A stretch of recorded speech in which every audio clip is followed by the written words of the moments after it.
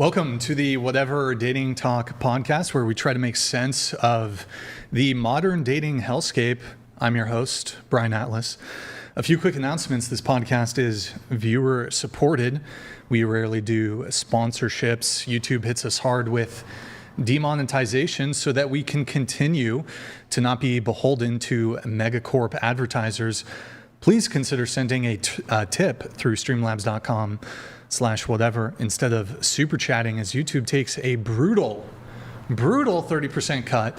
Streamlabs messages get priority, and that's streamlabs.com/whatever. To read a message during a break is $100 and up. If you want to jump into the convo nearly instantly, consider sending a TTS, text to speech message. $200 and up triggers TTS. TTS is via Streamlabs only. There's a moderation delay with the TTS. Also via Streamlabs, you can mute a microphone, pop a ball of champagne, or if you're a real baller, real G, we have some crypto-only options. The details for that are in the description. And if you want to just tip and have 100% of your contribution go towards us, no platform fees, no cut, you can, I guess besides the IRS, you can send it via Venmo or Cash App. That's Whatever Pod on both, and I'll give you guys shout outs during the stream. We have channel memberships. To become a member, click the join button. Tier 1 is just $5 a month. Also, with the memberships, something new that we've done, if you're a Tier 3 member, we have a Discord. You can get access to the Discord now through a Tier 3 YouTube membership. We're also live on Twitch right now. Pull up another tab, go to twitch.tv/whatever, drop us a follow and a Prime sub if you have one. If you have Amazon Prime, you can link it to your Twitch. Quick, free, easy way to support the show every single month. It's been 11 minutes since we last got a Prime sub. I think it's bugged, boys. If somebody can test out a little Twitch Prime in the chat. Speaking of Twitch, you can also become a Discord member by getting a Tier 3 Twitch sub. So becoming a Tier 3 Twitch sub also gets you Discord access. We got merch, shop.whatever.com. Now, guys, we have an October drop, limited edition. We only have a few more days on that. It's all those orange designs there. So if you guys, 4 or 5 more days, if you guys want to get the limited edition Halloween whatever drop, be sure to snag one of those. And if you buy something during the show, it pops up on stream and we'll give you guys a shout out. Follow us on Instagram, @whatever. Any women who want to be on the show, you can DM us there. Twitter.com/whatever. Follow me on Instagram, Brian Atlas X. Twitter, Brian Atlas. Follow my cat, April Atlas X on Instagram. And check out my nonprofit movement, Big Labia Matter, or BLM for short. Because all labia can't matter until big labia matter. 10,000 labiaplasties a year in the United States. Absolute tragedy. We're also using it to grift my merch also. Also, I ratioed Kanye West because he had a take on this. Anyways, really the pressing issue. There's immigration, economy. That's the most pressing issue of our time. So, check that out. If you can't catch the full shows, we have a Clips channel, links in the description. We have a Discord, discord.gg/whatever. Post our stream schedule, behind the scenes, hate mail, research, studies, a bunch of other stuff. If you're my Caucasian, you will join the Discord. If you're my Caucasian, you will join the Discord. Other races are, just to be clear, can join the Discord.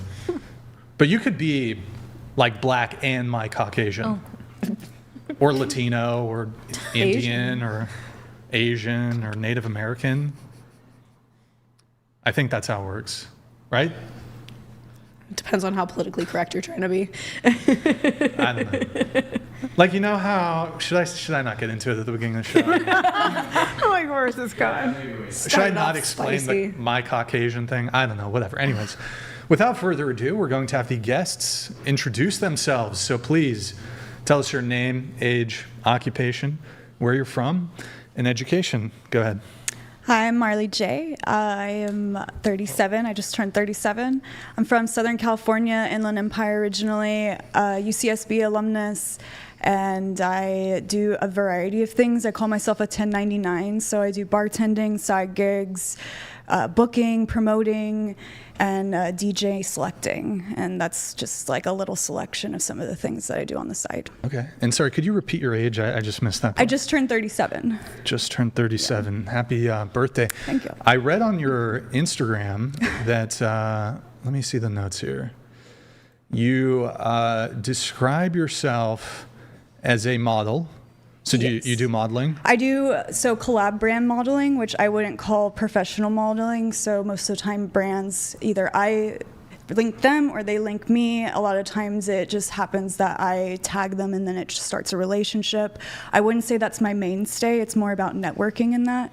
I Okay. would say holistic therapy and coaching and DJ and bartending is like my main incomes. You wear many hats. Have You- to. Holistic, on your Instagram, holistic wellness consultant. And you said you do consulting. Is that how So you I do frame it? a variety of different things. Like, are you a therapist or I am not a licensed therapist. I have life two. coach or- What's that? What was? life coach? I like that term, life coach, but I didn't ever brand myself as a life coach because I never felt like that spoke to me. So Okay. I basically most of the time sit down with clients, and I believe in a holistic mind, body, spiritual connection. So a lot of times I feel like things that are deficiencies in our physical go back to a mental or spiritual blockage of some sort. So that's where the word holistic came from. Do you do Reiki? I am attuned to Reiki. I just You're recently. attuned to I Reiki? was just recently. Are you familiar with Reiki? A little bit. So I just recently know how to received do my it? second No, attunement no, to no, Reiki. no. So I've had my first and second attunements, which means that I can practice as a healer, but Attunement. I am not a master Reiki healer or anything in that respect. Do you when you're talking about attunements, have you been attuned to like molten core? What do you mean? Like MC40? Like Ragnar's? Like BWL? Like BWL attunement, Blackwing Lair. It's pretty easy. Have you been attuned to BWL? No, I've never. Yeah, it's pretty quick. Like, you just kill this guy in Black Rock Mountain. Okay. You just kill him in the video game. Wait, Reiki, I thought it was a form of yoga. Right? No. It's like hand stuff. I would say energy. it's energy work. That's the best way to explain it. I've like been in a, Oh, I could have sworn I've been at like a yoga studio and they were doing Reiki. The I yoga don't- teacher Well, may they're- have been they're a Oh, Reiki. is that what it is? Okay, Yeah, it's because like I've been. yoga's a Reiki- gateway to yeah. Reiki. Oh, is that? Because I know I've been somewhere where Not they're doing exactly, Reiki and I'm but like, yeah. what the hell is this? So I've done A something. lot of but it's- people that practice Reiki have infused it into different things they do. So you could go and get a massage and they'll say this is a Reiki massage. see, So I it just kind of see. depends on what their trade is. I have just recently been attuned to my second Reiki. There's usually 3, the first, second, and third, the third being the master. I think I received the second attunement a couple months ago or something like that. Wait, so I mean, but like, are you so just- Oni? Are you Oni attuned to Nixia? No. My Reiki attunement was. AQ40? AQ40? Oh, I'm sorry. Nax? At least, I mean, it's. I mean, Night Slayer PvP realm. It's phase 6. Like, how are you not attuned for Nax Ramus? I feel like we're speaking different languages right now. I don't know. Anyways, okay. And then you also just really quick before we move on, you do sacred sessions. Sacred Sessions comes from my podcast. So I just What? recently started a podcast down in San Diego called okay. Eighth House Discussions. But because there's multiple podcasts that I'm working on, I just put Sacred Sessions because I Okay. go in and I act as an audio engineer a lot of the times. So sometimes I'm not booked as a host or a guest. I'm Okay. doing the back. Gotcha. Okay. What about you? All right. Hi, I'm Amelia. I am from Florida and I am 26 years old. I am a content creator / OnlyFans model, and my level of education is my boobs. No, but I have got my huge boobs. No, I got my like esthetician's license and no longer have it, and I graduated high school, so there we go. No college. No. Okay. And then college for you. Yeah, I'm an alumnus from UCSB. Okay. What did Sorry if I missed that when you said No, it. you're What, totally what good. did you get your degree in? I have 2 degrees, cultural anthropology and religious studies. I did a double major when I was there. Double major. And you graduated when? Show my age. I graduated in 2011. Okay, so you said cultural anthropology And sorry, religious studies. religious studies. Are you religious? I would say no. I'm a spiritual person, but I think that religion, there's always defects. So take what you can. Cultural. So you have is it a Bachelor of Arts or Bachelor of It's Science? actually a bachelor's of science for In cultural cultural anthro. anthropology. Yeah, which I found surprising. I know it was a while ago, but maybe we can kickstart a little something here. Tell me, like, the number one thing you learned studying cultural anthropology. That history is written by the person that succeeds and is the victor. So take everything with a grain of salt. Everything is subjective. But I mean, I'm like a city college dropout, and I knew that. So But I think when you study something as deeply as anthropology, you really see the flaws because most of it is called armchair anthropology, which means that it's people who are studying subjects from a removed setting. And so I think the majority of the time, especially when we look at specifically historians that are anthropologists, almost everything is subjective. Everything is from a second or third party. If it's not, you have to look at if it's from a first-hand account, what was that person, what was the culture that they came from, what was the culture that came in, etc. So although I agree with you that you don't need an education to know what I just said, I would say that through studying it, I learned to take everything with a grain of salt after that. okay. Did they teach you about like Göbekli Tepe and stuff like that in college? Göbekli Tepe, do you know what that is? No, we because it was cultural anthropology, even though I did have to take a few of the That's like physical. the oldest church of all time, Göbekli Tepe. No, I didn't And it really doesn't- study it Christianity and religious It studies. doesn't ascribe to modern, the modern timeline. Yeah, so. I would say because that wasn't my niche of study. No, I'm not familiar with it.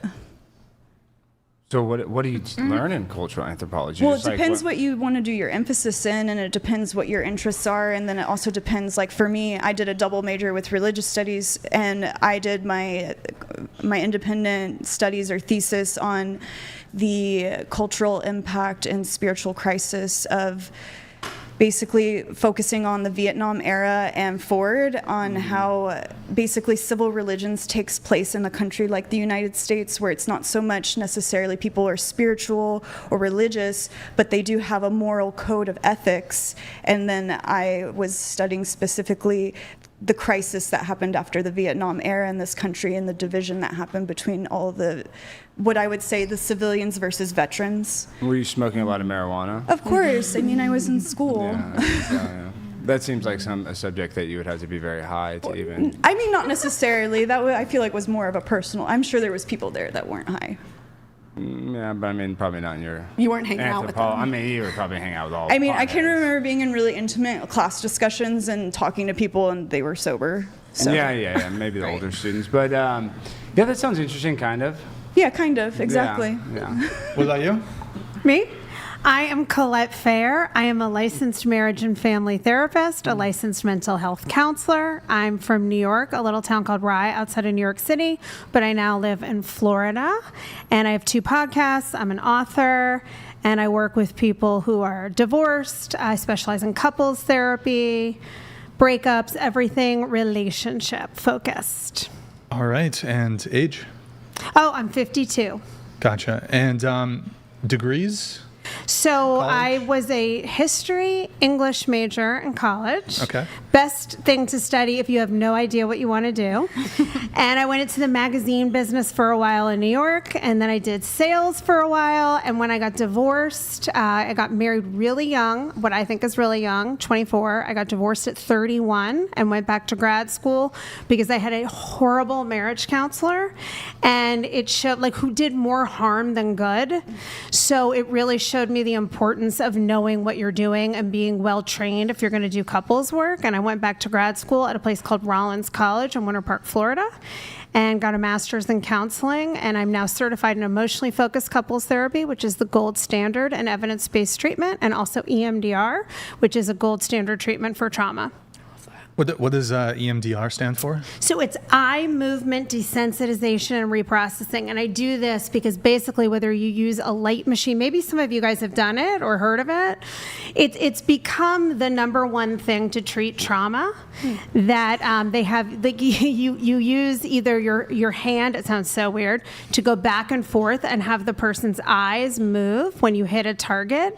And this is thought to stimulate the occipital nerve in the brain, which helps your brain to process basically that something traumatic from the past is now over and you can feel safe in your body again. And that's simplifying it greatly, but that's the gist. Gotcha. What about you? Hi, my name's Camila, but I go by Cam. I am 29 years old, and I'm originally from Orange County, but I have now been living in Los Angeles for the past 11 years. I used to be a realtor, but today I'm a pursuing actress and /TV coordinator and host. So I removed myself from the real estate industry and now stepping foot into the entertainment world. Any college? In and out, but I didn't graduate. But yeah. What were you studying when you were? Just business, Okay. econ, so yeah, regular. What about you? general. Oh, we're already on me? Yeah. Okay. Hello? Here we are. My name's Jenna, but I go by Paris online. I'm a porn star. I've been in porn since 2013, so pre-OnlyFans. And majority of my time is spent being a mother, though. I only work 1 week out of the month, so. Age? I'm 31. All right.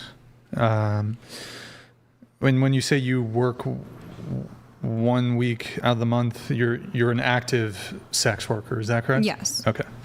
All right. What about you? I'm Megan. I'm from Pennsylvania, Central State. I am a parole agent. I'm 34 now. And my education, I have 2 degrees. I have an administrative of business, and then I also have a bachelor's of science in psychology. All right. What about you? Hi, I'm Melissa Pereira. I'm 32 years old, and I was born and raised in Canada, Ontario, and I am a professional ballroom dance instructor. Yay! Any college? I did do some college. I took interior design. I did pass. Unfortunately, it's not my passion. I don't have any desire. I know I'm stupid because it's a money field, but I love dancing. It makes me happy. So it's what I've studied most of my life. And if, say, I should break a leg, and well, actually, I've already done that. If I just can't dance anymore, at least I have a fallback plan. So, All right. Yeah. What about you?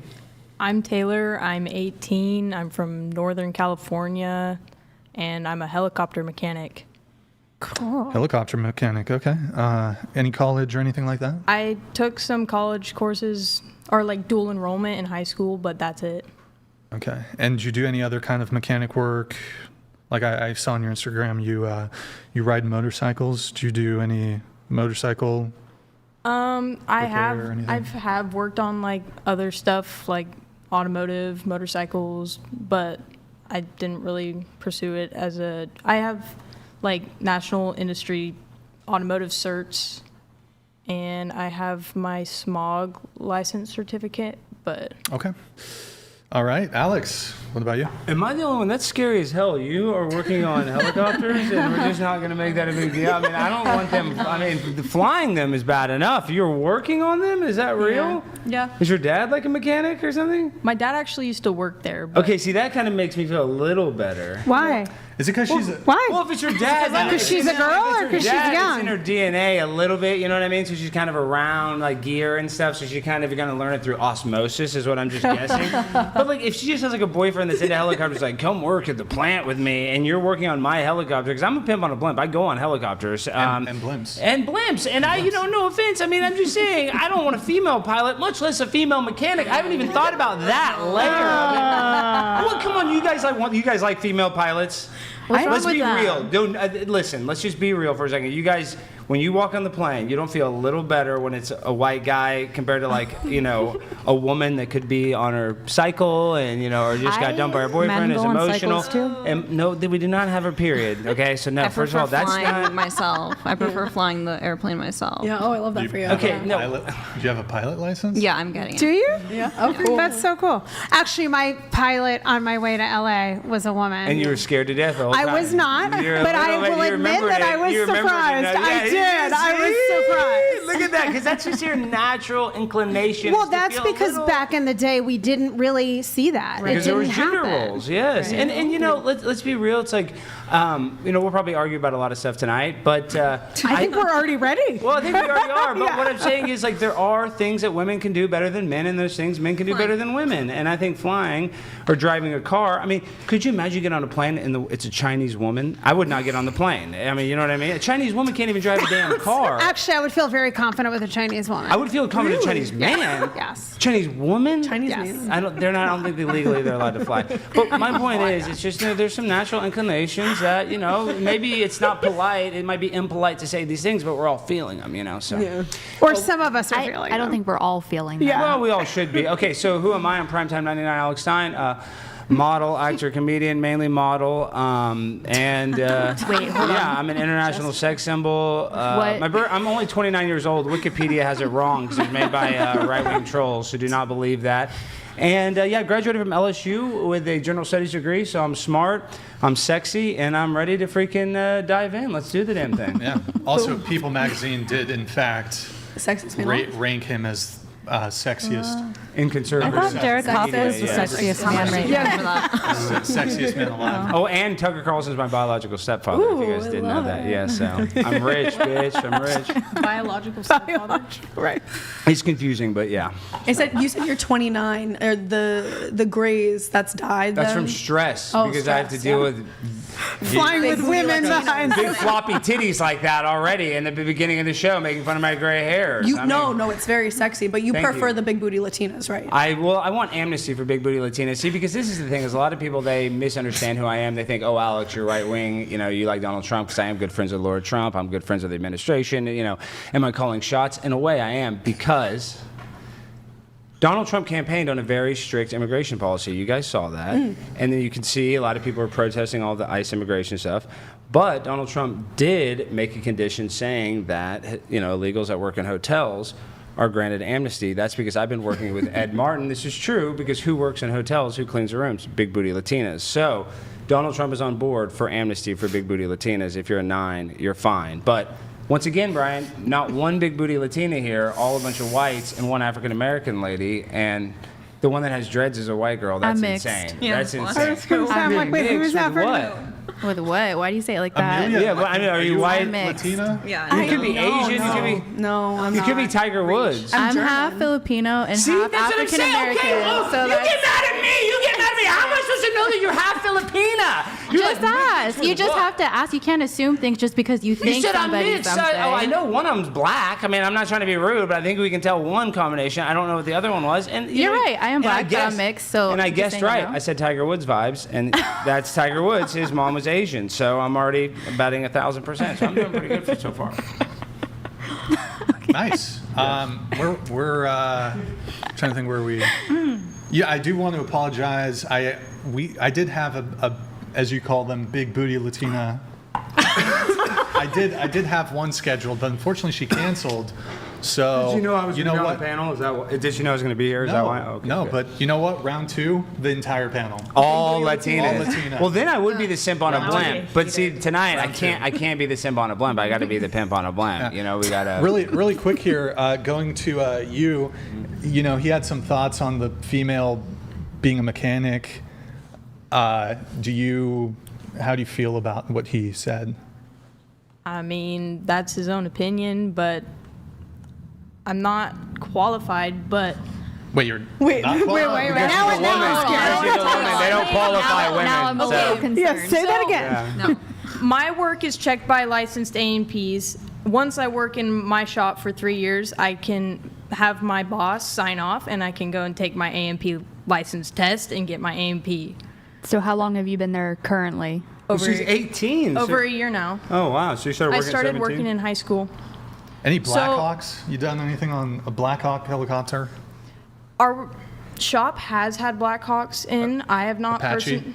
No. No Did Apache. you- No Apaches. Well, it's sad because, I don't want to make something light about it, but like Kobe Bryant's helicopter, that was so I bad. didn't That work one was on worked on by a code. woman? Well, No. maybe, but I'm just saying helicopters are very dangerous. Like, there They was fall just out a of the sky crash. all the time. Yeah, there was just Yeah. a crash The the other Reach day. helicopter? I'm just saying helicopters local are to Wait, dangerous. where what made you want to do that? I mean, that's not a typical thing you hear from an 18-year-old. Okay, so Her dad my worked school had Or her mom. My school had an ROP program, and it's like hands-on mechanics, like medical, that kind of thing. And I was in auto shop, and I was like kind of the top of my class, so I got offered that internship, and I was like, yeah, I want to go. Plus, my dad had worked at that shop, so I was like, yeah. Okay. So I drove in there, and I was like, I want to talk to boss man. Good for And you. So instead of going to my ROP class for first and second period in the morning, I'd go to work and then go to school after that. Very cool. That's pretty admirable, working in high school. Grid 1 Motorsports donated $200.01. My man Alex Stein. I still owe you the $65 from DebateCon in NJ. $5 every time you called Jasmine a hooer in your debate. Awesome to see you on the show. Is that a common tactic that the super chatters use to get? I don't need the money, but maybe Jasmine, you're a whore. Nah. Well, No, he's saying he owes you money. because that one debate. Your name's not Jasmine. No. Okay, it's good. Well, no, yeah, I debated Jasmine. Yeah. Well, you don't owe me You're any money, Jasmine but for I know today. Brian appreciates it. Keep super chatting the stream tonight. We need it. The Bronasons donated $200. Thank you, man. God damn, those are some delicious titties. What the Holy fuck? shit. Who cares about all God. these boring B and C cups? What the mechanics fuck? are going to get someone killed. Repeal the 19. You guys are off to an interesting start already with some of the comments here. I think this would be a good moment to also just I got rid of my disclaimer, but I feel like I gotta bring it back for tonight's episode. The views expressed by the chatters and panelists do not necessarily reflect the views of the host or the whatever podcast. So anyways, So you don't like boobs? What? I don't see how that. No, that was just the comment that they made Computes. before you said. Is that? No, that was just what Sure. the comment was Boobs are- about before I'm you more were of a like- labia guy. Yeah. Oh, yeah, the big I'm more of a labias. labia I guy. forgot, Boobs, yeah. I don't really, not really. Okay, I understand. It's like labia, butt, then boobs, like in order Wow. order of importance. I guess. last. All right, so okay, we're gonna go around the table once more. What is everybody's current dating podcast? What is everybody's current relationship status? If you're single, how long have you been single? And longest relationship you've ever been in? Go ahead. I am single. I've been single for, I want to say like 2.5 years. Like I've talked to people, but I've been single through that whole process. The longest relationship I've had is 8.5 years. All right. And sorry, you've been single how long? Like 2.5 years. Okay. In the 2 years you've been single, has there been any guys in the picture? I mean, like, I've been in talking Situationships. stages, but I feel like it's never gotten past a talking stage. That's also like a issue with interacting with people online first, is a lot of times it never apparates into a physical. Aberrates? Yeah. Aberration. Okay. A lot of good words from you. And they all start with A. Attuned, aberration. It's good. I'm vibing The off you. alliteration. The alliteration is good. What about you? So I have been single since the end of 2022, and So like 3 years? yeah, 4 years? I was in an age gap relationship. I was 23, he was 43 at the time. Yeah, 20 years. All right. Is that your longest relationship? It was about 6 months. My longest relationship was my high school relationship. It was about 3 years, but I don't know how much that really counts. We were children. Okay. So single for 3 years. Do you shoot content with men? No, I am strictly Solo, solo okay. content, and it is only topless. And then the 3 years you've been single, any guys in the picture? I've definitely dated, but I would say right after that relationship ended, I started my OnlyFans. And since then, I've kind of realized in dating that a lot of the guys I was dating before are very similar to the guys who follow me on my OnlyFans. And so kind of being a walking fetish for the majority of my life. I have to be very picky and choosy about the men that I choose to be with, and so that has left me a little bit preferring to be single until I find the right person. Wait, you have to be choosy because of your breast size? Well, it's more so based off of like the intention of why they want to date me. A lot of men love dating big boob women, but they don't really want to get to know who I am. They just want to have sex with me. Which, I also want like a relationship where we have conversations and they're not always just trying to suck on them. That's fair. I feel like that's fair, right? It's fair. I mean, the origination of most people's romantic interest in any particular individual, of course, would be physical attraction. No, 100%. But sometimes if it's just like I suppose if it's super like a fetishization, like an obsession, that could be weird. But it's like I get really annoyed after like 5 minutes of nipple pinching. Like I'm like, please stop touching me. Do you have that weird thing where like the guy's like trying to feed you and get you to gain? Oh my gosh, yes, I do have feeders. It's I like do. Amberlyn Reed. You guys, I don't know if you're familiar with her, but she's a YouTube icon. But yeah, people are always trying to feed her. Yeah, she's like 600 pounds. It's definitely a problem for me because I don't want to be 600 pounds, but they give me so much money. To eat. Yeah. To eat? That's, I mean, literally, they want you to eat it on camera. Yeah, usually. and I always throw it up afterwards, though. What? Well, that doesn't sound good. It's because like I'll eat until the food is at my throat, and then there's no way to not then throw up afterwards. Why are people paying you to feed you? Because they want to see me be messy. They want to see me with like it all food on your boob. I'll put ketchup on my boob and dip my burger in the ketchup and eat it. There's like weird, is that a turn on for men? There's weird stuff too, actually, because I've actually looked into it because I'm like, why do I? And I don't watch that much mukbang, but I looked into it. I'm like, this is kind of interesting. What is mukbang? But there's like two folds to it. There's like the sexual aspect, and there's also people that have like weird eating issues. Yeah. And so they like to watch other people eat. Like it's because they're either helps them eat. Yeah, either they're like eat. overeating or they're under eating. So sometimes they like to watch other people eat because you can. People don't realize you can actually look at somebody eating in your brain. Like if you see somebody eating a hamburger, you can kind of taste it in a weird way. Your body just has that weird muscle memory. 100%. Yeah. What about you? I'm still thinking about making her eat. What was the question? Dating, single. Okay, I'm married, and my longest relationship is 13 years with husband number 1. Husband number 2 is closely pulling up at 12 years, married for 9. And I had 11 years between marriages where I was in some serious relationships, but I did a lot of dating.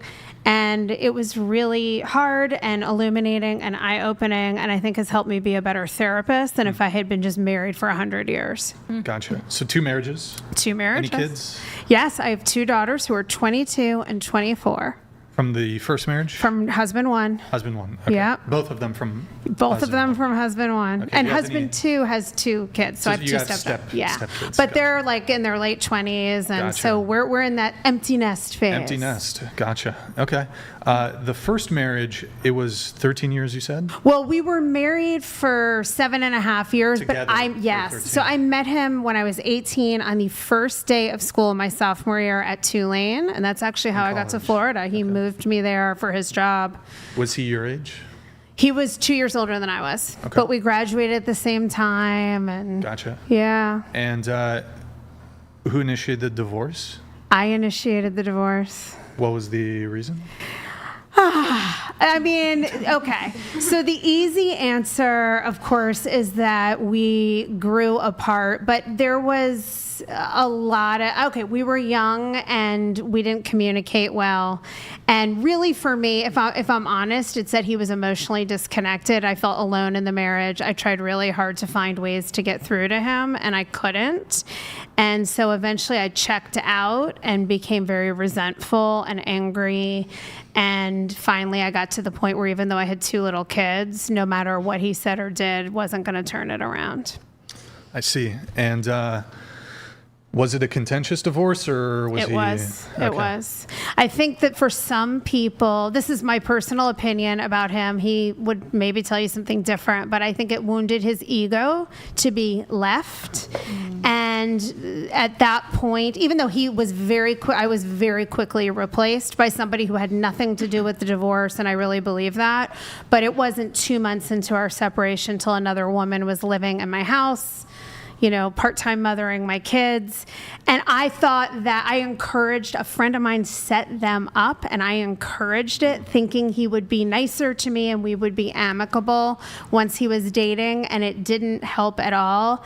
To this day, I feel like it's not as amicable as I wish it was. But we can get along on the surface. We go to the graduations and the birthdays. Is he still with that girl? Yeah, they're married. Oh, wow. Yeah, and they seem very happy, and I'm happy for them. I really don't care. Did he pay you alimony? He paid me 2 years of alimony. Okay. But I think that he really got away with not paying me much at all, because my own parents got divorced when I was young, and it was very contentious, and I was afraid of fighting. So I just bowed out and said, I think his tactic was, if you leave me, I'm not going to give you a lot of money and you won't have anything. I had no career at that point, none. I had been a stay-at-home mom, and I basically was like, screw off. I'm smart. I'm smarter than you. I'll figure it out. I don't need or want your money, which sounds noble, but it really was a shit show as I was a young single mom and didn't have any career for a while. Shared custody? Shared custody. 50-50? Yeah. I'm really close to my dad, so I didn't want to deny him that. Was he paying you child support? Yes. And I did get child support all the way through until my kids went to college. But it really didn't amount to that much. I went through a lot of really hard years where I had to work, go to grad school, live on student loans, take care of my kids, and I didn't feel like he was really very helpful or understanding. It was more like, look at the bed you made, and now you have to lie in it. Just curious, how much was he paying you? I'm sure it changed over the course of 18 years. Yeah, I mean, I'm divorced for 20 years. So at the beginning, I think I probably got around $6,000 a month in like child support and alimony. But this is a man who made a lot of money. So well, can we separate the alimony and the child support? So yeah, I just don't remember. And alimony was 2 years, right? 2 years. But so from the initiation of the divorce, at that point, he was paying you $6,000. $7,000. So he was paying me, I just remembered. So I got about $2,500 a month for child support, something like that, and about $5,000 a month for alimony. Was he a high earner? Yes. Okay. And this is, again, I got divorced in 2005. Yeah. So it was a long... That money went further back then. Yes. Yes. Well, so, but you said you only had alimony for 2 years. Yeah. For how much was the child support once the alimony stopped? So the child support, I actually got less child support when the alimony stopped. But again, and this is why for any of you young women, if you ever find yourself in this situation, I was so traumatized by what my parents went through in New York State, where it's very hard to get divorced, watching them fight for years over money and custody, that I didn't want to haggle at all. And I should have, because maybe it sounds like no money to you, or maybe it sounds like a lot, but relative to what my ex-husband made, I really got very little money, and it was never enough to feel remotely comfortable, even working and going to school. So I wish I had fought a little harder. What are you thinking? Well, I mean, I think this child support thing, where the child support is for the benefit of the child, right? And so children, I mean, I don't know if the children had any illnesses or anything like that. No. They're not that expensive. And I think the child support system doesn't really take into consideration the actual cost of raising a child. So, I mean, I find it a bit dubious that, well, I wasn't getting paid enough. It sounds like you're getting paid, what, $2,000 to $3,000 a month? That's pretty good.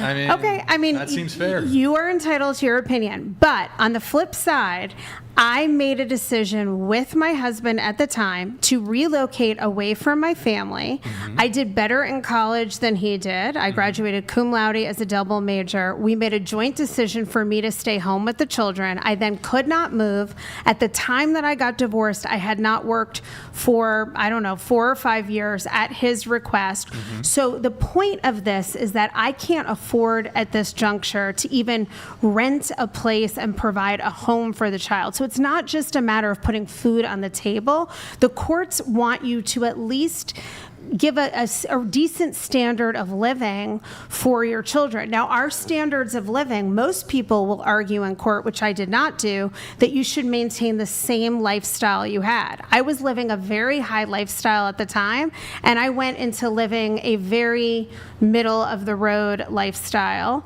And none of that money was like keeping me, and I went to work immediately. Like, I mean, whatever the opinion is, I didn't have enough money to do anything but go to work and immediately try to build a career so that I could support myself. What state were you living in at the Florida. time?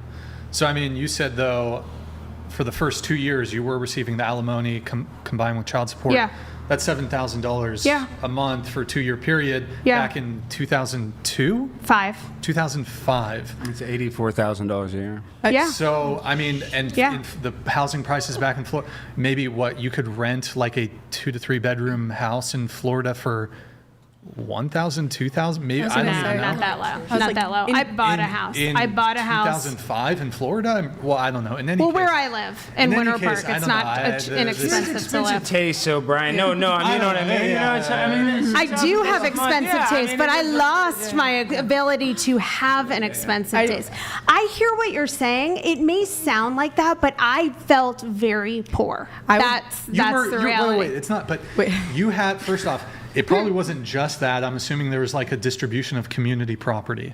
There So was like it's no not just- community. It was just that. Was there a house? There was a house, and There at the end, I cars walked and- away with about $20,000 in the bank.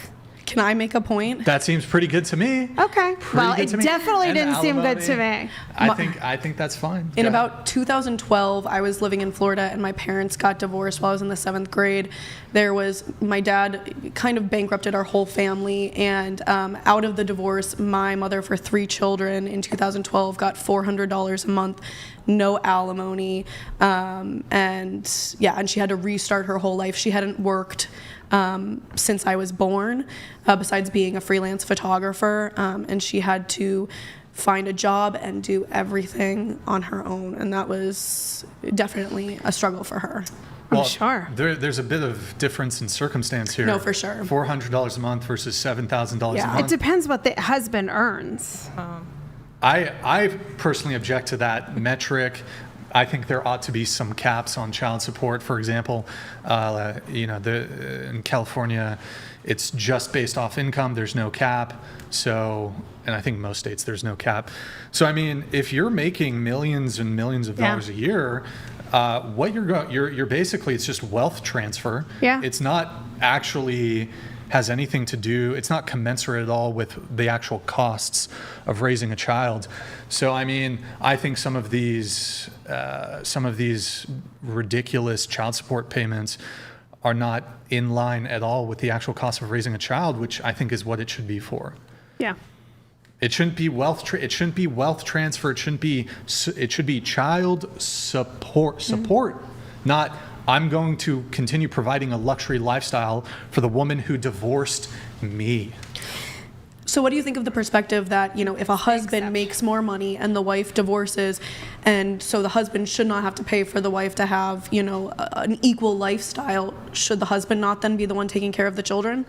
If the mom can't Didn't afford, they have split custody? they did. But if Okay. if he's not giving all that child support, I mean, in the split custody situation, I would actually make a compelling argument that there should be no child support. yeah, No no. But child if the support? kids are No then child going to support. live a much worse life half the time, shouldn't the dad just be the one to take care of them? He can provide a better life yeah. for them. Or Why the not? mom. If the mom makes dad more money, then the full mom custody. pays. Give the dad full custody. I'm in favor. yeah. Why not? I mean, it is If like that's the his case. children, and she chose But- to leave. I mean, look, to be fair, I'm fine with 50-50 custody. Yeah. And I think, if there's some compelling argument that she's completely skillless and she's going to be homeless, I can see some compelling arguments for child support in this situation. In any case, she had 2 years of alimony, which should have covered that.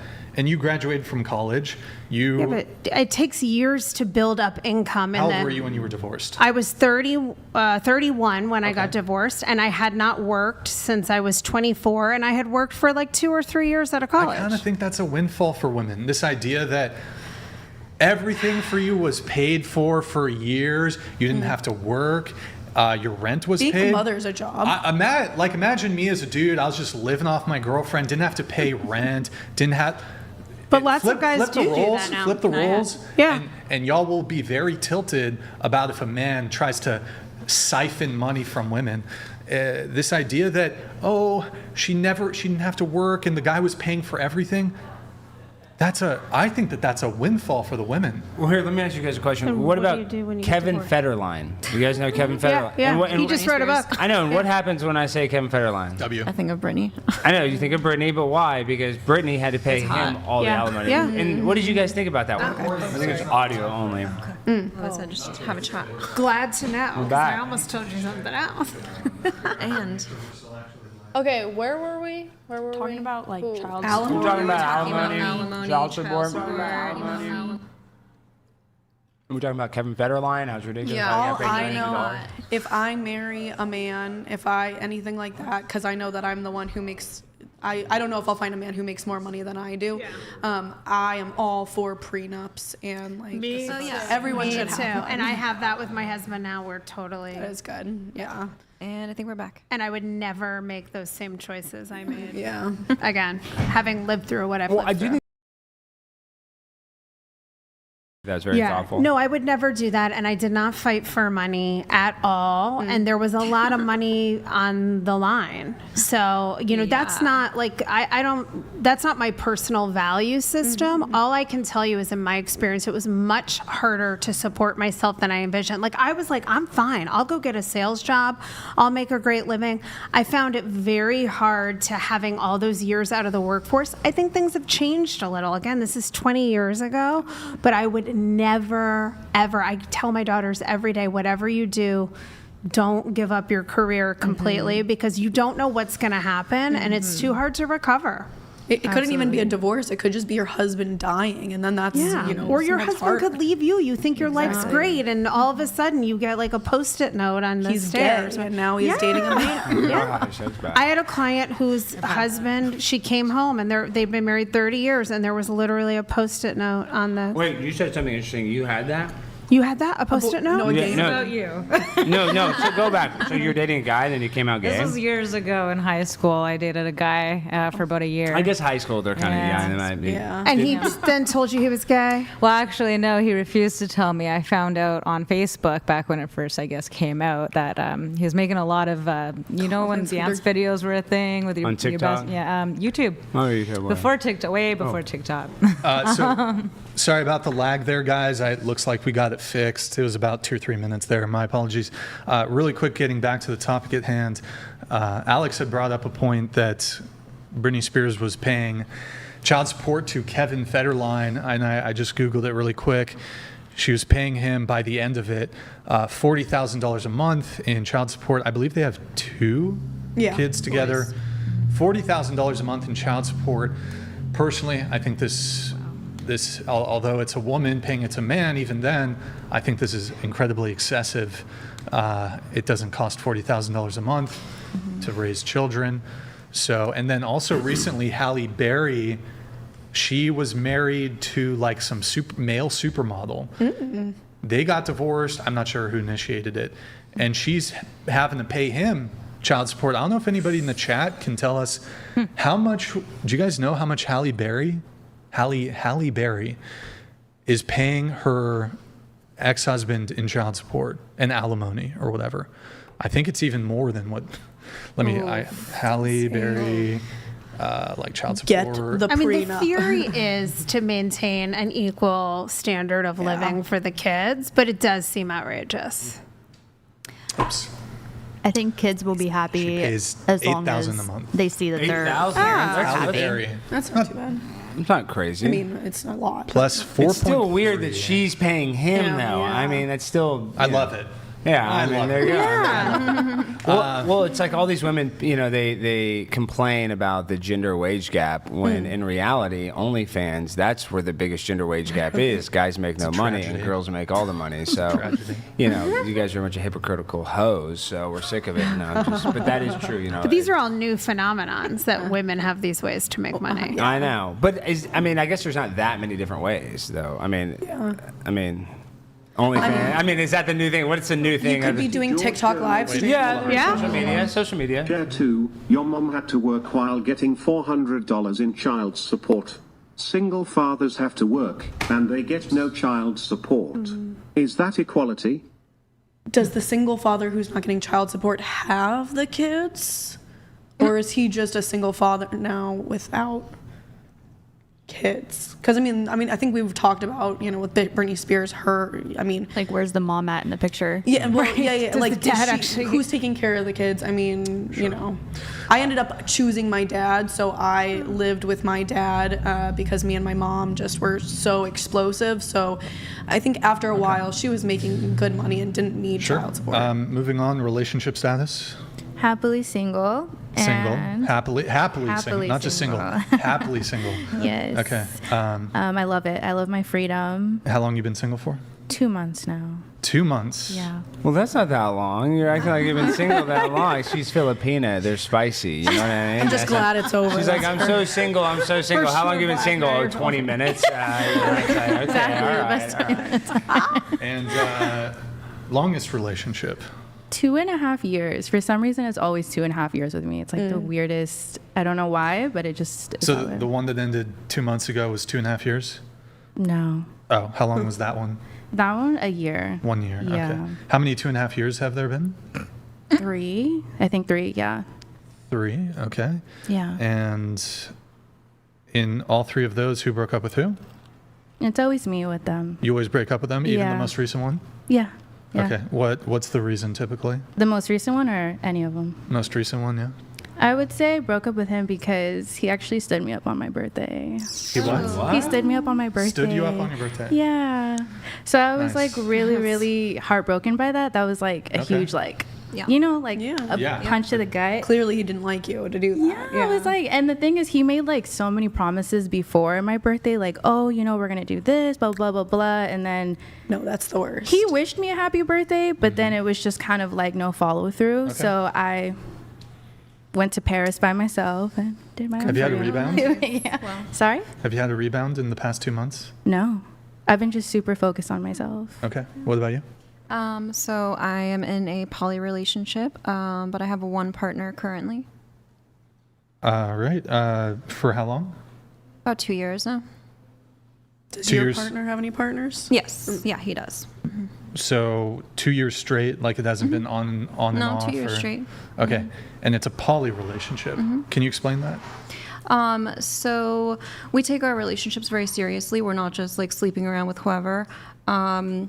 So in that instance, he found somebody that he really enjoys spending time with. So he spends time with her quite often. Okay. And Yeah. you see other guys? Well, Other women? I do porn for a Well, living. besides- so, besides for that, I work. guess. Sometimes, yeah. I tried to date somebody for about a year, but it didn't work out. Like also. Yeah. Okay. And is the guy who you're seeing, the poly relationship guy, is he in the industry? Is he a No, he's a star cop. or whatever? No? No, he's a cop. He's a cop. Yeah. A cop. Yeah. Cop and porn star. Cops like to bang. They like to bang. That's why they're in the field. They like to bang in multiple Well, ways. that's what I'm saying. They need that adrenaline rush, and then, yeah, I'm not Yeah. surprised. A lot of cops get freaky. I love that Put a knee on combination. someone's neck, then bang another girl. That's a pretty deadly combo. Cop Deadly and porn combo. star. I know. Think about when he There does we that are, nightstick. Andrew. I mean, oh my god. What about you? Currently in a relationship since about April. 2 divorces. 2 divorces. Okay, wait. Yeah. So 6 months, your current boyfriend? Mm-hmm. Okay.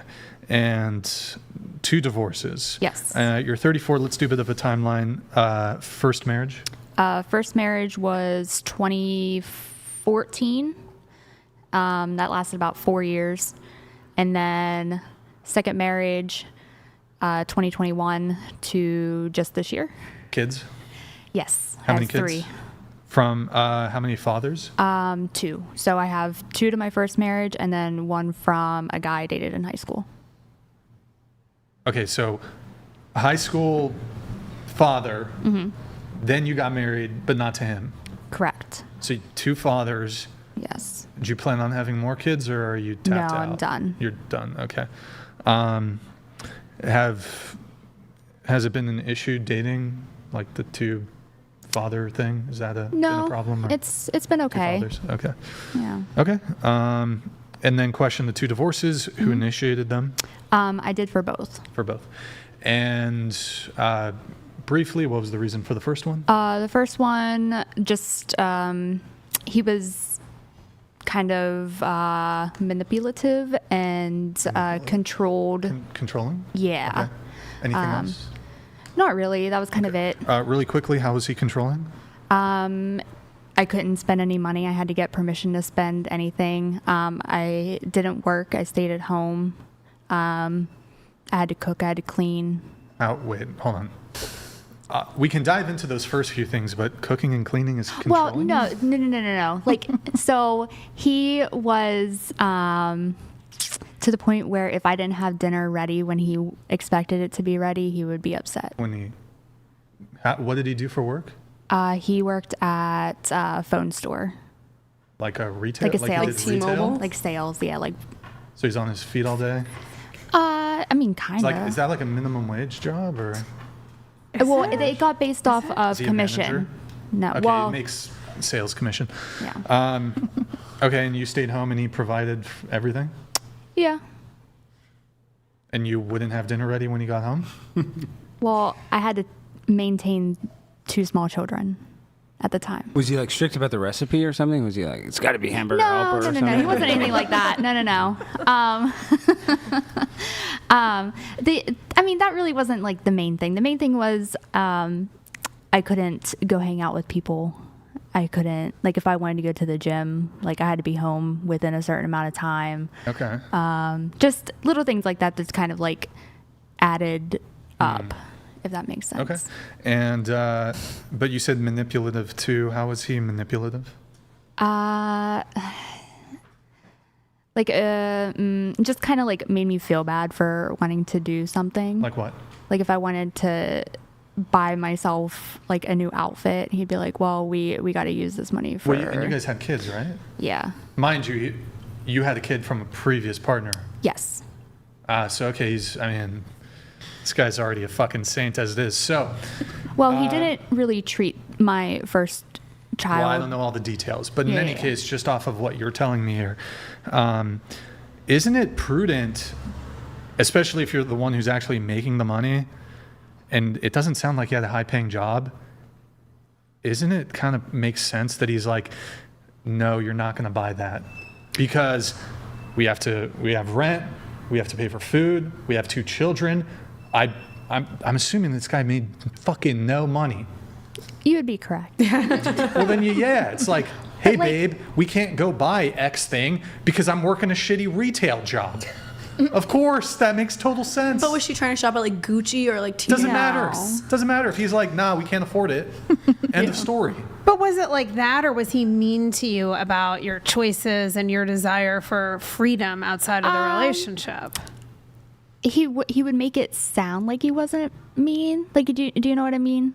Like, he would just he was very good with his words. Did you have friends that you were allowed to go see? Yeah. No. So his friends kind of became my friends. Mm-hmm. And one of our friends, and this is going to sound bad, who ended up being my second husband, stopped coming to our house because he said he didn't like the way he talked to me. And wait, so you started dating one of your buddy's good friends? The friend he was worried about and didn't want ended up becoming I know I'm not a good person. Yeah, that's like bad. I'm a shitbag. That's okay. Wait, what's the timeline on that? So you were friends with a guy, and then you started dating in your friend group. She started banging her boyfriend's best friend. No, they weren't best friends. Well, they were close enough. Let's get this straight. They were not best friends. Not anymore, they're not. True. The two guys, you had been with both of them? Romantically? After she divorced the first one. After I divorced the first one. Was there overlap? Wait, I'm so confused. Hold on. There was some overlap. No, there wasn't. Okay. There was no overlap. Wait, explain it. Sorry, maybe I'm just stupid. Explain it to me. So, okay, there's a friend group. You slept with one of the guys in the friend group. After the divorce. Okay, I see. Okay. Oh, okay. So, and wait, did you? There was you no met fucking him during. That's fine. You met him he was first friends with your ex-husband. They work together, yes. Oh, a coworker. Oh my gosh. That makes it way more complicated. Listen, I know. Did they continue to work together when you guys? Well, after So you caused them both to lose their job? No. My second marriage, he left prior to us getting together. Okay. Well, I guess that's a little better. Wait, so you're married now to the friend? We're divorced now.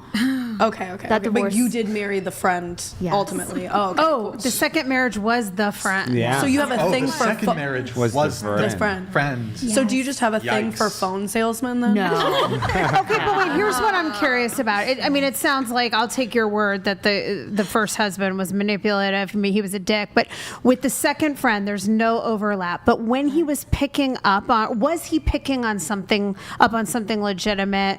Did you have like a feeling for him or a flirtation, even if you didn't consummate it? There was nothing. No, I actually tried to hook him up with my sister. But you didn't have like a little side crush. Wait. Your ex, after you divorced your ex, you said. No, the new guy. The new guy. When she Before was we married- The second Originally, phone yeah, that salesman. happens. Girls Yeah. date guys, they try to recommend to somebody else. Okay, I got confused. Yeah. I know listen, I'm not a good person. Plot I know thickened. that. Well, I don't think any of this makes you not a good person. I don't think that that's Yeah. good, but I feel like you saying that there's other skeletons in your closet. Why do you say it like that? I mean, it can't be just because you're Well, banging your ex-husband's No, good because buddy. people look at that and they're like, "Oh, you're Messy as hell. messy." Yeah. Yeah. But do you see yourself as messy? I don't think so. I just try to be Good. happy. Yeah. is my You're main being thing. unapologetically yourself, and Yeah. I guess that is good, but. Also, and it sounds like a coincidence. You knew the guy, and after the marriage ended, maybe you developed an attraction. All right, a couple clarifying questions here. You had a kid with somebody, your guy you were dating in high school? Yes. That was the first one before the first marriage. Then you had your second kid with the guy from the first marriage. I had first two guy, kids. was he? Yeah, 2 kids. Yeah. Was he paying you child support? The first guy. Yes, for a little bit. I don't get child support anymore. I applaud you for not getting an abortion. That's good. Well, thank you. Well, in high school, I'm sure you contemplated it. Well, I was a year out of high school. But still so young. yeah, That's awesome. Yeah, And I was then 19. Your second kid. Did you get child support alimony from your ex-husband? I got about $124 in alimony for about 2 or 3 months, and then a couple hundred in child support. Okay, and that's still ongoing. No, I don't get any child support from either father anymore. Oh, okay. They just stopped, or So things have changed, and we've become better co-parents, I guess. And gotcha. it's just, yeah. Okay. All right. What about reason for second divorce? Or did you divorce the second husband? Yeah. Why is that? He made me become vegan. That's a good reason. And then I've never heard that one. so I was forced to be vegan. Like forced. Yeah, he said if I wasn't vegan, he wouldn't be with me. Wait, was this before or after the marriage? During? During. Before and during. During. Yeah. Okay. And then Say it again. During. Hold the door. and then while I went to the academy for my new job, he made me feel bad for being there and trying to make new friends. And he said, I'm here at home dealing with everything and you're just down there doing whatever. But I would be in a classroom. Well, of course he doesn't want you to make new friends. You're just going to fuck him. You're going to marry the new guy. Remember how he met You should be lucky. Wait until you hear the rest of the story. Yeah, is not over. You should be lucky and then keep you locked away in the cellar. But go ahead. With the vegetables. Go ahead. Yeah, with the vegetables. Yeah, vegetable garden. Yeah. So. Yeah, what's the rest of it? So. See, it gets messy. While I was down at the academy, I met somebody. Called it. Right? Yep. And not just him, like the girls that I hung out with down at the academy too, they're like single. No, some of them were in serious relationships. Okay. They're like, this is not normal. And also he had a huge falling out with my dad. And I ended up going no contact with my family for over a year because of him. So your family kind of took his side in a little No, bit? no. So, no. Wait. He had a falling out with my family. What's the whole deal with the academy or whatever? Yeah, what's the academy? You said you met a guy, you met some girls. Where's that bringing so us? my training for my new job, for my job that I do currently. Yeah, where's that bringing us though? Let's arrive to there. Okay. I met my current boyfriend there. Okay. Oh boy. Yeah. So you met your current boyfriend while you were still married? Yes. Bruh.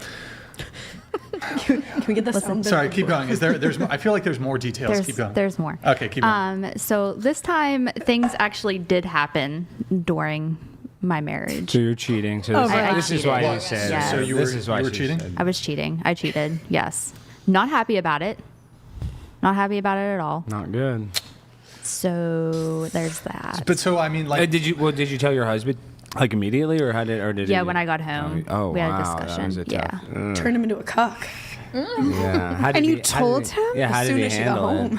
home. Not well. He drank like a whole bunch, fell down the stairs. He what? Fell down the stairs? He fell down the fell stairs. down the stairs. Wait, so She pushed him. wait. She pushed him. I wasn't home when that happened. Right. I wasn't home when that happened. Why originally though? Like when you framed it like he was controlling because he didn't want you to go to the place. That was the first husband, I think. No, I think No. that was the Oh, second. that was the second one. Second Yeah, husband. okay, sorry. I don't like Keep these- up already. Don't I do. thought the second one wasn't controlling him. He was And, fine with me going to the academy. He was more concerned that I was going to eat meat while I was there. Well, Well, no, his like priorities are cow. all fucked up. Cow. He was afraid Well, of actually, you cow. were eating meat. Yeah, not vegan on that trip. Yeah, Vegan has a whole new meaning. she's kind of different kind of beef, I guess. Yeah, different kind of. Yikes. Yeah. Damn. I'm a messy person. I'm trying to do better though. Wow. Any other things besides this that you want to reveal Arrow? to us? Any other just I'm a terrible human being. We should bring a priest. Things. We have a I don't think so. I think that's the the main gist of it. terrible thing that I do. Did you receive alimony from No. husband number 2? No, Did you I pay didn't him ask for alimony? anything. Nope. Okay. We split, and he And kept went the your house, ways. and that All was right. it. Yeah. Did you help pay for And the how house, long or- were you married to husband number 2? We got married in 21. We got together in late 2018. So 5 years? 4 years? Married? Yeah, 4 years married. Good times. All right. What about you? So I actually just got out of a relationship, and a lot of people don't know that until now. So it's great. How long you been single? I guess officially about a month or so. Okay. Yeah. How long was the relationship? Since I think that it was since last Good Friday, or sorry, 2024 Good Friday, but he says it was August 16th when he asked me out at an Avril Lavigne concert. Ooh, okay. I think it's the Good Friday one.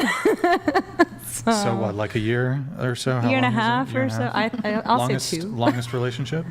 3.5 years. Ever married? No. Any kids? No. Okay. Have fur babies. The most recent relationship, who broke up with who? I did. Okay. And then the 3.5 year one? I did. Okay. Most recent one, why did you break up with him? He's actually a really great guy. I still love him. But we don't communicate well. We have 2 different love languages. What's that? What are the 2 different ones? I know it's hard for you guys to see it, but I'm very mushy. I What love does that mean? What do you mean? the stuff from like the Notebook and the Vow, all that. You want a guy to build you Oh a my fucking gosh. house out Yes. from his hands? What? Hell yeah, I'll help. I'll even help. That's That sounds like a date. Wait, are you being like kind of joking with it, or do you? No, I would help. I've done it. No, but you genuinely want the Notebook romance? Is that? I'd try it. See if I But truly so want. you're saying you broke up with your 1.5-year boyfriend because he wasn't meeting your "I need the Notebook" threshold? Okay, of if you want to treatment? get specific, I'd like to sit on the couch and actually watch Dancing with the Stars without you being on your phone the whole time. Maybe cuddle a little bit. without you yelling at me saying, I don't care. Yes. Wait, hold on. Maybe hold my hand once in a while when we're walking. It doesn't have to be all the time, but it's dancing with. Is he gay? Is he gay? No. Dancing with the Stars. Yeah, I mean, he doesn't want to. I'm the dancer here. He's watching for you. He's is being plugged into you. Were you on? He only watches it when I guilt trip him into watching it. I know, but He's think about that. usually- You're She's mad. a You ballroom broke up dancer with a teacher. guy because he's on his phone because you're forcing him to watch a TV show he has no interest So I in. watch sports games with him, and I'm not on my phone. Right. I think she just Does wants he get him to mad at you take an for- interest I mean, in her there's- life. And that's Attention. part of It it. doesn't get mad. He actually Yeah. doesn't But care. I'm just saying, I think that there's probably more toxicity in the relationship other than he's on his phone during Dancing with the Stars. Well, I all think the there's time, not probably- even just the show. That was just an example. Yeah. We could be sitting at the But dinner that's table. the one example you gave us. Like, Yeah. Well, we only just got started. Yeah. That's a good example. Well, it was important. That's a good I could example go of on. somebody. That's because called of her subbing. profession. That is important. Well, to hold her. on. Yeah. But wait, hold on. I think But it's less about the. hold on. Stop. So I think typically if somebody is going to say, well, I was abused, I'm not saying that's what you're saying, but I'm just throwing this out as an example. You typically start with the worst thing. And if the first thing you start for is fairly benign or minor, that's my position. I'm like, what's the next thing you're going to tell us? Yeah. Like he didn't put the toilet seat down. He was abusive. So it's like, I don't He's know. not It's a kind piece of of like shit. look, I know some people that doesn't necessarily like technically somebody could lead off with, oh yeah, I was in an abusive relationship. He didn't put the toilet seat down, ... ellipses. He beat me. Also, yeah, he fucking beat me. Like, I guess you could, technically that could be the case, but typically people will start with like the worst thing. Yeah. So in this case, he was on his phone watching Dancing with the Stars. No, he was on the phone Asshole. during Dancing. But So, you seem to think it could be what did anything, he but do that's what wrong? I watch. We have a I mean- licensed relationship therapist, whatever. What I did do he need do your wrong help. there? Because what did he do wrong there? I don't think there's Okay, anything wrong. I'm sure if he was sitting here, if you guys were on my couch, he would have his own story, and then there would be sympathy for his side too. So I'm not villainizing Sure. a guy I'm You not gotta- even talking you to. gotta Okay. know. She made me watch Disclaimer. fucking Dancing with the Stars, stupid bitch! In fairness, but this does not surprise me because there's so much distraction now. So many people are addicted to their phones. And I think the deeper thing is this is a story that's illustrative of trying to get someone's attention, explaining something that would matter to you, that's meaningful, that he could do for you, not maybe every week to watch Dancing with the Stars, but hey, could you sit down and pay attention to something I care about? Pay attention to me. This is why relationships end. It's not big things most of the time, like abuse. Sometimes it's the daily drip of disconnection of someone expressing what they want and need and their partner not listening, not tuning in. Eventually, that's what creates distance, disconnection, loss of intimacy, and people end up breaking up. Can I just add something? Sure. Yeah. So there's more to the story. It just Now we're tiny little things like that will, of course, set me off a little bit. Okay, give us the biggest thing, and then give us like one other thing. Okay, so right now I'm only here in, I guess, California because I have the time. I never had time in my life before. I worked full-time hours from the moment I woke up until I went to bed teaching ballroom dance lessons without even having a break. I stressed myself out so much. I was throwing up constantly, so unhealthy, but I love what I do. So I lived in London, Ontario for about a year and a half, most of our relationship, and he lives in Hamilton. And so we barely saw each other. We barely went out on dates. Like the most we saw each other was late at night after the studio threw like a big party. We have them every month.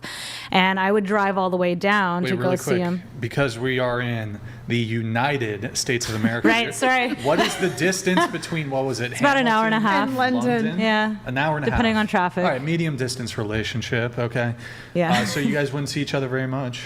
Not often, no. Okay. I missed a lot of family events because of it. The family makes jokes about how they think they'll never meet me because I was always so busy. Sure.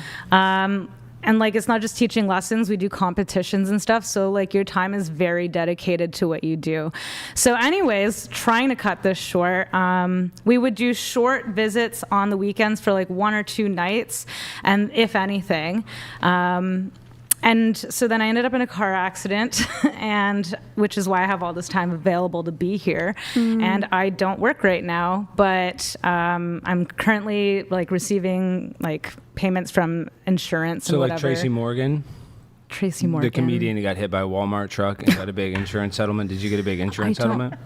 I only got, so for my car, Yeah, well, I mean, you're getting money. it was a write-off, so I got like Well, so close to $7,000 back. Sorry. when you go on the insurance podcast, we can talk about that. Right. Okay. Great. But let's move off of the preamble. Can you get to the meat of the? Yeah. So I have all this time in the world to spend with him, and we don't really spend time together still. Well, So yeah, he's Dancing with busy? the Stars is gonna bug me. Well, he's busy, or you're? Yeah, he's busy on Well, his he has computer, a job. gaming, watching. Yeah, he has a job. He works Okay. like 5, 6 a.m. No, he starts at 8. Sometimes he leaves really early, but yeah, 8 a.m. until like 5, 6:30 job. What's He's his a job? purchaser at a factory that I won't say. But I mean, like this idea of trying to, I get it's cool that you're into sports, but if my girlfriend wasn't into sports, I personally wouldn't take offense if she wasn't attuned to sporting. I wasn't into sports. I got into sports for him. Yeah. Okay, but that's you. I think though, and look, I'm sure there's other details here, but at least in the specific example you provided, where he was on his phone while watching Dancing with the Stars, mind you, you're watching Dancing with the Stars. Your attention isn't on him. It's not like you're sitting at dinner and he's on his phone, and maybe Actually, yes. maybe he was very well doing that. In any case, though, you're saying like there was no amount of time where you guys ever had what's the love language thing? He's actually Quality aware time? that he's got an addiction to his phone. I actually had him admit to it. He knows it's a problem, so it's not just me being Non-distracted dramatic. attention. Yeah, you know, the phone thing's called phubbing. It's a real phenomenon. Yeah. that? What is- Phubbing is when you ignore your partner for your phone. Like, take the Dancing with the Stars out of it, because fair enough, like, my husband doesn't want to watch that Yeah, shit either, sure. and I love that show. And I do not make him, and I do not care. Once in a while I try. But if you're sitting there at dinner and your partner's looking at the phone and you're like, hey, can we put the phones away? And they keep looking at the phone. I mean, it sends a message that you're not that important to me. My biological stepfather, Tucker Carlson, was on Dancing with the Stars. Do you remember that season? Was he? Yeah, he was. Was he He was. No, actually he was on on there. Yeah. Dancing And with the he was Stars? the Which first person season? kicked off, so I'm mad at ABC. Okay, he went out on week 1? Yeah. Okay, I yeah. think I vaguely remember. I'm trying. It's Tucker, come on, Dad, hook me up with ABC. They probably won't because of some of my tweets are a little inflammatory. But They have people on who are inflammatory. They usually get voted off quickly. Did you say Especially the conservative biological ones. Stepdad. I love that. Okay. yeah. All right. Well, that's definitely some interesting stuff. I don't know, the Dancing with the Stars thing. Okay, it doesn't have to be Dancing with the Stars. That's just something that means the most to me. Put the phone What I like to say is anytime I'm spending quality time with someone that I actually like love and care about, I'm not saying he doesn't. I know he loves me and cares about me. Yeah. He'll do a lot of nice things for me. He'll open the door for me. He'll once in a while make food for me, take care of me if I'm sick. He's not a piece of shit. But Sure. we don't communicate properly. And so some things that I need to be happy in a relationship, I'm not receiving. And that's just one example. So if I'm spending time with you one-on-one, yeah, it's okay to glance at your phone every now and then, check the score or whatever. But if you're on it, like glued to it, and I feel like I'm being ignored, then there's a problem. And it's happening all the time. It's not just once in a Well, while. if he watches this, is this the message you want him to see? Like, this is what you want Oh, him we've already talked about this. This is part of the reason. Yeah. So no surprises for him. No. If he hears this. No. Yeah. I probably some popcorn. Thanks. Here you go. We're like eating all of it. And it sounds like you ended Now, if I said he was a piece of shit, that's a surprise. but And you he's said not. he isn't. Yeah. Don't You say said he that. isn't. Oh, I didn't realize that. He's I've been eating all of it. You can eat it. He's allowed to get it. I can't help it. Only men get popcorn. Wow. Yes. I love that. Inequality. Patriarchy. Yeah. All right. What about you? I've been in a relationship with my boyfriend for over a year now, and it's my longest relationship. Only relationship? I would say it's my first like real relationship. There's been like talking stages, Okay. situationships, but And you guys pretty serious? You guys gonna get married? What do you think? Is he the one? I would like for it to end in marriage, yes. Okay. By the way, your hair is cool. Thank you. It's like very like 70s. Yes, Farrah Fawcett. That's what I was thinking. That's like what I was originally Throwback. going for with Love my it. hair. It's cool. So nice. All right, we have some chats coming through. Oh wait, no, sorry, Alex, your relationship. Yeah, guys, I'm Primetime 99. I've been dating a girl for almost 3 years. She is the girl that I am going to marry because I finally found a Division I volleyball player, and we're going to have some big, tall babies and have some Division I athletes. I'm an ex-Division I athlete myself, so yeah. And I've been in, I would say, 2 other kind of serious relationships, but this one is definitely the most serious one that I've ever been in. That's nice. It's awesome. Rock and roll. All right, maybe should we do a cameo? Yeah. Later at some Mike point? Baby Sure. will come on. Yeah, We'll do a my little baby. cameo at the end of the show. We'll She do will. that. Yeah, definitely. We have some chats coming through. Then we actually have some clips from you, Alex. Oh, that we're gonna great. react to. Yes, yes. so It's excited. taken us a little while to get to it, but are you fine if we pull up some clips? Please. All right, The more we'll the pull up some merrier. clips. First, we have some chats coming through. We have Pasty George. Thank you, man. Appreciate it. Pasty George donated $200. Hey, do your little special thing. Six. My mother cooked, cleaned, and did all the laundry, and she still had time to take me and my siblings to the park and see her friends. Not once did she complain about not having freedom. Do you want to respond to that for you, real quick? Well, this wasn't back in the 40s. So, I mean, I don't know how old you are, but I was young and I wanted to have friends. I felt disconnected from society. Yeah. Okay. George, if you want to give her a response, feel free. Thank you, man. Thank you, Adzils. Azils donated $200. Yo, Brian, your favorite Brit is back.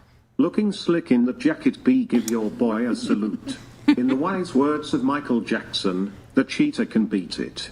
Hashtag free Felicity, hashtag Michael is king. Yo, Adzils, thank you, man. Appreciate it. Free Felicity. This is my it's like it's Halloween coming up, so I thought I'd do my Halloween costume. You know, Tyler Durden from Fight Club. You know, I got the glasses too.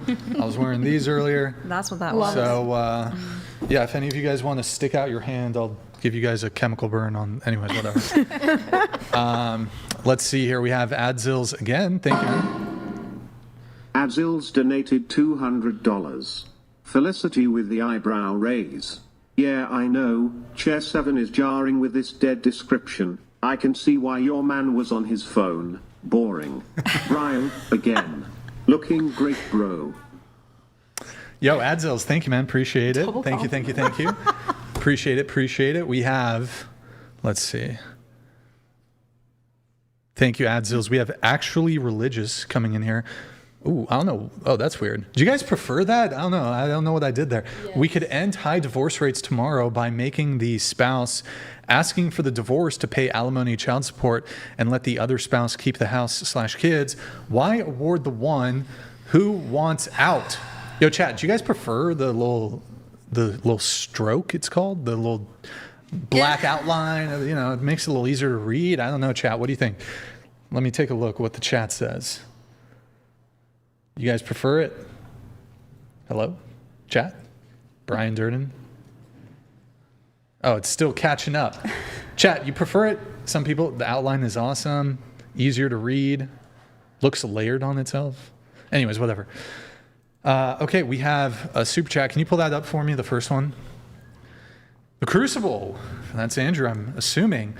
Sup, Alex? Andrew here. Pimp on the Blimp, number 9. Primetime 99. 99. Andrew Wilson. Yeah, he probably ran out of. Well, he couldn't have ran out of letters. It was a $100 super chat, but hey, it doesn't matter. We know what you mean. What's up, Andrew? By the way, we're gonna have Andrew in studio pretty soon here That'll in be November. big. In November, so stay tuned for that. Shout out to Andrew there.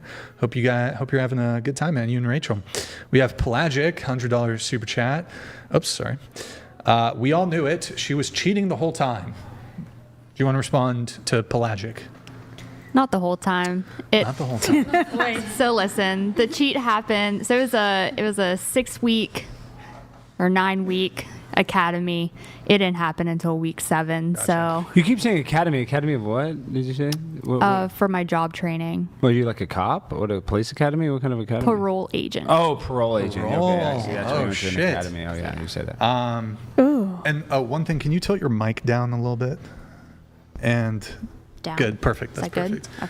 Okay. Have you cheated multiple times before in other relationships? Or No. Just this one? Yeah. Or two? Or wait. Well, I one? didn't cheat the first marriage. Okay.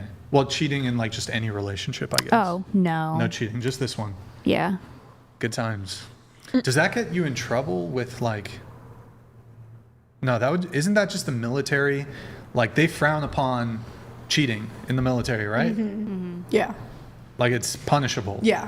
Actually. It's punishable. I don't know if it's like if you're a cop or if you're parole. No, that's not. That's not a government job, right? No. Well, it's a state. Well, yeah, it's government. It's but definitely a government. I mean, I don't think they want you It's government. cheated, like All the hooking up with cops- your parole person, right? What? Like you couldn't like hook up with your, I don't know what to call them. They're not clients, like the people who you're the like my offenders? Yes, your offenders. That is very Frowned upon. no-go. Yes. Yeah. You would get fired. Not that I would want Thank to you, anyway. offenders. But I think the military has that specifically because they get deployed, so they wanted to protect the soldiers. Yeah. Because Yeah. and I think it still happens where all their wives are banging everybody when they get Yeah, deployed. but it has to be your married spouse. Yeah. Too. Yeah. Yeah.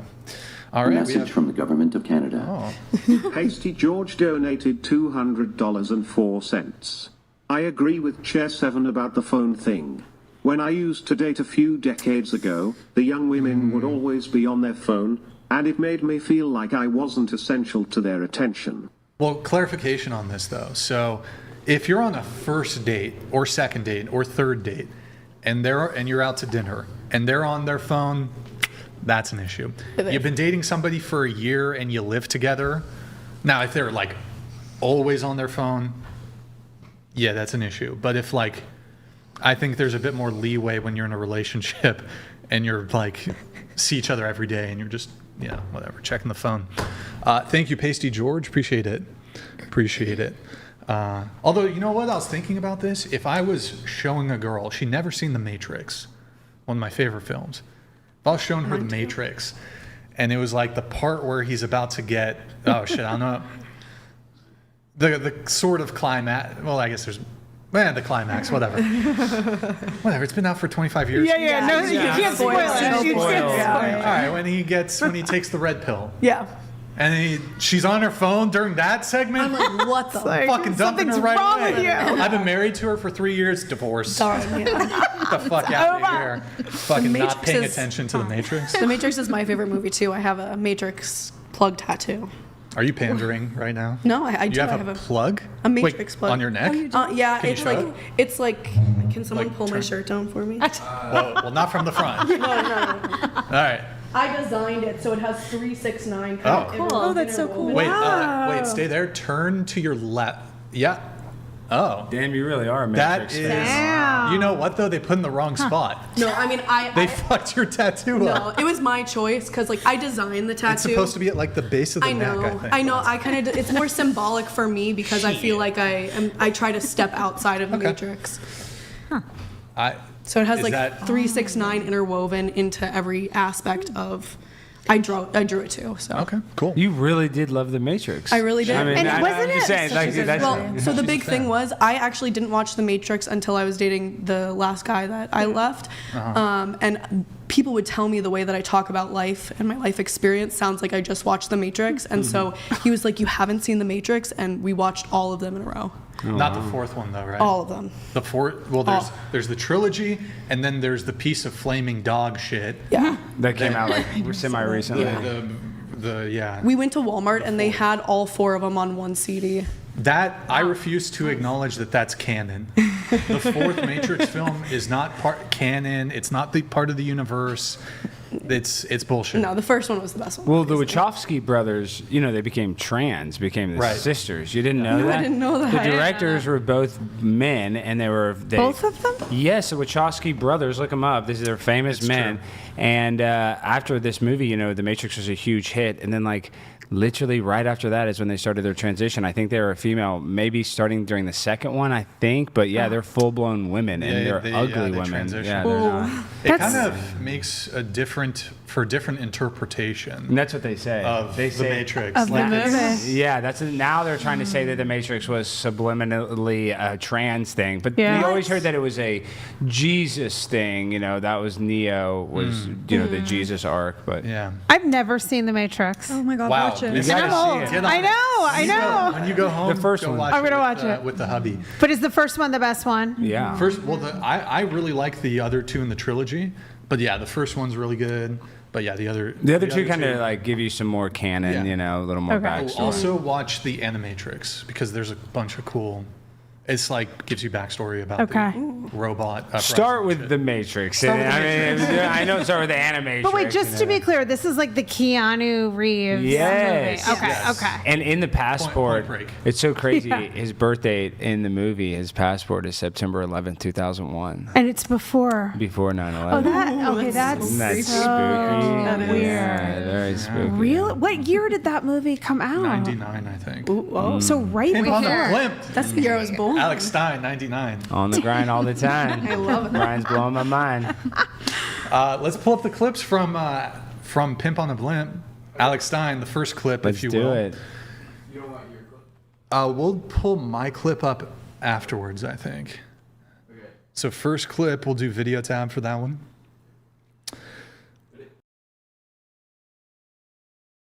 This is AOC, Alexandria Ocasio-Cortez.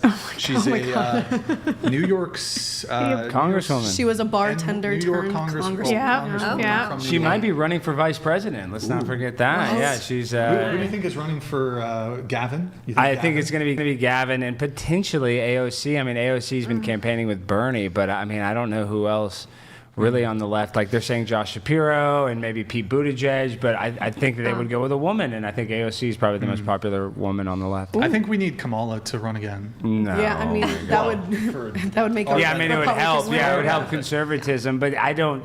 That she's so unlikable. I mean, they didn't want her to run Yeah. the first time, so Yeah. I don't know. I don't think she'll run. Go ahead, Nick. All right, let's play the clip. AOC, my favorite big booty Latina. I love you, AOC. You're my favorite. She wants to kill babies, but she's still beautiful. You look very beautiful in that dress. You look very sexy. That's her Look at that fiancé. booty on AOC. That's my favorite big booty Latina. Oh, shit. I love it. My favorite AOC. Nice to meet you. Look how sexy she looks in that dress. I love it, AOC. Hot, hot, hot like a tamale.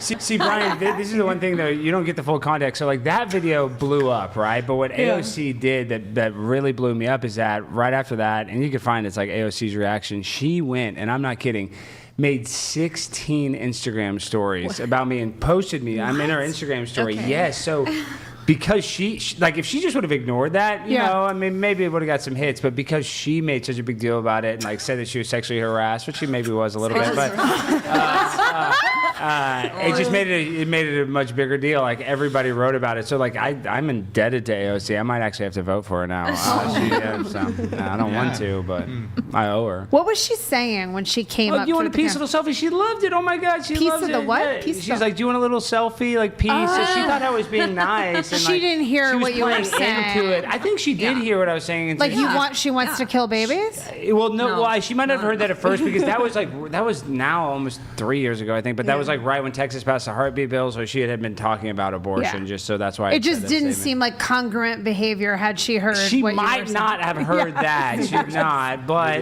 Big booty Latina. she did hear the big booty Latina. She likes And it. she was like, Every Latina lady likes it when you say you have a big booty and you compliment them. Nobody doesn't like a compliment. I mean, so she liked it, and we had our little romantic moment, and her fiance Riley, total cuckold, didn't say a word, didn't come back, didn't want any of the smoke. AOC wears the pants. She's the one that calls the shots. So, that happened. Nice. We have a clip number 2. Clip number 2. Nick, were you able to find the AOC Reaction. reaction or whatever? Oh no, I didn't. My girlfriend might be able to find it, babe. Well, let's start the clip that we do have, then we can try to find the AOC clip. All right. Big booty Latinas can stay. Protect big booty Latinas. This is at the ICE protest in Dallas, Texas. Well, I'm trying to protect them. I don't want them to get deported. Fucking racist asshole. How is that racist? I want big booty Latinas protected. Dude, I'm on your side. Dude, what are you doing? Scared? I'm not scared at all. What's going on? Get off. Holy shit. I'm trying to protect you. Yes, I am. You're a big booty Latina. Hey, you say that one more time. If he says that one. What I say, big booty Latina. What are you gonna do? Oh shit. Big booty Latina. Oh my God. Big booty Latina. Say that one more time. Big booty. Fuck you. He's not doing Big booty Latinas anything. get to stay. Just go to the back right now. And just go to the back right now. I'll show you how much Yeah. color I am. Oh, I'm real scared. I'm real scared. Protect her. I want to protect all big booty Latinas. If she's a 9, she's fine. Protect big booty Latinas! He's calling me out, but he won't go to the back with me real quick. I'm not going to wrestle with 2 twinks and some fat next to me. If there's a taco truck right there, maybe. We want to protect big booty Latinas under all costs. Big booty Latinas! Big booty Latinas are welcome to stay, not big booty Latinas. His ass, he's got to go. All right. You're too funny. Any reactions from any of the panelists? Why do you do this? Lame. Wait, thumbs down. Why is that lame? Why is that lame? Is it because you're What's not wrong? a big booty Latina? Is Well, that the yeah, and also like, why didn't she shout out her plastic surgeon that BBL was hot? What? Wait, what BBL was Who that? had a big BBL? booty That Latina? chick? Yeah. You talking about AOC? Yes. AOC had a BBL. She has a BBL. I don't think. No, I Looks think like she's me. natural. I think she's it's Looks natural. like maybe. You Wait, think it's natural? Are you reacting to the first clip or the one we just watched? Both. No, both. But why this? Why the? Oh, it thumbs was just down? lame. Oh, you don't like that? I'm don't trying to like- help big booty Latinas. You don't It like was that? lame. No. Why is it lame? Why is that lame? Yeah, why is that lame? I don't know. I feel like it could have been better. Listen, I mean, Like what? I don't know. I mean, what? I mean, I Alex, you're not up to snuff. I know. I want some constructive criticism. What did you not like about it? Could have Because been I like figured more realistic. You know? as I was at a literal ICE protest. Didn't it seem like it? Well, do you think those were actors? Yes, all of them. Oh well, that wasn't. That Every was single real, and I one. almost got stabbed. Crisis yeah. They were crisis actors. Wait, that's what I want to know. Are you scared at all in that Yeah, moment? sometimes. Legitimately? Why? Because I'm I scared would you be knew all those people. terrified. I would be afraid to confront people like that. They all looked like they wanted to like rip your face off. And a lot of Really? them, like, they're all on SSRIs, and they're all I like, bet. detached from reality. And if they're not on SSRIs, they're on fentanyl or some sort of like, Yeah, they seem like they're on fentanyl. Because SSRIs and fentanyl. Wait, you don't are think those two- people seem like? Yeah, all those people were definitely on fentanyl. Some of them had done some No, fentanyl. they would be sleeping. Have you seen people on fentanyl Yeah, before? from Okay. experience, those people Let were me not on let me fentanyl. take you real quick. Well, Skid Row. but I'll tell you this much because I do go to a lot of protests, and I'm telling you, like, in the protest scene, there's a lot of like drugs and CDs. Yeah, and that Yeah, but wasn't probably not SSRIs Well, I mean, and fentanyl. maybe not every person there was on fentanyl, but I guarantee you at that protest, one person there was using opiates. I can guarantee it. It was you? Is that why you're guaranteeing it? But I just I know one person for sure. No, I'm just saying, 100%. people are on drugs. They're at a protest. Have you ever been to a protest? Yes. Okay, a so- real one. I know. So, and I've been to a bunch of real protests. I'm saying the type of people that go to protests, sex workers like yourself and drug addicts and, all kinds of people, media people. So, yeah, I'm telling you, at that protest, there's a lot of gringos probably selling fentanyl. There's brown berets.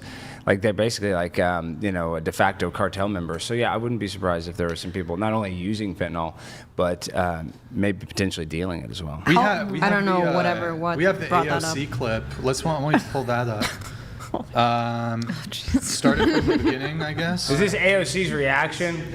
Oh, okay, sure. Go ahead. Yes, this. Go ahead. See this guy right there? Right there. When I was walking up, he said, "Hey, look at that big ass. I Look didn't at say that that. big juicy booty."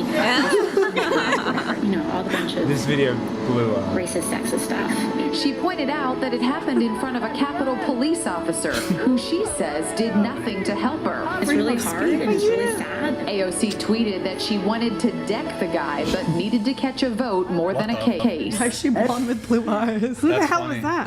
Alex, actually, I did something a little bit similar in 2020, 2021.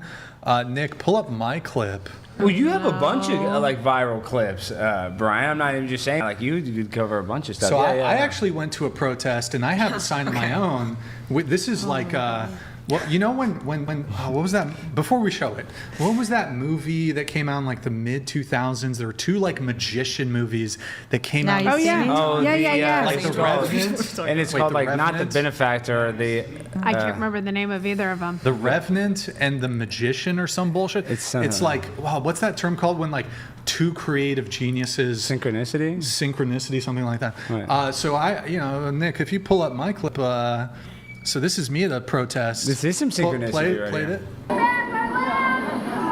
it. So the sign reads bring Eastern. The gymnasts, bring them over. European gymnast. Preferably just the women. Oh my. Gymnasts. Okay. So I'm on board. I'm on board here. I actually, you say big booty Latinas. I say, female pole vaulters. Mm-hmm. Female, fit honestly, Eastern Europeans. Female, preferably, but I'll accept Asian female athletes, Latin American female athletes. I think let them immigrate illegally. That's fine. Female athletes, all of them are fine, except for the shot put. Yeah, or softball or anything. Softball. Yeah, yes, no softball. Shot put, nah, they're a bit not really my speed. Too masculine. Well, they tend to be a bit the shot putters, the stone put, where they spin and throw the stone or whatever. They're a bit plump for my they got taste. big midsektions. They're bit hefty. Hefty. Yeah, Rubenesque. So I think we have a lot in common, Alex. We do, and great minds think alike, and that's why we're at these protests. And really, it makes me actually think of a serious thing, though. What is her name? Irina, the Eastern European refugee that got stabbed by the black dude on the thing. It sucks that like you were actually bringing Eastern European. I think she might have been a gymnast or something, and then you come to America and you get stabbed. So be very careful. You come to this country; it's not that safe. Public transportation, please. Have you ever had someone do something violent to you, like actually attack you? I've been spit on. I've been attacked. I've been spit's punched. not that bad. Yeah, but made from somebody that has AIDS, it's not good. Fair enough. Yeah, fair enough. Although you cannot transfer her AIDS. Still, you want them to spit in your mouth or spitting on you? No thanks. Not even Magic Johnson and his rich AIDS. I don't want him spitting on me. No.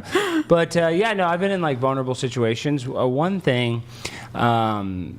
I'd like, obviously with what happened to Charlie Kirk is like incredibly sad, but I don't think like personally I'm going to get attacked in that same way. Like I think that whatever happened there was like, it was a really, really unfortunate situation. So I'm saying in general, I'm not worried about like getting shot, but yeah, maybe potentially getting stabbed or something. Yeah. Sure. Speaking of getting shot, I was looking at, I think it was your Instagram.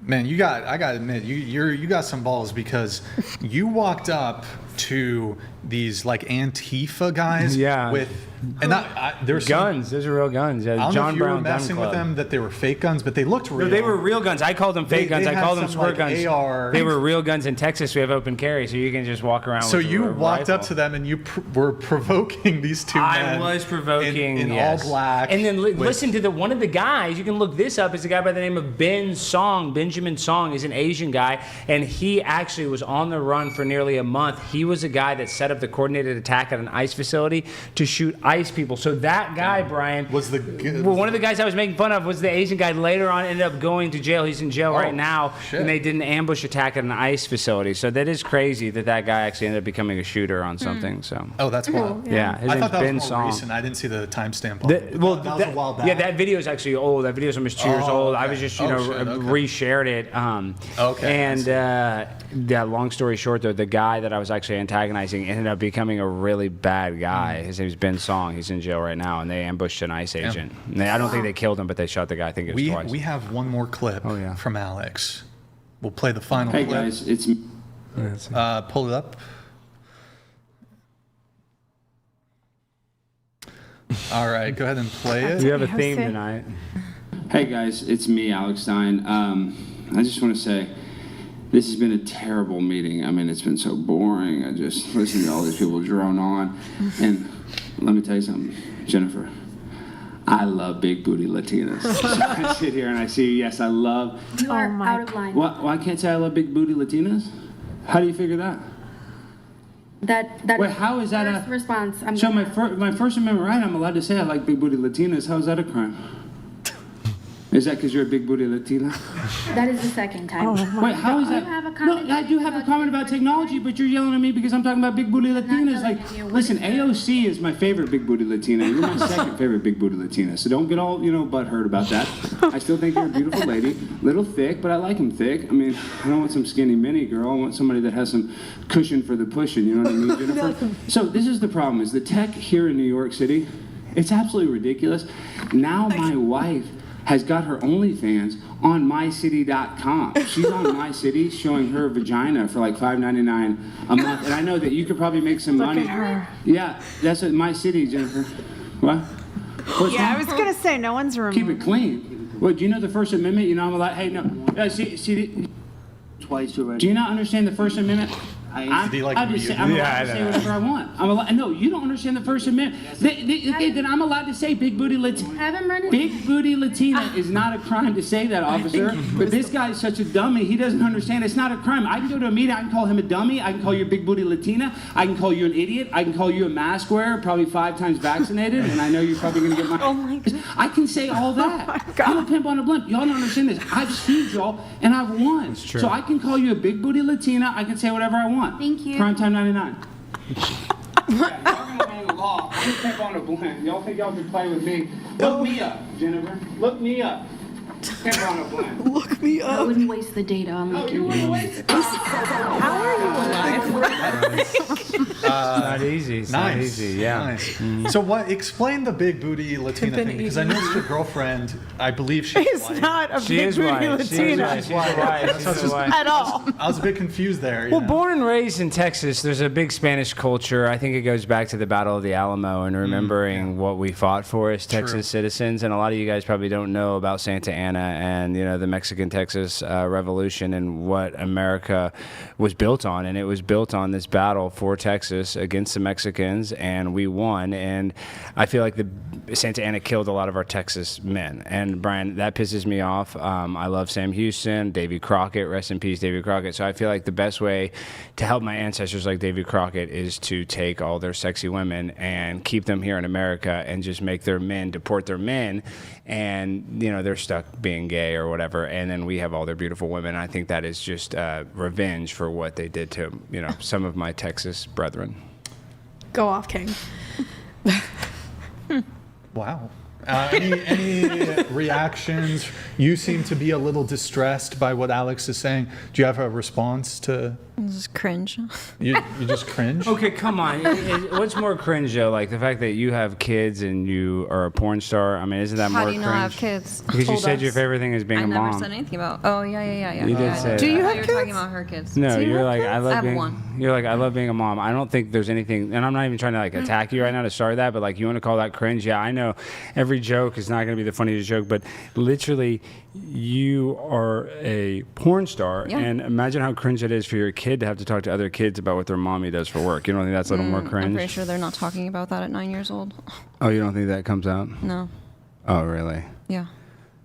You really don't? You're that naive? You don't think that comes up that mommy does this? You don't think the You other? think that- You don't think the other parents know? Oh, absolutely. A lot. Yeah. of people, So if other parents know, you don't think they're telling their kids? Oh, we talk about it. Yeah. So you don't think that comes up? No. But do you talk to your child about Yes, what you do and absolutely, you yeah. explain it in an Yeah. age-appropriate way? Yeah, absolutely. Yeah. Yeah. I mean, that's cringe. I couldn't imagine my mom being, a porn star. I think that is actually cringe. Looking at a joke and not finding it funny. Yeah, sure. I mean, you can say that's cringe, but I mean, it just takes Right, a lot but of also guts. you grew up very differently, right? What? You grew up silver platter, right? No, I mean, I'm a pimp on a blimp. Yeah, I mean, I'm not broke. I didn't grow up that hard, but I don't. Who cares about how we grew up? I'm saying you said something's cringe, and I look at you and I'm like, listen, I want to be respectful, but I think what you're doing is probably the most cringe thing and most disrespectful thing you could do to your child.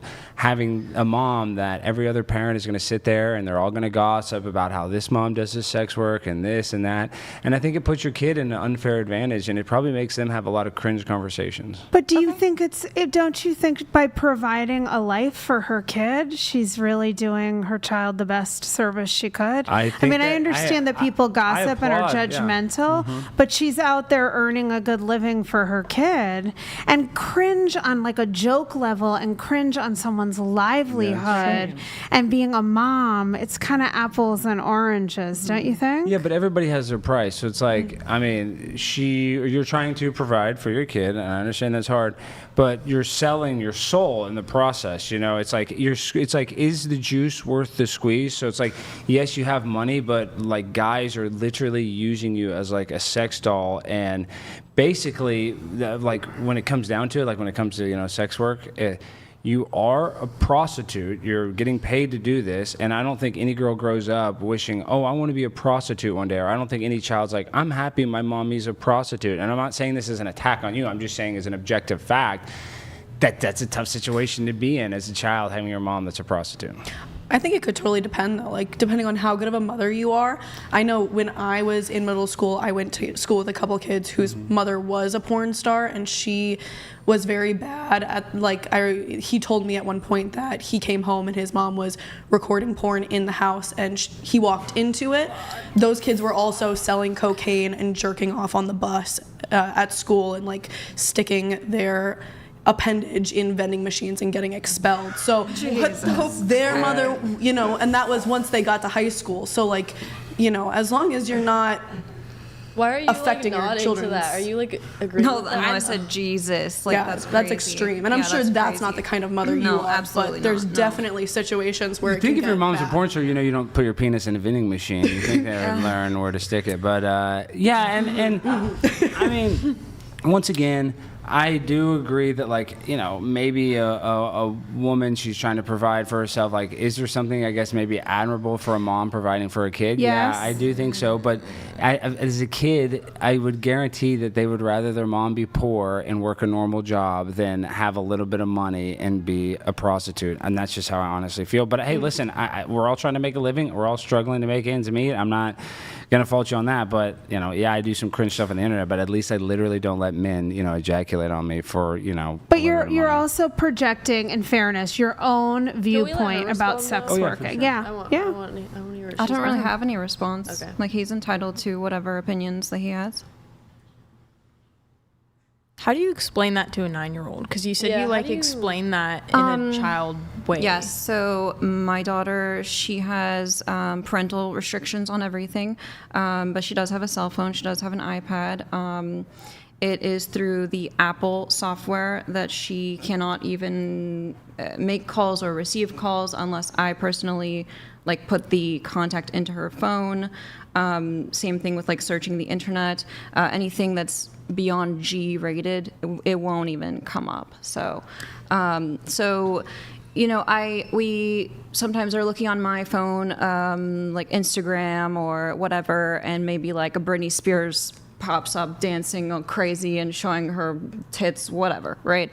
And my daughter says something like, "Oh, wow, that's crazy." That's, or the girls on TikTok bouncing up and down, making faces, whatever. So I just explained to her that what I do for work is much worse than that, and that at some point she will have a problem with what I do, and that I don't promote what I do for work, because it is very degrading, very demeaning. And I would never encourage young women to do what I do for work. Well, and so that is kind of a big statement. Like, you wouldn't even want your own child to do the same work that you do. No, of course not. But this is one thing, and this is not an attack against you, but there is a documentary called Hot Girls Wanted. If you're interested, people should watch it. Mm-hmm. And I'm not an expert in the porn business, but in that documentary, it does talk about how most girls have a short career. So, and it's because the industry is very, challenging to say the least. It sounds like you've had kind of a longer career. Why do you think that is, instead of being the typical person that goes in and out? So I've taken breaks. I started in 2013 when I was 18 years old, and the way that I kind of started, out was much different than how most people get recruited into that industry, like what you're referring to, the hot girls wanted. I know the people that were in that It's like as a well. Craigslist ad. Yeah, that's like completely different from what I experienced. So for me, it was more like a community, and it was more like an educational thing. I started out at kink.com at the Armory in San Francisco. So starting out there on like a very, very professional level, it was much more about consent. It was much more about safety. It was much more about acting. It was much more about pushing boundaries and like, what are you okay with? What are you not okay with? And I only did solo and girl content for several years. Yeah. Do you think you'll ever do a normal job? No. I have had normal jobs, yeah. Yeah. But like, what are you gonna do when you age out of porn? I don't really think that aging out is a thing.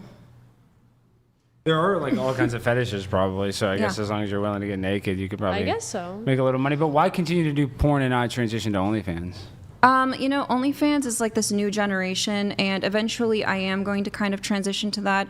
But as of right now, I'm just, getting back into the community and like kind of seeing where things are at now. You don't have to tell us because obviously it's very private, but like, do you make that much money doing porn? I mean, yeah, you can make a lot of money. Wow. Because I thought it's like, it's like in that documentary, people think you get paid a lot, but it's really like $3,500 or something. Right. Is that really what it is? Like, Yeah. about Yeah. $5,000? Yeah. So, like, would you ever consider doing something more discreet rather than like doing the porn? And you mean like escorting or? Yeah, it's just something that not many people would recognize you for. So I have had like BDSM clients in the past, but not escorting. No. Okay. Yeah. And then I just want to know, how come you're not doing that anymore, or are you still doing it? What, taking BDSM clients? Just anything discreet. Oh, there's like a level of safety that goes along with that, right? So, I mean, if people are like referring me to someone that they have like a good rapport with, then that could be fine. But for the most part, no.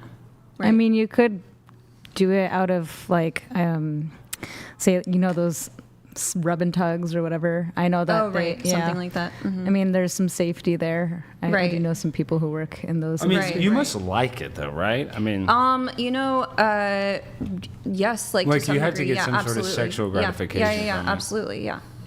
Because that's the Yeah. only way you'd want to do it, right? I mean, because it's tough. Yeah. I'm not even saying that to be like, dickhead. I'm just saying it's... I mean, do you like having sex? Yeah, but I mean, I don't like being like, pooped on or... I mean, what's the crazy... I've never been shit on. I know, but you've probably done some crazy stuff. I actually haven't done anything that crazy. Really? Well, I mean, I just told you it's like I'm just saying, fetish like, for a very long you know time, how it so. starts. Once again, I keep referencing that documentary, but it starts like, oh, you're just having sex with one guy, and then all of a sudden it's like Right. 10 midgets and like a donkey. That's what they say. What porn are you watching? Yeah. I'm watching the documentary. It's called Hot Girls Wanted, and they explain this. He like thinks I'm getting shit on and fucked should by watch 10 nugget porn. donkeys. Well, or that's what whatever. they say. Like, that's I think they do want you to get. Well, that's like how it starts like softcore, and then it goes into like hardcore. So there is levels to like the stuff they want you to do. It's interesting, like how uneducated you are about just. I'm not a industry in porn general. expert. I agree, Yeah. but I'm just saying. But you make these statements like that I'm going to get fucked by 10 donkeys or something. No, I was trying to just I make a joke about That's hilarious. about this slippery slope. It How is cringe. Again, how it cringe. starts with how you're having sex with one person. Cringe, again. Have you ever done a gangbang? No, I've never. Have you? No.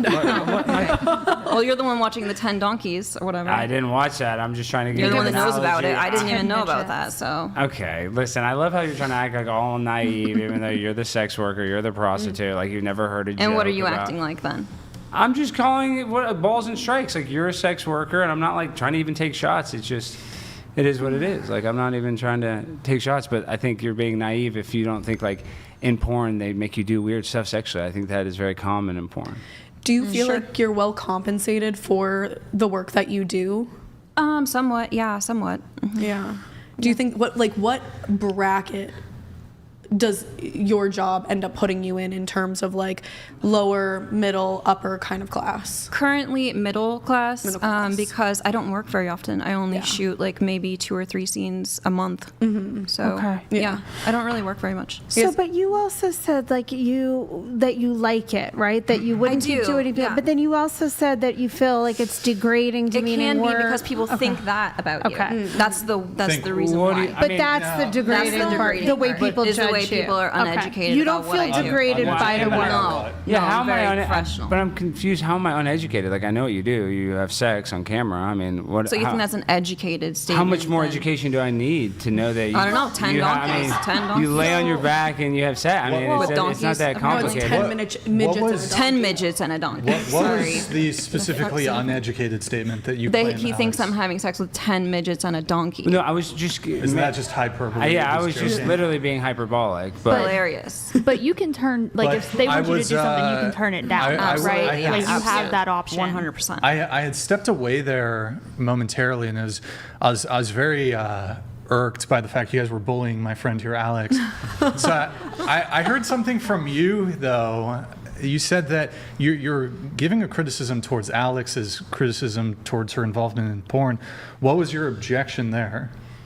Specifically, just that she's earning. I mean, I felt okay. What about drug dealers? Are you fine with that? About what? Drug dealers who sell drugs to minors. No, I am not fine with drug dealers selling drugs to minors. They're just trying to, provide for their family. And okay, fair enough. But I would have a problem with her having sex with minors on film. I mean, I'm not okay with anyone harming minors in any way. Well, here, let me ask a super simple question. Overall, in general, is porn good for society or bad? Bad. Well, that's for you. I mean, I can kind of see, I don't have a black and white answer to that. I don't think porn is all bad for society. That's my opinion. On a balance of, the totality. On the balance, I would say it's probably not great in that it's highly addictive. It can be really hard on relationships. What about the actual women who are in the industry? Is it bad for them too? I think it can be, but I do know, I know women that feel very empowered by their jobs who are sex workers. Being a prostitute is empowering? I think if somebody tells me that they feel empowered in their life, then I'm going to believe them. It wouldn't be my personal choice. Do you feel empowered? No.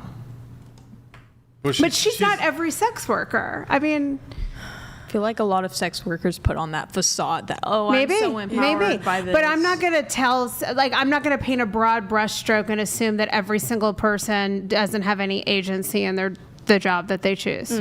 But I mean, if we want like a cohesive, strong society, high trust society, like, look, I understand porn is legal. Like, there's no dispute there. It's currently out there.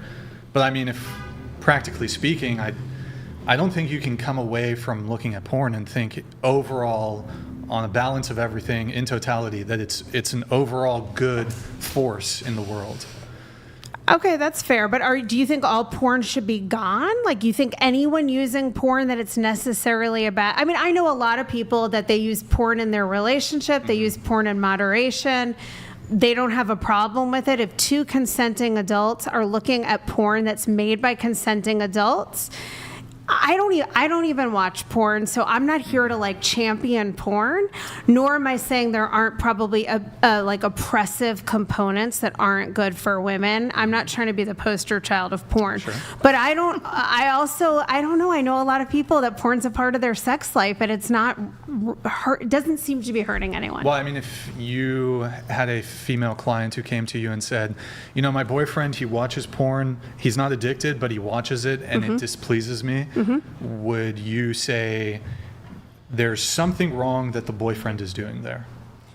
No, I would not. But what I would say is as the person's therapist, as the couple's therapist, is that if it's a problem for you, it's a problem for the relationship. I'm not there to kind of get people to see it my way. I see. And my husband, I don't think he's a big consumer of porn. I mean, maybe he's watching right now and laughing that this is what I think. But what if he's masturbating right now? I mean, he could be. He could be. Watching porn. I would not be mad, actually. I really wouldn't. Yeah. But I think if porn were interfering with our sex life, or if and I have dated someone who's a porn addict, so I am sensitive to it in that sense. Plus, I have worked with many, many couples where one partner is a sex addict or recovering sex addict, so I know it can be very, very destructive. But I mean, ultimately, though, the genesis of this conversation started when she was calling Alex cringe for making some jokes. And then, for his job, I guess. He's cringe for his job? What was the framing? The big booty Latino. The big booty. It wasn't even about that. It was And then he's like, well, hold on. Staged. Who are you to speak? Alex is like, who are you to speak? That wasn't staged. It was a real It protest. seemed so staged. But that was the only reason I said it was real cringe. counsel. Real counsel. That was a real counsel. No. I mean the protest. Well, it was real, but That's whatever. right. It doesn't Yeah, matter. That seems like a lot of effort to do like a 1 minute. Yeah. Like I'm gonna hire a bunch of Mexicans to pretend to beat the fuck out of me. I mean, I guess you could get away with it. Yeah. But I mean, anyways, maybe we'll move off of the meta conversation there. But you called him cringe. He called you cringe for That's okay. being a porn star. I mean, I think that's fair it's game. Cringe. That's fair game. It's disgusting and cringe. To be cringe is to make money, and to make money is to be free. Yeah, and some things are cringe, I mean, it is, I guess it's life, and everybody has different perspectives, like what some people might think is cool, some other people might think is cringe, so yeah. I happen to think it's funny. Thank you. I thought it was hilarious. Some people it's do. funny. I appreciate that. And it takes balls, too. Yeah, it I really think does. it's funny too. And not everybody has to think it's funny. And listen, people obviously have, shared the same sentiment as you, so it is what it is. I'm not worried about that. I just thought it was funny. You're like, oh, cringe, and I'm like, but I don't even know why you're that cringe, because I doubt you're not like that political. Like, No.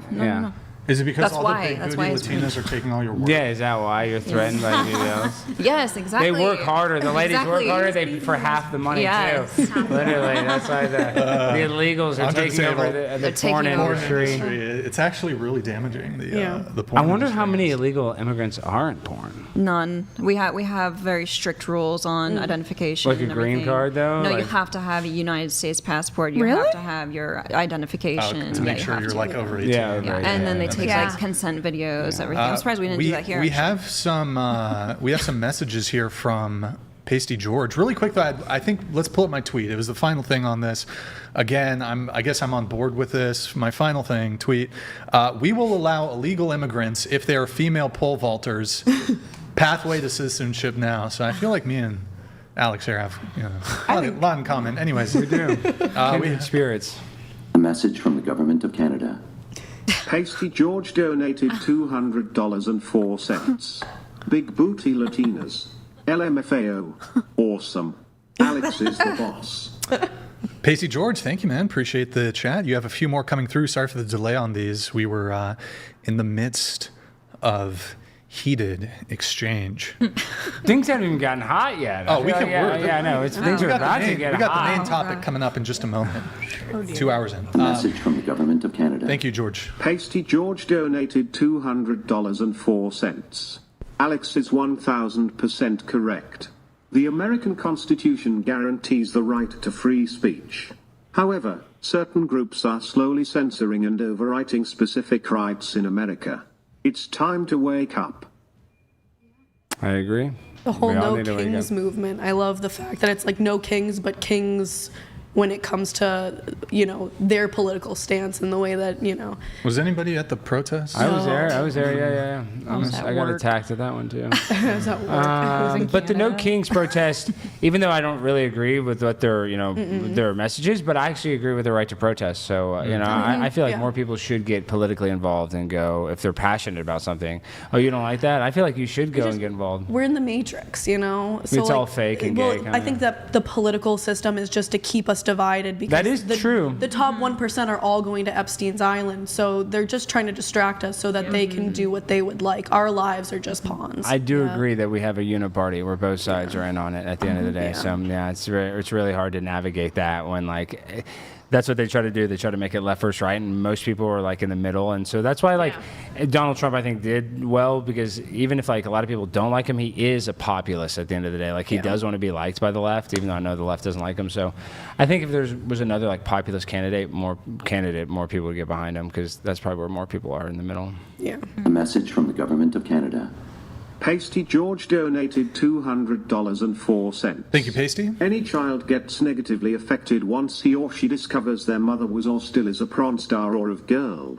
Boys are particularly affected, especially when their classmates and friends find out. Yeah. True. True. Yeah, I couldn't imagine like if my mom was, shooting porn and my friends are like, "Hey, I just saw your mom butt ass naked getting plowed by some guy on the internet." I would just be like, "Mom, what the hell?" Do you acknowledge that it's, to her point, like it's kind of suboptimal, at least for the kids? Absolutely, yeah. Okay. I don't think it's a good thing. And like I think your kid is gonna love you no matter what your job is. So it's not like it really affects the way that your kid loves you, but it just puts an unnecessary burden on them or on their peers. That's where I'm like, because like you said, they're 9, they might not be talking about it, but I know those other parents are, and those guys are sharing, and they all have group chats, and they're all like, "I'm cranking my hog," blah blah blah, and being nasty. And I can only imagine that like the other kids might hear it, or they might make jokes like that. And once again, it's just an awkward situation, and that really. The word cringe kind of makes me think about, like, imagine your kid hearing from another parent about your job. Like, that has to be a very challenging situation. Kids also find out about stuff like that way earlier than you think they do. Yeah. And a lot of parents are really naive and think their kids are kind of dumb when kids find out. And the moms, like the wives, are not going to like it. Oh, I yeah, think they're 'cause gonna, husbands are going to be watching. Yeah, they're going to be threatened. I think that overall we need to focus on not raising snowflake children, though, so that they can take a little bullying. A little bullying builds character for sure. Yes. Well, like, and I was thinking about, Brian, because do I want to outlaw all porn? Because I think we should go back to kind of like the idea when it was like Playboy magazine. Yes, where it was just good clean boobs porn. and no ejaculate, no spreading. It's just maybe like there's something beautiful about a woman's butt cheek, but we don't need her to like spread it and have like, what did you like 10 midgets near it? You know what I mean? Like there's something beautiful about the female. She has form. not done the 10 midget. Yeah, but it's coming. It's coming. Wait till she's over the hill, and that's when the midget stuff Oh, happens. so if I went into porn, I'd be stuck with the midgets at my age. That's all I'm getting paid for. We have another chat here A from message from the government of Canada. Pasty George. Pasty George donated $200.04. Chef 5, you are a porn star, which is the most degenerate, degrading job any woman could do. What do you expect people to think? If you want respect as a human being, then start acting like one. Your response? Okay, thank you. Thank you. Next. Is Pasty George from Canada, or is that? He is Canadian. Oh, we love it. Okay. Yeah, he's very he's a tycoon. He is. Okay. He's 'cause a I was gonna say, tycoon. He's always here in Canada. Yeah. I love that for him. Yeah. Yeah. Good guy. Solid guy. Yeah. He saved me from a bear once. Oh wow! You were just walking through the woods and you didn't get to pick in walking to Canada. the man. Yeah, we were in Canada. Yeah. I went up there for business in Vancouver, and I love Vancouver. yeah, we ran into a bear, and it's my first time seeing a bear, and he saved me. Wow. Yeah. Pasty George. Oh my God. We love you, Pasty George. He had the bear spray ready to go. Wow. Yeah. He like shot it a couple times. Gosh. And die. Did you Warning eat it shots. afterwards? Warning shots, of course. What? Did you eat the bear afterwards? Actually, I think you're not supposed to eat bear. Like No. it has some sort of weird Does parasite. it? Oh, the worms and things like that. Bear, Yeah. it's like bad luck to eat a bear. Yeah. It has. I think you can eat bear. You It's can. not ate a bear, I think. You can, but I think it has to be like cooked. It's just not good meat. Yeah. A lot of fat. worms and parasites. Maybe just keep the hide as a trophy. Pasty George should, you know. We're going to get into kind of the first topic. It's sort of bouncing off of a note that Colette sent in. So Colette, you wrote, hold on, let me find the exact segment here.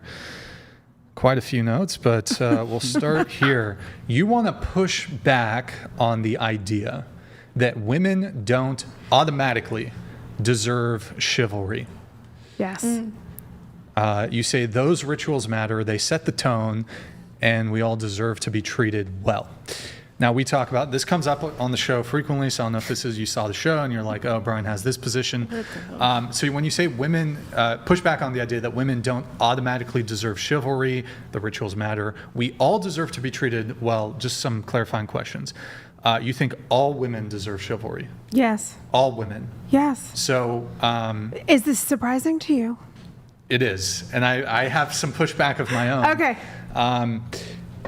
Really quick though, I'm going to come to the all women deserve chivalry, but really quick, when you also say we all deserve to be treated well, does that include men? Yes, of course. Okay. But can you treat a woman well without doing chivalry? Yes. Okay. Yes. I mean, and also I guess it depends how we're defining chivalry. I'm thinking like old school manners, like opening a door, paying on a first date. Yeah. When I think chivalry, I think kind of like the bare minimum, like not even going over the top, like you said, like just the paying for dates. Yeah, like having good, I would even call it having good manners. Yeah, that's kind of just being polite. I almost don't think that it seems like you have to go over the top to be chivalrous, but. Yeah. Well, so my confusion here though is if a man can treat a woman well without chivalry, and then by extension a woman can treat a man well without chivalry, then I mean, then why chivalry? Well, then why the chivalry? Okay. And so it seems like when you say we all deserve to be treated well, well, I agree, you should be respectful, but I mean, my position would be you can be respectful as a man, you can not be abusive, you can treat a woman nicely, politely, respectfully, without there being a component of chivalry, which I think adds an additional layer on top of just a sort of baseline level of respect and treating somebody with, baseline dignity, right? So I guess when you say we all deserve to be treated well, caked into that is there's a higher burden, a higher duty, a higher responsibility placed on men. Yeah, I think through chivalry. Yes. So, I guess why don't we start with this then? Because I think I know what you're asking me. Well, let me go to this. Yeah. You say women don't automatically, you push back on the idea that I say, for example, women don't automatically deserve chivalry. So, for example, it's my position that in order to be deserving of chivalry, you should be a lady. So, gentlemen provides chivalry for a lady. I don't think we have a lot of ladies in the modern day. And that, hey, look, I'm not saying you should be abused. I'm not saying you should be mistreated. But chivalry, again, goes beyond just respect and treated well. It goes into privilege. It goes into paying for dates, taking certain actions, opening the car door, which I think is pretty benign. But it's this perhaps expectation of it from women. If they don't receive it, they feel aggrieved or offended.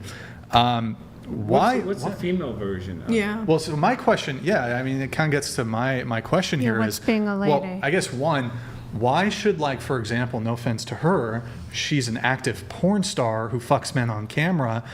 Why should I be chivalrous to a porn star?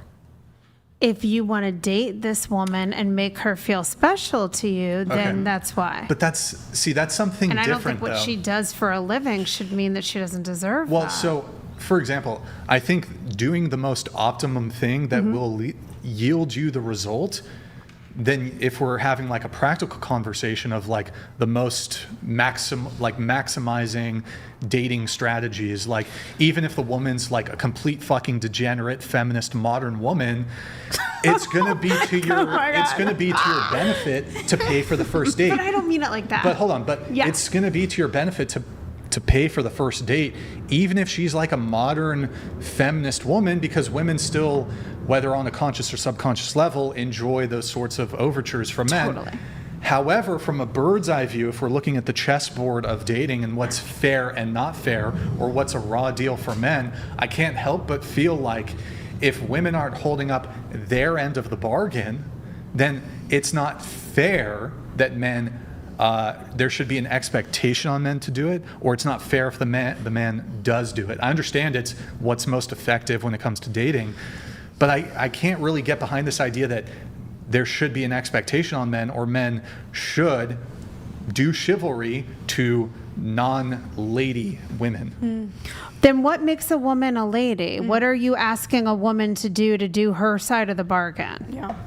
Yeah, sure. I mean, I would say that, I would say whatever those sort of traditional gender roles are, because if your expectation is for a man to pay for first dates, to be a provider, be a protector, do these sort of gestures, open the car door, observe the sidewalk rule, whatever it is, pay for dates, what are the corresponding more traditional gender roles in terms of cultural or societal expectations of women of yesteryear? So we're holding men to this 1950s bachelor standard, but women are modern women. Y'all are sex workers. Not all, by the way, I want to be fair. Most women are not sex workers, but a lot of women are promiscuous. A lot of women have high body counts. A lot of women are dating multiple men at the same time. A lot of women are not obedient. A lot of women are not submissive.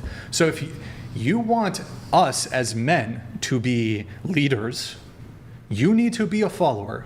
If you want me to lead, you need to be prepared to follow. What does that mean? Being obedient, being submissive. Women don't want to do those things anymore. Women don't want to follow. Yeah. You want the benefits of male leadership, but I have to follow his lead. I can't lead somebody who won't follow. Okay, so I will say I will trade in a heartbeat a man opening the door and paying on the date if the bargain is going to be being submissive and obedient, because I couldn't do that even if I lived in the 50s. It's not even in my DNA. But I also just want to push back in the sense that when I talk about men doing these things like opening the door and paying on a first date, I see this as dating rituals of courtship. Okay, courtship. Yes, but not designed. This is just my opinion. I'm not saying this is a strategic, like you want to hook the woman, so you should do these things. I'm saying this is a way to show a woman that you respect her, that you admire her, that you're interested in her. To me, it is a ritual of mating that is somewhat wired into our innate manner of courtship. And I don't think that a man doing those things puts such a heavy burden on men. I disagree, but okay. Okay. I mean, to like take paying for dates, I think that does put a burden. Well, paying for you're right. It puts a burden of paying for a dinner. Not a singular date necessarily, although it could. Right. Paying for every date. But if, as people do, they can be in the course of a year. Some people might go on 10, 20 dates. I mean, it depends really. But that can absolutely place like a financial burden on men that doesn't exist in the other direction. But also, I mean, even if we're just talking about one singular date, the expectation, some people do this sort of hand waving away in terms of this burden. But if I'm talking to a guy who makes $20 an hour, or maybe he's a young guy, early 20s, he makes $20 an hour, women have this expectation that men pay for the first date. Maybe, let's say you go out to a date and it costs $100 total. Yeah. And I'll be fair, he's only factoring in her portion of the meal. Let's just split it down the middle. He's paying $50 for him, $50 for her. That's 2.5 hours of work for him. A man who's making $20 an hour, and that's before tax, after tax, whatever. He's making $20 an hour. Let's say he's working like a physically demanding job. Women are telling men, in order for you to get my time, for you to go on a date with me, which, by the way, I think that's an equal value exchange going on a date. You have to work 2.5 hours. You have to work 2.5 hours. So when I sit here and I say, I expect my girlfriend to bow, I expect my girlfriend to be submissive, I expect my girlfriend to do X, Y, to cook and clean and all these things. Women have, I think, way higher expectations. Way higher expectations. You want a guy who makes $20 an hour to pay for your first date? Mind you, you're probably going on 3 or 4 dates with other men. So hold on, let me do one thing at a time. One thing at a time. I just want a girl to bow. That's it. I want to bow. We'll play the bow. I don't know if you've seen the bow video. I don't know if you watched the show. Yeah. That takes 3 seconds. It takes no effort. Y'all want men to. Maybe he's like I don't know, he's digging ditches or something. He's a physical laborer. Totally. That's 2.5 hours of work to take you out on a date.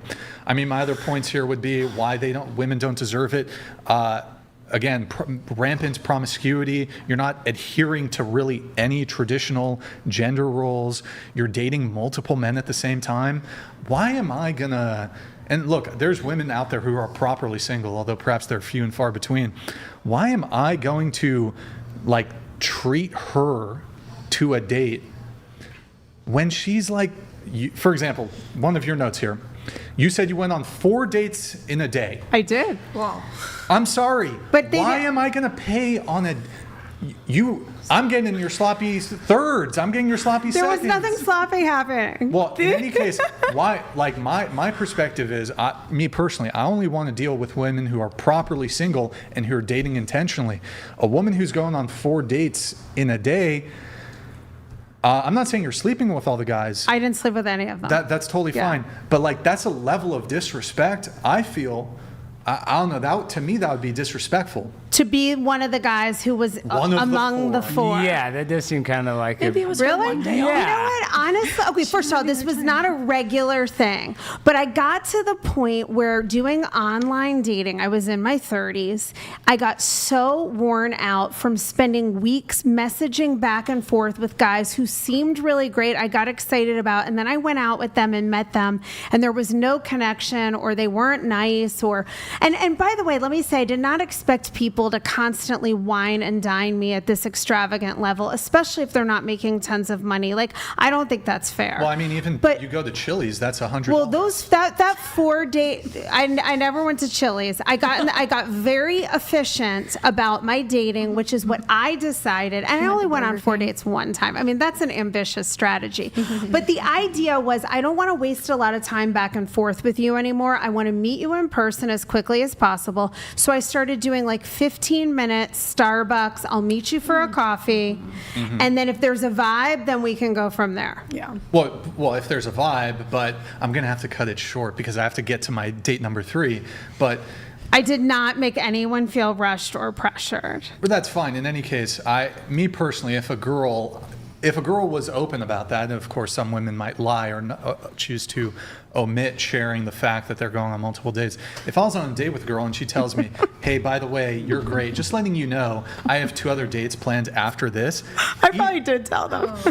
I'd feel a type of way. I get that. I'd be like, well, you know what? They sound like great guys. You have a good night with them. I think that's totally fair. That's it. But so I guess my perspective here, and even if you were doing what you were doing, you could have done it, one Tuesday, Wednesday, Thursday, Friday. But even that, I would take quarrel.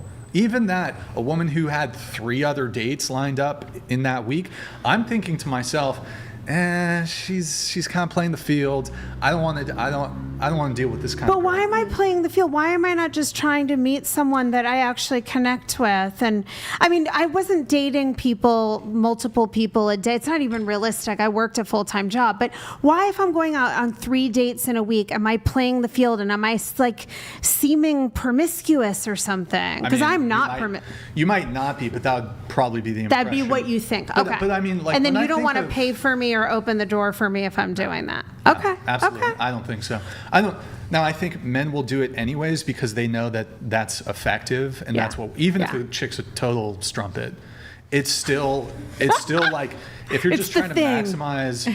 Yeah, and I mean, like, some guys are okay, I guess, dating a strumpet, but I mean, I just don't think it's a fair shake for men to do the chivalrous thing if the women aren't what. Women are just not holding up their end of the deal on this chivalry thing. I hear what you're saying, and I will tell you, my husband sometimes jokes, and he's probably watching right now, and he's going to be like, I'm not really joking. But that there is, I'm going to admit, being 52 years old, I grew up at a time where things were a lot more traditional, and there were a lot of things I expected from men that I think some of them had a little bit of a double standard. Like, I did want, in my first marriage, things were very traditional, but I didn't want to have less of a say or less power or agency in the marriage even though I did want to be provided for. And I think in that relationship, I did look at my husband as more of a leader. Now, what I'm saying is that I do think there's still something to mating rituals that's very biologically driven. I don't think things should be financially unfair. I don't even know that my daughters at 22 and 24 expect men to pay for them. I think things are a lot more. I mean, I don't know if you guys even expect to be paid for on a date. If I went out on a first date and I went out on one date, this was not 4 in a day. This guy was the only date of the week, and we went to Gators, which is like a Florida bar food place, and he made me split like a $20 chicken tender thing, and it seemed a little cheap and it was a turnoff to me. But if I were dating somebody today, I make plenty of my own money. I feel empowered by that. I don't think I would expect the same thing. However, on a first date or two, I would want a man to show me that he has manners. I would want him to open the door for me, and I would rather him do that and then me say, oh no, don't worry about it. But I also think I probably have a lot of old school ideas because I'm old. You know, I don't know if you younger people even care about that stuff. But I mean, you say you have these old school ideas, but what are the old school traditions you adhere to? Cooking dinner, and I don't adhere to them. I'm going to admit to you, I'm admitting that I don't think chivalry is hypocritical, but some of what I would say I really want in a man is hypocritical. How so? My husband cooks. My husband goes to the grocery store. I don't know that he's as thrilled with that as he acts like he is. I don't know. We'd have to ask him. Well, I mean, he married you. So yes. He's accepted it. Yes, he's accepted it, I guess. And Well, we're some husbands like to cook, though. I mean, I don't think he minds it totally. We need your husband to send us super chats. Well, they do say men are better cooks than women, even though, like. But I'm a good cook. I'm Italian. I'm actually a great cook. I mean, I am, but I feel like right now I have like 5 jobs. I feel like I'm in a working season. I'm not going to cook and go to the grocery store. Well, and Brian, I guess the difference I want to make is like chivalry, like opening the car door and even like paying like on the first date or something because it's so awkward. I feel like that could be, that's not even that chivalrous. That's almost just expected. Chivalry to me would be like giving somebody a ride to the airport if you just met them. Like actually going out of, if they had a flat tire, like you don't know the person and you're going out of the way. Like that's chivalry. I feel like opening a car door, like buying the first, because. Like, but you also live in Dallas where that's very ubiquitous. Like in New York, when I grew up, men you hooked up at a bar and eventually you were dating after 6 months of that. There was no dates, there was no car door, nothing. I think you're got the Southern gentleman thing a little bit, maybe. Yeah, I mean, that's what I'm saying. I just think it's kind of naturally to open up a door for a woman. Yes. Like I would think it was rude. Like if a woman is like coming through the door to not open it, that's actually, I would almost consider that rude. I mean, I even see men doing that for women they don't know. Yeah. That's what I'm saying. Like any woman, I have to open the door. And is that a huge burden? Is that unfair to want the door opened? Well, I think there's these smaller sort of gestures, but if we start looking at perhaps the financial component, the protection component, you look at men paying for dates, women still want men to be providers, protectors, etc. And then there's sort of other expectations too there. I'm trying to think of a good example here. Well, I'd say that it's sort of the general, men are still overwhelmingly initiators in relationships. Yep. This is within the, maybe not the purview of chivalry, but it is within the purview of traditional gender roles where the burden of initiative falls on the man. And as women, you might not really think about that, but overwhelmingly, I think something like 99% of first dates, the guy's asking for the first date, and then every other first step that's involved in that entire process almost always exclusively falls on the man. What does that entail? It entails him approaching you, him, carrying the conversation, asking for your number, following up on the phone, texting you, maybe setting up a call, planning the date, maybe picking you up, or maybe you meet there, whatever, paying for the date, planning the date, moving things forward physically from there. He probably asked, most men have to go for the first kiss. Most men have to move things forward physically. That's, if it even happens on the first date, then he has to do all the planning and all rinse and repeat. Second date, third date, fourth date, fifth date. All these sort of initial steps are all sort of initiative burdens that fall on men. that women don't really think about, because I think women, generally speaking, not to say, by the way, when I say these things, I'm speaking in generalities. Sure, there's that one guy a girl shot her shot with, your boyfriend, you asked him out. I'm speaking in generalities. I'm speaking 95, 97% of the time, the guy makes the first move. The guy asks you out. The guy asks for your number. The guy goes for the first kiss. The guy moves things forward physically. Not all the time. I know there's exceptions, but I'm speaking as a general principle the majority of the time. So there's this massive burden there that falls on man, but then you have the financial burden too. But again, I'm just wondering, like, where is, what, if we can say men should, do X, Y, Z, men should pay for first dates, men should be providers, men should be protectors, what are we allowed to say that women should do? Yeah. What duties do women have? So me and my... It's nothing? You have nothing? Me and my last relationship, where I was in this age gap relationship, our first date was, we met out at a bar, but we dated for like 6 months, and, you know, I helped him move into his apartment when he first found an apartment. How long the first, had you guys been dating? Just a few weeks, to be honest. I helped... Well, I don't know if that falls under the... You helped him. That's like a good thing to do, I think, across the board.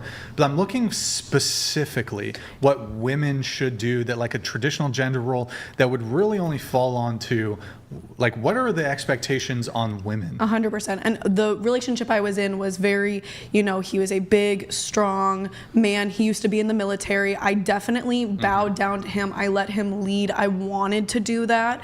And I also wanted to be as helpful as I could, because as soon as I bowed down to him, anything that I could do to make him happy made me happy to be able to do for him. So at a certain point, he was a superintendent for construction sites. So he was making about $200,000 a year. He was living in a downtown area. He would take me out on dates. At one point, he kind of fell financially not so great, so we stopped going on as many dates. I was fine with that. I would do his meal prepping for him every single week, because when he would do it, he wouldn't put any flavor in the food, and I was like, no, my man deserves a tasty meal for breakfast, lunch, and dinner. And I would do that for him, and I would still go to work and come home and, you know, give him massages and, you know, do the things that he enjoyed with him. And, you know, I really enjoyed being able to do that for him, and I think that balance ended up being really nice, because he was chivalrous. I did feel protected when I was with him. Once we weren't together anymore, I missed the level of protection that I felt like I had within that relationship, and I missed the level of submission I was able to give to him.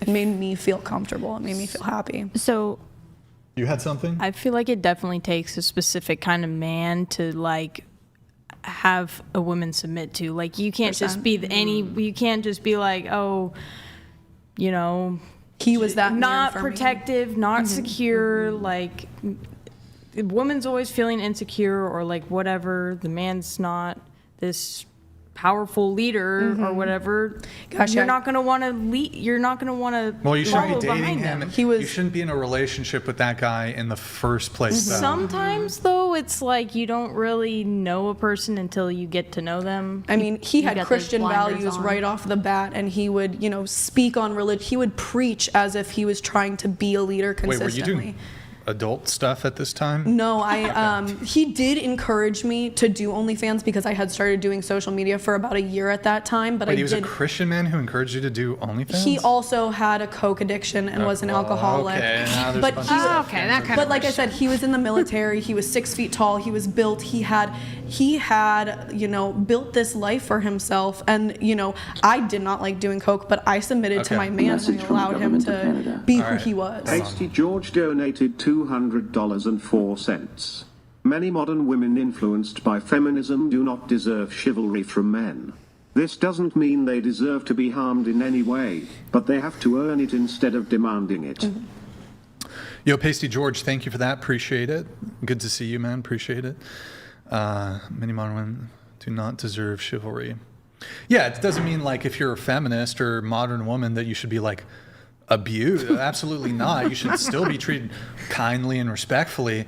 But if you start demanding traditional treatment from men, you ought to be a traditional woman to some degree. Cygnus Cross donated $200.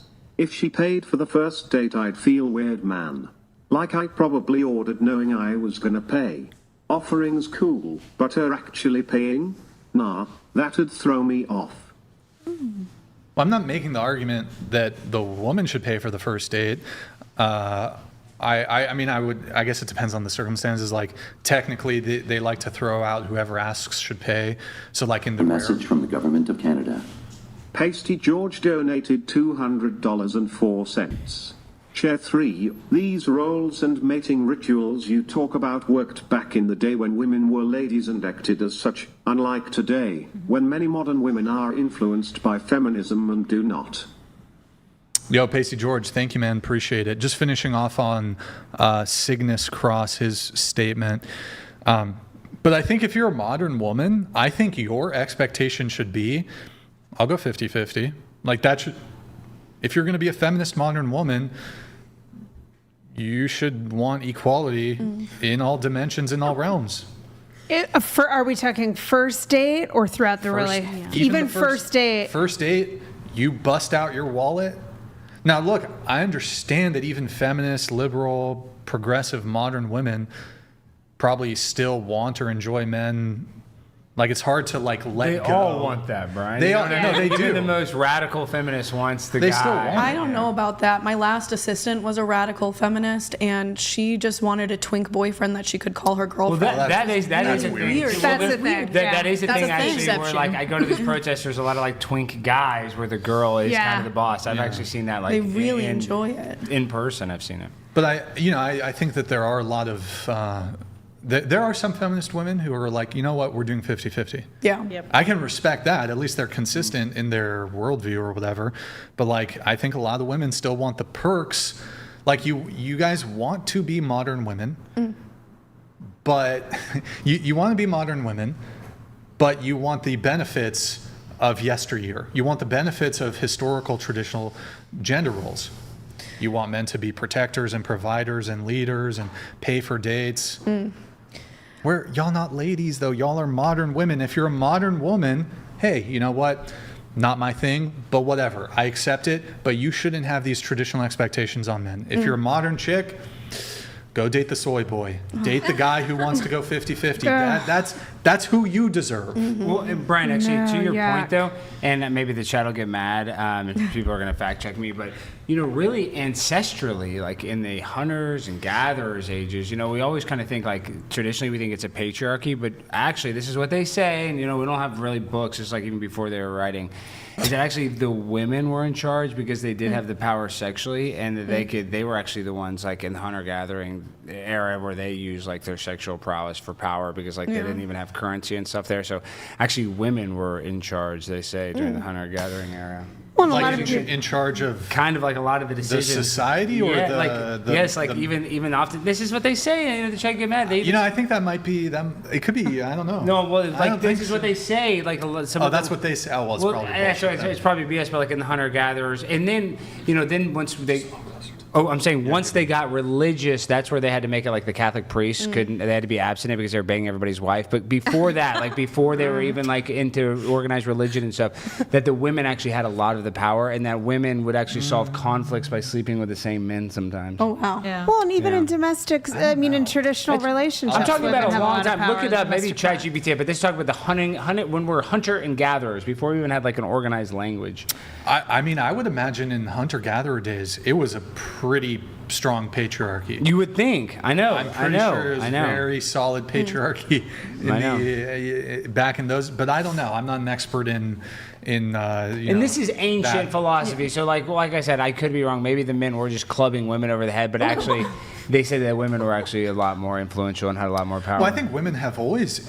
Throughout all time have had massive amounts of influence, but it wasn't through force. It was through, typically more of a soft power. Women have always had massive amounts of soft power. They've always had their husband's ears. Women have had massive influence throughout all of human history.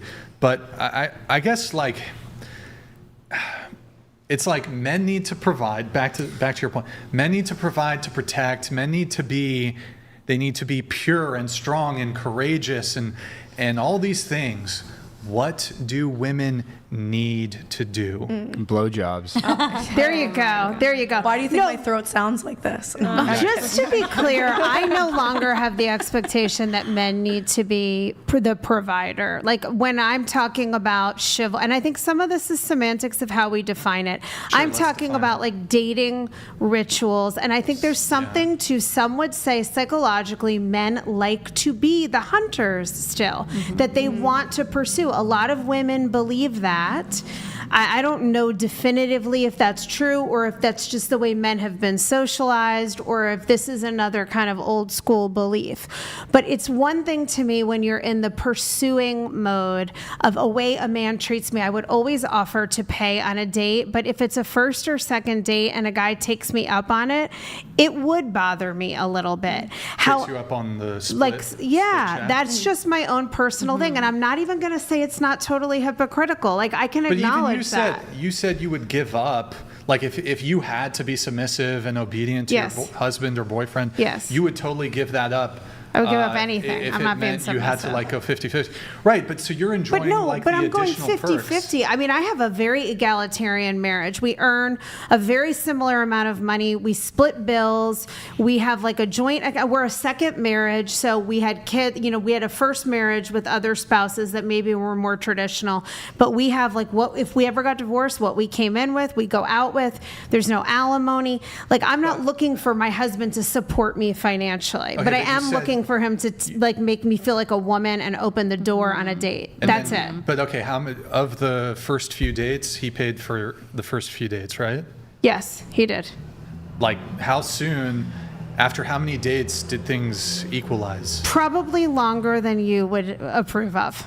Yeah, how long? Yeah, I mean, I don't know, probably a couple of months. Today? Last week? A couple of months. It's 10 years in and I just started paying for dinner. Yeah, exactly. Well, yeah, so I think... No, you're right. There's a hypocrisy to it. I don't deny that. But the crux here is why? Why should men then, if you want a 50-50 relationship, why aren't women contributing 50-50 from the get-go?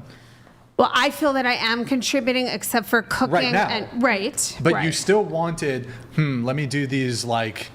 Dating rituals. Yes. I wanted to be pursued and to feel that I was valuable enough to be pursued, even though some people would maybe not pursue me because I went on too many dates. I mean, I actually think my husband's very old school, very traditional. He's 10 years older than I am, so he's 62. He's super Catholic. He's like way more conservative than I am. Like we are not the most likely match that you would, if you met us in public, I'm not sure you would put us together. In a lot of ways, but I wanted to feel like I was being courted. Well, it's funny that you say that because that's the issue with modern dating is that we have an asymmetrical problem when you go on the dating apps that women are getting 90% more messages than the men. Yeah, 100%. So it makes it a lot more challenging when a woman has, the pick of the litter and a guy is basically simping. So and it's also made it very challenging for the guy to, I think they said that the lowest amount of men ever in recorded history is saying that they don't even want to have sex. Like the amount of people that are having sex is the lowest People it's are ever having been. so little sex, period. Which is it's terrible. Crazy. But that's because the women are hogging it all up. You know what I mean? They're hogging all the guys that are actually like high value males. Only certain guys are banging all the chicks. And like the 80%, 20%. It's a very weird thing where like if a man doesn't, what is it, like 6'6", if not 6 foot, 6 figures, and 6 inches. I've never heard that. You never heard that one? I've never That's heard a real thing where girls want a 6'6". You got to have a 6 figures, 6 feet tall, and 6. So think about this: you're on a dating app. You're 5'11". Women put on the requirement, no, I'm not going to date a guy under 6 foot. So think about how many people that have swiped left on their potential soulmate, all because of an arbitrary thing about 1 inch. No, so you're like right. that's what's wrong with society. But men are also so visual and hard on women. I mean, for sure. But men can't really, like, if you're going to be an ugly man, what do you have to have, to compensate? Money. That's the only time you ever see like a good-looking woman with an ugly guy. But which you do see all the time. You do see, if they got a lot of money. But, right. Yeah. But that's the one thing as a man. So imagine this: you're in a modern dating era. You don't make a ton of money, and you're trying to hit up a girl that's getting messages from thousands of other guys. Like, it makes it almost impossible. Gotta be really chivalrous. That's what I'm saying. That is why you got. That's how you solve that. It's almost even worse though, because I think, like in the past, I'm 36. How old are you, Alex? 39. You're Really? 39, yeah. Okay. So I had a little bit of taste when I was like 18, 19, 20. Kind of prior to, Tinder came out like 2012. Dating apps were pretty bad, but I had a little bit of a taste before, like, the rampant proliferation of smartphones and social media. Granted, I think I was a senior in high school when MySpace just came out, then Facebook. Oh my God. So, but it was just the tip. But now, back, and probably even before I was dating, it was kind of the norm that people, my understanding was, it was kind of the norm that people would kind of date one person at a time. And because I don't think people were meeting as many people as they were, because there weren't dating apps, there wasn't social media. Instagram's definitely a dating app. Slide into people's DMs, whatever. Yeah. But it's like, it would be kind of weird to be like, dating all these different look, to be fair, Sex and the City came out in like the late 90s, and them chicks were crazy. I don't know if that was like an accurate mapped on representation of NYC dating in the 90s or whatever. Probably was. I'm not saying like people were super pious in the 90s and 2000s, like people were hooking up, doing all that stuff. In fact, I think people were having more sex in the 90s than they are now. Definitely. But I think that it tended to be more so like you meet somebody, you give it a chance. If it works out, great. If it doesn't, next person. I agree. Now people have rosters, they're juggling. It's all disposable. Everyone's you just swipe through. Well, the internet did ruin it, because like when Facebook went from where you had to have a college account to where anybody could have an account. Going back to what I'm saying, Facebook, do you remember when it used to be you only had to have a college account? Yeah, you had to have the email. So once they changed it to where everybody could get on Facebook, that was a huge thing, and all of a sudden divorce rates spiked, because all of a sudden people could connect with their old high school sweetheart. They didn't have a way to connect. That is so common. I know. So many divorce couples where that's just skyrocketed when Facebook first opened up to the public. My mom actually, before she asked for a divorce, my dad sent her to Key West for her 40th birthday. And she banged her ex-boyfriend? Well, she came back, asked for a divorce, and then started dating her high school boyfriend who was stationed in Key West. There you go. There you go. I knew that. How do we know that? Yeah. No, the digital dating, I think, is really bad for connection. It's not authentic. But yeah, to my point though, I think, look, maybe in the 2000s or, prior to Instagram, prior to dating apps, maybe these dating traditions made a bit more sense. But like, there's this other thing. And again, I think most women, when they go on a date, I'm not sure exactly where their level of interest necessarily lies. But I think there was a study done on these things called foodie calls, where instead of booty call, foodie call. Yes. They get the free dinner. Something like 33% of women have admitted in the past 6 months or a year to have done a foodie call where they went on a date with a guy, but they didn't really have much interest in the guy. They're just like, that's bullshit, though, Brian. I Brian, what you were saying, I just want to be nice, because at first I'm kind of like, Brian, I don't know if chivalry is that big of a deal. Like, I can see how there is not the female version of it, but like, opening a door, it just seems like almost just being polite. But you are right. There are women that are so sick, but there's actually a thing called being a hobosexual, and they say you're homeless, and they'll date you for a house. Dating like, people if you're a homosexual or a foodie call, fuck you! Like, get a fucking job. I'm not trying to just go on my own, a soapbox right now, but that is so ridiculous. Did this happen to you? Like, no, but I know you're traumatized somehow. Mad that if they're actually just going out with me just to get a free dinner, that pisses me off, and that's why you should always go to somewhere that's like,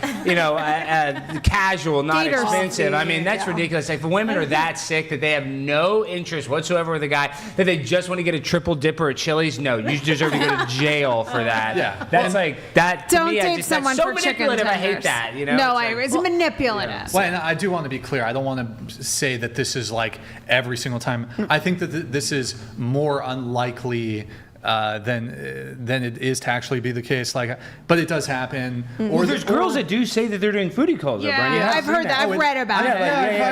I've never heard one person I know admit to doing that. Have you? Have any of you? I've never guys? even heard of that. Well, I know there's girls online that have posted that where like I've been on 5 free dates a week. I think some like New York Post wrote an article. That's gross. That's gross. Well, That's shitty. I think there's a difference though. I think sometimes women, even if it's not like a conscious foodie call, I think sometimes women will go on a date with a guy where there's like really, really low levels of interest, and they're like, I mean, look, you're giving the guy the shot, I guess, but I think sometimes you women will just like, you'll just go on a date.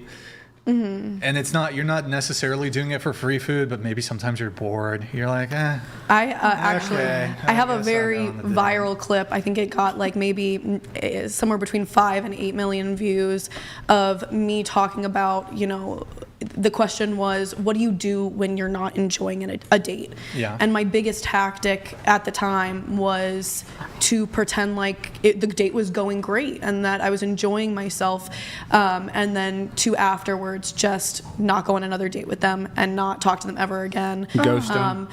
You know, I mean, ghosting should be illegal. Yeah, but I mean, and this would just be a first date. I wouldn't continue this on multiple dates. But for me, at the age of 19, when I was doing something like that, 19 to 21, I was partially like really it was hard for me to communicate how I felt to people, and I was also really scared of upsetting people. So I was doing it more so to keep peace, but the reaction that I got was that I was doing the foodie kind of thing and that I was being mean to them. But my, you know, trying to make the date feel as good as possible was me trying to put in as much effort as I could and be as kind as I could, even though, you know, because sitting at a date and being like, you know, I'm really not enjoying this, I'd like to go home, that felt like that would be a slap in the face to the guy. So I wanted them to enjoy it. Well, I don't think, okay, just because the guy pays for dinner, you don't owe him continuity of like anything. You don't owe him another date. You don't, like, it's fine to go on a date with somebody and it's not a good match. Yeah. That's fine. I mean, I think it's actually the polite thing to do. You know, you go on the date within the first 5 minutes, you're not really feeling it. I mean, unless he's being really weird or whatever, I think it's okay to just have a pleasant, stay there and have a pleasant convo. And we always did. Like, I feel like I'm a very personable person. But really quick, just to, I guess, finish off on the chivalry conversation, I just think if we expect men to act like gentlemen, I think we should also encourage women to embody the qualities that inspire that behavior in the first place. So it's like, I don't know.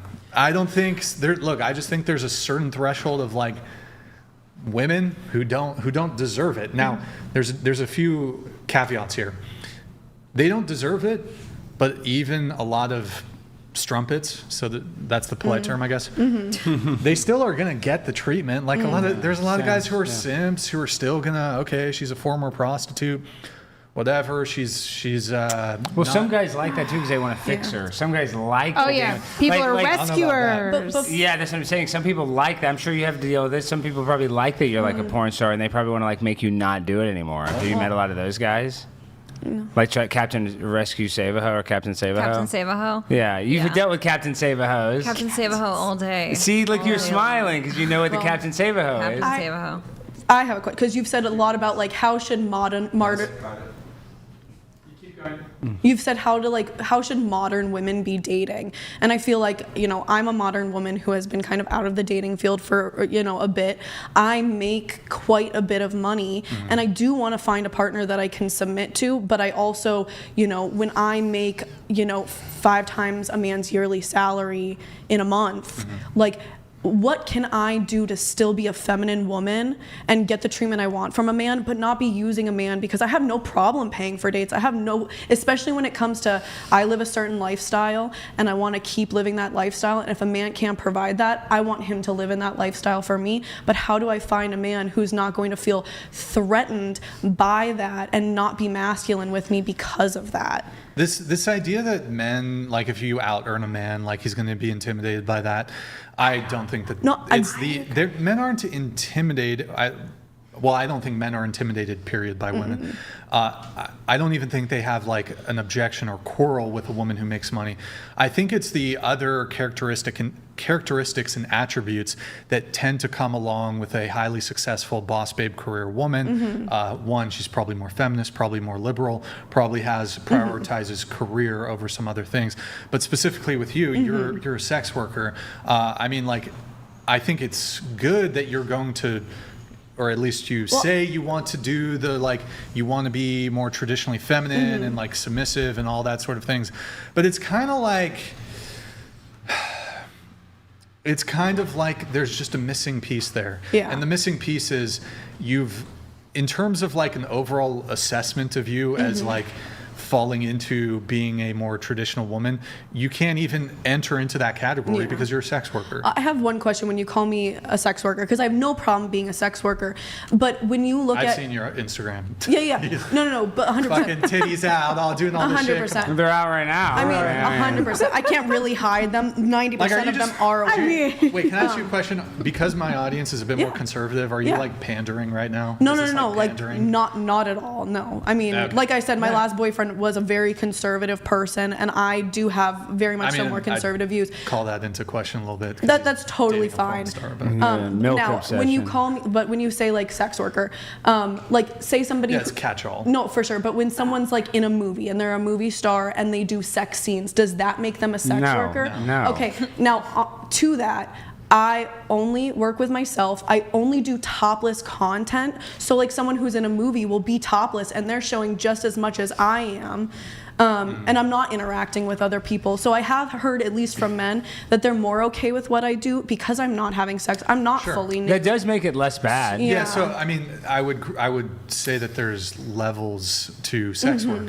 So like, you're a sex worker, but you're taking tasteful lingerie photos, and then that extends all the way to like a prostitute who does like gangbangs and like illegal, illicit acts that are like really kind of disgusting. There's levels to that shit, but at the end of the day, you're on OnlyFans. Of course. You're probably doing, I mean, guys are definitely cranking it. Not to sugarcoat. You're like, you message the dudes. Yeah. I mean, let's be honest. You have a typer. You have a chatter. You have a management who types to your like some dude in Singapore, or maybe when you interact with the men. Is that what they do? They get hired virtual assistants to do a lot of these. Like you're typing them while I have. Stop. A lot of these OnlyFans girls, the way they make a lot of their money is having an engagement with their guys. So they'll send messages, but it's not always them. A lot of these girls, especially the big girls, they have, not big like fat, like with the big followings, they will have like, maybe even they're having AI do it at this point, but they'll have a person in fucking Bangladesh or Vietnam or India, some guy who 24/7 they have somebody chatting, trying to siphon money from these guys, because these guys will send money, and if they're talking, they think they're talking to the girl. And some of these guys will do full-on romance. Yeah, usually it's the boyfriend. Usually it's like the cuck boyfriend will be like doing gay. I mean, it is kind of pretending to be a girl. That is gay. If you're a guy pretending to be a girl, it's also forcing the customers into being unconsentingly gay, because they're like messaging a guy and jacking it to a guy. They're talking to a dude, like sexting with a dude. Like, that is gay. That is so messed up. It is messed up. I will say for myself, I do have, like 7,500 people following me right now. I have like intro messages set up and certain things that you can set up through OnlyFans to send out, that are pay things. We'll just say that. Just let me, Okay. So in order for me to really put time and effort into talking to someone, I need to know that they're spending money and they're serious. And there's a lot of men who just want to see my boobs. So with OnlyFans, it's very easy to set up a way where you can send people initial messages and photos. And if they engage with that, then it's easier to then be like, okay, I'm going to communicate with this person who's going to be a money Yeah, but whale you have, for me come or on, whatever. you have a team who does that. No, I mean, Well, here's the thing. My main Even- guys know It's you. Okay. No, even I just did a live stream the other night, and like I have conversations with them on Okay, Instagram. I'm the one doing my acknowledge, messaging. regardless of what you Why would I- hold on, regardless of what you do or don't do. Yeah. By the way, even if you would have to acknowledge a girl who does have as I call them, typers or chatters. Mm-hmm. Even if she has one, she's not going to admit she has one. So yeah, why would that could be the case here. Of course. Yeah. So, Why would they ever why would reveal they? that? you wouldn't admit it, but you It's do like acknowledge. Amaret's husband did everything. Yeah. Yeah, I mean, you do acknowledge that there are chatting OnlyFans agencies. girls- There are chatting. I have 50 chatting agencies in my DMs every single day, being like, "I can make you so much money. Come with me." I've Great. gone to influencer events where the whole influencer event is just set up so that management teams can get women from these events and make Right. money off of them and take obscene amounts of money. And from then they them. romance scam a lot of these mentally ill men. 100%. Right, They do romance scam, yeah. But yeah, a lot of these OF girls are like basically duping these men into thinking And there's they a find chance. out they have a husband or something, and they'll even Most of these OF girls, by the way, they have boyfriends or husbands. all of them do. Yeah. I wouldn't be surprised if you do. So, but so the quarrel with OnlyFans, I get that you do solo content. You're not getting like gangbanged or you're not on like Blacked or whatever. Oh, God. You know, where you're like sitting on the couch and it's like 7 black dudes or whatever about to gangbang you. Ooh, I get fine. I get you're not doing that. Yeah. That would be worse, right? Yeah, of course. Some guys might be okay with your level of it, but I would take it to this other level of, well, okay, you're inducing these men into lust. I'm not even approaching this from like a religious perspective. You're inducing them into lust. There's like men are like jerking off to you. You're like, and it's actually in some ways the fact that you allege or claim that you don't have an agency. It's actually worse. My girlfriend is fucking like sexting with these dudes in her OFs. It's actually worse from a relationship perspective. I guess, yeah. That you're the one who's actually talking to the dudes. My girlfriend's like getting random dudes off and like sending them stuff. I think a lot of men don't want this at all in a relationship. Although I'm sure your DMs are full. I'm not saying. I just don't answer the DMs because, like we talked about at the beginning, like how many of these, high-profile men that reach out to me are just sexualizing me. I do want some, and that's why I choose to be single. Yeah, that's all they want. Yeah, no, and so I choose to be single because I would rather have my life like that than whatever. But I don't know how we were. I just asked like what how I should be dating, how like even when it comes to the first couple of dates, I make so much money, should I be offering when I know that I want to submit to a man, or because I don't want the twink boyfriend that I call my girlfriend. I mean, ultimately, I think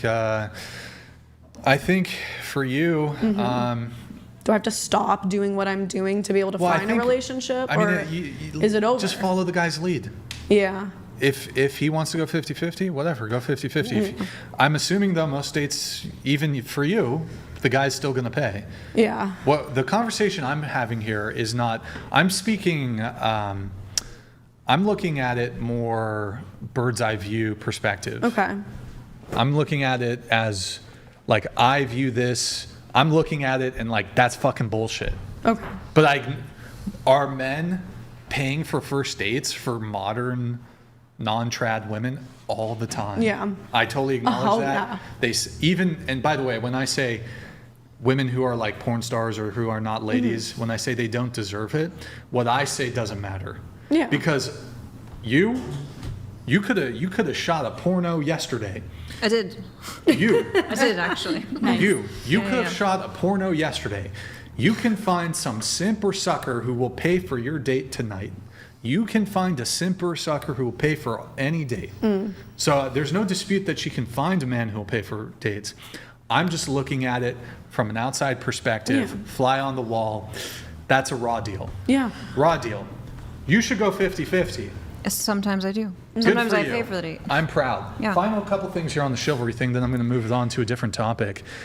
Look, I just think, I don't know. I think that women should embody those traditional qualities if you want to inspire that behavior in men. And then I guess, I don't know, men are supposed to be this perfect picture of a male, a knight in shining armor. That's the original chivalry code, like Totally. knights, right? And men need to be everything and more. But again, just what is the expectation on women? Is there any expectations? That they look good. Yeah. I mean, But that's a big thing. expectation, and it's a lot of pressure on women. Subjective. And when we talk about men getting discarded or how hard it is for them to date, if a woman doesn't look hot, she's treated completely differently throughout her life. same for men. Not with Same looks. for men, actually. No way. I think women are way harsher when it comes to looks than men are. I don't. Well, I'll tell you. Here's A how lot I of know. women like ugly guys. Well, here's how I know. Well, perhaps it's the case. Perhaps it's the case that women are a bit more forgiving on this front, and I would probably grant that to be true. However, if you look at dating apps, for example, or if you look at women's assessments of male attractiveness, you'll have, and they've done studies on dating apps, and they've looked at the data, and it's really robust. Like, we're looking at millions and millions of users. Women will rank like 80% of men as physically unattractive, whereas men will like do a more equal distribution in terms of who they will categorize, in terms of women, who they will categorize as attractive. Yeah. And you might say, well, okay, well, women are more invested in making themselves look better, so there's just there's better looking women. There's quite a bit of nuance there. But I mean, I would say that women are really harsh judges of male attractiveness. And they're actually, in addition to that though, which compounds the situation, while women are harsh judges of male attractiveness, they're very generous judges of female attractiveness and their own attractiveness. So women will often rate other women. Like, for example, they'll say Lizzo's beautiful, but if you tell a woman she looks like Lizzo, they'll be offended. You'll do this sort of thing where, oh my God, you look at like a girl's Instagram comments, and it's like, oh my God, you're so beautiful. And it could be like, I'm not trying to be mean, but it could be like, it could be an unattractive woman, and oh my God, you're so slay queen, you're beautiful, blah blah blah. Women gas each other up like that, and like men don't really do that. My comment section is straight up Indian men going, show Bob's open, like, please send pics, give me your phone number, I want to marry you now. There's no women there. If I could pull up like an average college girl's Instagram 100%, profile. yeah. And I've seen them. I pull up an average college girl's Instagram profile. Like 10 of the compliments, 20 are compliments from other women. 100%. Oh my God, you're beautiful, slay, blah blah, all this shit, right? Even if it's like the most obese. Yeah. But that's like what women say to each other, young girls. To what you said about the dating apps with, like hot guys being in that 20% getting all the women, dating apps have been made incredibly unfair. For most men, if you're not paying the dating app, you're not going to be getting the service you want. And the dating apps have made it that way so that more men will pay for the premium so that they can send their super likes and they can do this. And, it's not just the women only choosing a certain demographic of men, but the actual apps themselves trying to. Tinder used to be free. Hold on. Now I'm you can sorry, spend. I have to cut you off. I need to finish up this conversation on chivalry, and then, time permitting, later on we can talk about paying for dating apps. Yeah. I want to open it up to the rest of the panel because it's mostly been you two. Yeah, we need the Filipina. I want you, the spicy Filipina, to join in. Why are you so quiet over there? You can ask me anything. If any of the other women, you've heard this discussion about, gender roles and chivalry. I guess my final thing is on this, and I'll open it up to any other women who want to weigh in, is that I think I have responsibility in a relationship. I need to have authority then. But women, again, women want leaders. They don't want to be followers. What gender roles do women have? Part of the bargain, I believe, is if you want me to be a provider and a protector and a leader, I need to have authority in my relationship. Women don't want to allow for that sort of authority to exist. You said no. Like, let me ask you a question. In your marriage, does somebody have veto power? I think we both do. Let me change it. Who's the tiebreaker? I don't think either of us. I think it depends on the situation, but my husband does not have authority. What if there's a stalemate? Okay, so what if there's a stalemate? Who gets final say in some decision? I think some go his way and some go my way. That's the honest answer. He is not the authority. But Brian, to be fair, Colette does seem like a type. She does seem like a type A woman, though, right? She doesn't seem like a. Oh, sure. You know what I mean? I mean, so I could just see that she does seem a little more, you know. And what does type A mean to you? More not that you're masculine, at all, Masculine. but I don't know how else to describe it. You know, just a little more type A, a little more aggressive. Like it seems like you can handle yourself more. Just because I guess you are a psychiatrist, so you know that kind of makes you a leader because you have to lead couples. So it's like, you know, I feel like you're like, I don't know, lack of a better word, a little more masculine, even though you're not masculine. So I hear you, like masculine energy. I think I'm Yeah. assertive, Mhm. but I would tell you, and this might surprise you, that I do still really value being feminine. You definitely seem feminine, and so having I'm not trying to say you seem feminine trans or energy. anything like that. But you know what I mean? Like you just seem like I you're, was not you taking seem it like that you're way. a vocal woman. I you am know, like vocal. you're, I am you know. vocal, but I do want to I want to make my husband happy too. Like I don't want to rule the roost. I don't want to emasculate my husband. I'm not looking for it to be my way or the highway. I'm not looking for him to provide for me or any of those things. But when I hear words like submissive and authority, those for me make me cringe a little. That feels too far for me. Nobody is going to be the authority of me at 52. Now, I will say I was more traditional and submissive when I was younger, but I think culture has changed a lot.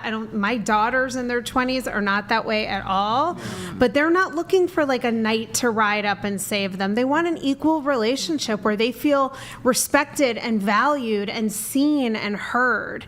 And I don't think they're looking for like a traditional man to be the leader. They just want like a good dude who's going to treat them well. And that's what I want to. Yeah, and I think that is, you know, a simple way of putting it. But I want you to comment, the Filipina, because you just got out of that relationship. So why did y'all get out of that relationship? Wait, really quick, I'll have her answer your question, but really quick before I have her jump in, you said it's cringe, like obey, submissive. Yeah, I'm like, yeah, that's cringe. Your job's amazing. Your job's amazing. Submissive. Well, I don't think that's cringe for a woman to be submissive. I mean, I think there are some Yeah, roles, it is for me. I'm just speaking for me. The word submissive, to me, that makes me feel like I'm losing my power. Yeah, I think the word submissive is very misunderstood. Yeah, it is. I mean, it means to submit.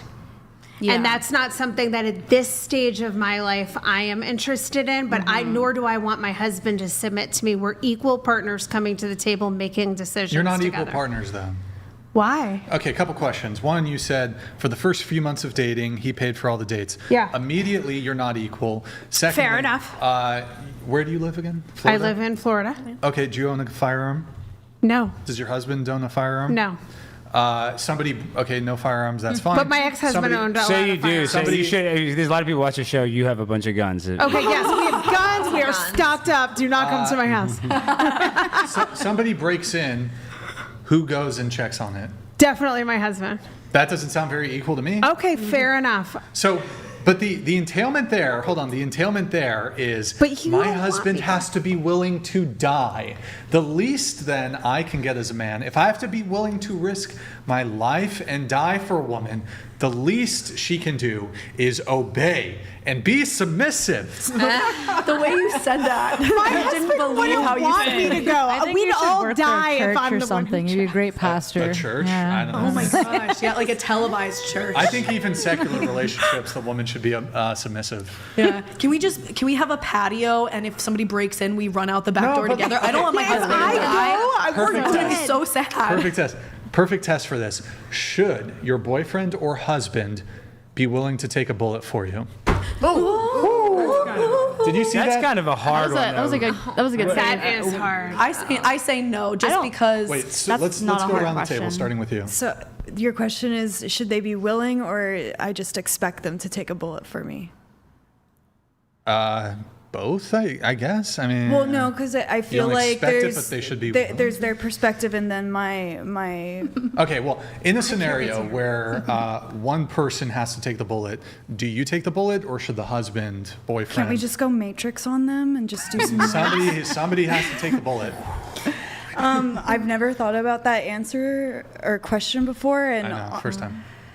Like I guess like in that scenario, I don't have an answer for you. How about because this? It's like what's if the somebody scenario? shot at you guys, and instead of your husband like Alex is my Like if wife. he used me as a human shield, Alex is my wife put me here. in front of me. And I protected it. I grabbed him and brought him away. I can see Let's it get now. the wig for him. Well, but in your scenario, and- it's not and- necessarily they got shot, they're protecting me, right? But instead of protecting you, he scampered away out of fear. I mean, if he's scampered away, that's not the kind of man I'm going to be attracted to, so I don't even see us getting to that Gives you the ick. stage. Gives you the ick. Go on. I wouldn't say it gives. Quick answers, please, so I can get the other girls I in. can't remember what the scenario was. He's pushing me in front, or he's just running away. Ew. No, I'm he's running like- away. He's using you as a Well, body you shield. could either answer the original bullet question. Okay. Should he take the bullet, I don't or think so. should he like protect you, or like would you lose attraction or whatever? If I'm getting shot, I would rather die, because if a man takes a bullet from me, I'm going to miss Okay, the man I great. love. Next, He should take a bullet. he should love it. Thank you. Simple. Yes. Yes. What? He should take the bullet. Okay. 'Cause, yeah. I think it's kind of situational. Okay, great. What's the situation? You're I getting don't know. shot What at. is the situation? Why You're are we getting getting shot shot? at. I don't know. Shouldn't we Someone's both breaking run? into your house, and If I'm you want your man to stupid, protect where you. I'm not going to run and he runs, that's on me. Like what? I don't know what this. Okay, how about this? Why didn't I somebody run? breaks in, and And my boyfriend's a cop. Like why are we running? Oh my God, bro, you're overthinking this fucking. What about you're getting jumped on the street? Getting Like, jumped on the street. Do you There's want your one man bullet. to protect There's you? one bullet. I have a child, so I would hope that maybe he would go and take the bullet. So he dies. Okay. Yeah, I guess. Okay. Yeah. Yes, I would want that, but I would also take a bullet for him. Right, but in this scenario, only one person can take the bullet. I get that you would It's do him. it too, but She has kids. who takes the bullet? Well, he has kids too. I would take it. The intruder. We team up on him, Mr. and Mrs. Smith style. But who takes the bullet? All right, fine, you win you. The guy. Who takes the bullet? I would say the guy. The guy takes the bullet. Yeah. So okay, now we're kind of getting to the meat and bones here. So women will even say, you know, I'm kind of a traditional or less traditional. But when it comes to protection, like if, for example, if my girlfriend runs away scared at something, my like attraction towards her doesn't diminish. Right. Like cowardice in women is not going to really be like there's you can be a coward in other ways, like betraying your family in some way. That would be cowardice that might change your assessment of your partner. But like cowardice in terms of like physical violent threat, I'm never going to look at a girl and she screams, ah, and she freaks out, don't care, won't be less attracted to her. If you're with your boyfriend and he cowers and he screams and he's a bitch in some physical confrontation, violent confrontation, whatever, maybe he sees a spider and he screams, you're like, damn, pussy dried up forever from that shit. Wait, that's a fact, and I didn't plan this. Babe, come here real quick. She's going to have to make her cameo. Babe, do you know the story that I'm referencing? Come here real quick. Tell them the story that just happened that I'm referencing, and I have not told you anything that just happened, and how did I react, and how did you react? No, to the ice, at the ice facility. The black dude. Oh, yes. We went Wait, lean into the mic here. We went to the ICE facility in Chicago to see if it was actually crazy or not, and there was this black guy that did look a little sketchy. He scared And he me. had said, and the guy had said a bunch of inflammatory stuff about Charlie Kirk. Yes, and he had reached in his pocket, and I got scared and took a step back, and Alex He acted like it was a gun. Like we have it on camera. I didn't even post that part, but he's like fiddling around, and he was definitely pretending like it was a gun. Yes, I'm but- not even kidding. And he noticed that I had noticed that, and he was like, "Oh, don't worry, it's not anything." But- As soon as he started like fiddling around, because him and I are arguing, and all of a sudden he's like reaches in her thing. You're gonna think it's fake. This is real. He reaches in like this, and then she starts scampering away. I get closer to the guy because I think if he's about to pull a gun, I'm about to just jump him. You know, I mean, I don't have a choice. And so I stayed right there in the situation, and she ran away. And he's like, "Oh, you don't need to run. It's not a gun." So, I mean, I do feel like in that situation, yeah, I would have taken a bullet. So. But. I thought that Alex was talking about the cockroach thing, so I'm terrified of bugs. And he like kills them with no problem, but I like want to start crying if I see a cockroach. A spider or anything, I kill that it. happened the other day. That's why I was like, wait, the cockroach. Yeah. Thank you for making an appearance. Thank you. Yeah. But to that point, I guess to finish off there is when we're making assessments of partners, like a woman who's gets scared or fearful in this sort of situation really isn't going to have some sort of negative consequence or negative impact on the relationship. But a woman witnesses her boyfriend or husband be a coward in this. It's like devastating. The relationship's fucking over. Relationship's over. I've heard stories like a girl sees her boyfriend get beat up, and I mean, it depends on the circumstances, but like he's just, I don't know, gets his shit rocked, and it's like she loses attraction for him, whether consciously or subconsciously. This does happen. And I guess what I'm trying to say here is that there is then an expectation here. Well, actually, one more question to really nail the point home. The sidewalk rule, chivalry. Should the man walk closer? If you're walking along a sidewalk, should he walk closer to the road, the street? You know that thing, like Oh yeah. I prefer that. Me, yes. Yeah. Obviously. Yeah. So I mean, look, yes. What about you? I didn't even know it was a thing until it was pointed out to me, and yes, because it But you does prefer physically that? make. I don't have a preference, but I have noticed most men do have that preference, and it makes them feel more confident Like about they'll going put out. you on the. I have been on the outside of the sidewalk, and they have been like, "You need to switch," and I was like, "I do," Right. and then because I don't think that way, but men. And that's what I was alluding to is that a lot of times, like a man running away from a bullet, to me, that comments on the type of leadership he carries. Okay. I would say I prefer a man to have me on the inside. When I'm with a man, I want to turn my brain off. So if they're on the other side, they can see if a car is about to hit us. Right. What? Go ahead. Yes. Yes. Yeah. Yep. You want the guy to observe the sidewalk rule. What about you? I also think this applies to like children too. Like even whenever I'm just out with my child, I always put her on the inside. So I guess maybe. So are same. women children? No, but okay. I mean, Whoever the But you put your children on the inside. yeah, whoever the protector is, Okay. like that's who should be on the outside. Right. Okay. Your thoughts? Yeah. Yep. Sidewalk rule. Sidewalk. Yes. So what's so interesting to me is you have an issue with submissive, obey, but a lot of these things we just sort of take them for granted. The bullet thing, the guy running away thing, the sidewalk rule thing. The ultimate manifestation of a man protecting you is to die for you. Women expect men to I know it's rare, but the expectation is there, whether consciously or subconsciously.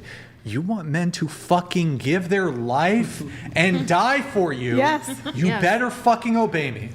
You better be submissive. If I have to fucking die for you, you better fucking be, you better obey, you better be submissive. Fucking, you can't nag me. You can't nag me. You can't, shit, I don't know. No, but the goal is just to find a man that I feel like I can listen to him and I can trust. Because there's so many men If where it's like. the man you pick, you should listen to him. Yeah. If you pick him, you listen to him. Listen to him. Like, so if he disagrees with what you want to do in your life, you should obey that. But why did you pick him if he disagrees?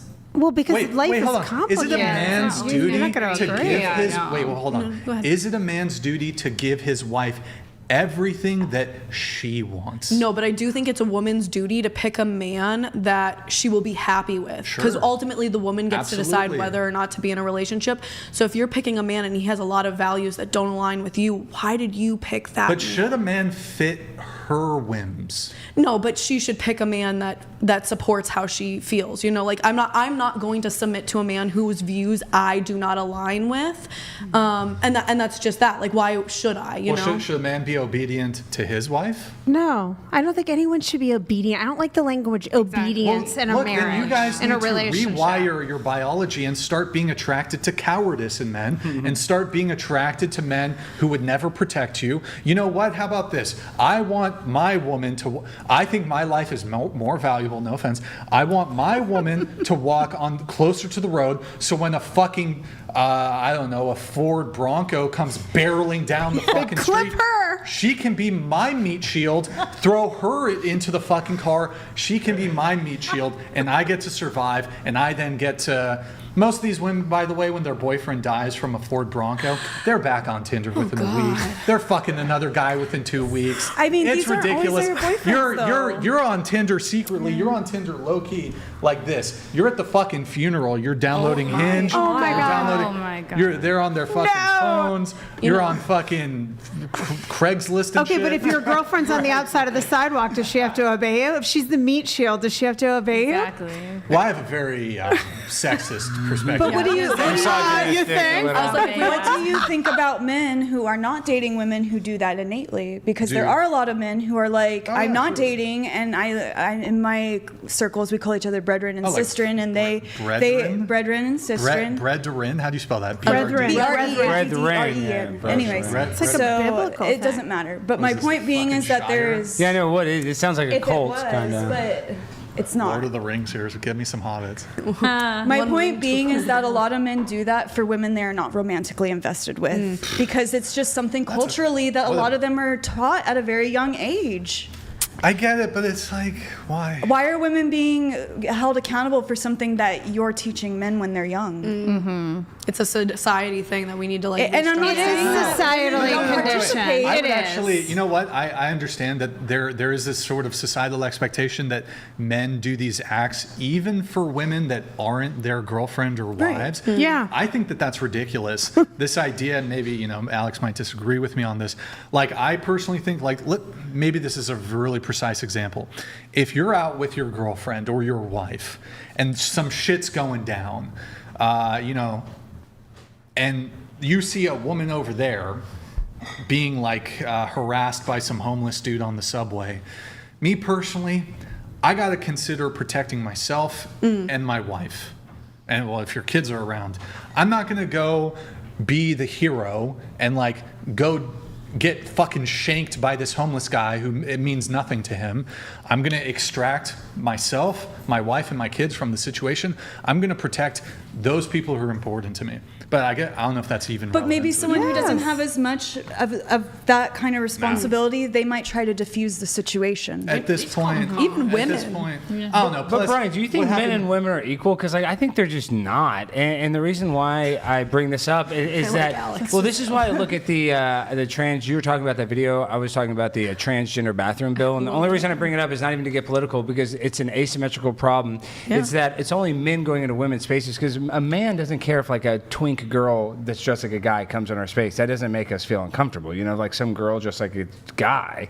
But a guy in a girl's dress does make them feel uncomfortable. So it's we're just two different people. The idea of equality is impossible. 100%. I agree with that. That's what Are the predators women are the prey? Yeah. I mean, there's so much violence against women. It's insane, you guys. We have a couple chats we need to let through. Some of these came. I need to apologize to these guys. They came in a while ago. Message from the government. I'm sorry. I missed these. George donated $200. George, I apologize. They're coming in. In many indigenous tribes in olden days, the men protected, built, and hunted. The women maintained the camps, cared for the children, and cooked the food. Both knew their duties and never complained. Well, that's kind of what I was saying, though, Pacey, is because the women stayed at home, they kind of ran the whole... the home... They kind of ran everything back then. It's like a whole We thing have Adzils here. Thank you, Pasty. Sorry for the delay. Sorry for the delay. $200. I'm sorry, guys. Chair 3 out here saying men hard on women? Please. Of course that comes from a woman. It's that time again. What is everyone's favorite Michael Jackson song? I love Michael Jackson. That's one conspiracy. I don't know how deep you guys are into conspiracies, but there's a documentary called Leaving Neverland, and it was about this guy, Wade Robinson, and James Safechuck, who both said that they were molested by Michael Jackson. And one thing I want to say, I'm a big Michael Jackson truther. He was killed by Conrad Murray. That's the doctor that went to jail. But Michael Jackson was investigated for 19 years, never convicted by the FBI. And the guy that was in the documentary that said that he was molested by Michael Jackson was the lead character witness, not once, but twice, defending Michael Jackson, saying that he was never molested. And I know you're going to be like, well, what kind of old guy sleeps with young kids? First of all, he had Arrested Development. He was, became an adult at a very young age. And he did sleep in that room with Macaulay Culkin and Corey Feldman, and both said that they were never sexually molested. So my point is, I don't think Michael Jackson was a pedophile, and I will take that to my grave. I agree with that. I actually did a report on Michael Jackson in 7th grade and all that stuff, and how he spent millions of dollars helping kids in Africa too. God, he actually loved children. He did. I mean, they were just looking for money, these people. 100%. I think it was pretty crazy. I actually have an anecdote. I actually went to Neverland Ranch when I was a kid. 12? And I met Michael. Not. And Wait, he was you cool. met Michael Jackson? Yeah, I met Michael Jackson. Okay, time out, because I'm not just saying this because I love Michael. I think he's one of the greatest pop stars of all time. And I actually was going to dress up as Michael Jackson to go to the No Kings protest and be like, I'm the king of pop, but I didn't. Now I should have, now hearing you guys laugh about it. But you met him. This is what they say. One of the guys that said that he was molested was a kid that, before they said they got molested by him, said that Michael Jackson cured their cancer. Now, you can look it up. There's a documentary that debunks all this. You can look all this up. I'm not making it up. I know it sounds far-fetched. But they do say that Michael Jackson had this aura, Brian, that like if you just like touched him or got near him, did you feel that aura? They say that this is what like just normal people said, that Michael Jackson had a special aura around him. Did he have that? I do think there is something like famous people have this. Yeah, but they say he had it. I know. He had it. They say Michael Jackson like could cure cancer with his aura. I'm not saying it was like that, but you know what I mean. Like that's like he definitely has that's the aura. vibe that he had. You know? Massive aura, big aura, huge aura, one of the biggest. One of the biggest. No, he was cool, and he was. I mean, I met him for 10 seconds. You know. And he didn't molest you? No. 10 seconds, that's fast. You wanted him to, though? What the fuck? Maybe a little bit. What's that Dave Chappelle joke where it's like, why didn't he molest me? A lot of people, and it wasn't by the king of pop. Anyways. Okay, dark humor there. We have George again. A message from the government of Canada. Thank you, man. Pasty George donated $200.04. Chair 2, smart, self-respectful men will avoid women like you like the plague. However, many simps in the world will date and even marry you. At least you have that to look forward to. And you know how that's true? Or I know you want to respond to that, but if you guys ever watch the show My 600-Pound Life, have you guys ever seen that show? Yeah. They always have a boyfriend or girlfriend. Yeah. It doesn't matter how fat and disgusting they are. So that is one good thing for you ladies here. And I'm not saying you guys are fat and disgusting, but it's that if those ugly gargoyles, there's always going to be somebody. I understand how it's so hard to find a man.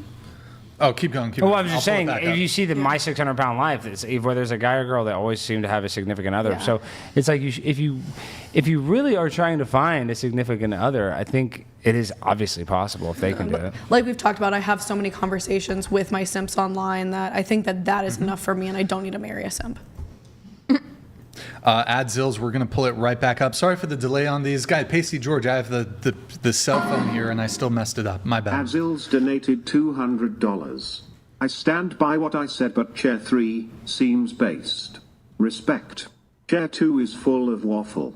Talking. Chair 1, love the orange shirt. Feel bad for you being sat next to that. Oh, shit. I find you very pleasant. What does waffle mean? I don't have an issue. The dreads. Oh yeah, I saw someone said it was smelly. They don't. Do you think they smell? Tell me. How long have you had dreads for? I am in my 12th years of having locks. Dang, okay. Yeah, so and everyone's entitled to their opinion, and I know it's offensive to some people, and that's fine. What does waffling mean? Wait, waffling is like kind of changing your opinion. Waffling, like maybe you're like kind of saying that you're only anti-OnlyFans, but then at the same time you're like a big OnlyFans. I mean, I kind of am low-key anti-OnlyFans. I started it to empower myself because my nudes had been doxxed online, and so and make money. But wait, real quick, I want to go back to $200. We'll just finish these up and we'll come back to it. I take it back, Chair 3. You ruined it. You never should have spoken on the submission talk. More waffling.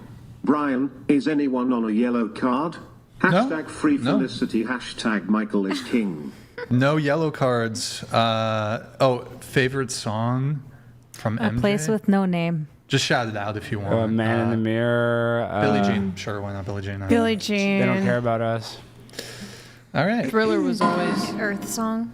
That was Pasty George donated $200. Thank you, man. Many women say what they want in a relationship or how they would like it to be, but this means they want it their way. But what about what the men want? Why are men's wants stigmatized? Why are men's wants stigmatized? Definitely not the best one to respond to that one. You're not the best one? No, because I think their wants are valid. Yeah. Especially when I want to be a more submissive kind of traditional girlfriend. Like if they want me to be attractive, if they want me to cook, if they want me to do this, I don't think that is asking too much. Sure. Adzils donated $200. Michael is the most famous person after Christ. Statistical fact, actually. Big ups for the prop. You really like Michael Jackson. Really? Yeah. You're a big MJ fan. MJ rules. Yeah. All right, Adzils. He's a global phenomenon. Yeah. But I want to go back to what you were saying though about how people say sometimes your hair is racist, and then No, I didn't say that. Don't put words in my mouth. Okay, I said well, okay, sometimes hold people on. are triggered or they don't. Offended, yeah. They're offended by it. Okay, so you said people find it offensive. I called it racist. I mean, I find lots of Excuse things me. offensive. Okay. But do I make that a big deal? No. I don't think it is offensive for you to have that, so I'm on your side, but you're making me not on your side. My point is, I want to ask the one African-American Filipina chick, is that cultural appropriation or her wearing her hair like that? Because she has faced scrutiny? Is it fair for me to say you have been scrutinized at least for that from haircut? people I do not know, yes, but it's never from African-American people? never from White people. people? Most of the time it's from. I hate this talk. So most of the time it is white people that have an issue with it, and I would say it's people who are probably less educated about the reasonings of why people wear locks. Is it racist? I'm going to state my own personal opinion, and you look great. I don't want you to feel like I'm And taking you're entitled to any your offense. opinion. Yeah. I'm not offended. So for me, I don't have an issue with anyone wearing any type of style of hair. Truthfully, like I've seen, different races pull different styles, different braids, different dreads, different locks. This is my thing as being, the only African American on the panel, is that you do need to know and educate yourself on where it stems from and where it comes from, and to respect the culture. What is the... So basically, yeah, from what I've learned from, people in my family and just people before me, that a lot of certain hairstyles were enrooted in slave runaway routes. So when people were enslaved, they would braid their hairs or have their braiders braid their hair a certain style so that they knew how to escape whatever, They were maps. Yes, exactly, like maps. And so, again, like I don't have an issue. If people want to style their hair all types of ways, like it's hair. Hair is beautiful. I do my hair all types of different. I'm half Asian, I'm half black.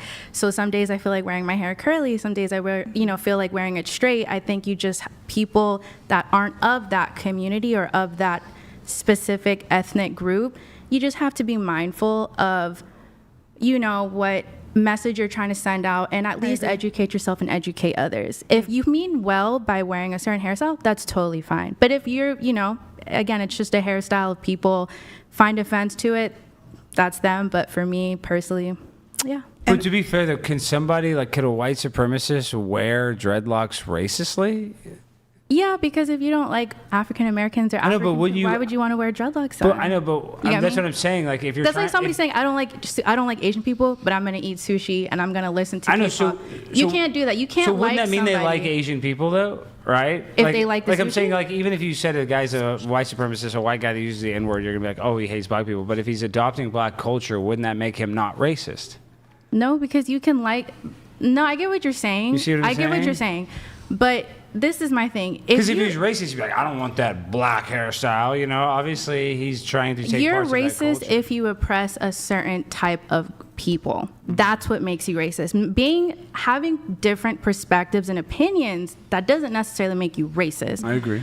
Being racist is oppressing a certain group. And it doesn't have to be just black people. It could be Middle Eastern. It could be Asian. It could be Jewish people. Jewish people get oppressed. We all get oppressed in different ways. Every single person on this planet has faced some sort of racism. I'm sure all of us have been, you get put in a category, you get put in a group. And if you don't like people because of their skin or their culture or where they come from, that does make you racist. Well, one of the guys that comes on the show a lot, Andrew Wilson, him and I, he's obviously a well-known debater. Him and I have actually debated this topic, systemic racism, and I believe in systemic racism, even though I'm conservative, and a lot of conservatives would disagree with that, because I do believe in the 60s and 70s, obviously there was laws that were racist towards black people, but now I believe laws are racist towards white people when it comes to DEI, that if you're a white person, you have to have a higher test score to get into medical school than a certain other race, and then you see other people lying on their college exams saying they're they're black when they're really not to try to get in. I'm saying, so people cheating it. So I feel like this system is racist towards white people, and that's why I'm more empathetic to African Americans and black people, because we do have a system that I believe is racist. So, and it just kind of switches. And once again, I do believe that our system, even though it does happen to races, it attacks the most marginalized people, the people that are the most vulnerable, you know? So that's kind of why black people, and now you're like, white men are vulnerable, but it sounds crazy, but in this day and age, the global population of white people is less than 8%. So actually, like on a global scale, white people are marginalized, even though they're the highest population of America, but people don't have that perspective. You know what I mean? Like a black person from America wouldn't have the perspective that whites are the minority in the overall scheme of things, so. Yeah, I believe in racism and systemic racism, and a lot of conservatives disagree with me on that. So. I did want to say one more thing while we're on that subject, because I very much was aware that it would be a topic tonight. So when I first started my locks journey, I was living in Hawaii. My hair started naturally doing it. I had already wanted to do it for about 3 years, and I was like, this is a sign. I should just experiment. So I started experimenting. I just braided my hair, and then because of the humidity where I was living in Hilo, it just started to naturally dread, and I wanted them, so I didn't stop it. And then at a certain point, you really can't go back without cutting them off.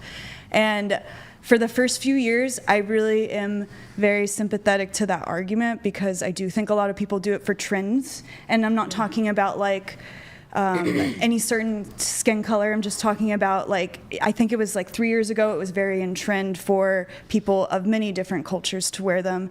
For me personally, because I've worn them for so long, I've heard every single thing that you could possibly think of thrown at me, and I just kind of roll with it because it doesn't mean anything to me. It's part of my own self journey, and I don't really care how people feel about it, as long as people like yourself aren't actually offended by it. And I'm telling you, it's never people I'm expecting to that seemed offended. The people who come up and touch my hair, they're older white ladies.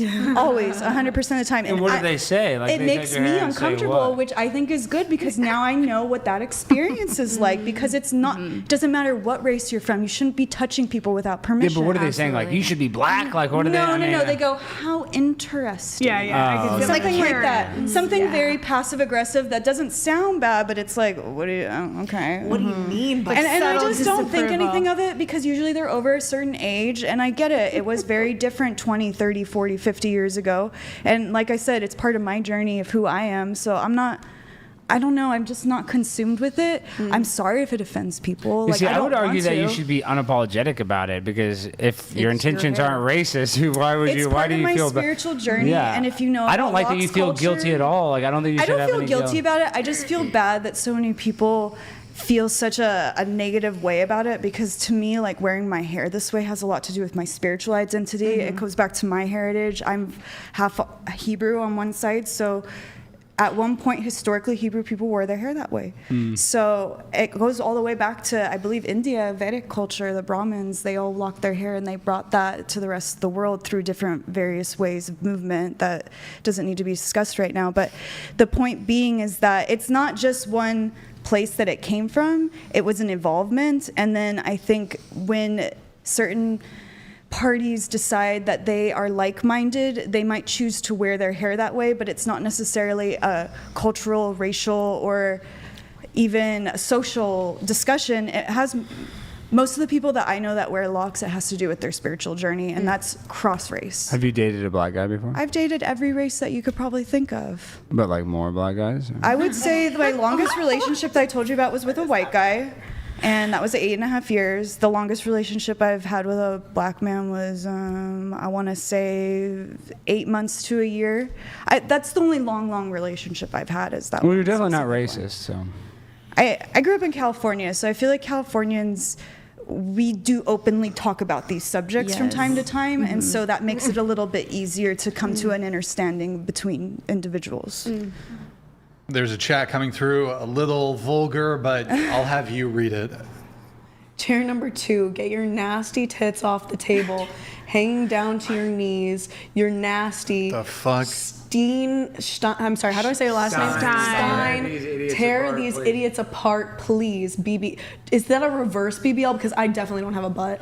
No, big booty Latinas. Oh! I forgot about that. You put a little flair on it. Big like booty Latina. Yeah, he says it in an accent. You gotta have a little Spanish. Oh, you have to have a little Spanish flair. Big booty Latinas. If everybody wants to tip $200 and roast me, I'm totally fine with that. At the end of the last one that I was on, I was like, please roast me. I love it. She enjoys. I do enjoy it. She likes the roasts. She enjoys the roasts. Yeah, it used to make me cry. Now I'm just now happy. she's a trooper. Yeah. Did you have another question for her, or was that it? Well, no, but I do want to talk to the Filipina more because you are a multicultural representation that we don't have on the panel. Is it not diverse enough for you? It's not, no, because I like big booty Latinas. So I'll take a spicy Filipina as a substitute, and I want to see a little spiciness because I know Filipino women like to talk shit, and I haven't heard you say a damn thing. And I'm guessing though, Brian, and I don't know this. I'm speculating because I don't know you that well.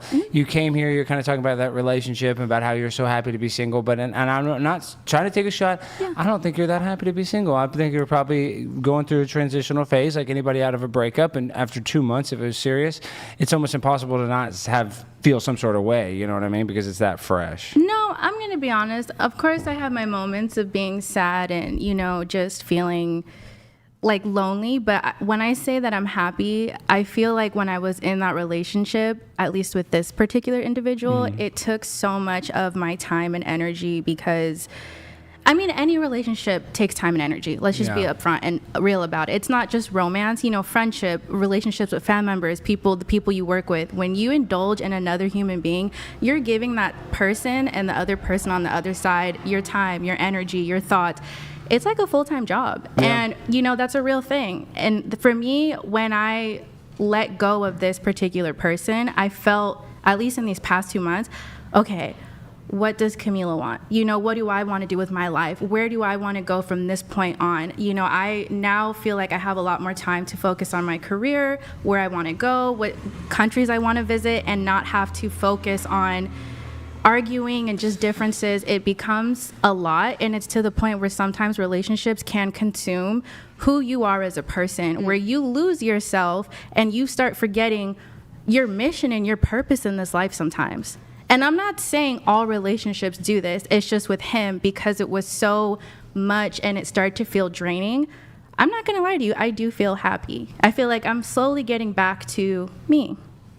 And what is your dating life like over the past few months? Have you tried to get back into it, or are you just taking time for yourself? No, I'm taking time for myself just because, again, I don't want to keep giving time and energy, especially to people that I know. If you're not the one, I'm not going to not only waste your time, I'm not going to waste my time, because it's not fair to me and or the man. If the man's seriously looking for someone and he has the intentions of dating someone serious and getting married, and I know I'm not there, why would I reel him in for what? I don't get anything out of it. You take me on a stupid dinner date, so what? I take myself out to dinner all the time.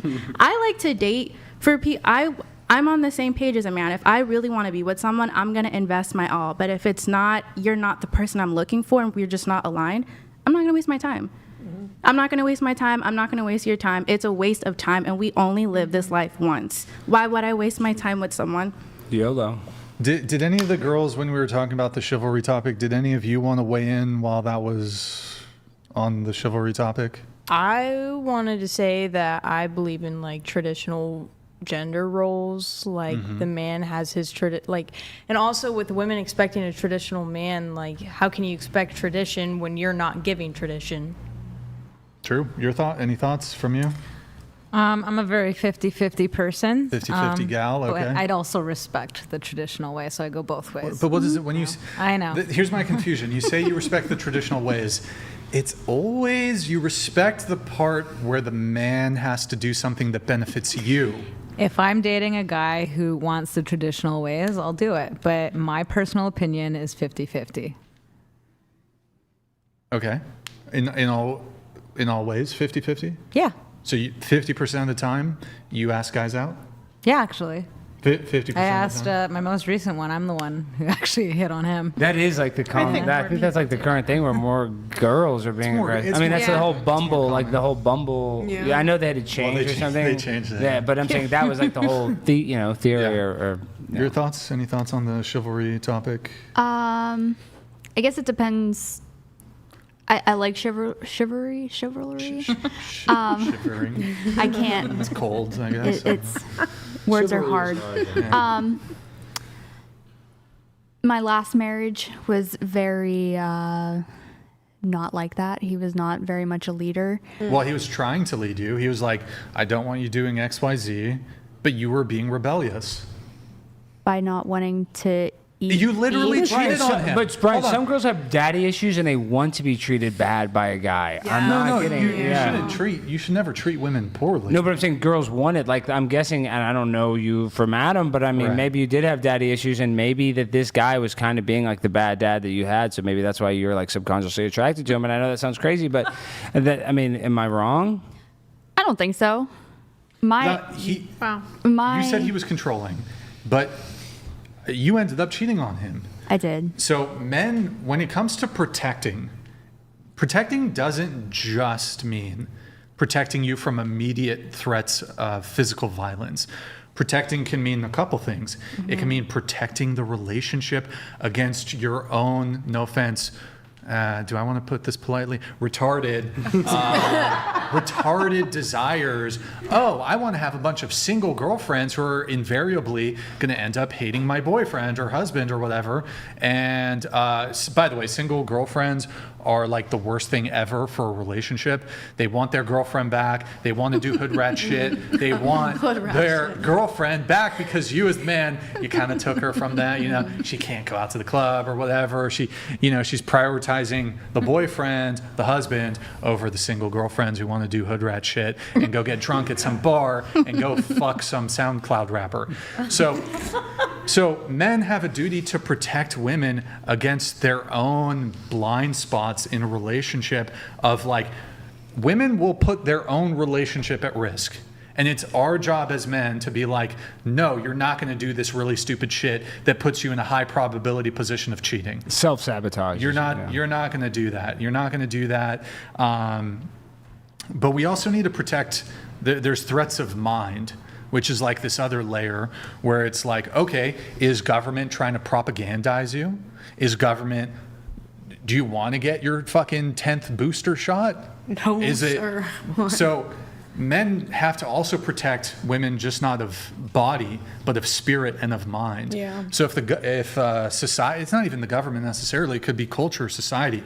What kind of messages are women getting from the media to make them feel insecure about themselves? I'm in a marriage with a woman and she wants to get XYZ plastic surgery because society has dictated to her that she isn't enough unless she gets fake tits, a BBL, lipo, buccal fat removal, all this shit. I think it's your duty as a husband to not indulge her in this petulant not childlike, but this sort of insecurity that is propagated on them by society. You need to be like, no, you're beautiful as you are. You're not going to waste my money so you can get fat removed from your face. That's stupid. That's dumb. You're not going to do that. I need to protect you from society destroying your mind to the point that you're going to go get what's it called when you get put under? What's the term? Anesthesia. Sorry, I was evading it. Anesthesia, always a risk of dying. Death when you go under the knife. Look, if you have cancer, you have some serious illness.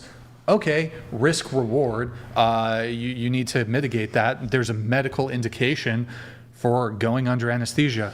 Oh, you want to get? I know you like big booty Latinas. You need to get a BBL? No. You're not getting a BBL. I'm not spending my money on, even if it was her money. It's your money. Nope, you're not spending that shit. Well, I would argue most of the time the reason why women fall into the trap of materialism is to impress other women, because men do not care. They don't look at a woman like. That's true. Hold on. So my previous husband, right? Yeah. Changed my whole political views. Mm-hmm. Based? Well, moved me. Is he a lib? Yes. Oh, okay. Well, F. Remember not vegan. He was a vegan and made me vegan. Vegan was the lib. Were you conservative before? I was. Bro, and are you now conservative again? I am. Or what more. Are you? Like I am a populist, centrist. I'm like middle. Yeah. Like I agree with a lot of conservative views, but I also agree with some liberal views. Well, I want to make this point, and I don't know everybody's political leanings, but Brian, I know there's people have different variations of conservatism, but I think the basis of conservatism, if we really just want to break it down to the most simplistic form, not being a retard. Well, I mean that's a good description, but it's less government. We want less of the government involved in our everyday life, and I think that a lot of people would agree with that sentiment. And if you made it that simplified, I think more people would say I'm conservative because I want the government less involved in my life. So I think that's why a lot of people are afraid to say I'm conservative, but really it just means I don't want the government deciding every single decision of my life. Well, be like libertarian though. And I think most people would fall into that. Which I think a lot of people confuse the yellow "Don't tread on me" flag with being like racist, but it's really a libertarian flag, which is like don't tread. The Gadsden flag? Yeah. The "Don't tread on me" is a libertarian flag. People do think that's racist. Yeah, they step on snakes. My buddy Tim Pool, people think they thought he was racist because he had that flag. Yeah, but I guess it's more associated with a bit more like right wing or even more libertarian. Libertarian, a lot of libertarian people will fly that flag, and I agree with those. It's not. There's no historical. Well, people think the American flag is racist now. They think that's right. I mean, everything. The left thinks everything that doesn't agree with them is racist. But okay, so your boyfriend, he made you a vegan and soy, I guess. Yes, and like my job, he did not like my job. Well, so if I would come home, I couldn't talk about my job because he didn't like that I would arrest people for using drugs. Oh, wow. So you're a narc. There's some issues there. Yes. My current boyfriend now is a veteran and does the same thing I do. So we can. Well, that makes sense. Final thing on the chivalry, then we're off to something else. Nick, we should play the bow video. The bow video, we'll play the bow video. This is a video I took of my ex-girlfriend. It's like a tutorial. I show future women, like, hey, this is my ex-girlfriend, this is what I expect. Like a tutorial, because sometimes it's like, you gotta put the girl in recruit mode for a little bit just so she knows like how to operate in the relationship. Are you being 100% honest when you say that you show this to future girlfriends? Or are you just they watch the show. Or are you just being funny? They watch the show. Is that a requirement of a future girlfriend? Whoever submits Look, there's a lot of I need to deprogram. Yeah. I need to deprogram my future girlfriend. Okay. I gotta unbrainwash her. Okay. And new brainwash her. Okay. With my with your ideations. Yeah. I don't remember seeing the video last time, but I want to see it again. The psychologist is loving this. She's like, this man is so dysfunctional. At least I'm self-aware, right? I can't wait to say. No, I love it. I love it. Go ahead, let's play the clip. All right, go ahead. Window tab. Oh my God. So cute. Are you kidding? Boom, huge bow, and then bow. What did you just throw at her? My sandals, I guess. Look, there's my shirt. I'm like, hey. Okay. You got to get the laundry done right away. It was after a long podcast, so I was really tired. She has my dinner ready. Beautiful. Scampering around. She cracks open a beer for me. Now, actually, you see those in the corner there, the right bottom corner, the red tomatoes. I actually dumped her because of those. That is disgusting. How could you ever just have raw? Who eats tomatoes like that? So I dumped her after I finished the dinner. You dumped her? And after we had sex, but what? You dumped her? Of course. I don't know, I've been hearing some like little tricklings through the grapevine that she dumped you. Okay, well now you're making someone's a podcast person from the opposite side of your spectrum. Said that she dumped you. The Asian woman dumped me. You, yeah. Not true at all. No, not true at all. Liar. So what was the situation? Why just legitimately the tomatoes? Because I don't believe it was definitely the tomatoes. Okay. Definitely the tomatoes. How to break up with her. But yeah, that's. Do you have OCD? Or like probably, something? Sure, probably. It definitely wasn't the tomatoes. Come on. No, I'm just curious. With everything that I saw in the video. That's sort of my Well, honestly, the dinner, whatever. I do want laundry done and this sort of thing, but the big thing I want is the bow. I come home every time I want a bow from my girlfriend. Would you ever bow? No, why would I bow back? Because it's a Geisha, sign of you respect. don't bow. You don't bow to the geisha. The geisha bows. Geisha bows to you. Yes, that's how it works. What if she went above and beyond for you and did time. everything you wanted, but even more? Would you then bow for her? No, I don't bow. I was gonna say in Japanese Oh, wait, culture. hold on. Repeat the question. If she does everything? Yeah, and more. And she's the perfect woman? Yeah. Yeah, sure, why not? Okay. That's what I'm talking. It's a sign If of she's respect, but right? like, I'm not going to get the perfect woman, so no. Well, then you just Not with that manifested attitude. that you're not going to get the perfect woman. Here, show of hands. Who here has ever dated the perfect person? There's no such thing. Okay. I would get She doesn't- crushed. she's yeah. She's right there. You better say that. No, she doesn't. She never pisses me off. He said, "I want to marry that's her." cute. I'm not gonna say she's But not. look, perfect. this when I'm talking about perfect, right? When I'm talking about perfect, Nobody's technically perfect, but right? I mean, That's why I'm saying. But perfect for you. Man, well, I see what you're saying. I think people make. I don't want to say settle, but people make compromises. Like, look, people are not going to get the ultimate in every single dimension. So if we talk like looks, if we talk personality, if we talk, in my like perfect world, like the perfect woman would technically be a billionaire. Of course. And then like I don't have to work ever. So like built into that, it depends how ridiculous we make the scenario, like how caked in, she a billionaire. But even absent her being rich, perfect woman would be like, in terms of looks, like every single metric under looks maximized, personality, everything maximized, like never nags, never argues, perfectly pleasant, submissive, et cetera, et cetera. You could buy a robot. Yeah, I was about to say You could buy a robot. She would give you I everything. wish to God I could get a robot, but Hey, come on. hey, It's just give me a coming. few years. It's Pale. coming. what is his I name? will- Pale Greg. Pale Greg. Pasty. Pale Greg. Pasty Pasty George. Greg. Pale Greg. He's donating enough that you should be able to buy. We've will, got two trust right me. here. We just need a robot one. I'm gonna get a robot. I'll get a robot. I yeah. think you deserve one. But No, behind you. but I don't understand like this idea that you want a woman who just agrees with you on everything and is just perfectly pleasant all the time. Yeah. Yes. I think you might get bored of that. No, I wouldn't get bored. You don't even want like intellectual conversation of a Well, hold on, stimulation that's in that, because well- I feel like sometimes that turns into a debate, even if you do agree. I don't want to. I don't want to debate with my girlfriend. But you're in a safe advocate. space. That's the place you do it in. I don't want to debate. With Your my relationship girlfriend. should be a safe space I where you can debate talk for my freely. job. You think I want to go? Even if it wasn't my job, I I'm don't just wanna saying argue with sometimes my girlfriend. talking with someone, having an intellectual conversation, every once in a while, it might be that you don't see immediately eye to eye, and there's a little bit of a debative type of essence to that. I mean, I would put it like this: if I could maximize the intelligence trait in my girlfriend or wife, yeah, give her like the highest IQ possible. I don't want some idiot or dumbass. I mean, for a couple reasons. I think if you're a proper dumbass, you're a liability. But I would add on to that, like if one of the reasons we find somebody attractive, like the traits that we find attractive in them, is to, and I think you can be attracted to people absent children, right? Like wanting to have children.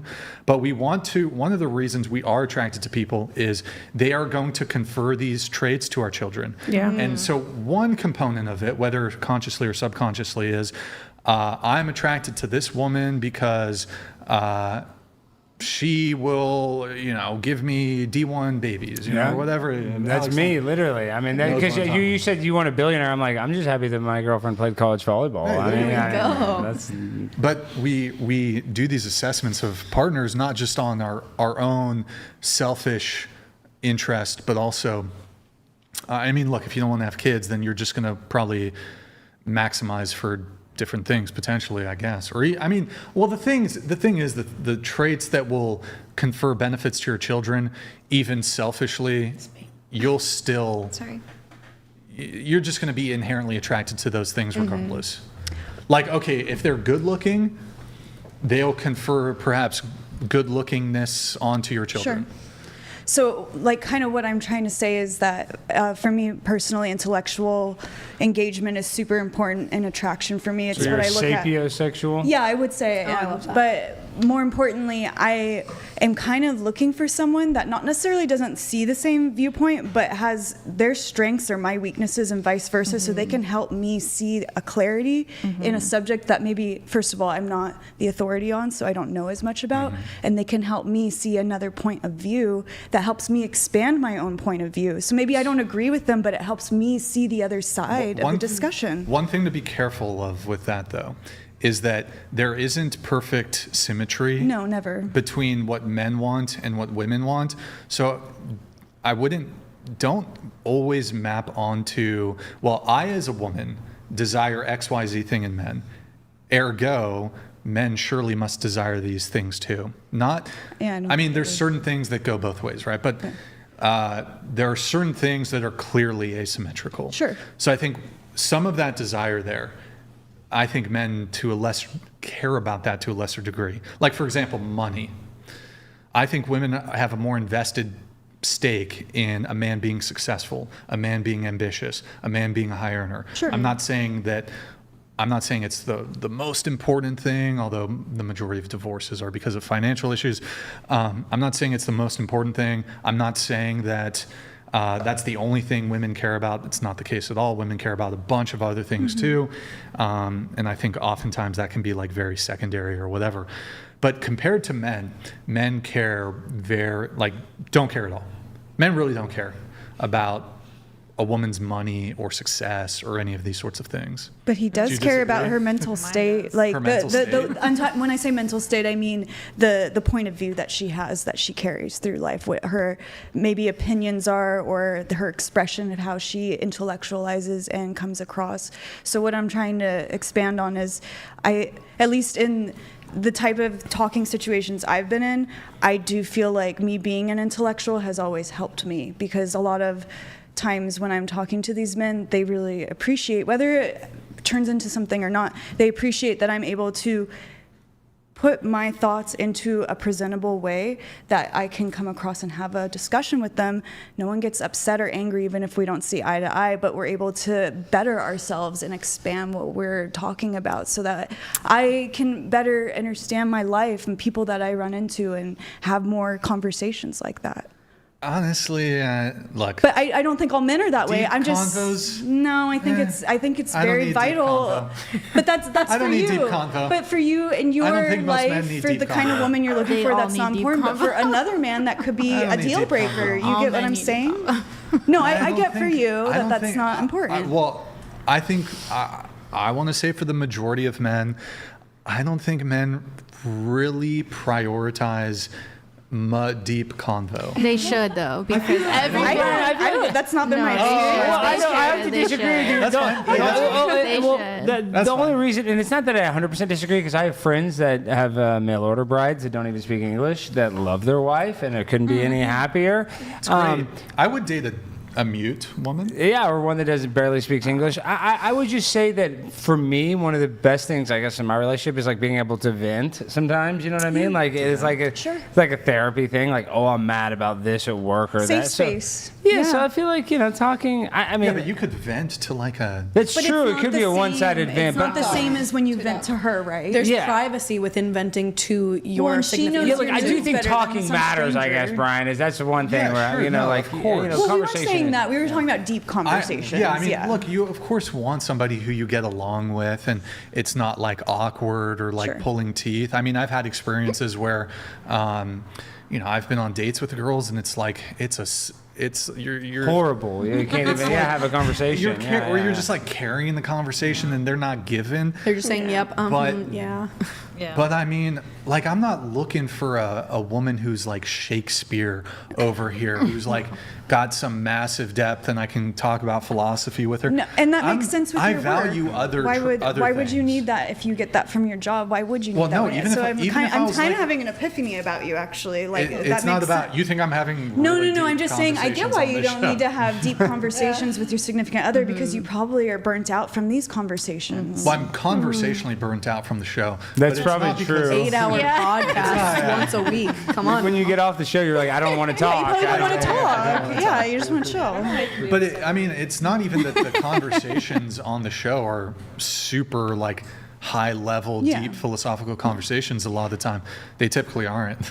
Although they're fun convos and whatever. But I don't think my job necessarily is like, even before I did this podcast, having deep convos with women was not like a high priority. Of course, I want to be able to like us to have good communication and for it to be like a good vibe. I hate to use this term, but the vibe is good. Sometimes it's applicable. But like, I don't need to have like deep convo. Sure, that's not for you. I get it. But I think a lot of men feel that way, and it Feel depends. my way? And feel your way, and I think a lot of men feel that way. I think there are a lot of men who do want an intelligent wife, but they're not necessarily craving deep convos.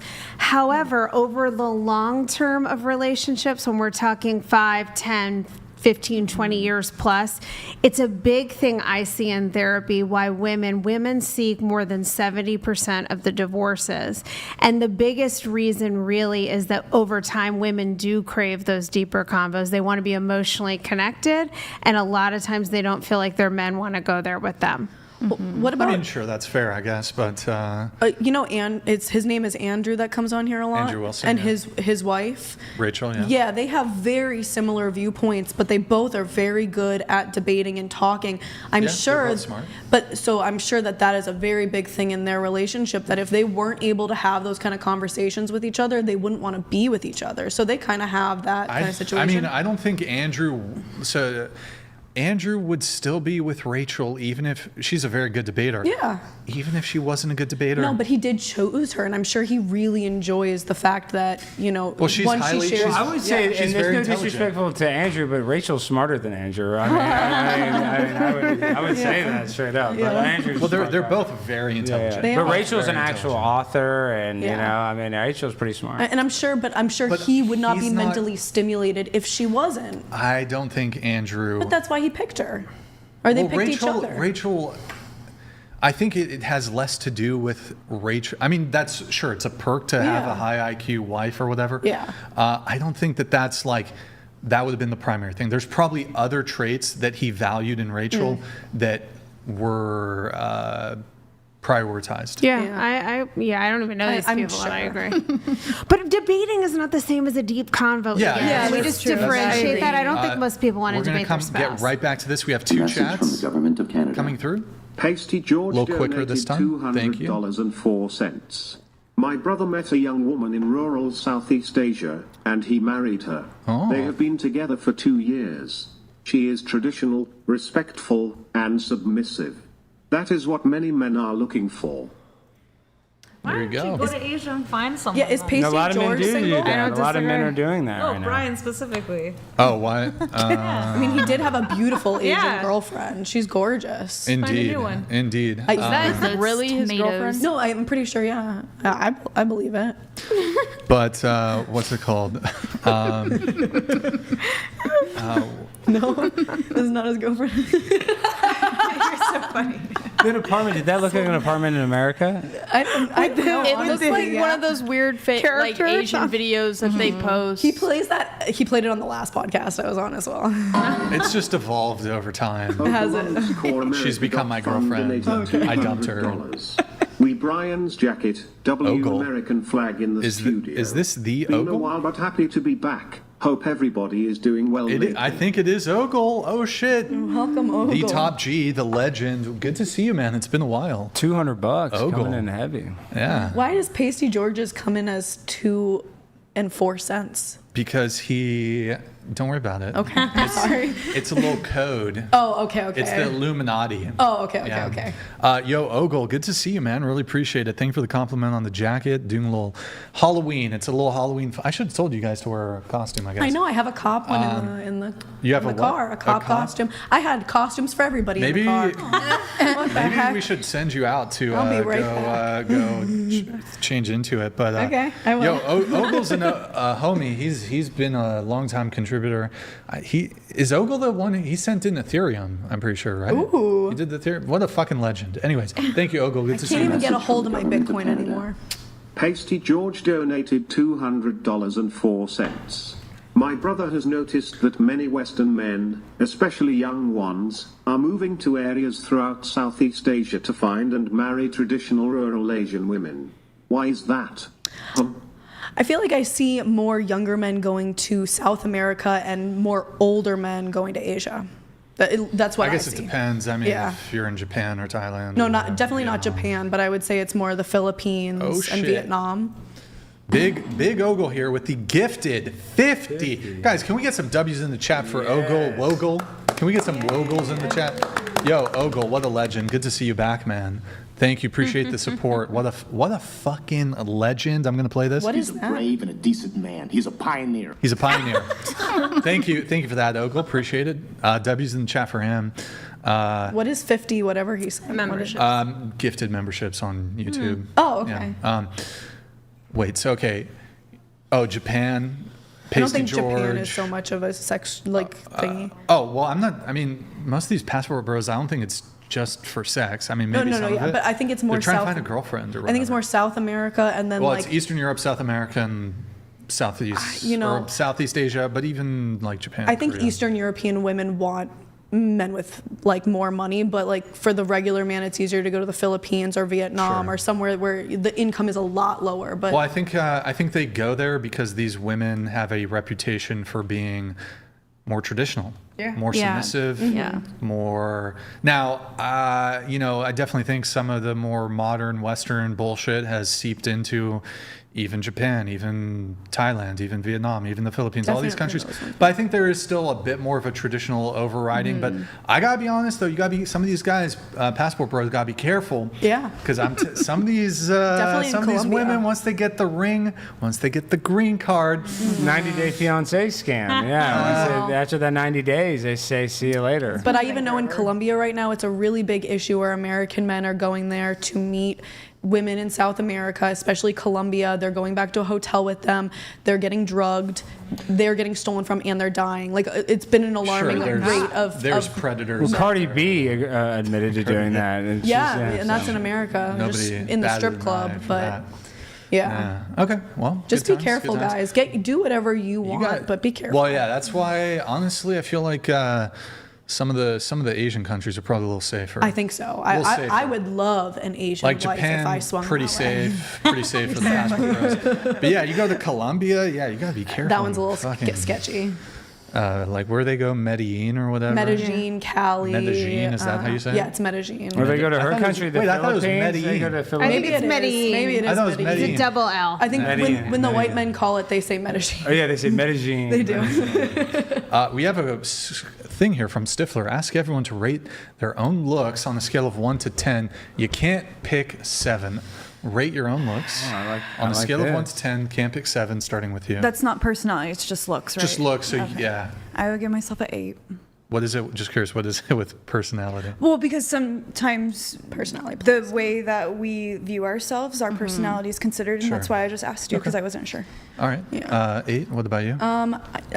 So I've also asked people before I come on the show what I should rate myself, and they say that I should say an 8, and I, What do you think then? I would have said 7 myself, but if I have to choose, I'm going to go higher than lower because Sure. What about you? I'm going to give myself a 9 for my age, a 6 for like without age. So just in general. Okay, gotcha. Well, I feel 9 like for it's age. fair I would as an definitely older say she's person. a Like if you're going to compare me to like 20-year-old models, I can't give myself a 9. But for like my 50s, For I your think I'm age. doing well. I see what you're saying. Definitely looks I see what you're Thank saying. you. Okay. Thank you. What about you? A 7.5. Can't You pick. said 7, not 7.5. Well, Those are two no different f- numbers, fractions. Brian. No fractions. 8. 8. Okay. What about you? Probably like a 4. 4. Okay. 4. 4. 8. 8. Okay. I'd say an 8. 8. I'm a 9.9. I would be 10, but I'm circumcised, so I'm missing like points. If I still had my foreskin, I'd be a 10. Oh my God, what a travesty, honestly. Yeah, somebody has that. Some Hollywood celebrities rubbing it on their Brian, face. you're or their so- facial- Probably in like perfume. Yeah. I love it. Would you try that? 5. I give myself a 5. No, I wouldn't rub foreskins on my face. Wait, what does it say, Brian? And I'm not trying to harp on you ladies, and I think you guys are trying to be modest or trying to be, not too egotistical, but a 4 is low. I mean, you make money by selling your body. I mean, if you're a 4, don't you think you'd be out of business, right? I mean, don't you at least have to be like a 6 or 7? What were you saying earlier I about do the agree with that. 600-pound woman having a boyfriend? Well, I'm just saying, if you really think you're a 4, then, I mean... Yeah, I feel like you wouldn't be doing sex work because you'd be like, I'm a 4 who really wants, you know what I mean? I feel like it takes confidence to do sex work. Maybe it's like a comparison thing where it's like there's so many beautiful women in the industry that there's like a comparison thing going on. I don't know. Yeah, maybe. That's not really it for me right at the moment. Honestly, I'm just like a What is 4 like that? today because I have like a breakout right here. My skin's bad today Oh, and yeah, I I feel kind of see oily and bloated. So it's like a 4 today. Bloated. Oh, so what's the average though? Like like a 4 or 5 Oh, maybe. okay. Yeah. But occasionally, I have those days where I'm a 10. Some of those days. I guess. It's a spectrum. Good shit. Okay. All right. I mean, nothing too crazy here. Was there a lot of 8s though? I know 8's the new 7. Yeah, they're gonna have to eliminate that number. I think some of you were a little generous. All right, with back your in own rating. April, I would say I was more like a 9. In April, what happened? I was 130 pounds back in April. Now you're I more. was in a car accident, so I haven't been dancing, so I'm now 169. Yeah. Wait, so how tall are you? How tall? 163 centimeters. What is that? 5'3"? Canadian. She's Canadian. Oh, yeah. I'm like, what's the centimeter? I was about to be like, what the fuck? Yeah, me too. I'm like, what's happening? How do you know how many We're gonna centimeters fucking you are? annex- We're gonna fucking invade Canada. We're gonna annex it. This is ridiculous. Centimeters. We need to introduce some fucking American. I heard fucking it. patriots. She's like, my boyfriend's penis is 95 centimeters. Like, Sounds huge, but it's centimeters. Wait, so how tall are you? 5'3". Okay. Oh, that's the same as me. Okay. Yeah. You said you're 169. Is that right mathematically? Like, I think so. I'm Yeah. 5'3". Someone send a super chat. They took our Probably phones about away, so I can't look. And so you were 130 when you were dancing. Now yeah. you're 169. That was literally April this year. Yeah. in that car accident. The car Yeah. accident. No, I can show you guys pictures. It's very depressing. Like, Yeah, that's hard. You got to get on that Ozempic. You sit got on to your get boat. on the Zim. I don't want to get sick. I don't want to look like Ariana Grande. No, you understand that. And some people are like going blind from it. Yeah, I don't want that either. Jesus. I'm already half blind. I'm sorry for Yeah, what? you might not want to get on it. Ozempic. That's because We're having a camera difficulty, but I'll address that in just. Is it the center cam again? Yeah. Nick, without moving that top camera, just try turning it off and on. The actual camera itself. I don't know. You guys probably see it on stream. One of our cameras froze. Not a big deal, but all right. We have. Do we have the gender swap and the? I love this. The age. Let me do it. On the last one, but we had to get age. So really quick, going around the table. I don't know, chat. There's some 8s and 9s and shit. I don't know. Should we? Yeah. What is the How chat? about you know think what? of Fine. us? I'll Can say the one chat thing. rate I'll say us? one thing on the rating thing here. I think I'm not gonna pick on anybody, but I think there are a couple elevated ratings here. I guess my question: why don't average women just be like, you know what? I'm average looking. Because you wouldn't let us pick 7. That's the average. No, average is 5. Average would be 5. Yeah. 7's a good. 7's really good. Like you're good. You're a good-looking woman if you're 7. Yeah. But why not be excited that people think they look good, Right. even if other people don't? Like, that's good Exactly. self-esteem. Just I'm not be excited by confidence. that. That doesn't excite me. Why? Why? It's the opposite. He's of a excitement. purist. He needs to. It's just You want purist, people yeah. to feel like they're not that attractive? No, I want people to just accept Realism. Well, women do have higher standards Yeah. than men. And I think that's probably because they have a false sense of, security or a false self-esteem. I find most women to be incredibly insecure and hard on that's themselves true, more too. than they're overinflated thinking they're hot. I know, but it stuff. sounds crazy. Like a person can be incredibly insecure, but also really picky. I know that sounds wild. I think that's very accurate. I know that as I've gotten older, I don't look as good as I did 20 years ago, but I rank myself higher now than I would have because I have better confidence. But I could argue that the more insecure a girl is, the more picky they are going to be because they're going to feel like they're less than. They're going to feel more secure, so they're going to feel like they need more in their partner, so that they would actually maybe be more picky. I don't know.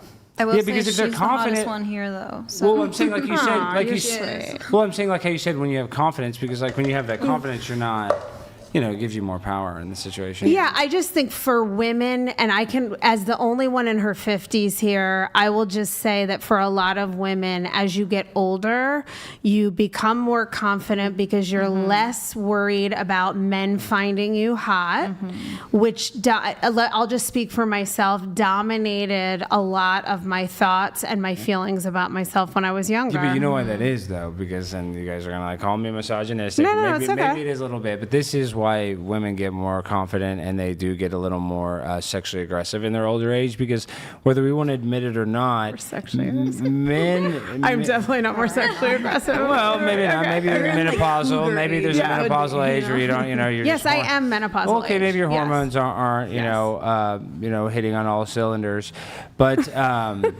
wait, what was the point I was just making? Yeah, the word menopause comes up and things shut I know, down. now all You're of a like, sudden, your brain no. is just like, No. What I'm saying is the women that are older are more sexually aggressive because their value as a woman, I hate to admit it, it's not like wine. The older you get, the less your value is. Your value goes down with on a age. societal level, On a but there are societal definitely level. people who still value women who I are older. agree. I agree, but I think that's kind of why women are forced to be more confident, because you're like, hey, look. Well, confidence isn't something you can force.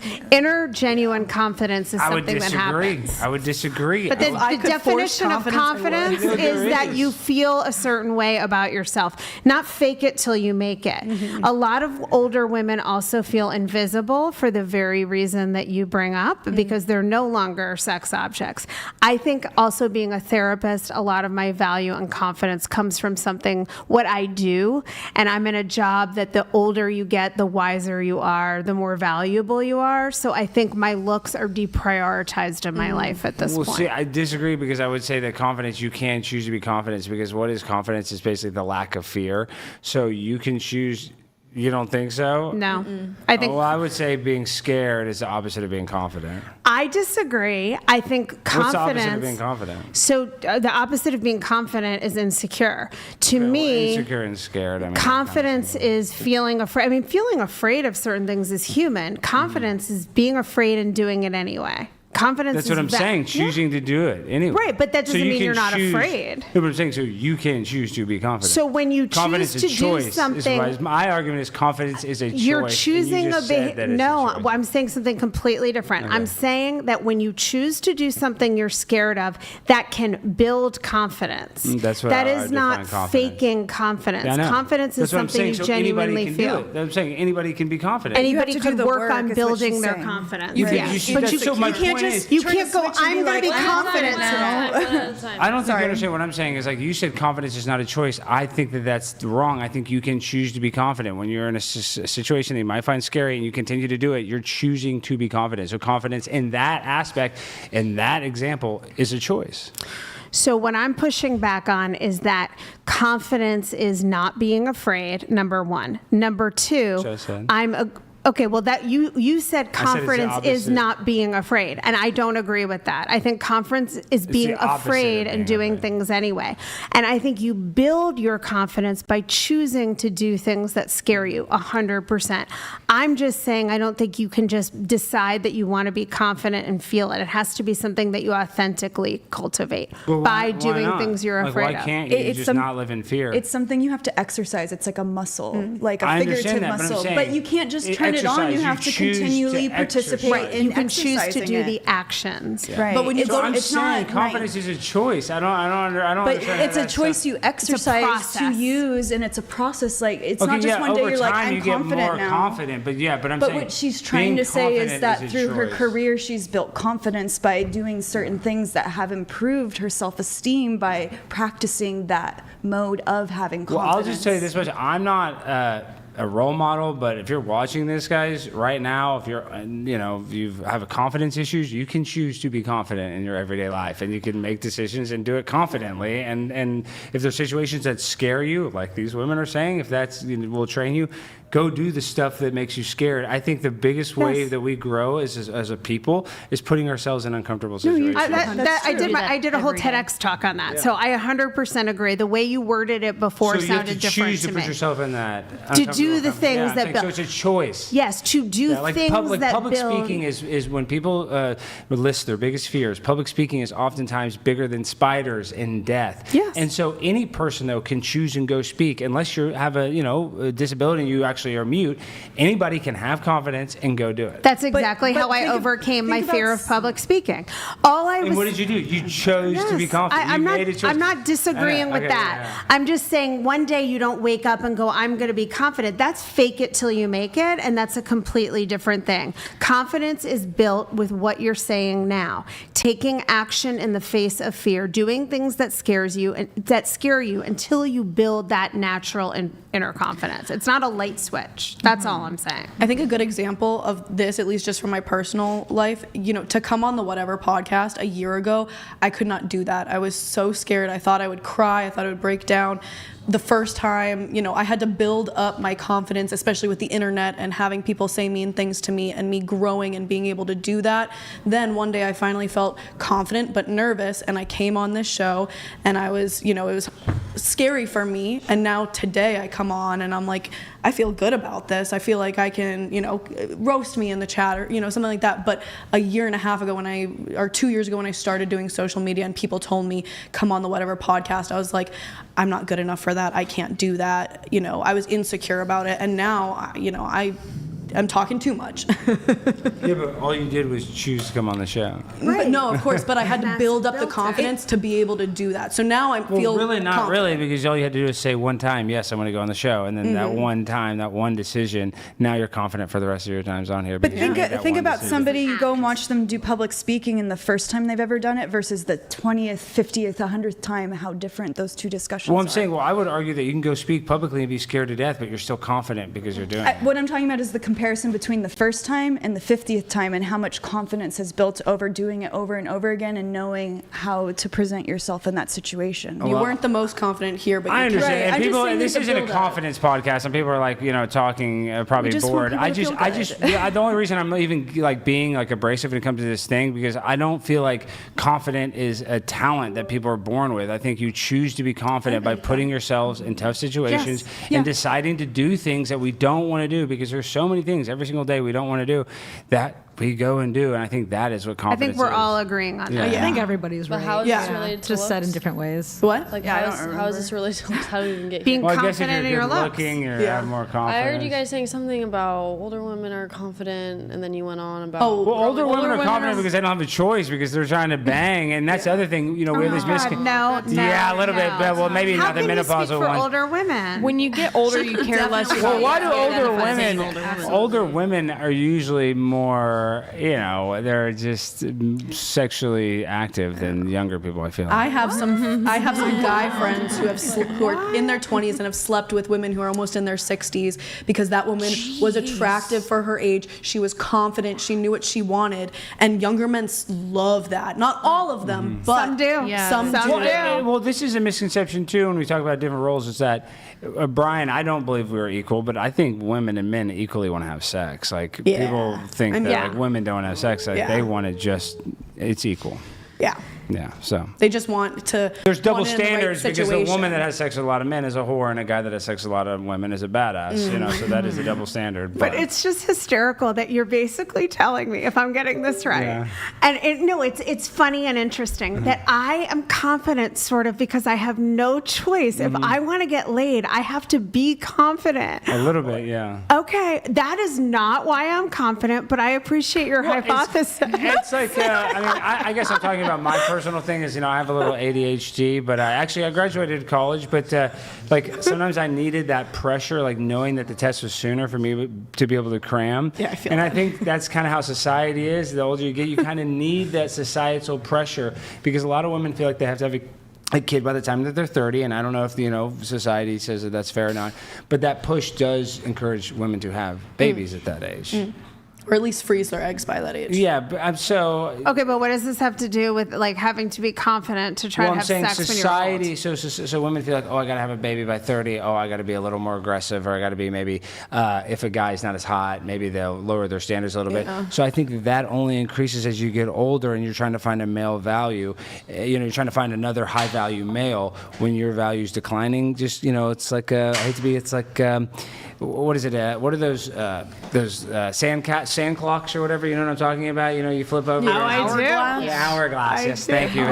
It's like there's just a lot less sand, so you got to be a little aggressive. You got to move a little faster, and you do. And there's less sand, it falls faster, and that's why there's less sand.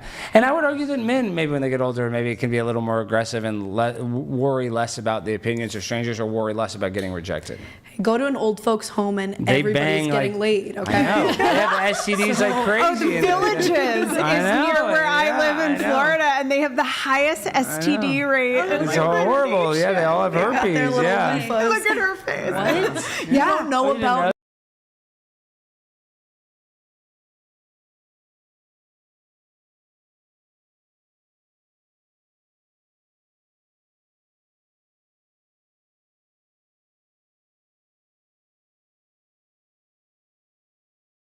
Ever heard about this at old folks' homes? Yeah, they're freak nasty. No, I would think old people their back doesn't move as good as it Freaky. used to. They be hunching. They use They be hunching. They use They swings, just get a cart so it and they'll takes just the roll weight the off cart. their backs. Oh my god. Bad. It Swings is and really stuff like funny. that. There's a bunch of things that can help old people have Old sex. people get down and dirty. Old so people I are guess freaky. they are still getting it, right? Oh, yeah. Oh yeah. Yeah, so I mean, I'm not trying to take a shot at you. I just feel like when we get older, we get a little aggressive. Cause like even my dad, he's now dating, and I feel like he probably has lowered his standards as he's gotten older. I feel like we all do. Does he date in his age range though, or does Do you not what? Does your dad date in his Yeah, age he range? does. He How does. old's your dad? He just turned 70. Okay. wow, yeah. Okay. Yeah, and he dates girls in his age range. Yeah. I guess you Does are. he? He dates his yeah, age like 50, range. 60. Okay. Yeah, for sure. What percentage do you Probably think- probably mainly 60s. Yeah. What percentage of men who are like your age and older do you think are really trying to date young women versus looking for someone who's around their age, like within 10 years of their age? Well, I think it's kind of different because it's like another double standard. I know guys that married girls older than them and they like that relationship, but I kind of think that's weird. You know what I mean? But I don't think it's weird if the guy's 10 years older than the girl. So. No, me either. But I do think it's kind of weird when the girl's 10 years older than the guy. But do you think that a lot of, more mature men are wanting to date a girl who is either in her late teens or early 20s? Well, I think. Well, yeah, 19 is a little young, but like. There's a lot of men who specifically want to date. There are people 19. People want to date the young girls because the pedophile. That's not what I'm saying. But I think subconsciously, genetically, like you almost want to date somebody younger because we're looking at somebody you want to mate with and have a baby Yeah. with. There's truth so to I'm just that. saying instinctually, like 19 or 20, you're just kind of attracted to that because like, oh, that would be the best. That person is to the carry my reproductive womb. ideal, Yeah, actually. And I could see someone who's in their like mid to late 30s having that point of view, Yeah. but once you If get you're to like 40s, 60 or 70, I think that's weird. Yeah. My dad's 80 and he's dating someone who is 39. Yeah, see, that's Oh pretty my big, gosh. Yeah, and they're both doctors. She is not like they're interesting. both See, dermatologists. she likes him, yeah. She's smart. She is of a different ethnicity, lives in a different country. very super, super smart, well educated. I mean, green card scam. No, she's not even ever. I don't even know that they can ever live in the same place. It's kind of an unusual situation. But sometimes I'm like, Dad, I mean, my brother's 10 years younger than I am, and this woman's younger than my brother. I'm like, it is so crazy. But you know what? I've come around to it in the sense that I feel like he's only got how long left? Exactly. Be happy. And it seems to be like a respectful, loving relationship. And most of my friends are like, what a baller. Like, go Colette's dad, you know? I'll say, like, when I was in the 20-year age gap relationship, there was clearly, like, by the end of it, his maturity, like, he carried himself as a very high value, like, leader type man. And I do still think of him as a leader, but his maturity level, he would even admit, you know, that mentally he's probably stuck somewhere in his 20s-ish, you know, where a lot of his trauma kind of happened and whatever, you know? And so for him, when he dates younger women, it's more like he mentally isn't on par with dating women his own age. I also think that women seek out older men because women typically mature faster than men do. They do. When I was dating older men, it was because I wanted someone who was like a father figure for me, because I felt like my father was not there for me in the way that I wish he was. And so I was looking for that within relationships. And I don't do that anymore because I've gone to hypnosis, which is kind of, I've been recommended the But you EMG do that therapy. subconsciously, though. You don't even mean to kind of find a guy No, like it wasn't your on dad. You know, but I purpose. think that's how most women are. It's just instinctually. It wasn't until I went to therapy and healed those inner problems that I didn't even realize I had that I then was like, oh, I'll never date the same way that I. A lot of things about me Can you changed. just touch more on the hypnosis thing? Like, I'm really curious about that. Oh, I loved hypnosis. It actually changed my whole entire life. Like, what did you have to do though? Like the process. So for me, I really wanted to change. I knew that there was a lot of things in my life that I was doing that were not for the betterment of myself, and for some reason I mentally could not make the changes I needed to break the cycles that I was within. So going to my hypnotherapist, I wrote out everything that I thought was destructive of myself that I was doing, and I went there asking, please, like, help me reverse this, help me. Boring, ask your question. Yeah, I know, that is okay. Ask your questions. Sorry, guys. No, it's okay. Right, said so. You just want me to do like the end part of the questionnaire, or the? Just do World War. Okay. What years were World War One? I believe that was 1917 through 1920 or something, 1918. Okay. What do you think? Oh, I didn't go to college. Oh. I know when World War II maybe happened in the 40s, but World War I. Gotta guess. Oh, okay. Then I mean, I'll go with like I think it was. I think. Don't go with my answers. Probably wrong. No, because I know that like the Great Depression was after World War I, so like I don't know, like the teens of the 1900s. Okay. And by the way, if you know it for sure, don't say it. Just okay, I know it for sure. I was a history major. What do you think? I'm just gonna guess probably 1940s. 1940s? That was World War II. Is that what for you sure. said? That was World War II. No, I'm clarifying. Is that you said 1940s or 1914? 40s. Okay. 1913 and 1914. Okay. You said if we know it, don't say it? Yeah, if you know All right, it. I All right, know it, next. I actually don't even know. I'm sorry. You got to guess. Guess. Frick. You have to guess. Shit. Yeah, into the mic, please. I don't want to be embarrassing to myself because It's I don't really know. the most embarrassing question. It's a million honestly. years ago. You got it. Yeah. Got it. Okay. 19. Whatever she said.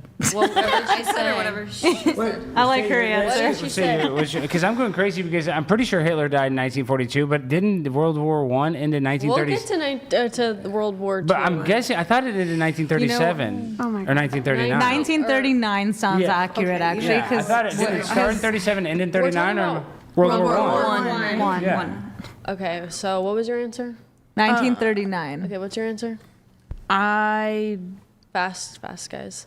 I don't really know. I You have know to guess. You have to guess. World War I happened in the early teens because my great grandpa grew up in the Great Depression, and then he was in World War II. So like the 1930s, 1940s. Wait, World War I. Well, we're talking about You both just said World the Wars, early right? teens. No, The first one. Just the first one. The early When was teens. World War The early I? teens. Okay, so what's your guess? The early 1900s, like the teens of the 1900s. Okay, and what's your guess, Alex? Okay, so now if World War II started in like 39, and it's like We're not. Don't talk we're about talking World War One. Is it? Did it end in 1924? We're about to find out. No, it was from 1914 to 1918. Okay, now we'll talk about World War II. Well, everybody knows World War II because of the Holocaust. Nobody knows World War One. They World don't War know. One. They don't know. Well, nobody cares You're about World asking War what years it One. happened? Yes. And Nobody. I mean, people care about it, but I mean, World War II is the one everybody talks about. Won't Now forget we're all about talking it. about the new genocide. So if you know, don't answer. Okay. I'm not 100% positive, but I'm pretty sure it started around 1936 and ended in the 1940s, early 1940s. Okay. It was over by 1945. Yeah, I agree. I think it was like 1936 to 1943, 44. Okay. I know, Yep. 100%. 1939. To when? No. No. Actually, never mind. She just told you. No, she didn't. I swear, she didn't. She really didn't. She didn't say it. She was just laughing. I swear. I swear to God, she didn't say anything. I believe she didn't say it. She didn't say anything. Okay. She didn't. On this. Just guess. You're not gonna get it right. She's already wrong. Yes. Let's keep it moving. Yeah. Just guess. I'm guessing like 1939 to 1945. Okay. Next. I know it. Okay. Next. 1939 to 1945. Next. 1937 to 1945. It's 1939 to 45. Oh, yes. 45, whatever. I mean, well, I mean, I got a college degree and I don't remember shit from last week. But one number that is the most important number is 6 million, though. That's the only number that matters. What? Is that the real number? Okay. though? So name a continent. Antarctica. America, or the North America. Okay. Sorry. Australia. We're not gonna get to everyone, but North America. she already said North America. I have to pick another one. Yeah. There's 7 continents. Asia. Okay. Europe. Mexico. South America. Wait. No. What? Mexico's a continent? Well, South America.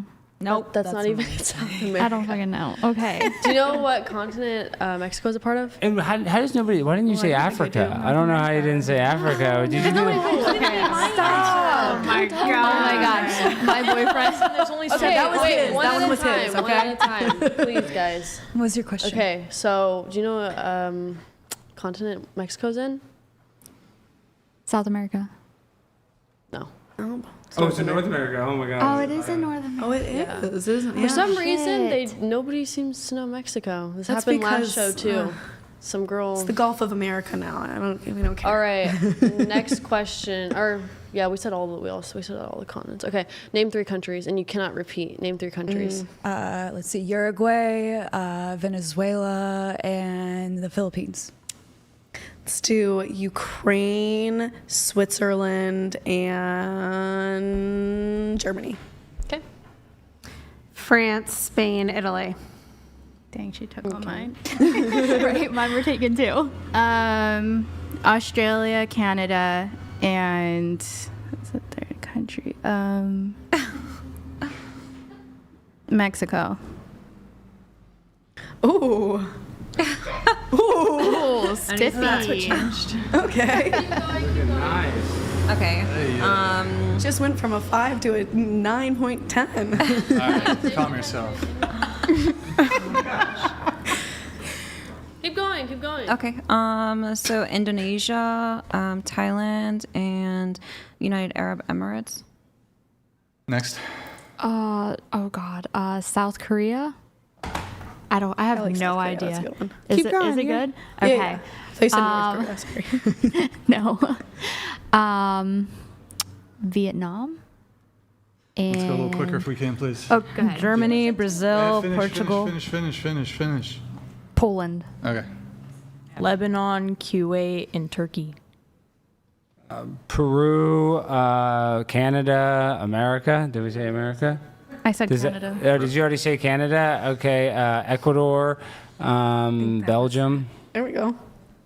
Wow. Brian, Thank you, your Josh turn. Brooks. I don't know. I wasn't here. Oh, okay. Yo, Josh, thank you for the gift Or of no, 10. now I have We a good question. Okay, name 3 black people. Okay. Oh my God. I like this one. Yes, go. Go. 5. Bob Marley. 4. Too late. I'll play it again. I'll Is play it it again. possible for me to stay home with the kids? I want to I'll be play it home again. with I'll play it the again. It's fine. children. Give me a bit. Do you want them to? Yeah, name 3 black people. Hurry. 5. LeBron James, Michael Jackson, it still counts, and Bob Marley. Okay, we're gonna go with What's Pete? Obama, Jimmy. No, that's not. Jimmy Buffett. No, sorry. I was gonna say the one that has the Jimi Hendrix. Jimi Hendrix. Is that even? Yes. Yes. He's Okay, black. I'm so sorry. Martin Luther King Jr. Okay, name 3. Malcolm X. Oh God, Diana Ross, Hoda Kotb, Michael Jackson. Hoda Kotb's not black. she She's is. Indonesian, I think. She said Michael Jackson just a second Okay, ago. name 3 whites. Donald Trump. I could do this. Donald Trump, Hillary Clinton, and Joe Biden. Here we go. Oh, I thought you was naming black people. That was easy. She has to name whites. Name 3 black people. Why black people for me? What? Because you're white. Am I? Oh my God. She's- you don't even know your own like- color? No wonder she's a porn star. She didn't even know in a mirror. Yo, Blawfest, thank you for the gifted 10. Appreciate it. Okay, well, I'm going to pull this back up. We have... Has donated $200. My bottom of the husband stop makes one. about $500 a keep week. Is it possible for me to stay home with the kids? I want to be home with the children so badly. I just want them to have a good life. $2,000 a month? I don't think so. Hey, Like that's like maybe rent About for $500 a week. That's how many kids? I think that That's depends on 2,000 well, a month. where does she live? Because I think Is it possible for me to stay it home really with depends kids? on where you live. I mean, I Thank saw you for the TTS. No, you're fucked. I saw the price of comfortable living across the You're screwed. United States, and the lowest one for a family was like $177,000, and that was in Missouri. In Missouri. Yo, AS, thank you for the TTS, man. Really appreciate it. First time, it looks like it was your first one, so thank you, man. Appreciate it. We have our A boy, message from the government of Canada. our Canadian friend. Tasty George donated $200.04. Chair 3, many in the chat have been saying and thinking this for a while now. You look like the evil version of Rachel Wilson from an alternate universe. I don't know what that is, so I was not thinking it. Yo, Pacey George, thank you, man. Appreciate it. Felicity, so what, you just did country and Country, War 1, 2. World War I? Okay. Well, Brian, I want to ask one question real quick. Go So, because I talk about conspiracies a lot, and I don't know how much you love conspiracies, but this is the one thing, and I actually appreciate the Whatever podcast, but this is a famous podcast. What is it famous for? It's kind of like, people arguing, OnlyFans girls, it can kind of, get out there, it can be a little crazy on this show, but I think that these conversations are very important, and now I'm forgetting the main topic I was trying to make. Got this ADHD. I know. Now I've lost my totally train of thought this is what I'm talking about. Of society. The conspiracy. This is the point is, this show has a lot of tough conversations between people, but it kind of pits men against women. I think in society, men have purposely been pitted against women on purpose to make us fight one another, because this sounds crazy. I'll go into the conspiracy part. The same reason they say there's global warming, they actually want population control. They don't want us to be married. They don't want us to have a family. They want all the girls to be whores. Because the reason why I also believe this is, you look at the prices of homes have skyrocketed exponentially, but the wages have just stayed the same. So that is another threat on the we can't even have, what did you say, 70% of divorces are because of financial issues. So that is the financial hardships that we're facing is another reason why relationships aren't working. So I think society, we try to make it male versus female, but they're almost just a product of their society, nature versus nurture. And I think that's why this show is actually important, because we can have this conversation, and we might not ever have that if this didn't exist. True. Yeah, I mean, I would even take it a step further, Alex. I don't think it's a conspiracy theory. I actually think, you look at the influence that feminism has in institutions. Feminism, every college.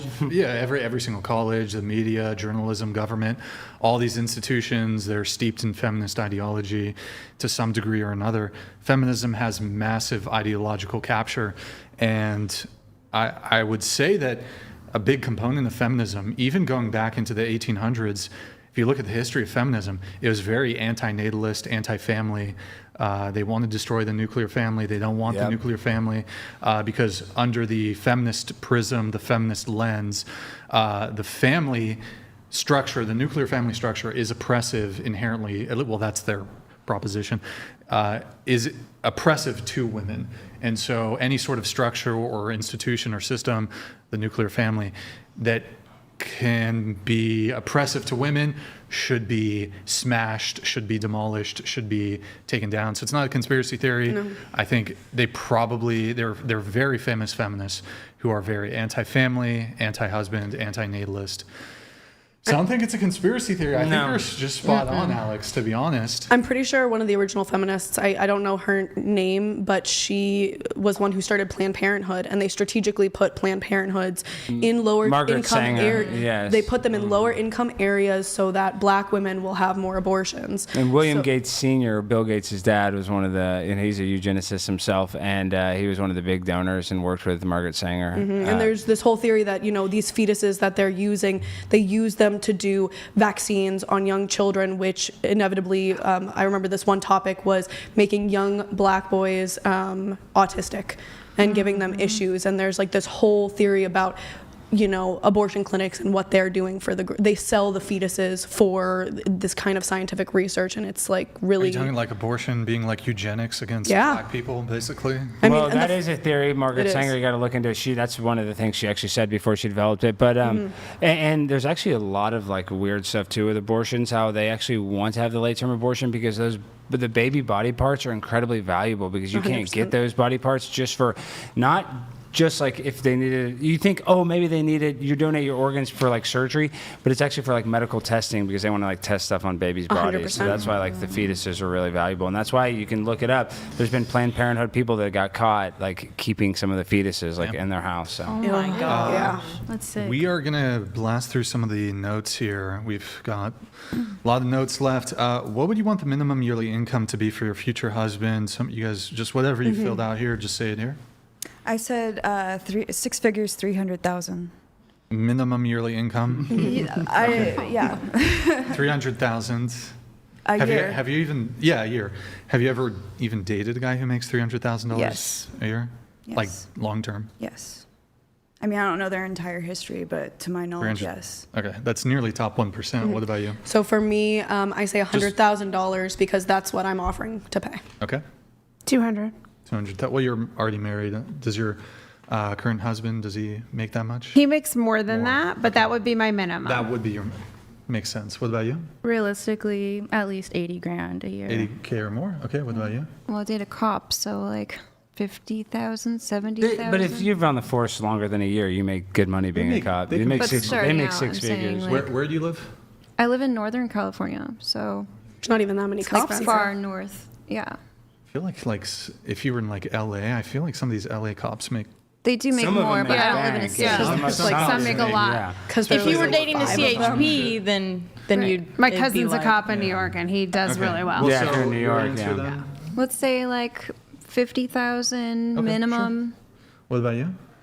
160,000. But that's very specific. 160,000. Yeah, that's very specific. Is that what your current boyfriend makes? Neither of her past husbands were making that. Your current boyfriend? Not at T-Mobile. What does he work? What does he do for work? He's a parole agent plus his VA benefits. So he probably gets like $4 or $5 grand a month just from the VA. So that's 50 grand a year. So yeah, maybe. Okay. Yeah, that's nice. I had to do mine on a calculator, but whatever, $35 an hour working 8-hour weeks, days a week. You wrote 14,560 a year. It's very specific. Maybe it's like Canadian centimeters. That's not 14,000. Poverty level. That's what my calculator said. That's $35 an hour? That doesn't sound No, that can't be right. $14,000. Only working 3 days a week though, right? No, isn't that what you just said? Yeah, she needs somebody to watch Dancing with the Stars with her. Oh, dear Lord. It's not looking It doesn't take that much money to watch Dancing with the Stars, so maybe he did have a point. I mean, maybe Now I tend to agree with you that you weren't lying, that you really were. If your boyfriend only needs to make $14,000, so he doesn't have that many requirements, so maybe you should fucking watch Dancing with the Stars. I don't think the chat likes my suit, by the way. They do not like the suit. I like the suit. Better than the other outfit, to be It's like, fair. I never wear. I don't think I've ever worn a suit on the show. By the way, Do you have a red tie? it's a pretty. It would look better. Are you supposed to be the other character from Fight Club? Is this Halloween or are you just Halloween. okay? So who are you now? I thought you were trying to Halloween, be. this is political, Brian. This is a They don't politician. like it. I'll take it off. I'll take it off in a Who are moment. you supposed to Who be? are you? No. A guy in He's a just suit. himself in a suit. Yes, it's Well, not he a just said it was costume. Halloween, The so I suit thought it was looks another good. costume. We had Fight Club before this. They're Yeah, like that's it- why they're I like thought he was it's being a Edward Norton's Timo. character. Temu. It looks like a Temu suit. Fucking Target. Got it at Target. Oh my Yeah, they're always gonna hate. They're in their boxers that have a hole in it. They're farting. down. into. You can't even see it. I Where's really- Teddy Westside? I suited up for this guy. Suited and booted. I But think I that think the suit red looks would nice make on you you. pop more, you know? The red tie. No, yeah. his eyes. You're right. The blue with his eyes. I think, yeah, I was gonna say you need to be more like Alex and. I wrote 100K a year, but it doesn't really matter to me too much because I'm literally only 18. But it's kind of more so a goal In to the future, work. yeah.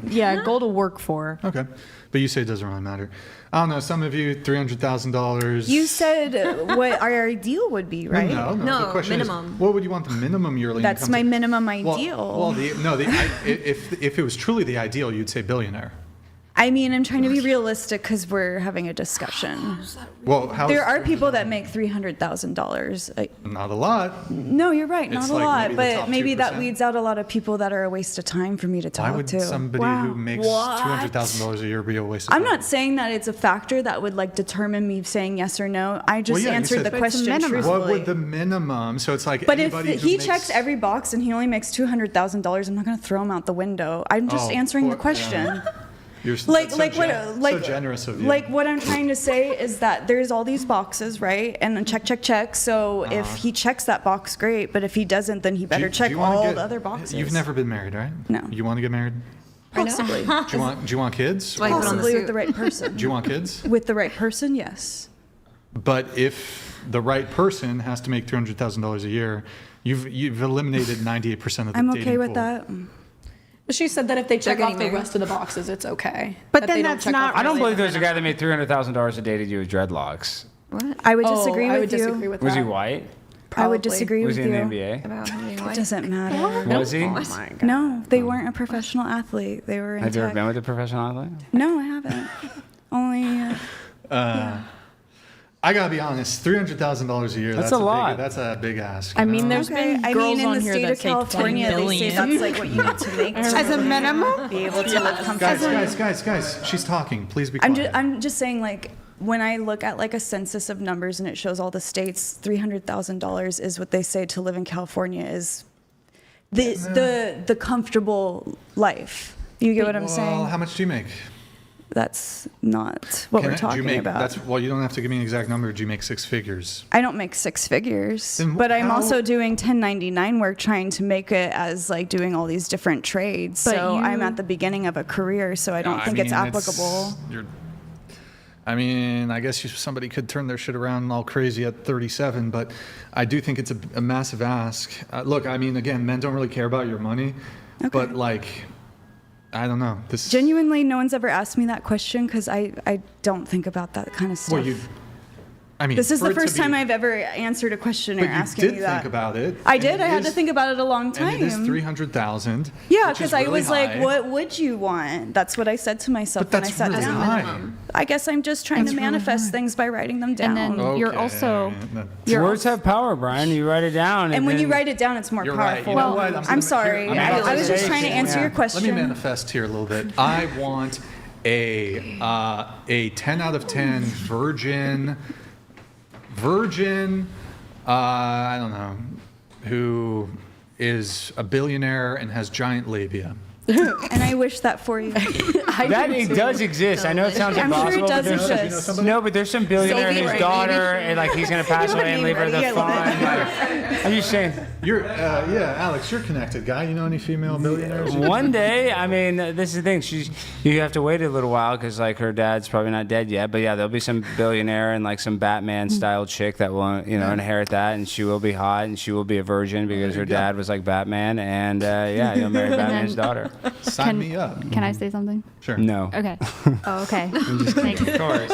So you're saying $300,000 to live comfortably in California, right? The So most you're- recent numbers I saw, it Okay. was, I believe California is the third most expensive Are you state. not Okay, so living then comfortably? you're Are you living choosing. No, I live comfortably. So you're choosing to live in a state that costs that much. You could choose I mean, to that's live not in my another. long-term plan to live in this state, though. I'm from California originally, so it's a little different because I know a lot of you aren't from here, but my roots are here, and I keep getting stuck in California. I went to live in Hawaii. I've lived in Jamaica. Bakersfield. I've never. You lived in Jamaica? Okay, you are culturally appropriating stuff. Like you are. I can't help that I went to go live in Jamaica. I went the to blackest country on earth. Yeah, how long? were That's you not true. Oh, well, one of the blackest. How long were you in Jamaica? I lived in Jamaica for about 3 months, but when I lived in Hawaii, I lived there for 1.5 years. How many Rastafarians were you banging? I wasn't doing that. Yeah, right. You didn't bang one Rasta while you were there? Did you bang one Rasta? Be honest. I was seeing someone at the time. And he that's was he who a I was Rasta? I wouldn't classify him as Rasta. Was he Rasta adjacent? I would not classify him as Rasta adjacent. Oh my goodness. He was Rasta adjacent. How did you just? His hair was not locked. Pasty George donated $200.04. I agree with Alex, but I believe that feminism is a cleverly disguised tool by Talmud Zionists that convinced women to be 304s and reject anything male, including patriarchy, including Jesus and God. Oh. Preach it, Pasty George. What's 304 means? Oh. We Because on a calculator. Yo, Pasty that's George, how you thank you, man. Spell, it's a slang term. When people call you 304, it means like you're for the streets. That's what that means. Do you have any disagreements with the show? I believe you're the only one who, at least here in the question. wrote it down. Yeah, you know said that you believe the podcast is not genuine, but rather rage bait. So how You so? know, I feel like today's podcast was a lot more genuine, and the last one that I was on, I feel like we had a few. Was Andrew there?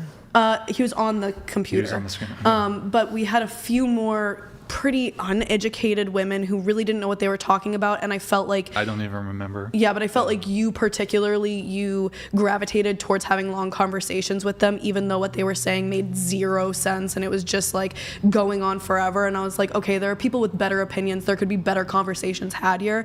Overall, this panel seems much more educated, and I feel like we're having a great banter, but the last one was a little different. So wait, wouldn't the blame then be placed on the stupid female guests? Yeah, but I think that you were particularly talking to the stupidest girls on the panel for like long periods of time. Do you recall the episode number? I just wanted I don't, but there was one girl with dreads, and you were talking to her about manifestation for like 20 minutes, and then but you're much more educated. Like she was like 19 years old or 18, and it was like really stupid. It was like 2 months ago. And there was like the girl who looked like Jade Leno on there, and all of her teeth were gone. Jay Leno? And she was saying that she was asexual, but then she texted me afterwards asking to like cuddle with my boobs with her and like her friends. It was like so weird. But then there was another girl who was like in her late 30s and said she wanted her man to make like $10 million, and she like rage quit because you just win at her for so long, and she had like no opinions in her brain. What? And you said Andrew? Yeah, you were called there. in? It was like 2 months ago. I was here. I was here in like Are you sure? It wasn't 2 months August. ago. I think it was more. It was August? I think I was here in August. I honestly. Cheetah shirt, the one you're talking about? I think she had blonde hair, Okay, she no, like different had this accent, and she was very skinny and just like. Yeah, I remember her. Yeah. New York accent. And she just was very uneducated, so like she was getting fatigued by the fact that you were constantly talking at her, and then she eventually she like got left. mad at Andrew. She's like, you're twisting my words. Yeah, but it was like also they'd been Okay. talking for so long. But today was great. I really like the conversation. I love that you brought Alex on here. I want to come every time we have, a political person. You're like gonna him get me on in here. trouble. Everybody's like, you better tell these whores to really close your legs. Give it but to you're but you're a different kind of whore because you're like a groiper. I can already tell. Are you a groiper? What does that mean? Oh, my bad. Well, I mean, you were denying the Holocaust earlier, right? I'm very conspiracy theory. I'll deny the moon landing. I'll deny just about anything. But I didn't deny the Holocaust. I said, was it really 6 million? Oh boy. I don't even think there's 6 million Jews in Germany. Yeah, probably Well, not. they killed a Not lot anymore. more people than just Germany. They Well, wasn't just a but sorry. Pasty George donated $200.04.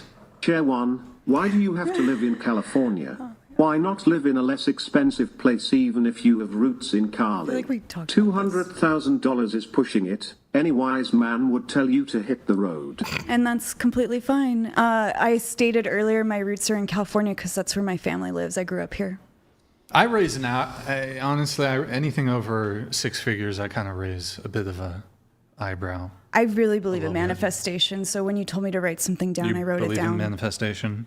I mean, how did I get here? I don't even know how you guys contacted me. I mean, I believe in it. So, how's your life going? My life's great. Thank you. I appreciate you. How could manifestation When it needs to possibly be there, true? it will be there. When I ask for you it, don't I believe will in manifestation receive. at all? I feel like I you. believe in like positive feedback loops. Well, dude, there is something that you do. And, well, I'm very woo-woo. What I'm saying is you do have to imagine something before you do it. I do believe that. You have to like see yourself do it before you do it. Whether it's you're an athlete, you have to see yourself dunking the basketball. Like even on this podcast, I guarantee you envisioned yourself doing the podcast before you did the podcast. Well, I'll like think about like arguments or topics. That's manifesting what's going to It is technically manifestation. That's exactly what you're doing. That's what it is. I'm not trying to get too probably use a different word. When you're doing thought experiments, that's exactly what you're manifesting. Are you messing with me? I'm not even trying to be too woo, but I'm saying when you're like, is it Jupiter rising for you right now? Yeah, but hey, and that's another thing is I'm not necessarily an astrology guy, but the sun, moon, and stars do have some power. There is some weird stuff. Like I'm a Libra. Like I don't know. There is some weird stuff because this is another thing is this is the biggest lie I think they tell us, other than the fact that they tell us that we evolved from pond scum. I don't believe that we evolved from nothing. But it's the idea that when it comes to like our history, that our ancestors were really stupid. They were not stupid. Whoever built the pyramids were really smart. Like we think that we're the smartest people ever because like George Washington had leeches on his body and like killed himself from he died in a weird. But that was with history. then. With history, What did I say, Lincoln or with history, there was our knowledge base was different, but people living 2,000 years ago were just as like they had the same intelligence. They had to be brain smarter. capacity. I would argue that they had to be smarter because they were able to map the stars without a computer. Galileo. Well, I mean, they probably didn't have plastic in all their shit. Their air was clean. Their dietary stuff was a bit weird back then because a lot of people, there's malnutrition and stuff. But I bet there was a lot more animals. I bet it was actually probably easier to hunt. The soil quality. In some ways, they might have been healthier, but in other ways, there could have been like malnutrition. Well, but see, that's the thing is like I think like there was that uncanny valley where like people started dying at like 40 and stuff. Like where the life expectancy was shorter. But I'm talking about like thousands of years ago. If you just think like people were in caves being stupid, no, the fact that they built the pyramids is. People historically were absolutely had to be smart. Had to be. What about the aliens? Actually, I think to myself, and maybe this is just this idea that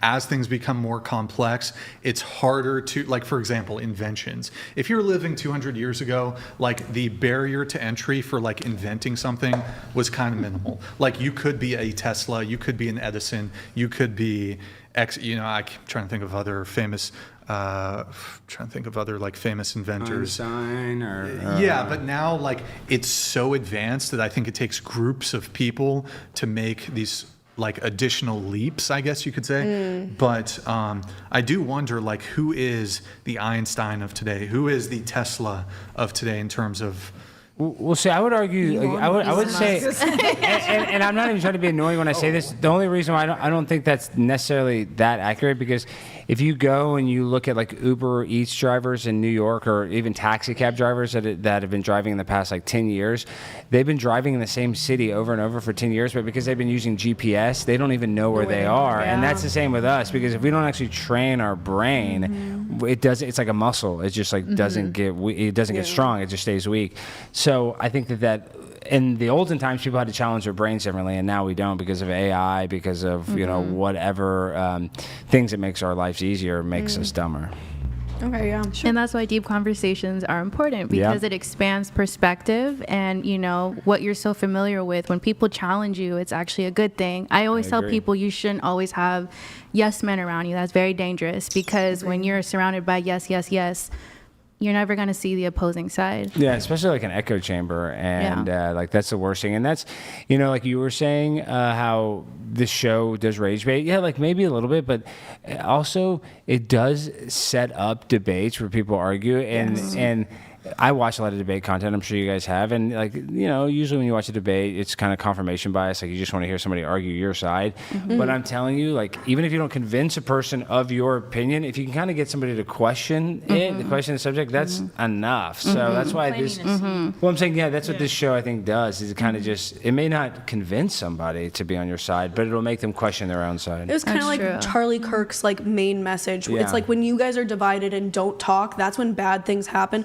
But if you guys can come together, talk, find common ground, that's when real change can happen, and when people's minds start changing, and when they, can see beyond what they're being told. Yeah, and it's like, these conversations are awkward. Sometimes they're cringe, these awkward, but it is important. And I'm actually kind of mad, though, that you're saying this is all too nice. And I thought this was going to be like a fight. I thought this was going to be like, I was like MMA. Something. It could still happen. Something could still happen. It's not over. We still have about 3 hours left. But no, I did think I was going to come in here and we're going to be like throwing bows the whole time. But everybody's been pretty chill.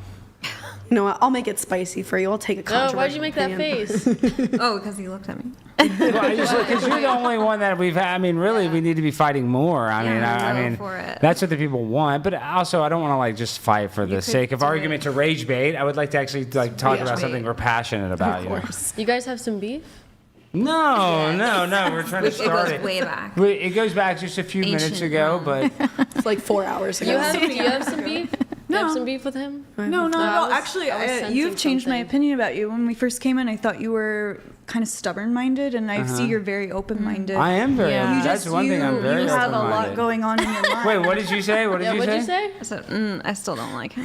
That's fine. That's fine. I think that adds to the content. Yeah, if the one girl that gets paid for sex doesn't like me, that's good, right? Because at least the other natural ones that value like personality and friendship like me. So what you value is money for. You're gonna let him say that to you?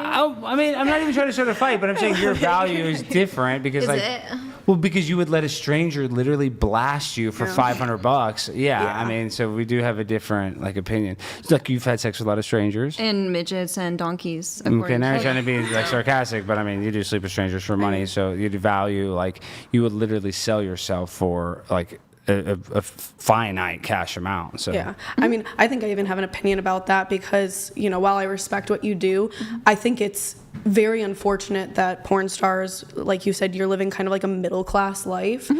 By choice. I only work like 3-4 days a month. I would not do OnlyFans if I did not think that it was going to make me wealthy. Yeah, I want to make this point too because this is I guess my one complaint really, other than like you do sex work. At least she's making a bunch of money. She owns she is the one that's in charge of the production. Like she owns the means of production is what we'd all want as a business. We want to own the production and the distribution, which you have that ability because now of OnlyFans, which we didn't have 10 years ago. And you now have that ability, but you're still choosing to let other guys pay you. You say a lot, but not a ton of money. And you don't have any control or power of the situation where the content goes. So like I would think business-wise, she seems like a better businesswoman for doing that? I think it's almost just unfortunate because, like, yeah, you're doing this job, you're being controlled by like the men in the industry that are paying you and telling you how much you get to make for that. Whereas for me, I don't have to answer to someone. Sorry, we were trying to start beef. Sorry. I'm sorry. Trying to rage yeah, bait me. we were. Sorry. Yeah, And they were kind of about to start fighting. She was about to call her a bigger whore because she bags her money. Bigger whore making less money. Okay, sorry, continue. Yeah, I was talking about the fact that, being a porn star and making $500 on a scene versus me who gets to live comfy in my apartment. I get to take lewd photos and videos, and I get to make, I am, making well above what she's making. Okay, do you want to respond to her? What do you want me to? You should be like, well, at least I don't have to do romance scams. I get to just bang them and leave them. I don't have to pretend to lead guys on. I would even say there's more effort I have to put into my own job because I have to market myself, and I don't know if porn stars take the easier route of laying there and getting paid the $500 versus I'm making content every single day of my life, and I'm putting myself out there, and I'm putting out my controversial opinions. Porn stars don't have to have controversial opinions, but I have to have a personality to make people want to give me money, and I get a bigger reward than you do. You're right. I have no personality, and I get paid $500 to fuck 10 midgets. See, that's not fun. We're trying to fight. No, what in the fuck? Your guys' view of this is crazy. Hold on. Your guys' perspective of me is nuts. You said she's not putting herself at any risk. I just laying there for $500. I think that she's putting herself at a higher risk with less reward. Okay, well, maybe we have the wrong perspective of you. Can you describe yourself so we can have a better understanding of how you would view yourself so we can know? Or what your job is. Because I'm curious. So there are many different things that happen in the adult industry, right? As well as like sex education, okay? So majority of the work that I have done have been like workshops for married couples, and some of them, like when I was at Kink in San Francisco working with Madison Young, I was a live demonstration model. So it's not always like, oh, I'm just getting railed by two donkeys. I'm sorry, I'm thoroughly bored by this conversation. $200.04.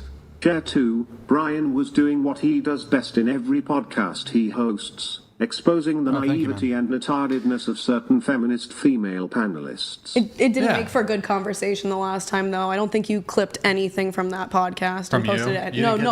I didn't see the podcast clipped at all. That episode, it went straight to someone who, I don't know, had actual arguments on the podcast. But I don't think you clipped anything from anybody. We clipped from almost all the episodes. I didn't see it anywhere, and I follow you in a few places. Oh no.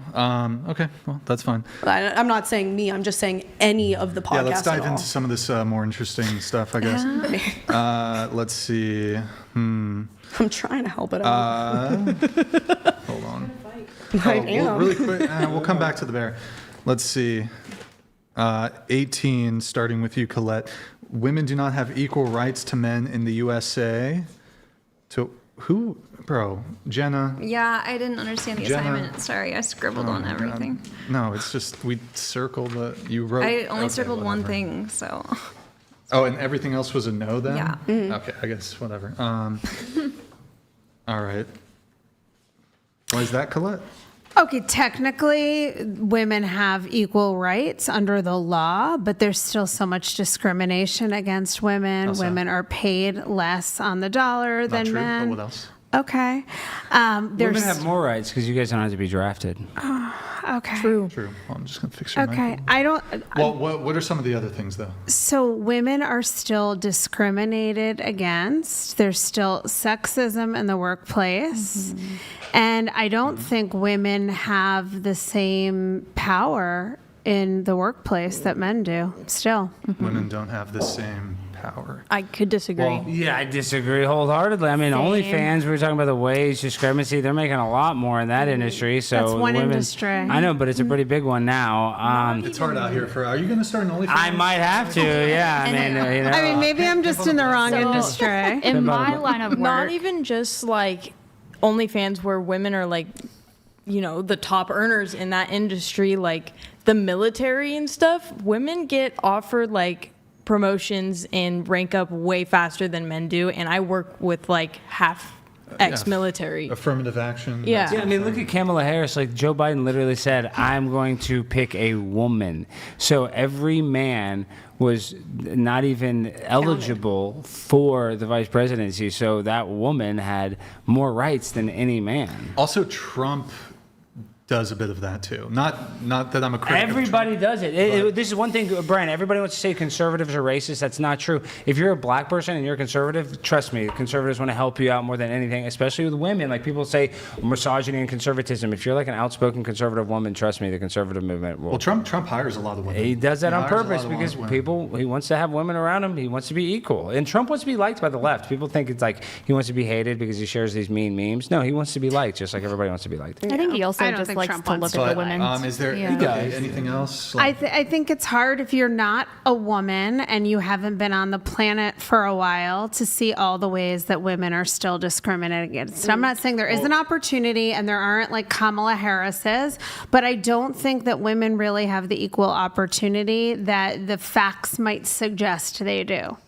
So you're saying because there's more male CEOs, there's more male executives, men hold certain higher positions of power, whether it's government or in corporations. Is that? Yeah, I don't think that's necessarily men's fault, but I think it's a reflection of where society has been. And I think there still needs to be some changes to equalize things. But I'm not in favor of hire a woman just because she's a woman. Yeah, but I don't actually think that because there's more male CEOs, that this is because of some sort of ingrained institutional racism in the corporations. I think it's very nuanced and varied. There's a couple things here. I'll wait to give my dating perspective because it's tied into dating a little bit. So there's this concept called the greater variability. Wait, hold on. I don't want to butcher it. Greater male variability hypothesis. Or theory. Is it that theory or hypothesis? Well, in any I don't know. case, I'm not familiar with that. Men and women have, they're about equivalent in terms of average intelligence, if you average it in total. However, what you'll see, Nick, could you Google this, please? So it might even be in the Discord, just so I can show you, just to give. Hold on, let me just see if I just even have it in the infographics. Do I have just Wikipedia, greater male variability hypothesis? So men and women are of equivalent average IQ. However, here's where there's a bit of a difference. When it comes to greater male variability, there's way more genius IQ men than there are high IQ men. But hold on, don't. There's also way more really stupid men. So there's more women in the middle. There's more women who have like an average IQ than there are men who have an average IQ. So you have really stupid men, but also really smart men. Nick, do you have it? Yep. Well, you know this is true. So click on the image really quick, Nick.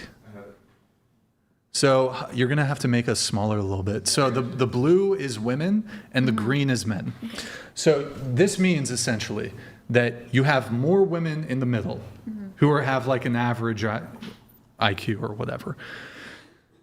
And then you have a bunch of men who are really fucking stupid and dumb as fuck.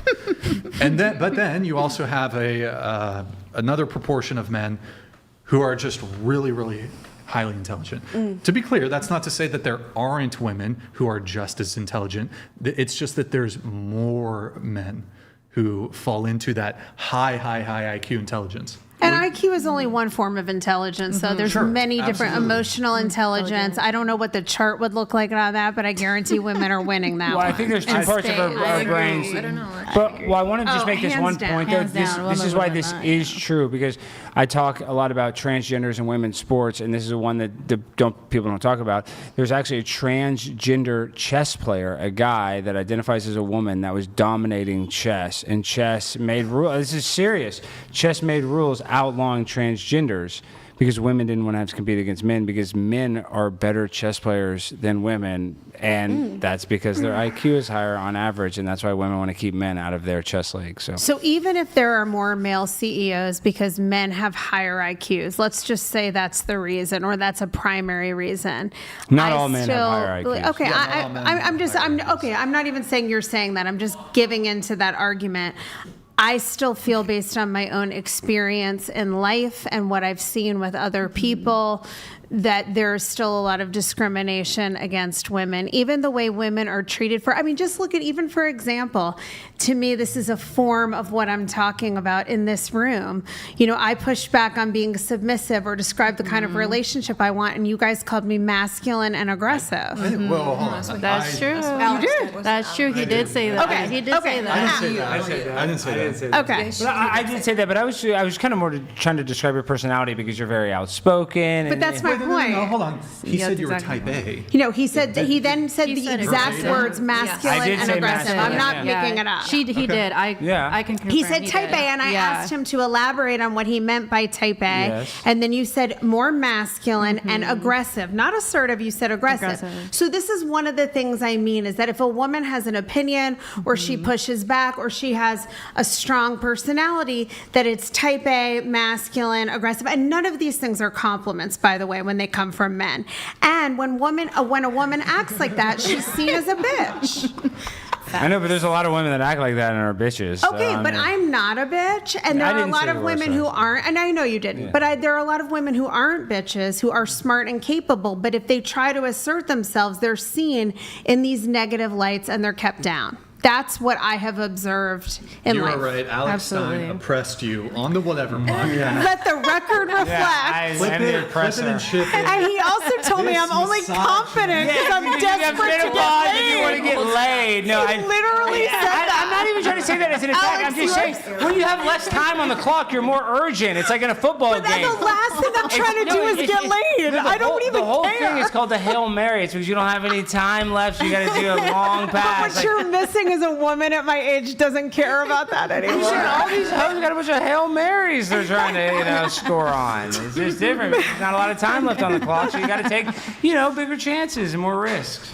We have a chat from Pasty George. Pasty George. Oh, no. Speaking of, one moment here while it gets going. Guys, if you're enjoying the stream, like the video, please. Like the video for Alex Stein. Yeah, hit that like button, guys. It helps us in the algorithm. Guys, we're going to do, how about this? Let me see. What are the likes at? Hold on. If we get the likes to, why isn't it showing me the likes? Hello? Rude? Here, I have to just pull it up in another tab.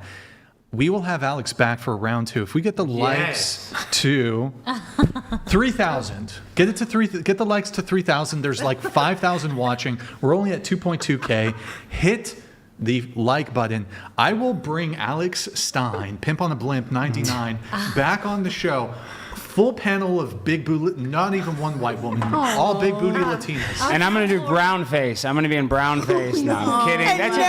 I'm not doing that. There's going to be enough brown in that room already. And no aggressive, masculine old women. I'll wear a sombrero. And no Hispanic would ever get mad at you for wearing a sombrero. No. And I would argue, and this is to the one black woman, I know you were kind of saying earlier, like, oh, it depends on how they wear dreads, but I feel like you just kind of gave a politically correct answer. Like, is it racist for a white woman to wear dreads? Because I know you gave that long answer. Like, again, I think it just depends on her intention and just like, the message behind it. If you're racist, you shouldn't be wearing any type of hairstyle that does not belong to a Caucasian community, which is fine. See, I would argue, because I consider myself, I'm Primetime 99. Obviously, I'm a wigger, I'm my God. And so I feel like that means I like black people more because I try to be black. I emulate black. Do you? Yes, I talk black. I don't pay child support. I have, kids you don't know. Yeah, that's what I'm saying. No, that's obviously those are jokes. But my point is, on a serious note, I like black culture. I like black people. I love Kanye West. So I can't be racist is because I love black people. So well, if you love black people, then you're not racist. Yeah. But if you say racist or do racist things to just like a specific community, then you're doing racial. You may have racial behavior or racial statements. Well, no, but the example I'm talking about is like a wigger, like culturally appropriating. Is that bad? Like, is it bad if a white guy wears a do-rag? I don't think that is. I think that's kind of... Okay, I will say this. White folks can do whatever they want. At the end of the day, they'll never be black. That's true. So I'm going to say this. I know, true. like, That I'm is going to be, true. I'm going to be honest. You could know every Eminem song. You can know every Drake I song. You can know agree. you will never be black, and that's okay. Yeah. I have white friends. I have white ex-boyfriends. Like, I love everybody. I don't care what you are. You just need to be comfortable and confident in who you are.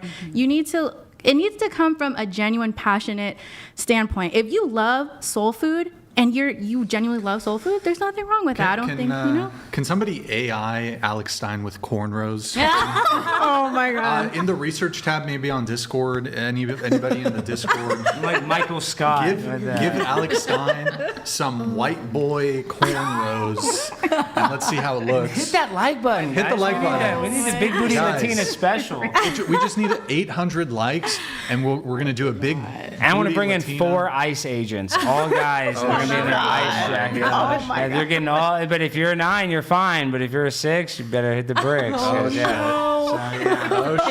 So when you do the self-rating, you better not say a 6, or else you're getting deported. If one of you Latinas are watching this right now. No, I love it. We have Pasty George coming in. Thank A you. message from the government of Canada. Pasty George donated $200.04. I think Alex is referring to the transformation of thought into action.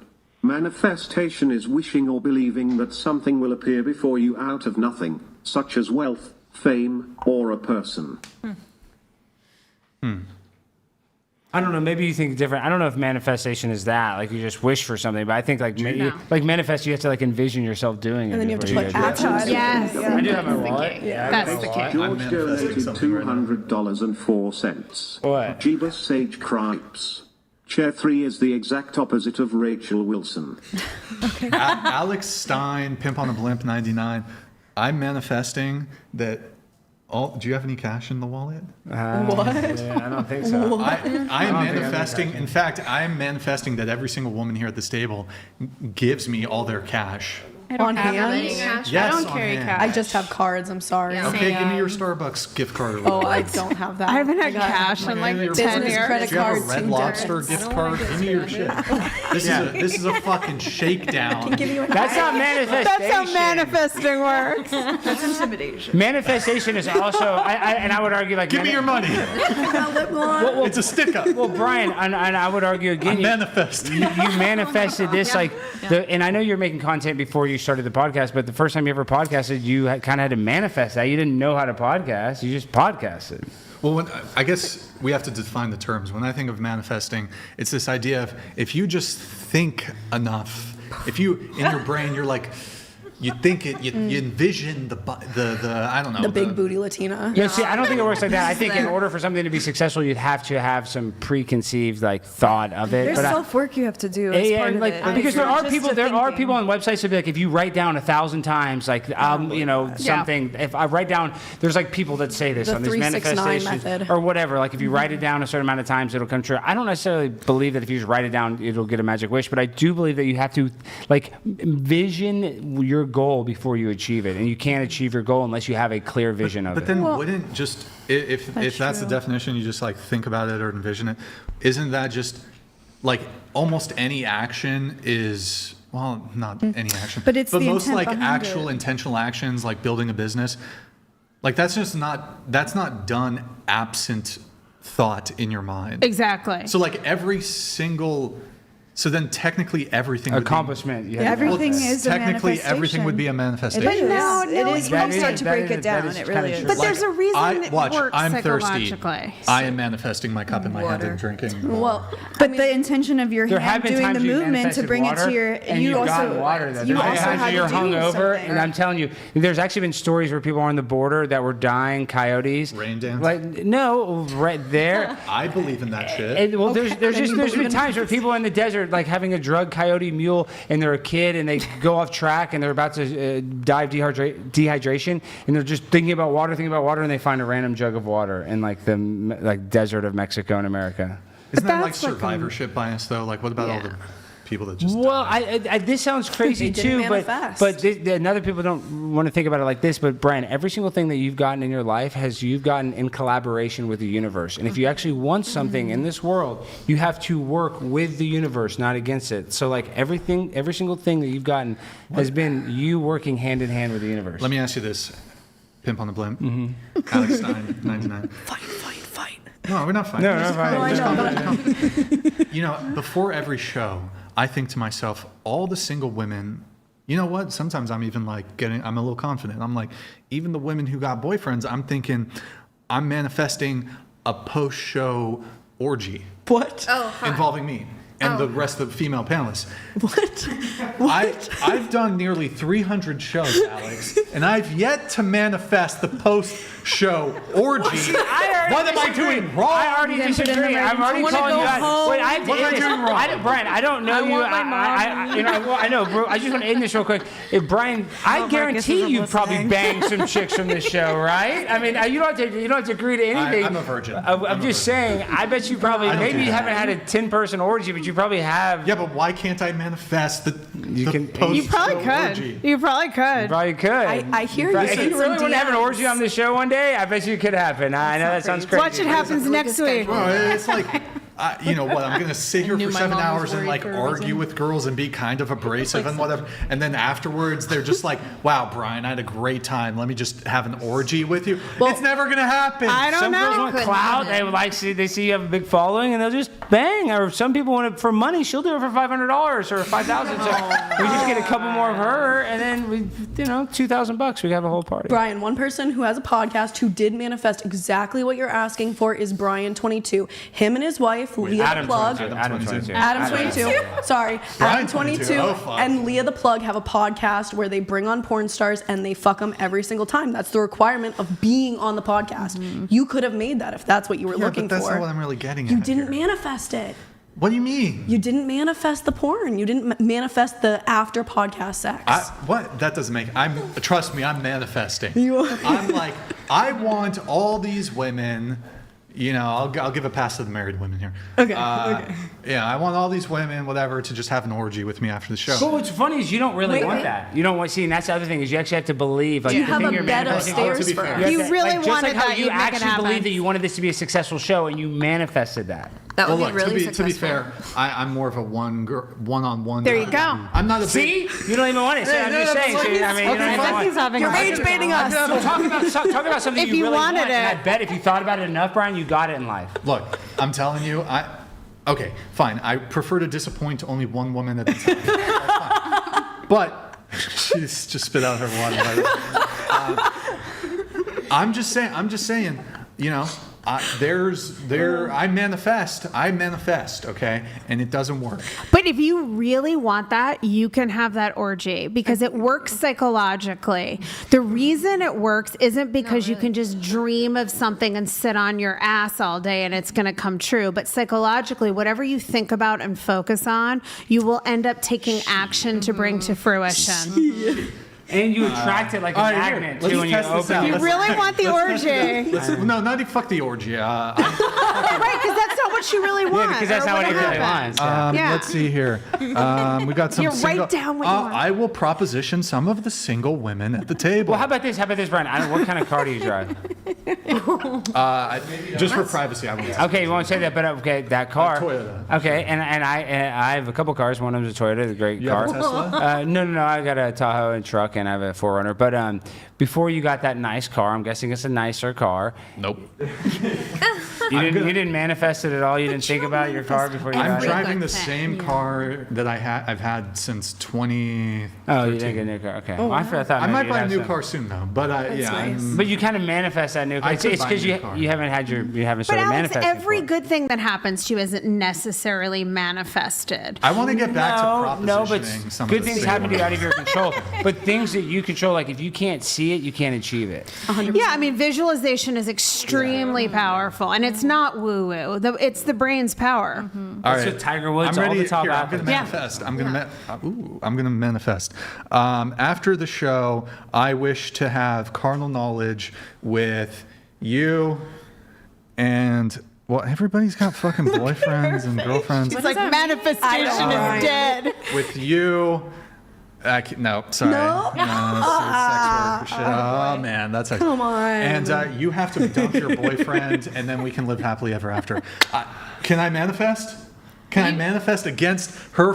See, manifestation defeats free will, or No, it doesn't. it's in contravention of free will. if that's how you feel about manifestation, and that's why you don't manifest. No, but real people who manifest It's in manifest contravention correctly. of free will because you're saying if I had enough belief that I could manifest sleeping with, who's like the hottest girl right now? I don't know. Who's a hot chick? No, a celebrity. Sydney Okay. Do you think Sydney Sweeney. Could I have manifested yeah. sleeping with Megan Fox back when we were both younger? Maybe. Yeah. No. You can't change the think so. past. No, I can't. Manifestation isn't about the past. That would have an impact on somebody else's free will. But if that was really what you wanted and you were obsessed with it, you would probably take action to make it happen. I'm sorry. you would Be able to want. manifest like a good Or you'd relationship sleep with a with her celebrity. sister. But if you're like crazy, you're obsessed with Taylor Swift, you could manifest a thing Yes. where you're so obsessed with them, then you go to their house and now you got to go to court with them every day for a year. I know that I got a sounds crazy, restraining order. but I'm saying A restraining Well, I'm order. saying, so you manifested a relationship with this person. Like if you think about it so much, I know, but you can make it happen. You really can. I mean, it's not going to all necessarily come true exactly as you envision, but I've made a lot of things happen that I was told were impossible by really, really focusing on them, visualizing them, writing them, and then taking action to support Did I manifest? them. Did I manifest? It might take you after more the than show? one Are we night. gonna- She does like white boys. I prefer little spoon though. I don't know if that's a deal breaker. Well, are you going to big spoon me after the show? I'm going to draw a picture of a half Filipino, half black Love is in beauty, the air. a beautiful black Filipino woman. I'm just drawing fucking weird. And I feel like there's definitely been an orgy on this table at some point. On the Brian. Like, yeah. table? I just Hey, this This is not comfortable. This is not a comfortable orgy spot. We have some chats coming through. Wretch Guy donated $202.02. Men must be leaders, protectors, providers while teaching, guiding and disciplining their children. Men who abnegate their authority to women allow delusional feminists to destroy the family unit. It's true. Very, Yeah, so very, true. very spot on, rich guy. Believe it. Yeah, you know, yeah. Yeah. He's so spot on. That guy, that's a smart man. Is there. that also another like little thing, the 2022? Yeah, it's Azils donated I'm not sure what that means, but $200. Share2's third appearance in 2025. Factors in chat can't Wait. remember her name says it all. This is your third? Plug your crap elsewhere instead of here. You're not smooth, but you're a criminal. Hashtag free Felicity, hashtag free Nick. Wait, can we keep Wait, this? where's the Michael Jackson fucking hashtag Adzills? What Yeah. the fuck? Free MJ. Whether you Blawfest with a 30, thank you, man, appreciate it. Look, I'm just saying, I've attempted to manifest a lot of pussy coming my way. I think, and it has not come. Look, I've had success, but I'm like, if it was up to me, every single woman in the world, well, maybe not every single woman, most women in the world would want to fuck. I think you just need to buy an online course and it will really help you. $5,000 on an online course and you will learn I could how to teach you how to manifest in an hour for free. Yeah. And then you haven't probably actually manifested. You might want it, but I don't know if you've done the practice of manifestation. I've been trying to manifest. I've manifested. I haven't manifested. I've tried to manifest. Who's that girl I have a crush on? The Megan Fox? Kristen Krug, well, young Kristen Krug, but she's still a babe. She's in her 40s, babe status still. You like older women. I like. Betty White. Look, Betty White's dead. Oh, no. Where's Kristen Krug sliding into my DMs? I don't know who that is. But I'll find her for you. I'll do my Brian. I will find you. Look, she's in her 40s, but she's still a babe. She's a babe. Well, you don't just manifest for material things, but I would also argue like sex is like not a thing. Like it is an achievement, but it's not like a thing. Like it's something you I just have. want to cuddle. You have to you have to manifest manifesting a relationship with somebody. I think is probably possible if you're like obsessed with that person, but I think you're losing the point, Brian. It's more like manifesting is like a something that you can achieve other than personal goals. Yeah, not Like just that's how I got my necessarily book sex. deal. I mean, I manifested that everything. No. You know what? Here's what I don't like about manifestation. I think it's gay. Yes. I think everything that I've achieved, I refuse to buy into this idea that it came to me through the ether. What's the? It literally came from the universe. No, I know what you're saying. No. Are you an atheist? Hold on. Hold on. Wait to have that convo. Okay. Like, you say you manifested your book deal. No. I think probably through your own specific right action, you made that shit happen. I agree. And you're discounting the efforts that you made to make that happen and all the hard work you did. Everything good that has come to me in my life is because of me, my hard work, not because I thought about it and the universe bestowed it upon me. Fuck that shit. I'm a hard worker. I deserve lots that of pussy. shit. Well, you have to work hard to manifest it too. Like, this is the example, and I really should post this clip, but it's years old now. Before I called AOC my favorite big booty Latina, I spoke at this.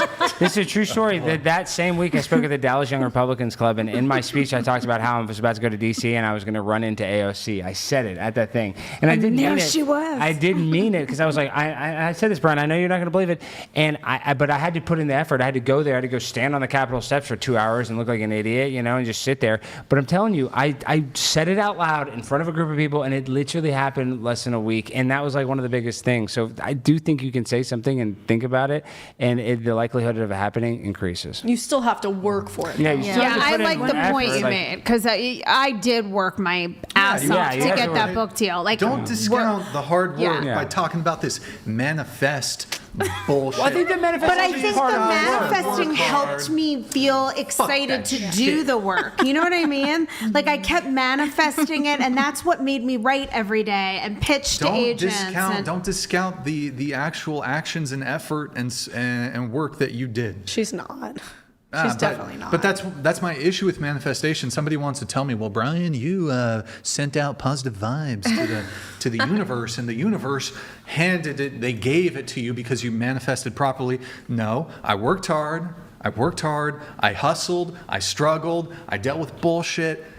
That's what got me. And that not just me. Wait, time out. I'm about to debunk your argument. So you never got lucky. What do you mean got lucky? You've never, in your time in doing this content creation, you've never gotten lucky. Every single bit of success you've had is from hard work. The girl with the red hair really helped put you on the chart. I really feel like. No, she didn't. Yes, she did. That's one of your most viral clips. No, Don't it's even not. with me. Nala, that's ridiculous. You don't think so? This podcast would be in the exact same position. You'd be if she fine never without that came Nala. on the- Yeah. Came on the show. I'm trying to think of other things. Sure. But you tell me along the way you don't think that you ever got lucky? I think No. I think luck. There had to be time when you got to guess, like Charlie Kirk or something. Had to be luck or something. You know what I mean? I don't know if that would even be luck. But I think there can be moments captured or certain guests that. But I don't know if that'd be. I don't know if that's. Yeah, sure. I've been lucky. Sure, I've had luck. And that's what it takes. It takes a little But bit of luck. maybe it's like 2% luck, 1% luck, and the rest is creating an environment for those moments to.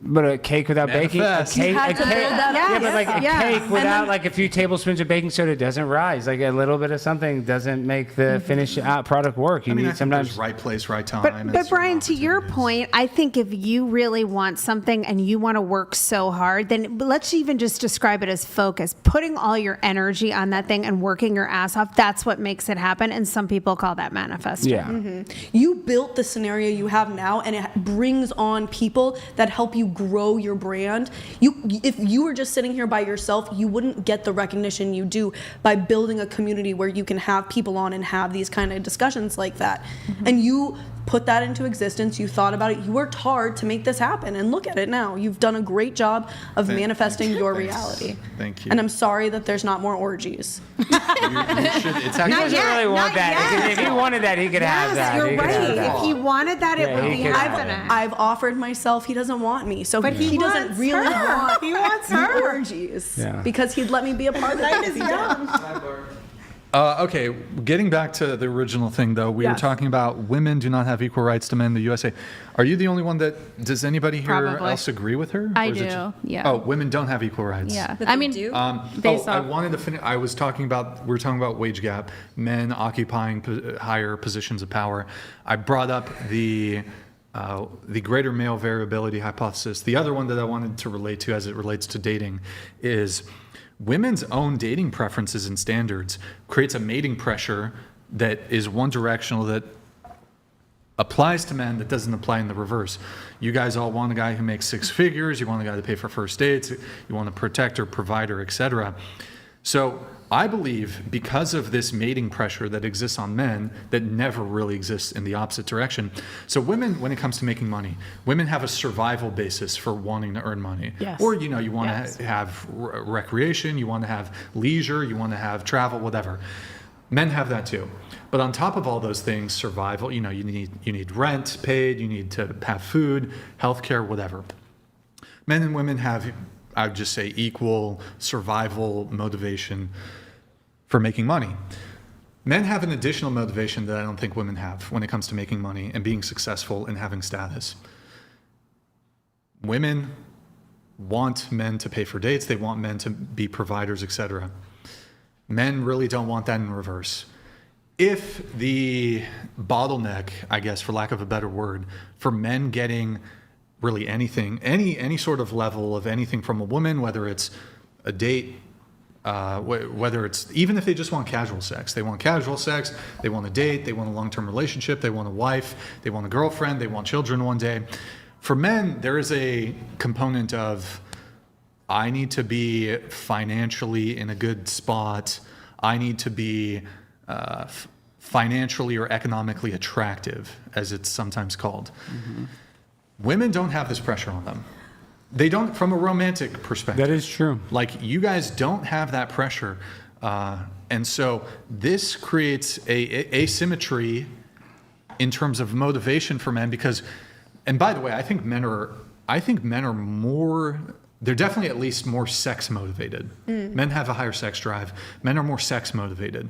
I don't know if there's a difference in terms of like romance. When I say romance, I just mean like more serious long-term dating motivation. It's probably comparable because men, actually, you can make an argument men want it more. Because I saw this study, and I don't know if we pulled it up. Nick, in the Discord, I think it's in infographics. It's, one sec, guys. Wait, shit, did I post it? Dang, maybe I didn't. That men want a long-term Gen relationship? Z, they pulled Gen Z men and Gen Z women. So at the top of the priority, well, okay, hold on, let me be fair. It was comparing men who voted for, okay, so it's not, men who voted for Trump versus women who voted for Kamala. Gen Z men who voted for Trump, their primary definition of what success means, have children, get married. Mm-hmm. That's at the top. It's above, have a high-paying job, be successful financially. For Gen Z women who voted for Kamala, having a job, making good money, that's at the top for them. Yeah. And having children and getting married is at the very bottom for Gen Z women who voted for Kamala. Mm-hmm. And so I might actually be, I think maybe in some ways, men are more even romantically motivated. Men might even want, you know, the more long-term serious family than women do, even then. But so for men to get, whether it's casual sex, long-term relationship, wife, especially for long-term for the wife, they need to be economically, financially attractive to women. Men really don't care. From an attraction perspective, there could be an economic reality, like most households, you need you need two incomes to be able to live, whatever. But if there does come a point once a guy makes enough money, doesn't care. Like, he doesn't care about a woman's income, doesn't matter. I'm a high earner. I'll date a girl who works at Chick-fil-A, don't give a fuck. Doesn't matter whatsoever. It'd be nice if she's not in like debt or something. I'd probably still date a girl who even has debt. Don't care. Whereas women, it's a little different. So I would argue that the reason that men occupy this, that they're the CEO, that they're in the C-suite, that they're executives, that they make more money. And there's a lot of I don't believe the wage gap exists if you control for it. But even if it did exist, even if this wage gap exists, it's unfair, there's 80% of CEOs are men. It's women's own dating preferences and women's demand for providers and for men to pay on dates. That creates enough of a social, cultural pressure, a mating pressure on men that doesn't exist in you, and that's men are more motivated to succeed. Y'all can get dick without, you don't need money. That's you can true. get dick.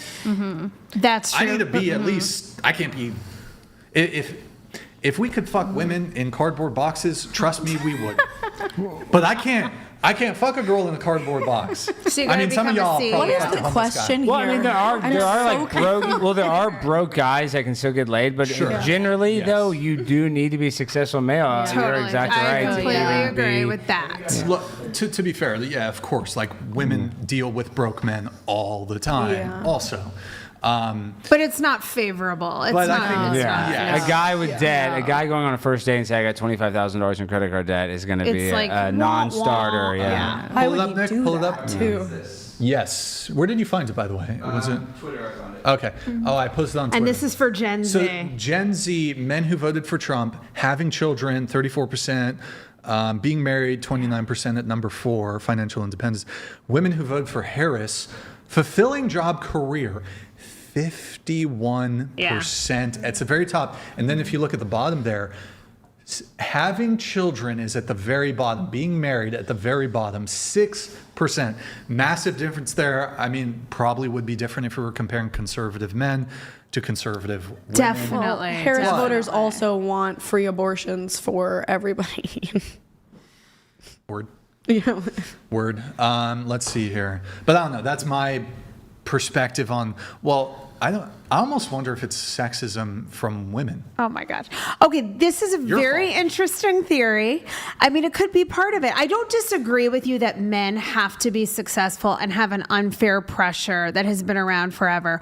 But you have to also keep in mind women weren't even allowed to really enter the workplace a couple of decades ago. I mean, when they I couldn't was get born, credit cards till the 80s. No, yes, a couple women couldn't decades get ago. credit cards till the early 80s. I could not get it. The year I was born, I could not have signed a mortgage without my husband or daddy signing it with It me. should still be like that. I hope you don't get married at like 1 year old, but No, but I mean, that's the point, that if I was alive at that time. So there definitely have been things that have changed, but I think there's a backlag. I don't think we're going to see the same thing of rates of CEOs 20 and 30 years from now, in part because of those Gen Z stats for Kamala Harris.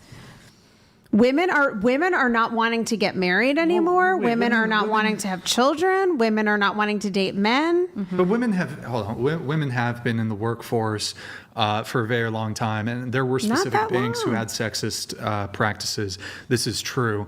However, I think part of it, I think we're ignoring some components of it. Like, for example, historically, husbands were responsible for the wife's debts, right? So there was some degree of, I think we have to look at it with some deeper analysis here, where yes, men had like certain additional privileges or whatever, and women didn't. But this was because of the way the laws were. But women have worked throughout all of human history. But women were not, it was not a predominantly typical thing. Even in the 80s, I knew very few moms that were working that I grew up with. I mean, this Brian, is not... it's really new. My grandmother was the second woman to graduate from SMU Law School. And she's not, I mean, she's passed away now. So, like, it wasn't that long ago women couldn't go to law school. My mom went to Fordham, and she was the first year that women were allowed to go to the school. Like, within the last 50 years, women could go to law school. Well, speaking of college, though, you bring up college. So starting in the 1980s, I think it was 1979, 1980, ever since that year, women have been going to college and graduating from college at higher rates than men. Yeah. 1980. So that's when there was more women going to college, more women graduating from college, getting diplomas. That's 46 years ago. So women who graduated at that point, when there were more women who started going to college, it started in the 1980s, they're retired. If you graduated college in 1980, you're 65, 66, you're retirement age. You may be. So there's been an entire generation of women who have had that experience of, going to college. The majority My of women mom's are going a lawyer. to college, and they're retired now. So by the way, more women do go to college. I think the split is 60-40, 60% of women, 40% of men. It varies from institution to institution, but overall. But there's attitudes too. Like a couple of decades ago, the only jobs it was really acceptable for women who went to college to have were being teachers or nurses. Yes, this is true. That's true. It is true. It is true. It was not acceptable for women to go into the boardroom and take over. This is still a relatively new phenomenon. I don't think it's going to look. Sexism in the 60s and 70s. Yeah, sure. But I'll grant it. there's still sexism now. I don't really think there's a boys' club anymore. I think it depends what industry. I think it's like reverse sexism when you see like people like Dylan Mulvaney and that Bud Light campaign where that woman decided to run a beer company, and Bud Light's famous for their great beer ads, and then the first time you put a woman in charge of it, they almost tanked the whole company. No, listen, I'm not saying it's across the board in every industry. Like in my industry, it's actually better to be a woman. We can't even find enough men who want to be therapists. I'm in a very female-centric business. It is. Yeah. But there are certain industries like hedge funds. I mean, there's a million things where it's still a good old boys club. You know, oil riggers, line worker, real estate, that make a lot of money. music, That make industries that make Mm-hmm. a top dollar. A lot of them are still male dominated. Mm-hmm. But I don't know if I don't really think women are really getting like historically. I don't really think women had a raw deal here. It was like, okay, you could support a family on one income, one breadwinner. The man works. The woman stays at home. That, I don't know, working like most women, or not even just women, most people are not going to have some ultra fulfilling, like you wake up in the morning and you're like, yeah, get out of bed. Yes. I think a lot of people have either like tough jobs, shitty jobs, or they're working for some corporation. They're sitting at a desk, a cubicle, some open office space, fucking bullshit. You think like these women on their deathbed, they're gonna be like, yeah, I worked for IBM, and I was in Toledo, Ohio, or I don't know where their fucking corporate HQ is. I was a HR, I was a project manager, HR. That's my mom. And, yeah, it's like, and oh man, that one, I was in the corporate office, and like I hired those people, and I was the HR, and those people that said rude things. I had that one time, I had that really like, I fucking schooled that person who was like being rude to his coworker. You're not going to think about that shit on your deathbed? Who gives a fuck? Well, not if it's that job. But I think the point is to be able to choose for men and for women, to be able to choose. If I'm a woman and I want to be the CEO, which I don't, by the way, then I want to be able to have access to that. That's all. I want the option. I believe women should have the choice. But in so doing, you have taken the choice away from the women who want to be stay-at-home But I don't want to take away that choice. I think that's beautiful. But the unintended consequence of doubling the labor pool and having like unhinged feminism is that women really, the economic reality now is you need two incomes. Yeah. You need the man and the woman. But we're not to work. blaming that on women, are we? We're blaming that on the. Why are we blaming that on women? Right? The cost of living, inflation. Yes, the economy is very nuanced, very complicated, Yeah. lots of factors. But the reality is, when you double the labor pool, if you double the supply of labor, you can pay people less. Companies can pay people less. You have less negotiating power from the labor side. So look, I think women should obviously, for the sake of equality, I guess, women should have the choice, be allowed to work, no dispute there. But we should acknowledge the unintended consequence. Now you've become, women now no longer really have, some women can meet wealthy guys, but the reality is 90%, 95% of women, they're going to have to work too. You've taken the choice away from the women. Some women want to work, that's fine. You've taken the choice away, though, from the women who would have been like, you know what, fuck work. I want to just... Totally. And there are lots of those women. Yeah, but you've taken the choice away from them, because a lot of women who'd be happy being stay-at-home moms... It's not affordable for most people anymore. Right. So you've turned them into slaves. And society doesn't view a mom as successful. That's how we brainwash young children to think that their only success that women can have is by being a boss babe or being, doing some sort of job or corporate America, which is the farthest thing from the truth. So I think that a lot of it's our society. It's like I was saying earlier, nature versus nurture, because women don't envision being a mom as like this achievement. that's why less people are choosing to even. But go some in that women, path. I think, I hear you. I think some women definitely do. I think the hard part is there are women who don't feel totally fulfilled by that alone. But then there are some, I mean, I have friends that are stay-at-home moms and they love it. They are so happy to do that. They do see it as a success, and they're in economically privileged circumstances that enable them to do it. All the power to them. I think regardless of my own financial circumstances, I would have wanted to do something for a career where I felt intellectually stimulated. Personally. We have a couple chats, then I need to step away for just a moment. We have Pasty George here coming in. Message from the government of Canada. Pasty George donated $200.04. I believe in thought into action, such as an artist thinking about what he wants to make and putting in the time and hard work to make it real.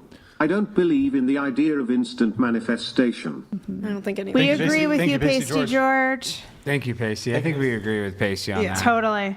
But no, the conversation like about, male versus female, I just think that what you're saying, how it's harder for women, like there are some truths to that, but there's some stuff that's harder for men, Yeah, So- yeah, and I'm not like I hate the idea that feminist is synonymous with wanting to break up the nuclear family or being against men. I love men. I love family. Like I'm for all those things.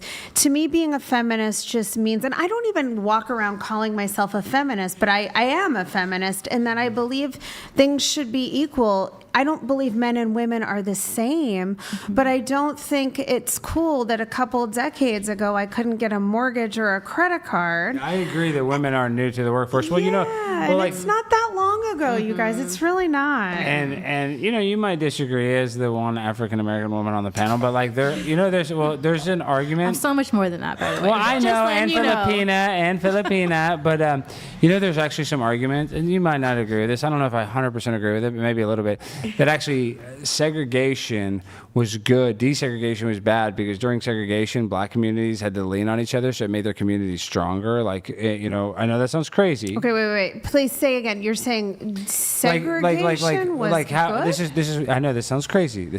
I'm not saying I'm pro segregation, but I'm saying societies. Black people were more successful in a segregated society because they were able to lift each other up within their own community, and so like a workforce that would be segregated, it would be easier for the woman to be in her role as a mom if every woman was a mom. Does that make sense? It does. Maybe there were some accidental, unintended positive consequences floating around there, but I'm never going to get behind anything that says segregation was good. Well, it's no, inhumane. You've never it's heard disgusting. of that? You've never heard of that theory? I have. Have you ever heard of that theory? I've heard of that. No, like the reason why like desegregation was bad, because like in theory, like you're like that. Of course, that's good. It sounds like it'd be good, but there's also like the idea that once everything got once everything got desegregated, it made their community a lot weaker, because then like a lot of the powerful white businesses where people weren't allowed to shop with, now like a black-owned business might have had a monopoly on these black customers. Now they're competing against a white business owner, and like the KKK was started by Democrats, and one of the reasons the KKK was actually started, a lot of people don't know, was because a lot of black businesses, they would go and burn down black businesses, and it wasn't just because they didn't like black people. They didn't like that they were making money. Yeah, when they were making money, I have heard that. So I'm just saying there is something to it. Sounds good. Oh, we're all friends. We all need to come together. And I'm not saying that I want to stay segregated, but do you see how, like, in a society, it sounds crazy, but believe it or not, black people could have been more successful. From a competitive economic standpoint, I can understand that, but it shouldn't have been segregated in the first place, and then we would have just had like a free marketplace of normal valuing human beings at the same time. Yeah, I would bring up. So it's unfair, right, that women, couldn't work or whatever, but they were like traditional generals. Bring up the war. Men had to go to war. Yeah, I mean, we're talking about conscription, the draft. I mean, women don't even have to get drafted. They don't even have to.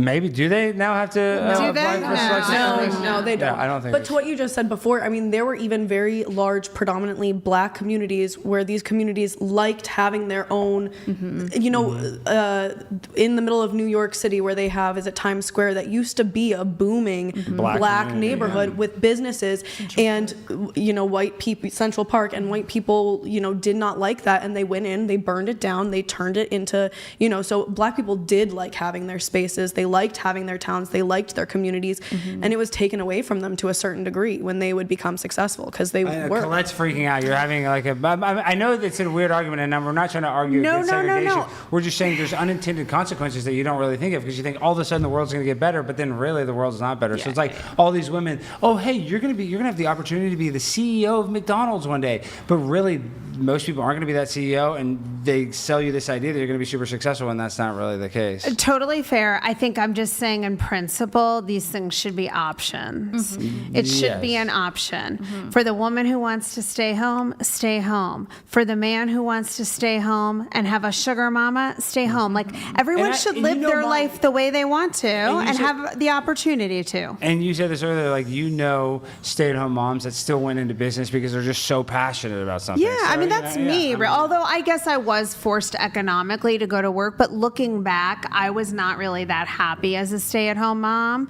And maybe if my marriage had been better, I would have been happier because when I got married, I wanted to be a stay-at-home mom, like 100%. I was all for it. But then I found myself feeling disaffected, and I'll never know how much of that was not having a career and how much of that was just my marriage sucked. But now that I have a career I do really love, I'm very grateful to have it, and I'm grateful to have a husband that, I mean, we're very equal economically, and I'm grateful that my husband supports the fact that I work, and even though he's super traditional. But it's funny, he does make jokes a lot about, like, I think at heart, and I don't know if he's still awake because it's really late on the East Coast, but that's okay, because I've said this to him out loud. I secretly think on some level he would like it if I was a little more traditional and submissive. I mean, he's 62. He's from the South. A little bit. Yeah, especially a guy who's in his 60s and grew up in the South. Yeah.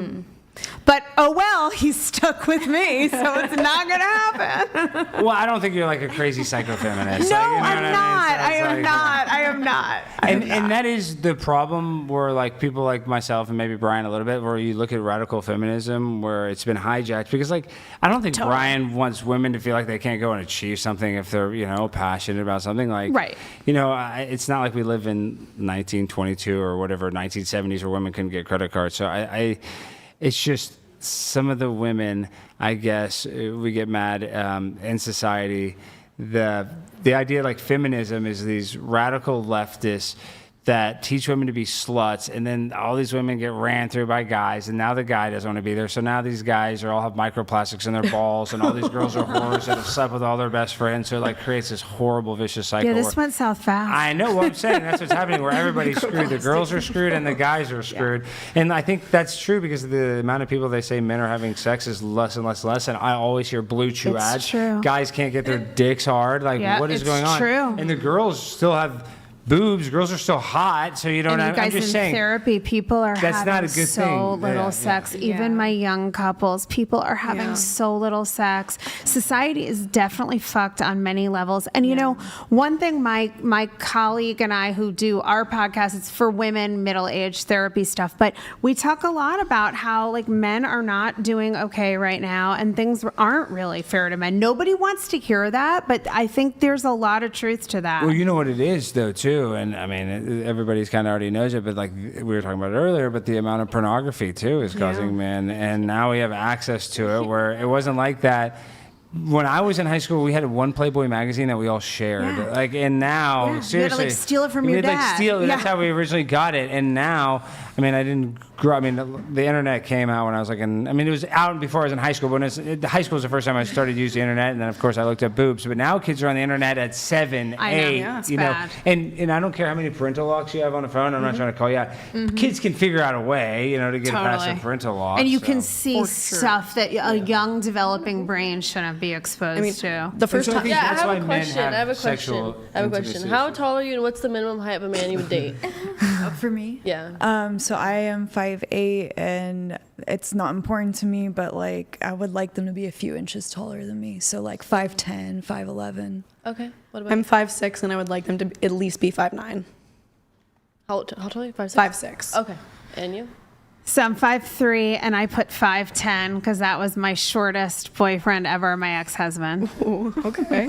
I think 90% of women they have to be over 6 feet tall. Somebody can fact check that, but it's like that range that they put 6 feet. But Not me. you guys are liars. But I it's want okay. to feel small. What about you? I'm very petite. I'm like legit 5 feet. So the shortest for me has to be like no shorter than 5'6". That's good. Because if I wear heels, What about you? I'm 5'3", and obviously they have to be midgets, right? That's a good callback. That was good. We'll take it. I'm 5'4", and I think I would have to be a minimum of like 5'7". I'm 5'3", and I guess minimum 5'3". I'm 5'5", and there's not really a gauge. My boyfriend's like barely taller than me, so I'll tell you, you're 5'5", you said? 5'5", yeah. Okay, gotcha. I just feel like you're lying this whole time. So you're gonna date a 5'3" guy that makes $14,000 as long as he'll watch Dancing with the Stars. Like, you gotta be the crazy. All these women up here, and you're the craziest one. Like, woman ever. I mean, seriously. Simple woman. Yeah. You're a nice lady. I'll tell Well, you. hold on. I also want you to dance with me too. when we get down then. Well, I can see that. Maybe not all guys like to dance. Once the car accident heals, though, right now I did have in one hiatus. thing while I was away. You were saying how women they couldn't work. It was so unfair. I have some thoughts there. I think if we look at that in a vacuum, women couldn't work. Oh my God. Oh my God, they couldn't work. Oh my God. In a vacuum, oh my God, what crazy evidence of sexism.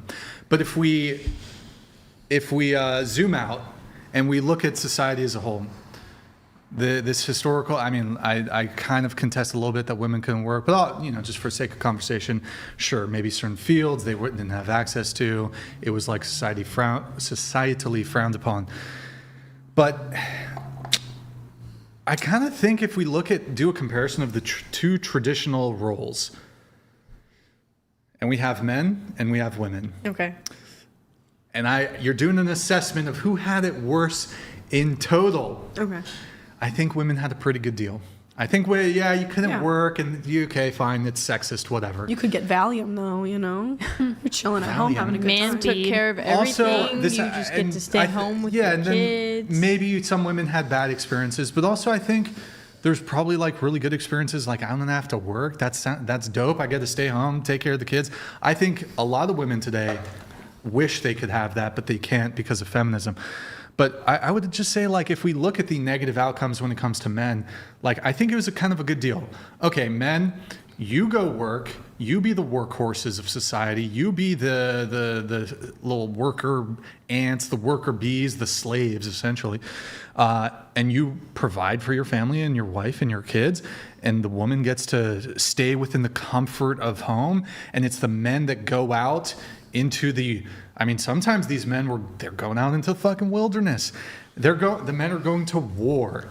So if we look at like historical trades, World War I, World War II, all these wars, women were, I don't know if spared is the right word, women were protected from the barbarisms that many men did have to witness and see.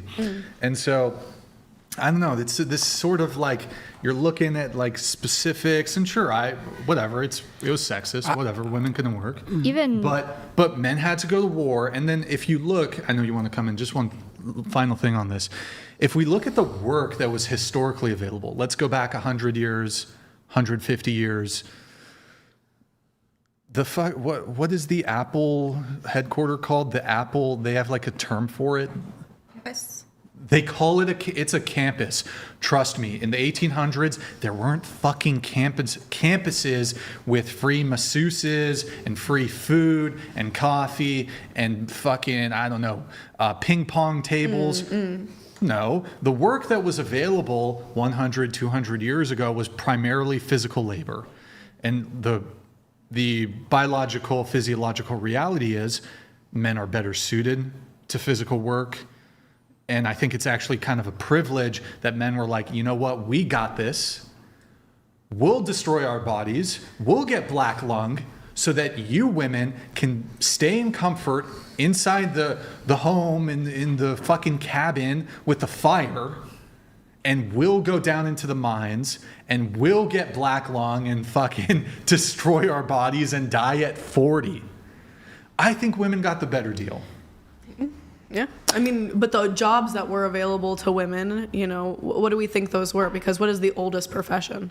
Wait, why do you want to bring it to prostitution? Hey, you're, you know. I'm saying that that it's only until fucking air conditioning was invented that all these jobs, you know, there wasn't like a big feminist push in the 1800s. Like, yes, we want to be fucking beaver poachers, or I don't know what the fuck people were doing back then. Oh yeah, I want to go hunt or do all this shit. Women, nah. Yeah, if you weren't having a family, you were a teacher, or you were a nurse, or you were a prostitute. Yes, and women did. What? Hold on, okay. Most women were not prostitutes. No, I'm not saying that they were. You were a mother, you were a teacher, you were a nurse, or you slept with women throughout history. Like if there's like the family business in the 1900s, they'd be secretaries. They'd help out around the shop. They'd help out around the farm. Women worked. So, and also, I mean, look, I think women had a pretty good deal. A pretty good deal if you look at historical. Again, I mean, I can just only reiterate this. The work that was available 100 years ago, 150 years ago, not glamorous work. You weren't a boss babe.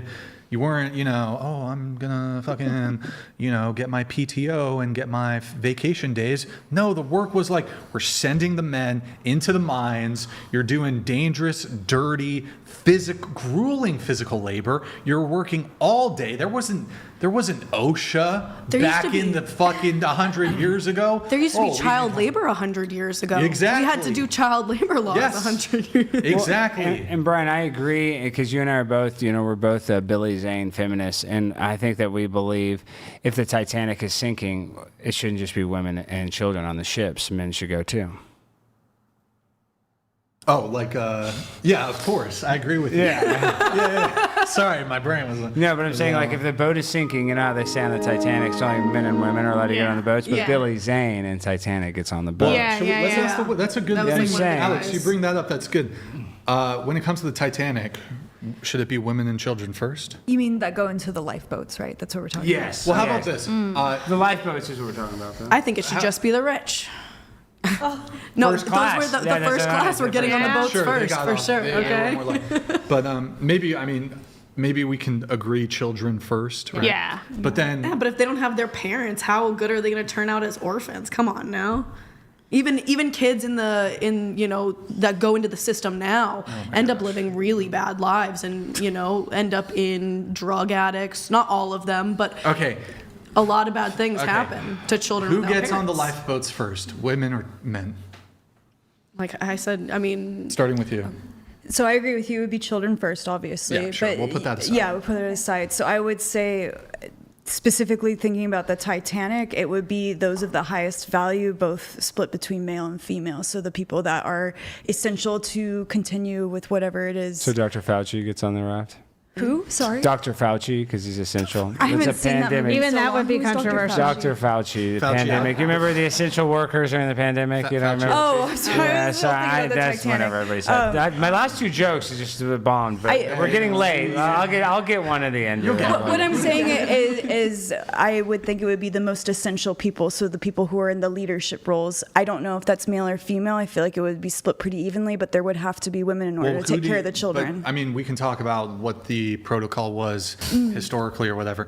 Who do you think, though? Should it be the women? I just gave you my answer. I said it should be split fairly because... Wait, the fucking Titanic is sinking. Well, tell me. Who has the most valuable to society? Obviously, it wouldn't be that calm.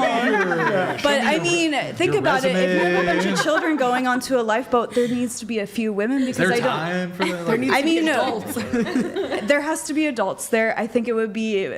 I do agree that I think that the people who are wealthier would think that they are the priority, but I think it's the people who are in those leadership roles that can survive on those boats until they're rescued. Yeah. Okay. Well, what do you think? I said the rich. The rich. Yeah. Okay, what do you think? Yeah, because you'd want one guy on the boat, right? Let's say you said all, like the men and women, or the lady. Excuse me. Let's just say they said all the children and women can go on the boat first. I guarantee all the children would look back and be like, "Let's get one guy on the boat." But that's what I mean is a male in a leadership role to help in the survival. Yeah. I don't really think it's fair that it's women and children getting on the lifeboat, but I think that it would look really bad on those men because I think that's still societally I know, but constructed. I know that's what I'm saying. Yeah. These are unwritten so I'm a woman, rules so that I'm we going have to say follow. women because I want to live. I think we need to be putting enough life rafts for everyone to get on a boat. Well, this is Carnival Cruise, baby. We don't have enough. We got enough hamburgers. We don't have enough life rafts. What do you think? I would say women because men are physically stronger, so they can swim against currents. And I mean, what you throw a woman in the ocean versus a man, a man's probably, I'm being serious. Like a man would probably have a better survival rate at swimming to a nearby island versus a woman. I would agree. I I'm would just agree saying. that a man would be able to swim farther than a woman. Physically. Well, I agree with that, but I don't think it helps you in like, I don't know what the temperature of the water was. Oh my God, hypothermia affects men Yeah. and women Yeah. equally. The Titanic, you're dying. If you're Whether you're a man or a 2 woman, minutes. you can maybe tread water for a couple minutes and you're done. Tops. You're Yeah. done.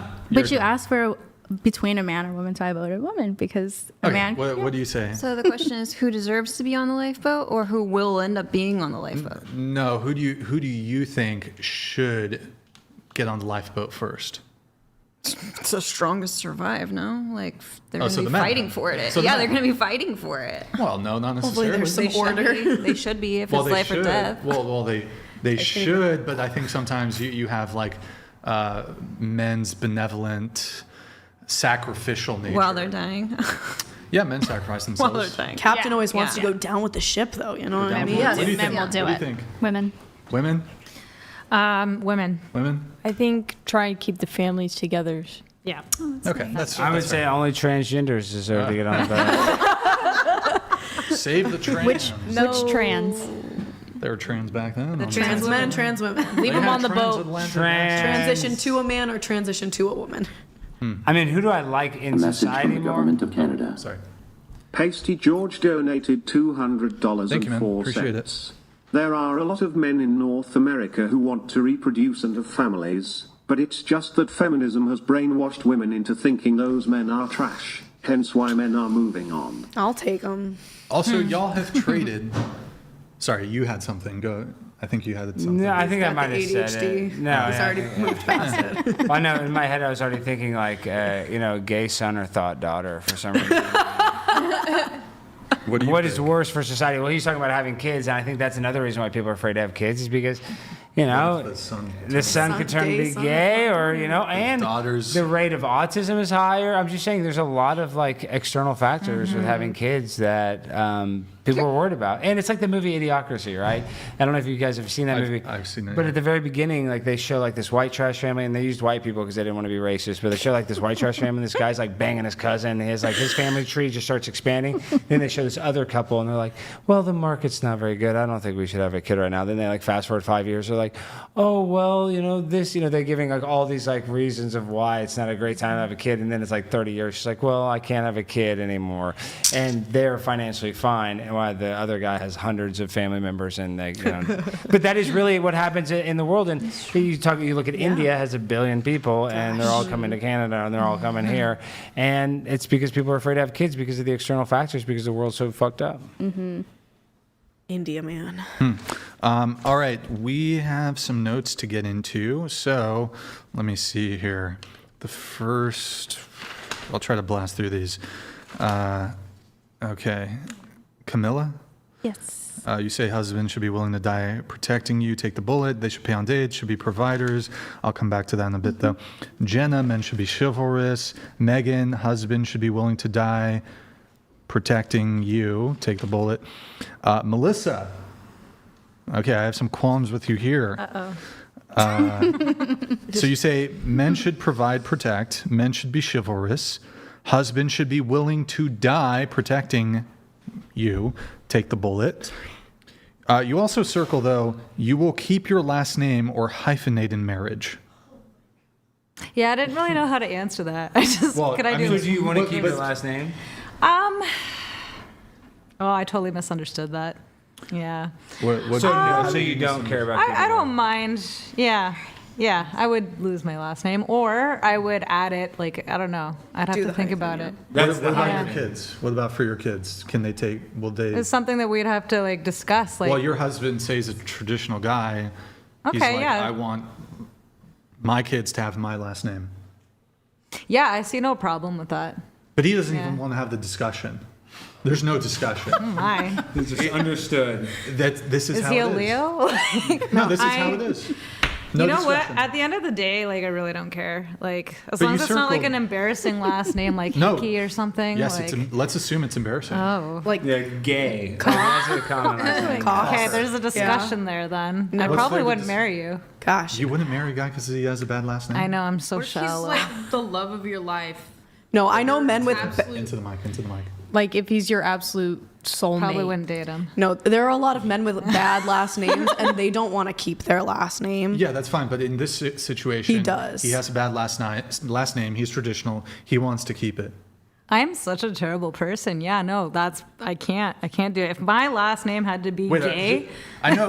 You would not like that. That would be not a like deal that. breaker, really. No. If you married a guy named Rudy Gay, NBA player, and you had to change your name to Melissa Gay, you wouldn't do that? No. Even though he's a multimillionaire? Come or whatever? on. Wait, genuinely. I've had here. no. Hold on. No. Genuinely here. I know we've been bantering, but is this your actual genuine position? I never realized this about myself.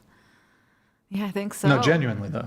Like, So he meets. I wouldn't change my last name. Like, if he was my soulmate, like, Wait, just to clarify, you wouldn't change your last name if it's let's say he has an average last name. Still won't do it? well, if it was an average last name, then I would do it. But if it's a bad last name, no.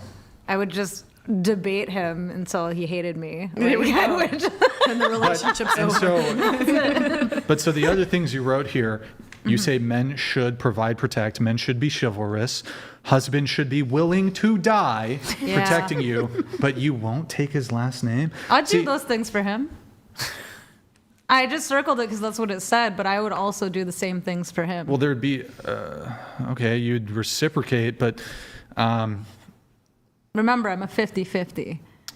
you're 50-50. Well, then if you're 50-50, why should men be chivalrous? Why shouldn't they?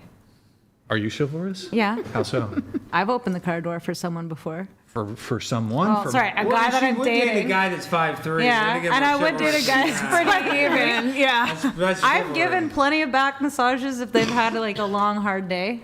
It's not I do the chivalry. whole spa treatment thing. It's not really chivalry, though. I but- think it is. I Not don't have really. to do I it. mean, that's just nurturing. It just depends. Well, I think Although you that said would- chivalry for men is different than what I mean- women Yeah, stand sure. for. I've That would held be- that would be a more Timmy's nurturing. door in Canada sorry, for men before. Well, then So dating you're them or willing to not. die for your husband? Absolutely, 100%. Okay. Some of these things tend to be Yeah, just kind of. if I one love way or him, the why other. not? Actually, I would die for a stranger. Here, let's get into this. Yeah. Past should not matter. Referencing body count. Marley, you say past should not matter. No, but I think that Col- there needs to be a conversation and be honest about it. Oh, okay, sure. Yeah. Colette, you say past should not matter. Jenna, you say, I guess, past does matter. Megan, you put a line through it. I don't know if what that means, but. That it kind of depends, I guess. Oh, okay, sure. Melissa, you say past should not matter, body count shouldn't matter. I guess why? Why is that? Why should the past not matter for those of you who said it shouldn't?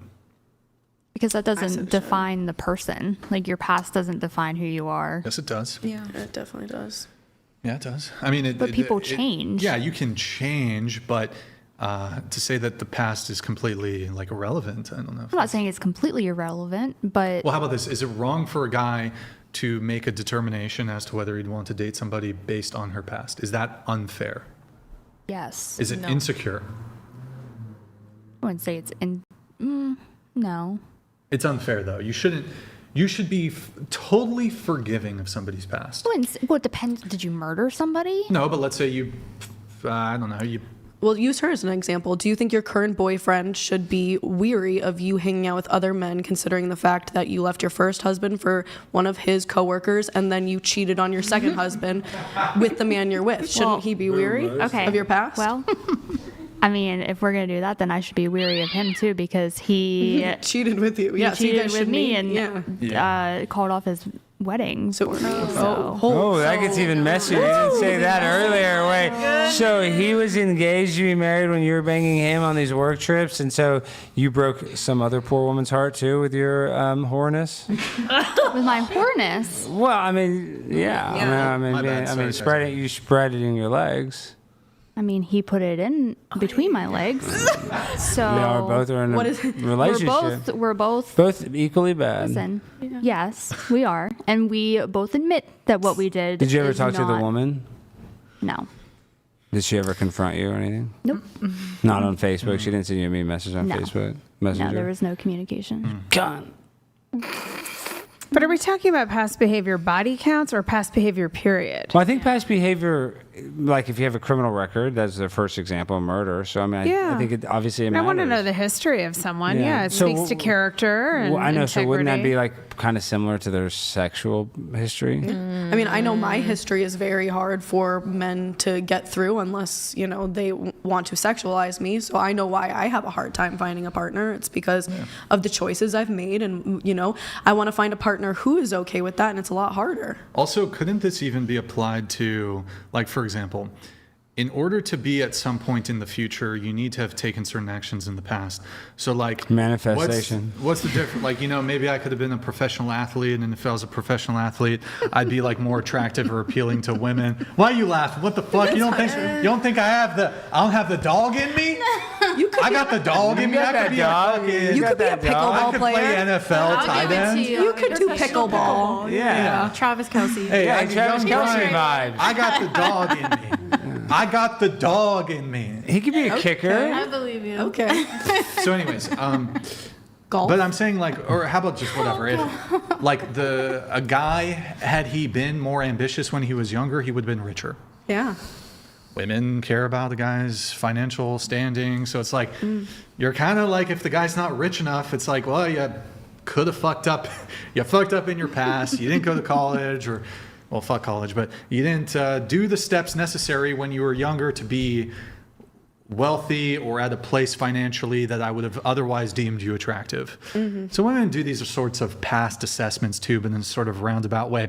But anyways, going around the table though, I guess body count doesn't matter. We always ask this question. What's your body count?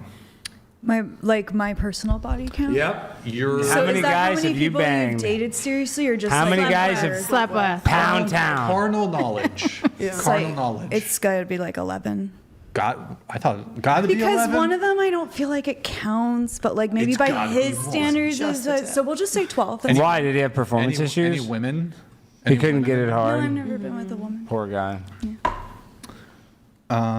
Okay, and your longest relationship was 8 years. You 8.5 years, yeah. So got to be 11. Okay, what about you?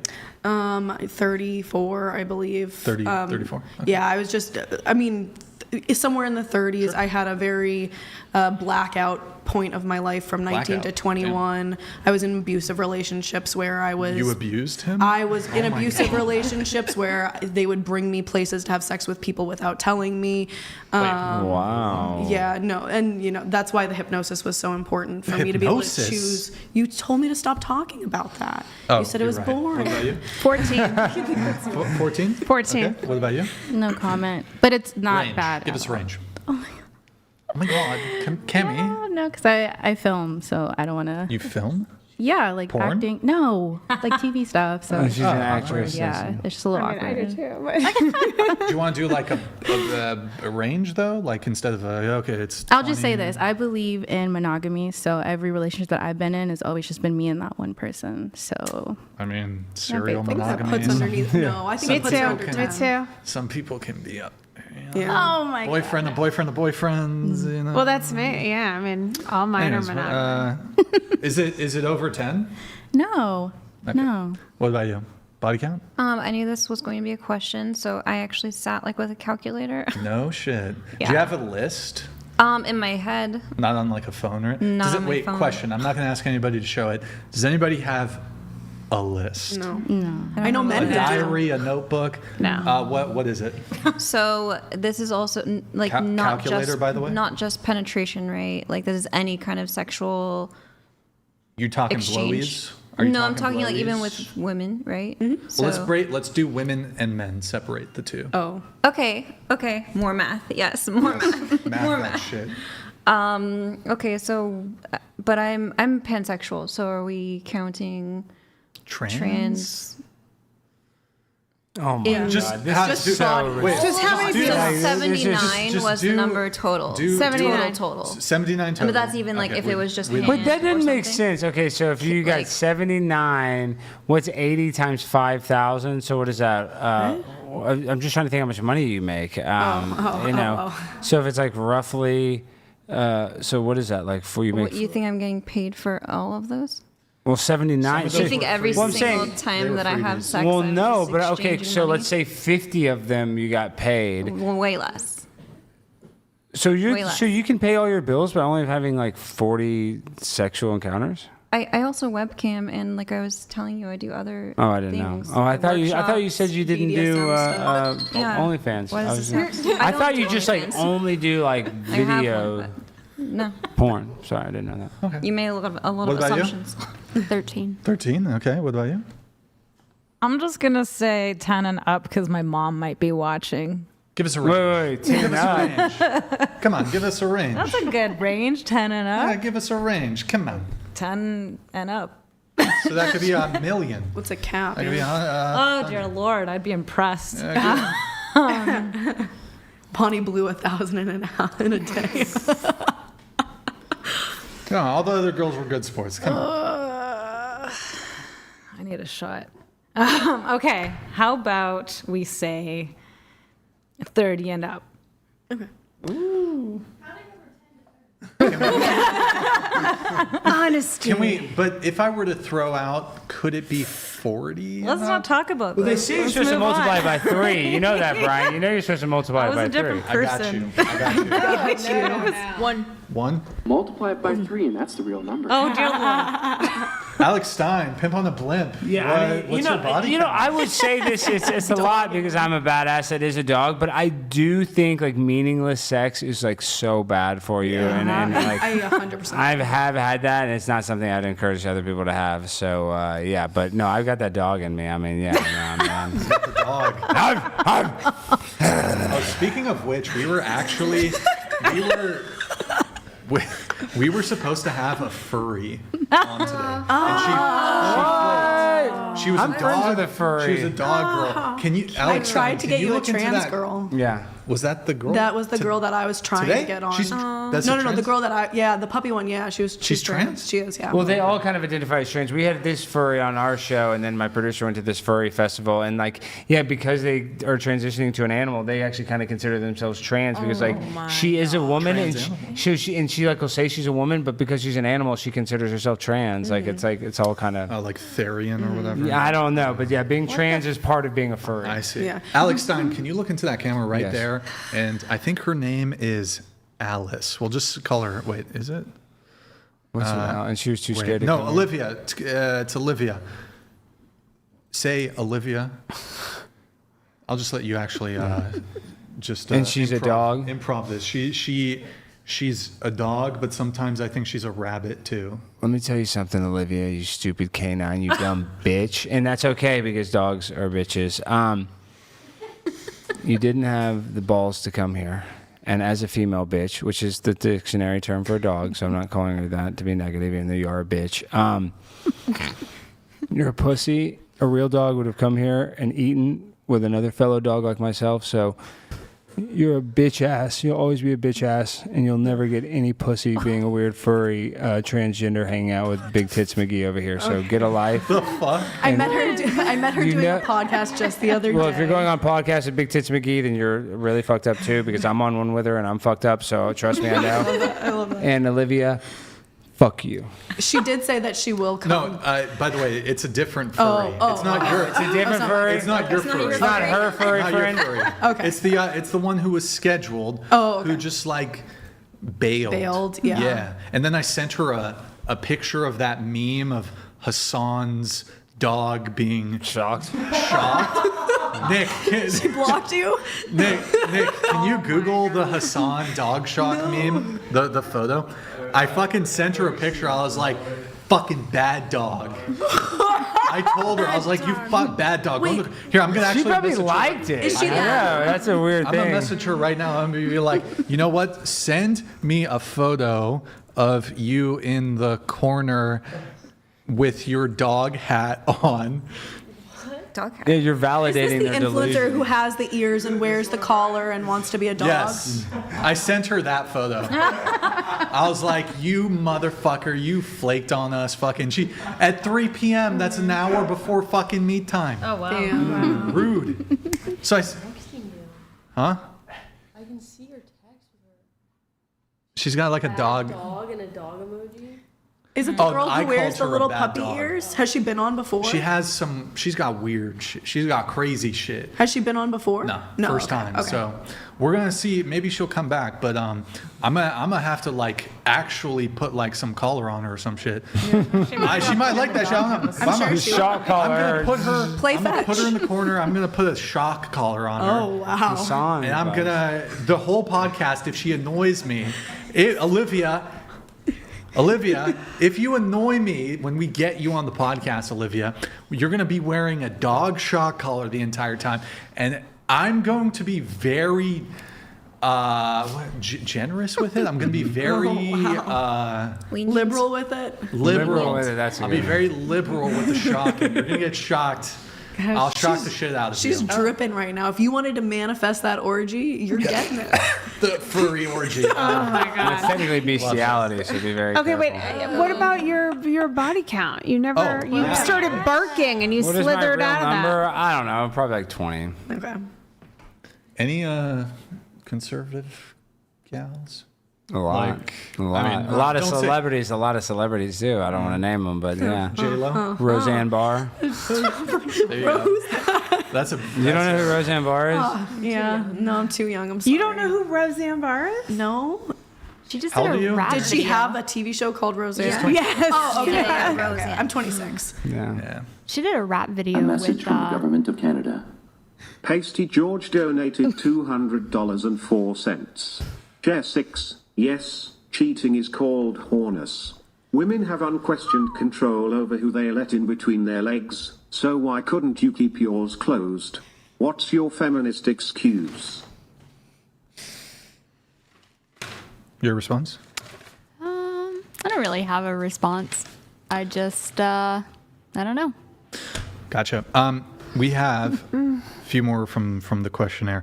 A woman should not be rejected because of her weight. You agree.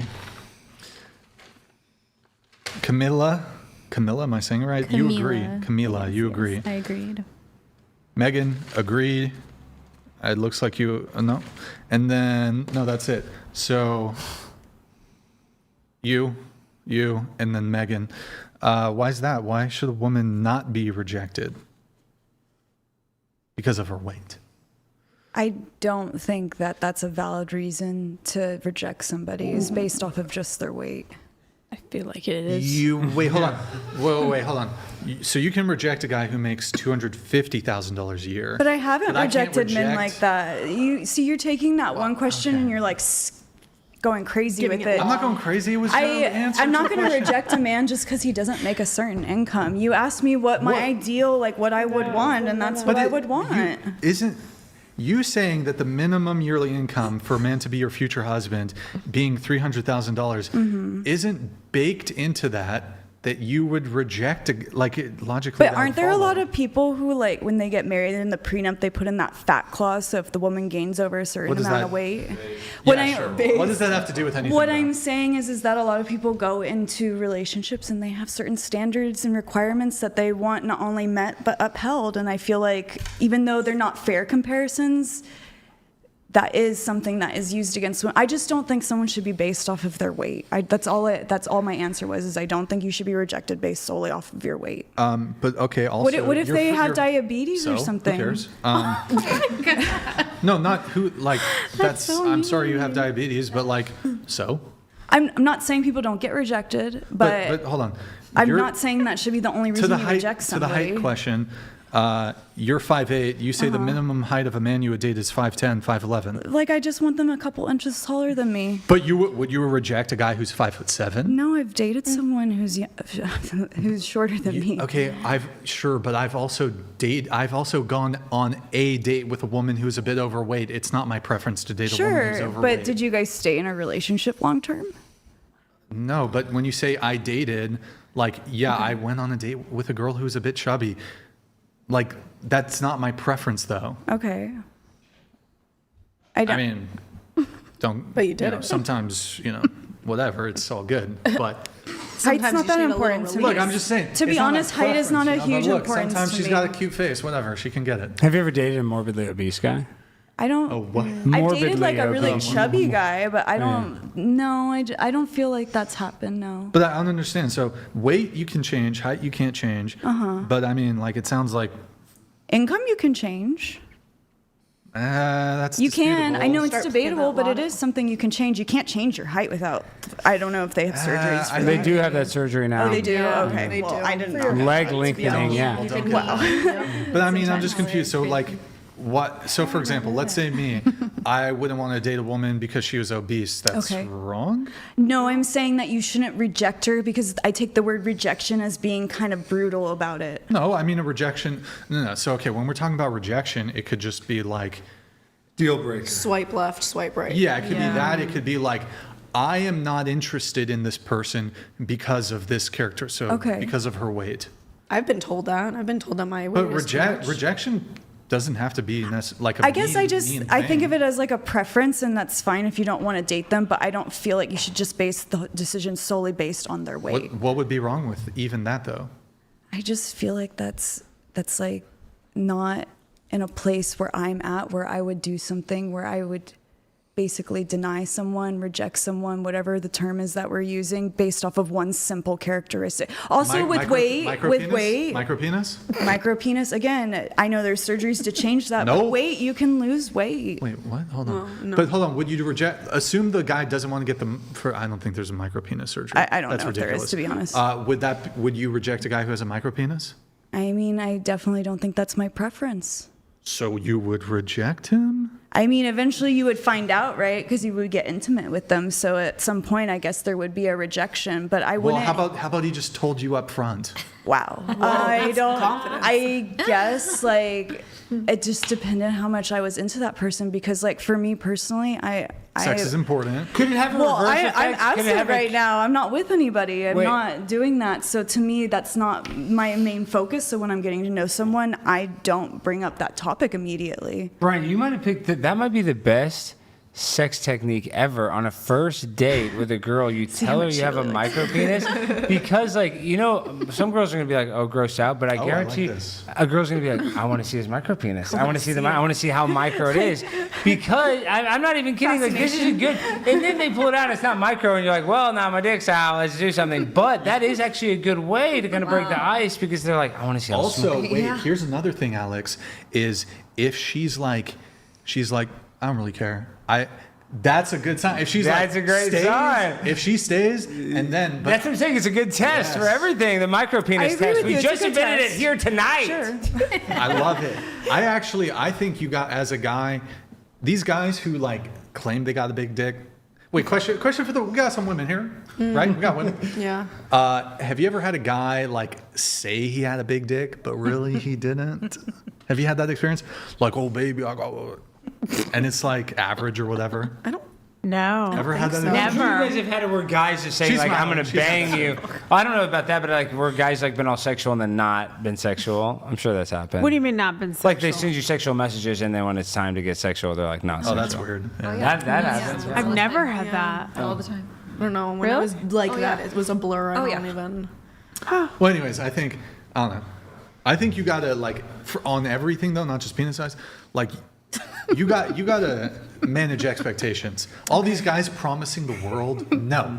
You have to be like, say this. The sex is gonna be like Under average. promise, over deliver. Yes, definitely. And then Definitely. when you're like, Keep your a little bit expectations low. If you're a little bit above average, they're like, okay, cool. Wow. But if you tell the girl, I'm going to blow your fucking mind, and it's like, Yeah. it's like what? But if you tell them, You got hey, three I'm pumps. like, whatever, I'll give it the old college try. We'll see how it goes. Yeah. And then you do like A half decent job. You do decent. Pull out the vibrator and you make her come one way or another. Manage expectations. Yeah. Manage expectations. A message from the government of Canada.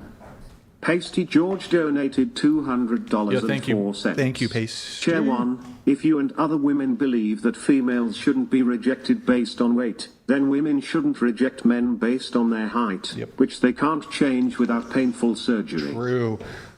Yeah. Okay, but we heard your take there. Sure. I'm trying to. What's wrong with a man rejecting a woman because of her weight? I mean, if you're going to reject a woman based off their weight, then it just shows that you're shallow. The same way you guys judge women for only wanting to be with a man who has money, a successful career, it's the same thing. I mean, there's more to a woman than just her weight. And let's say in circumstances, does it have to be before or during or after the relationship? What if she stayed with you while you had cancer for 5 years? And let's say she gained weight by 40, 50 pounds. Would you reject her and break up with her just because she doesn't look the way that you wanted her to at the start? No, Well, you wouldn't. The question is more so like At the beginning. you've met somebody. get-go. I think there's obviously circumstances. They have your children and then there's they circumstances. have a hard Yeah. time losing weight Sure, afterwards. you give grace and stuff, but I mean, look, I do think though, even in longer term relationships, if one person has really let themselves go, I mean, I would be remiss to say that that's not going to have an impact on the attraction that your partner feels for you, and that can change the dynamic of the relationship. Definitely. And if it's bad enough, I mean, I don't know if I would fully blame somebody if they've lost attraction for being like, I'm no longer, if that's important in the relationship, I don't know if I totally blame somebody for, wanting to end the relationship. But I suppose it would, how long you've been together. Yeah. I mean, can you show them grace? What are why did this happen? Have they tried to fix it? Can you Is there a help them? situation in the relationship where the woman is like really stressed out and unhappy, and so because the relationship hasn't done well, she's kind of found other vices, which include like overeat? So- Like, is the relationship bad and that's why she gained weight, or is she just gaining weight because she's so it's the lazy? guy's fault No, that she's no, it can be no. I mean, obviously not. It's his fault, but what are the factors in which she's gaining the weight? factors, of course. Well, she does have the problem where guys will literally want to pay for her to eat feed food. her. I know that is a unique thing where guys Wow. like want, and part of it is like they want you to get fatter. Like they Yeah. actually want to see. There's this girl Amberlynn Reed who started a weight loss channel at 400 pounds and now she's 600 pounds. It's hard to, you have to watch her stuff, but like the people that pay her like want to see her get bigger. It's weird. It's Yeah, weird. Like they're happy that she's bigger. Yeah, and I have a personal trainer because the last thing I want, as I get older, I find it harder for me to lose and keep weight off, despite the fact. Who pressed that? Nick, Nick, You pressed that. You I got did the not little press button that shit. thing right there. So, and then it was Megan. Yeah, Wrong for a man to reject a woman because of her weight. Why is that? Well, after hearing your argument, kind of. You've been convinced. You've convinced me. You rescind your disagreement. Wrong for a man to dump his girlfriend if she regularly turns him down for sex. Cammy, K-Dog, you said it's wrong. Anybody else? I think Taylor, you said it's wrong for a man to dump his girlfriend if she regularly turns him down for sex. Why is that? Let's start with Taylor. I feel like if there's a reason that the woman's not wanting to be intimate with the man, I feel like if there's like the connection, like if everything's good in the relationship, the woman's gonna want to be intimate. Yeah. So she should be the one to leave if she's not happy and not wanting to have sex with her boyfriend. You got a point there. Yeah. That's a good point. So she should just be big enough to be like, I'm not happy enough to want to fuck you. Or communicate. Yeah. I don't know if that's always true though, that there's something wrong. Yeah. Like, No, I mean, There isn't. I mean, sometimes over the long term, I just see so many. This can get so complicated. But if the girl's especially constantly saying no, though, that's no, I agree. I didn't say, I mean, I don't think it's where sex is a big part of a relationship, but I've just seen so many relationships where there's so many different reasons that like a woman loses her desire to have sex, and it's not always Yeah. Hormones, mental load, having young kids. Like, there's so many issues. Yeah. I think the fact of like, oh, you're not having sex with me anymore, I'm leaving, and rather than like trying to address like what she said, traumas and stuff, I feel like that would be the more mature Creating a safe space for her to be comfortable and then, be able to figure out why it is she doesn't want to have sex. Because there's always a reason. It's not just, I don't want to have sex with you. Can men do this, though? Like, you know what, babe? I don't feel like providing anymore. I kind of am tired of going to work. Let me tell you. I'm tired of going to work. Peace out. I'm just not going to work anymore, I worked at a Jamaican restaurant. My best friend at the Jamaican restaurant, she had a deadbeat boyfriend. They were living in a crack house that had 5 rooms. She was going to work every single day to pay for that. He got thrown into jail. She sold her car to bail him out. He still didn't have a job and played Xbox on their air mattress every day. And she had to take the bus to work at the Jamaican restaurant. Good. God. It was crazy. Good. And then she asked me to have a threesome with him. And I was like, what the fuck? What? I did Oh my not do God. it. I was like, man, your boyfriend, no, thank you. But okay. And then, Cammy, why do you... Camilla? Camila. Sorry. Camilla. You can call me Cam though, if that's easier. Cam. It's fine. Cam. Why wrong for a man to dump his girlfriend if she regularly turns him down for sex? I'm gonna be honest. I'm gonna say it's like 50-50. I guess I didn't understand it the first time, but after hearing it, I would say it just really depends on the situation. Like, if she's regularly turning him down and he's not sexually satisfied, I could understand why a man would be like, all right, I'm out. Like, I'm gonna find another woman that I feel more physically, involved with, and love is a big factor of a healthy relationship. So I understand that. Sure. But as far as like leaving her completely, I kind of agree with the other women saying that there should be an open discussion before just bailing out. Nice. Let's see here. We have women are oppressed in the USA. Colette, you agree. Cam. Surprise. Cam, you agree. We kind of talked about that, didn't we, though? We talked about rights, but I feel like oppression's a little different. Oh. So I guess it's just you two. Women are oppressed. Can I just have you scoot your mic? Yes. Scoot your mic to the edge of the table. Sure. And then like 2 inches, 1 inch that way, I guess. So women are oppressed in the USA. That's your position? Women are, even back to your original point of like what a good deal it was to be at home for so long because the jobs were so crappy and it wasn't like a bougie Apple campus. The other side of that coin is that if women were in a relationship where the guy was abusive or violent or had an addiction, which is often the case, she had no way out. I still think despite modern times and women working, a lot of women feel trapped financially in relationships that they can't leave. They feel trapped by having children. They feel disadvantaged in the workplace. Same stuff I said before. And I see all of those things as a form of oppression.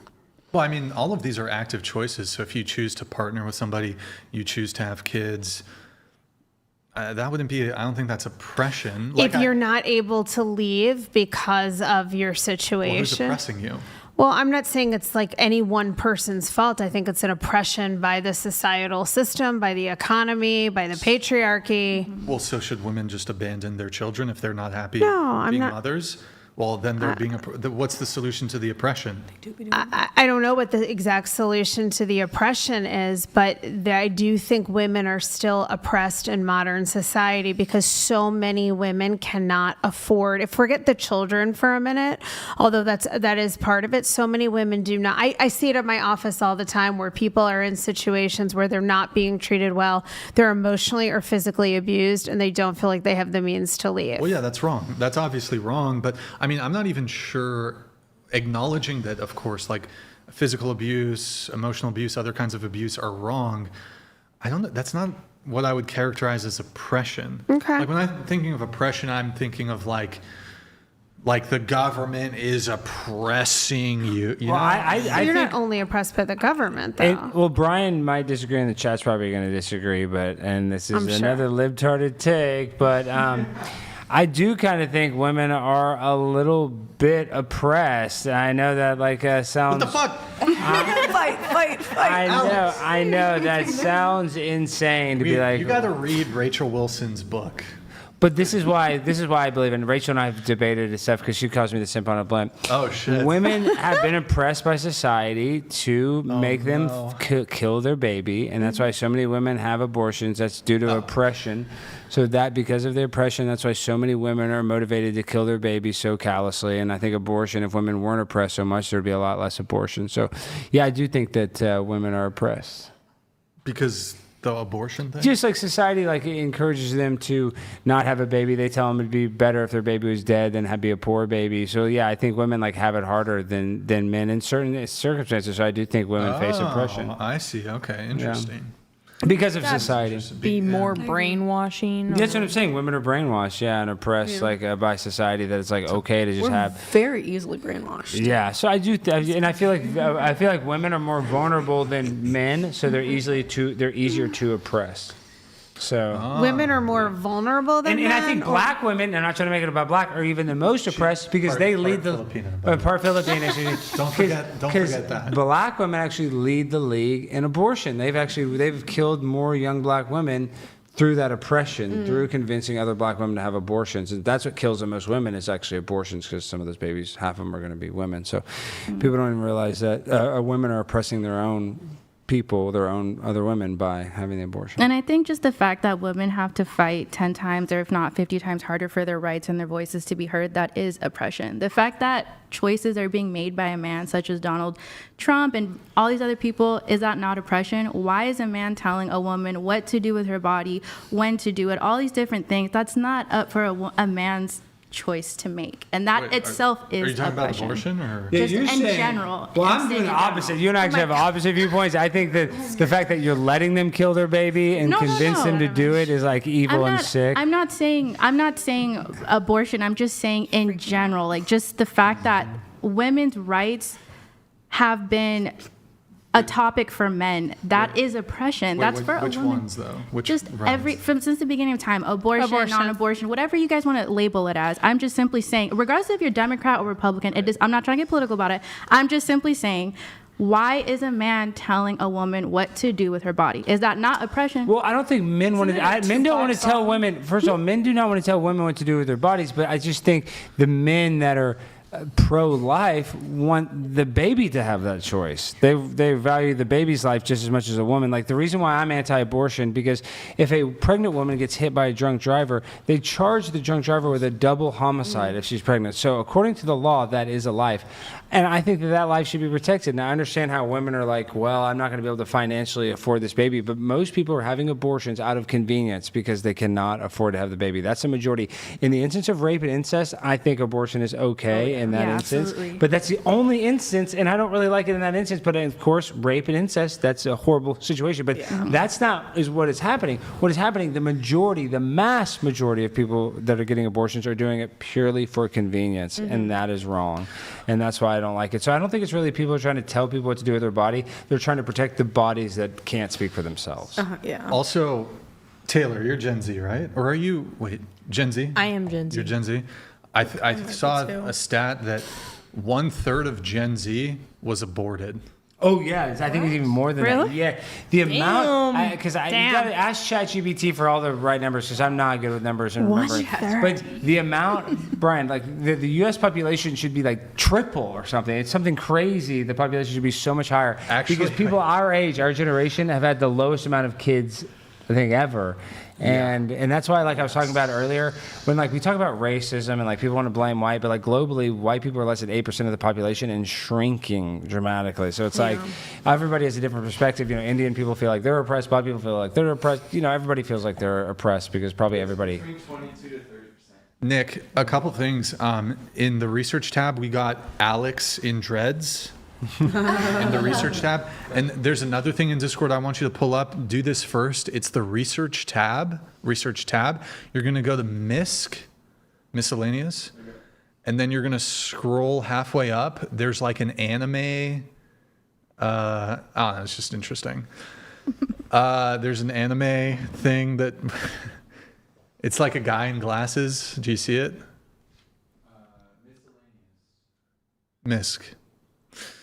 And then you're going to scroll like halfway up. And you got it? And then, I'm sorry, can you say the last part one more time? Scroll halfway up. There's like an anime thing where it's next to like a circle graph. Yeah, just pull that one up. Men killing 1 billion people in wars over all of human history. Women killing 1.3 billion people via abortion since 1980. And then tab over to the next one. United States deaths. Roe v. Wade. And then Civil War, World War II, World War I, Vietnam War, Korean War. Yep. Is this accurate? Yes. Yes, and half of those people that were killed were women. Wow. And half Yeah. of those were men. Yeah. That's how math works. Wow. Yeah. That's how math works there. And then wait, there's Alex Stein and the dreads in cornrows. Let me see cornrows, yeah. You yeah. should do it. I will do it. I'll literally steal anybody's Alex culture. Stein, I'm a culture vulture. I don't give a damn. If we get the likes to 3,000. Oh, that looks badass. Wait, that's sick. You look a little older though. I know, but I don't care. I feel like Mario. I feel like in that Mario movie. You look fly, dude. I know, dude. I look badass. I look like a gangbanger. You look like a mobster. You look for the Hey, Italians. can make the background a blimp though? No, I kind of like the whatever podcast. Put a little make my nose like I have cocaine on it because it looks like I am using cocaine in that picture. But it's a good picture. That is me. my God. I mean, the other one was better, but I like that. I like the length You look of that good. one. That's a good look for you. How does it know my Charlie Kirk thing like this? Like, how They did took it? that picture of you, a screen grab. You already did that. Yeah. That's your profile picture. Yeah. Wow, AI is crazy. We're really quickly, we'll do the age and then the gender. Do we have those? Yeah. Okay, we do a fun segment where we put everybody. Did I ask the question? Okay, I'll do it super quick. Do you think you'll be better looking in 10 years' time? Better looking 10 years' time? Yes. At 47 versus 37. 20 years' time, better looking at 57? Maybe. Than now at 37. Okay, let's go back to 27. Better looking at 27 or better looking now? I'm today? better looking now. And then let's go to 18. Better looking at 18 or better looking now? No. Okay, to you. 26, better looking in 10 years' time. 36. Maybe 36, but after that, maybe not. Okay, what about you? 100% now. And then 52, were you better at 42? Better looking? Yes. 32? That was my peak. 22? Yeah, then now, yeah. 22 versus 32. 32. Yeah. 22 versus 42. Ooh, that's hard. I'm going to go 22, but it's like kind of close maybe. What about you? Oh, better looking in 10 years' time? 39? Say yes or no. Yes. Based submissive housewife. Black don't crack. I feel like we got to remember that. is submissive, but that's Asians because she's and black Filipina. people, that's so like she- a my trifecta of good aging. No, it's true. He's But I'm Filipino gonna- women yeah. are nice like It's that. You know, they try to be, and I love to. It's in our culture to be like, to you be, know, like, clean and I don't know organized. what Yeah, it I is. It's like a swear. real thing. He's not lying. Well, is your mom Filipino or is your dad? My dad's black and my mom's Asian. Gotcha. And your dad was in the military? No, Oh. surprisingly, no. Yeah, I know everyone asks me that. Better, so better looking 20 years, 49. Yeah, 59? I hope so. 69? Black don't 79? crack. Okay. Are you better looking today at 29 or better looking Oh, yeah, for sure. at 19? Yeah. Better Actually, now yeah, versus yeah. 19. Okay. Yeah. What about you? In 20 years? You're 31. I'm right? 31. Better in 41? Yes. 51? Yes. 61? No. And then let's go back 21? No. Better now? Yes. Better at 31 versus 21? Yes. Okay. Going to you, 34, 44. Better looking? No, 34 going back, 24. Better looking now or 24? 24. Okay. Sorry, for some reason I didn't have to put your age down. I'm 32. Okay, 42. Better looking? Sure. Yeah. 52? Yeah. 62? No. Okay. 22. Better looking? No. Okay. Better looking now. Yeah. Do you think you'll be better looking at 42 or when you were 22? Okay, 22 would probably Okay. be. Yeah. Taylor, you're 18, 28. Better looking? Yeah. 38 better looking Yeah. than now at 18? No. But 38 better than 28? Nah. Oh, okay. Maybe. So 28 peak, I guess. But there is this weird thing, like you were saying, like I you can be hotter at 30 than you are. My at mom 20. is like really. Yeah. My mom's really good best. looking too. You so. kinda. Like I mean, well, I know, Brian. You would think 20 would be like your peak, but I would argue that like 30, maybe you've gotten your health and wellness better. I don't know, you know, maybe you're. You've grown into a womanly shape rather than It could be the other way, yeah. Where you're. But I just had my high school reunion. 30 is the best. I just had my high school reunion. There was actually a lot of girls there that that were pretty in high school that were ugly now, and girls that were ugly in high school that look good now. Yeah, sure, of course. People have glow ups and things change. People lose weight, gain weight, whatever. Wait, hold on. 20-year-old women don't have child bodies. That's ridiculous. I mean, some people develop at different ages. I think that like 18, 19, 20, like once you get to 25, your body starts puberty. No, it's not all about puberty. Sometimes like your hips widen, you get a bigger butt. My mom didn't get her shape until after she had children. She was like stick thin, and now she's got triple D's. And when I was in high school, guys were saying that my mom was a MILF. But, I still think she was attractive when she was younger, but she has a different body. Yeah, but this idea that, okay, then how about a woman who actually her body shape doesn't really change all that much throughout the course of her life? I'm not going to attribute that she has a childlike body. And she's like 30. That's ridiculous. There's definitely some women who, like, my grandmother has the body of a 12-year-old boy. And there are women who have no boobs and no butt. Yeah, but no, hold on. That's ridiculous. And they stay skinny their whole entire life. I don't necessarily think that, not having shape to you is attractive. Hold on. I feel like that's super insulting to women with small boobs. And your grandma. Whatever. No. This idea. I don't care. I have big boobs. I like big boobs. Well, no. But what I'm saying is, it's like, first off, you're suggesting that. What are these women with small boobs to do? Are they supposed to have concern that any man who finds her attractive is like a pedo? Is that what you're suggesting? I don't know. I'm not. You don't know? I mean, you think men, in order to not be a pedophile, you can only like women who happen to have large boobs? No, but maybe they're a little gay. I don't know. But you do acknowledge you do like a woman with a man's body. Then maybe I don't know. Hold on. First off, women with small boobs don't have a man's boobs body. are maternal. They are feminine. There's they nothing. They feed life. Do I have a man's body? No, I think you're very well. I mean, I love your corset, by the way. You. But you do have smaller boobs. But her boobs are fine. You're also hey, don't come for my girl Taylor's boobs. Okay? She asked me to. First off, by the way, I want to say something about the boob thing. Okay. Yeah. First off, I'm part of the itty bitty titty committee. I'm a small titty defender. I'm an ally. You like the big labia. I'm sure. I'm I'm like labia, ass, boobs, whatever. I actually think an argument can be made in terms of beauty. Now, I think women with giant can knockers like yourself, can crushers, excuse me. Give me a can, I'll crush it on you got big giant titties. You can be hot. You can be sexy. Oh man, I'm gonna get a lot of heat. I have macromantia. My boobs are unrealistic. Love that for you. So anyways, but I think there is something elegant about smaller breasts. You look at these statues, Greek and Roman statues. These women don't have giant. And the guys have small penises. Yes, statue of David. Uncircumcised. There's a reason for that. That's why I'm a 9.9. Yeah.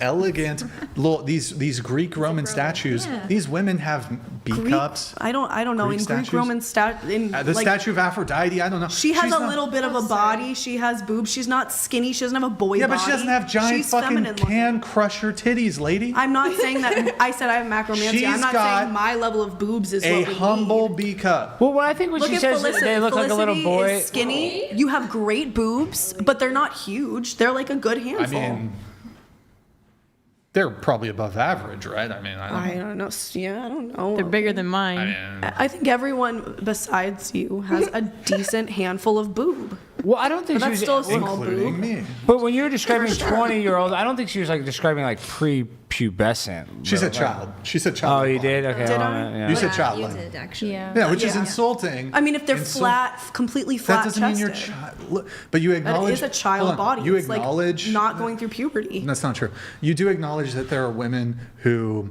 they're adult women, they're older than you, and that's their genetics. They have small boobs.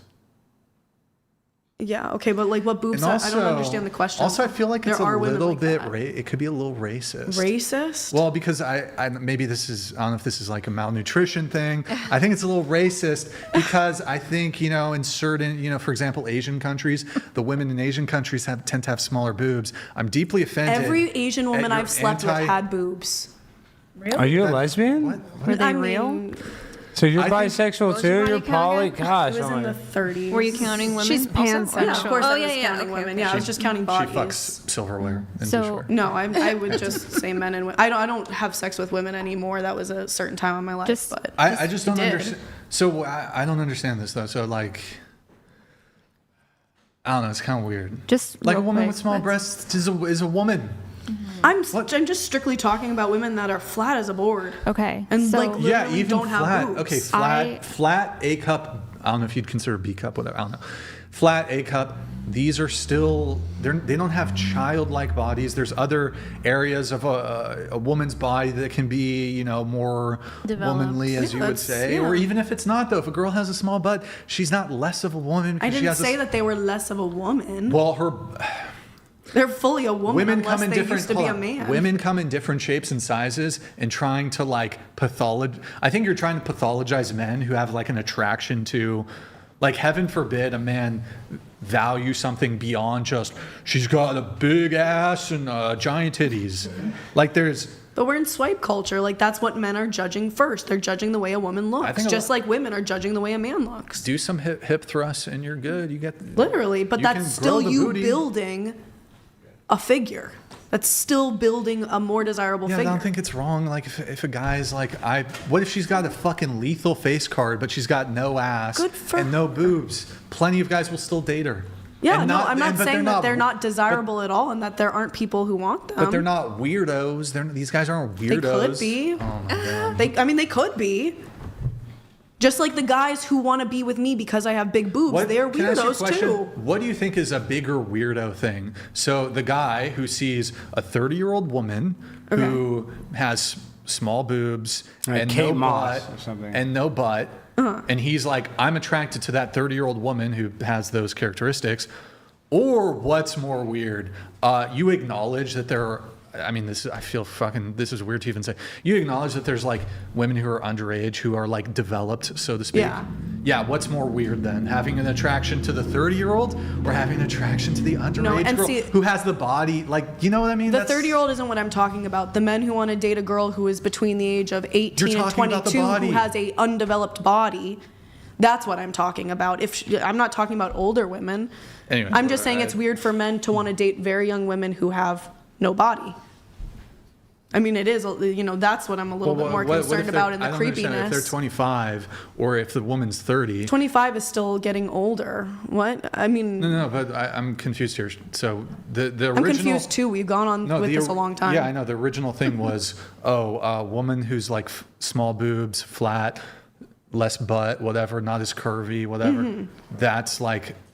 That's an indictment of men. No, who I would think date we her. were talking about attractiveness, and I was saying a woman once she gets older and fills her womanly figure out is more attractive than a child who does not have a figure, But what or someone who about- is 18, 19, Wait, 20, I don't even 21. understand that. These women are developed. That is the extent of their No, development. it is not. What about Women's athletic bodies women? changes What about from athletic 20 women? to No, I'm 30. saying a 30. What about fit athletic women who have no chest? Yeah, like What- marathon what then? runners and Yeah, stuff. like marathon runners. I'm swimmers. literally talking about the younger age range Cool. that don't have completely developed bodies. Love Once you that get older, for when you. you're in your 30s, Yeah. you do develop more of a body. But it happens. Your hormones change. Things I change. didn't though. I was 34 with a double A cup, and I was very insecure about my body. And I'm insecure about my body as well. Everybody is going to be insecure about their body no matter what, because everybody is going to want something different than what they have unless you are incredibly confident in yourself. Yeah, comparison is the thief of joy. You shouldn't compare your titties to other girls. Then That make is you so feel true, bad. Alex Stein.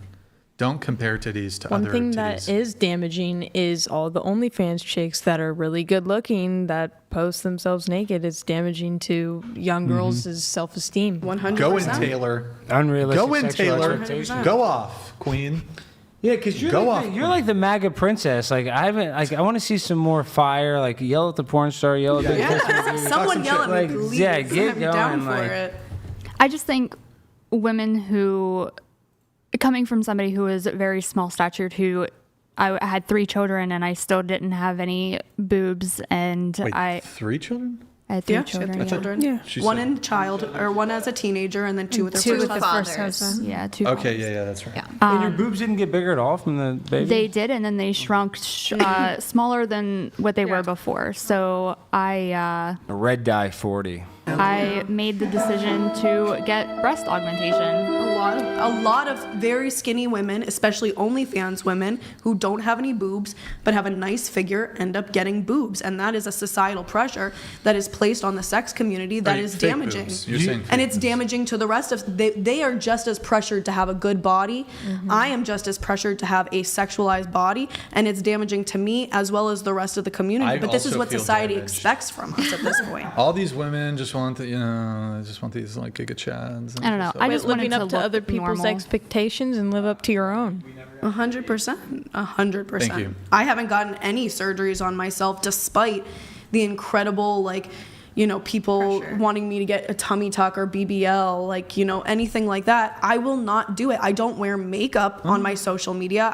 I try to be as natural as I possibly can. You guys do. This is the conversation we're having. I'm the only one who gets interrupted like Do you that. know the most popular cosmetic surgery is? Do you know what it is? I actually, nose job maybe? Liposuction. Yeah, I thought it was Liposuction, yeah. breast implants. But Is that the most popular? I know. I was shocked too. Yeah, yeah. I guess maybe because maybe men get it too. I don't know. But yeah, Wow. liposuction is. Yeah, you can fact check that. But why don't you get a liposuction? You ever thought about that? 'Cause you I don't have. that No, money. I have, but I refuse to do so because tummy tuck, you said it's that, yeah. definitely damaging to women to feel like in order for me to make more money, I need to be a certain way. Gosh, I definitely wish that I was skinnier. I pay tons of money to a personal trainer.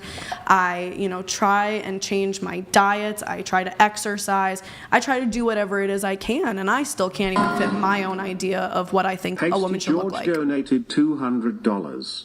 Share to stop being a frigging weirdo with the bunnies talk. Just stop it already and move on. Changed pedo to. When did I talk about bunnies? It was Furries? He meant Yeah, pedo. yeah, It yeah. changed. The program changed it. We're gonna do the age thing really quick. Blast through it if we can. Oh my god, I can't wait. All right. Or should we wait? what? We'll wait until chair 4 is back really good. Guys, I've lowered the read. Oh, I need to do that. TTS is going to be 69. We're going to do a row session, then try to finish up a few notes, then finish up with the show. But we are lowering the TTS here. So $69 TTS. Nice. That's the roast. It's already. We'll probably just leave it there. That'll probably be the roast session, the threshold. $69 TTS. That's streamlabs.com/whatever. Get it in. $69 TTS. And you guys, you can roast me. You can roast the legend himself, Alex Stein. Alex Stein, pimp on a blimp. Please roast me. You Bring can the roast marshmallows. Taylor, the helicopter mechanic.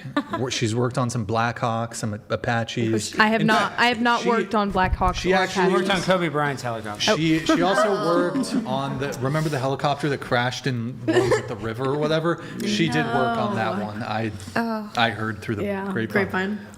You can roast her. You can roast her. You can roast everybody. Roast everybody. Have a good time. $69 TTS, a roast session.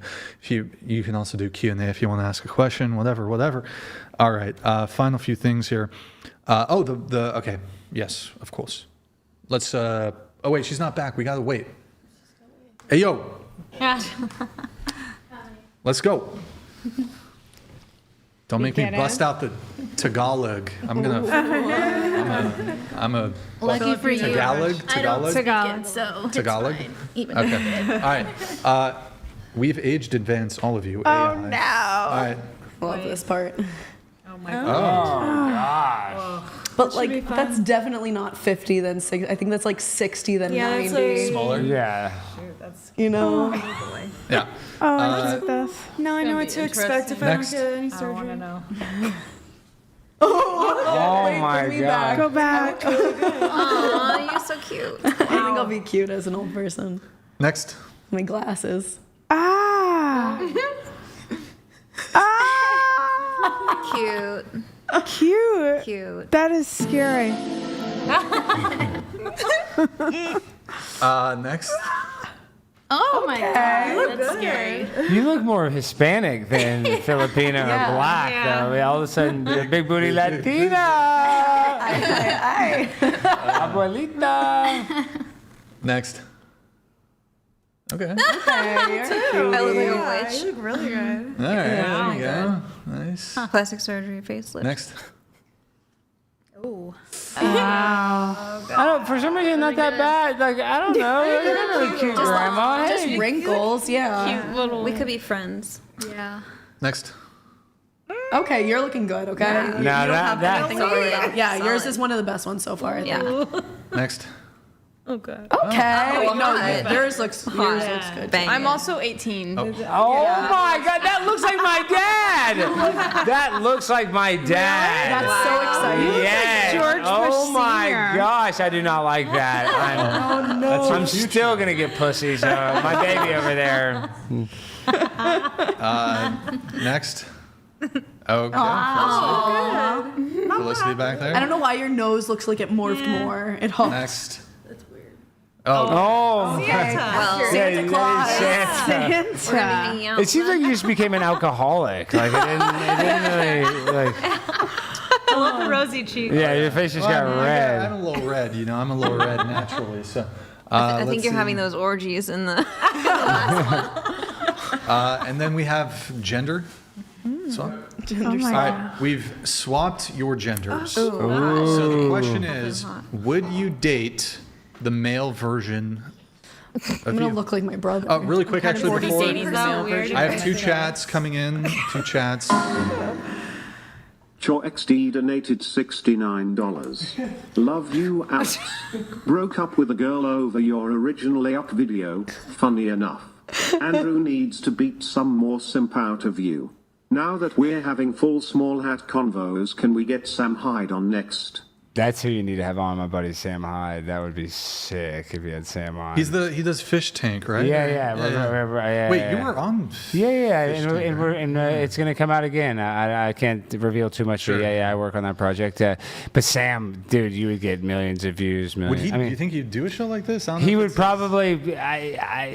Sam is. This is one thing. He's a character, right? He's an interesting guy. He's actually really down to earth. But he does this thing where like everybody wants him on his podcast, and he'll only go on a couple podcasts because like he doesn't. He's just like an artistic guy. He doesn't want to be on every show. You know what I mean? One too. But I feel like he would come on. Yeah, you don't. Sam would probably come on this one because it's kind of iconic. You know what I mean? So he would like that. You just have to get him on a good month. Yeah. Do you know Sam? No, Oh, I mean okay. he's the one who's kind of like Charlie Kirk and him Hasty kind of George butted donated heads. $70. No, that's Nick Jeffrey, Fuentes. Oh, okay, would no, I you don't know debate who it is. Rachel Wilson about feminism, including your claims about female oppression in North America? Oh, that could be. Sure. Well, we have Andrew Wilson coming soon, so I don't know if you'd want to hop on another panel, but Yeah. I think Yeah, the why audience not? liked you. So, Pasty great. George, thank you for the TTS. Appreciate it, man. We're gonna do the gender swap. Where's my girl? Where's my girl? Cam. Where is she? Where is she? Did she leave again? Oh, is it because she saw the photo of her when she was? Oh no! Stop. Felicity, you want to take the seat then? All right, gender swap. Boom. Oh wow. Okay. That's kind of good. Yeah, that's I kinda- feel like a Russian man. Yeah. He looks like he might have a little bit of depression. But You look like an actor, but I can't think of the actor. Ryan Gosling. A little bit. Little yeah. Edward Norton. Yes, Edward Norton. yes. I love the middle type, but, picture. like, Edward very Norton good for looking. sure. I think We're all gonna look way better as guys. Next. I think I'm gonna look like my brother. Oh yeah. That's not Glasses fair. are really. I think I'm skinnier Okay, than I am. that's a Ryan Okay, Gosling. yeah. You're good looking. You look like Ryan Gosling. Okay. A little bit. Well, A little bit. I mean, Would I let's date not. him? Let's He not kind of get looks ahead Swedish. Like a blonde. He looks Swedish, so I feel like I wouldn't say no to a date. It depends on if he's got a good personality. Wait, are those actually glass? Yeah. Oh my God. If Prescription, I don't yeah. have this, Oh god, those are really Yeah. thick, actually. I can't actually read any of your water bottle or the popcorn thing. I can see the whatever, but Yeah. Next. What? Okay, he's not bad. He's I not don't know. bad. I would not date He's him. like No, but 20. he's not bad. He looks like 20. He does, and he just he doesn't look like he'd be into women. I think my guy version is definitely gay. Right? Maybe a little. Wait, I forgot to ask, would you date Bisexual. Oh yeah, he's not my type, but sure. A little closer to the mic. You date the male Oh version? yeah, too? sure. Would you date the male version? I would go on a date with him for sure. Definitely not. Yeah. I guess we'll show hers if you want to. I'm not into Oh, that. cute. He's cute. Hey, yo. He's definitely You all think Filipino. that guy is cute? That He's guy looks. definitely, podcast he's for definitely sure. Asian. Yeah. Yeah. Maybe without the facial hair. That- He's like a charmer. He would need to be deported immediately if he came in here. Yes, ICE. I would call ICE on him immediately. Yeah, I would lie. I would make up a next. reason to deport him. Damn. Oh. Okay, he's not bad. It's not that bad. I won't date him because he's a Why did porn this star. become a mugshot? I won't date him because he's a corn star. I love you. What I a feel like slut. you should have an accent. So Are you Asian? Am I Asian? My family is from Guam. Oh, so look. So you're See, white? it's funny how AI can pick up that you're Asian. Yeah, Like, that's it's crazy.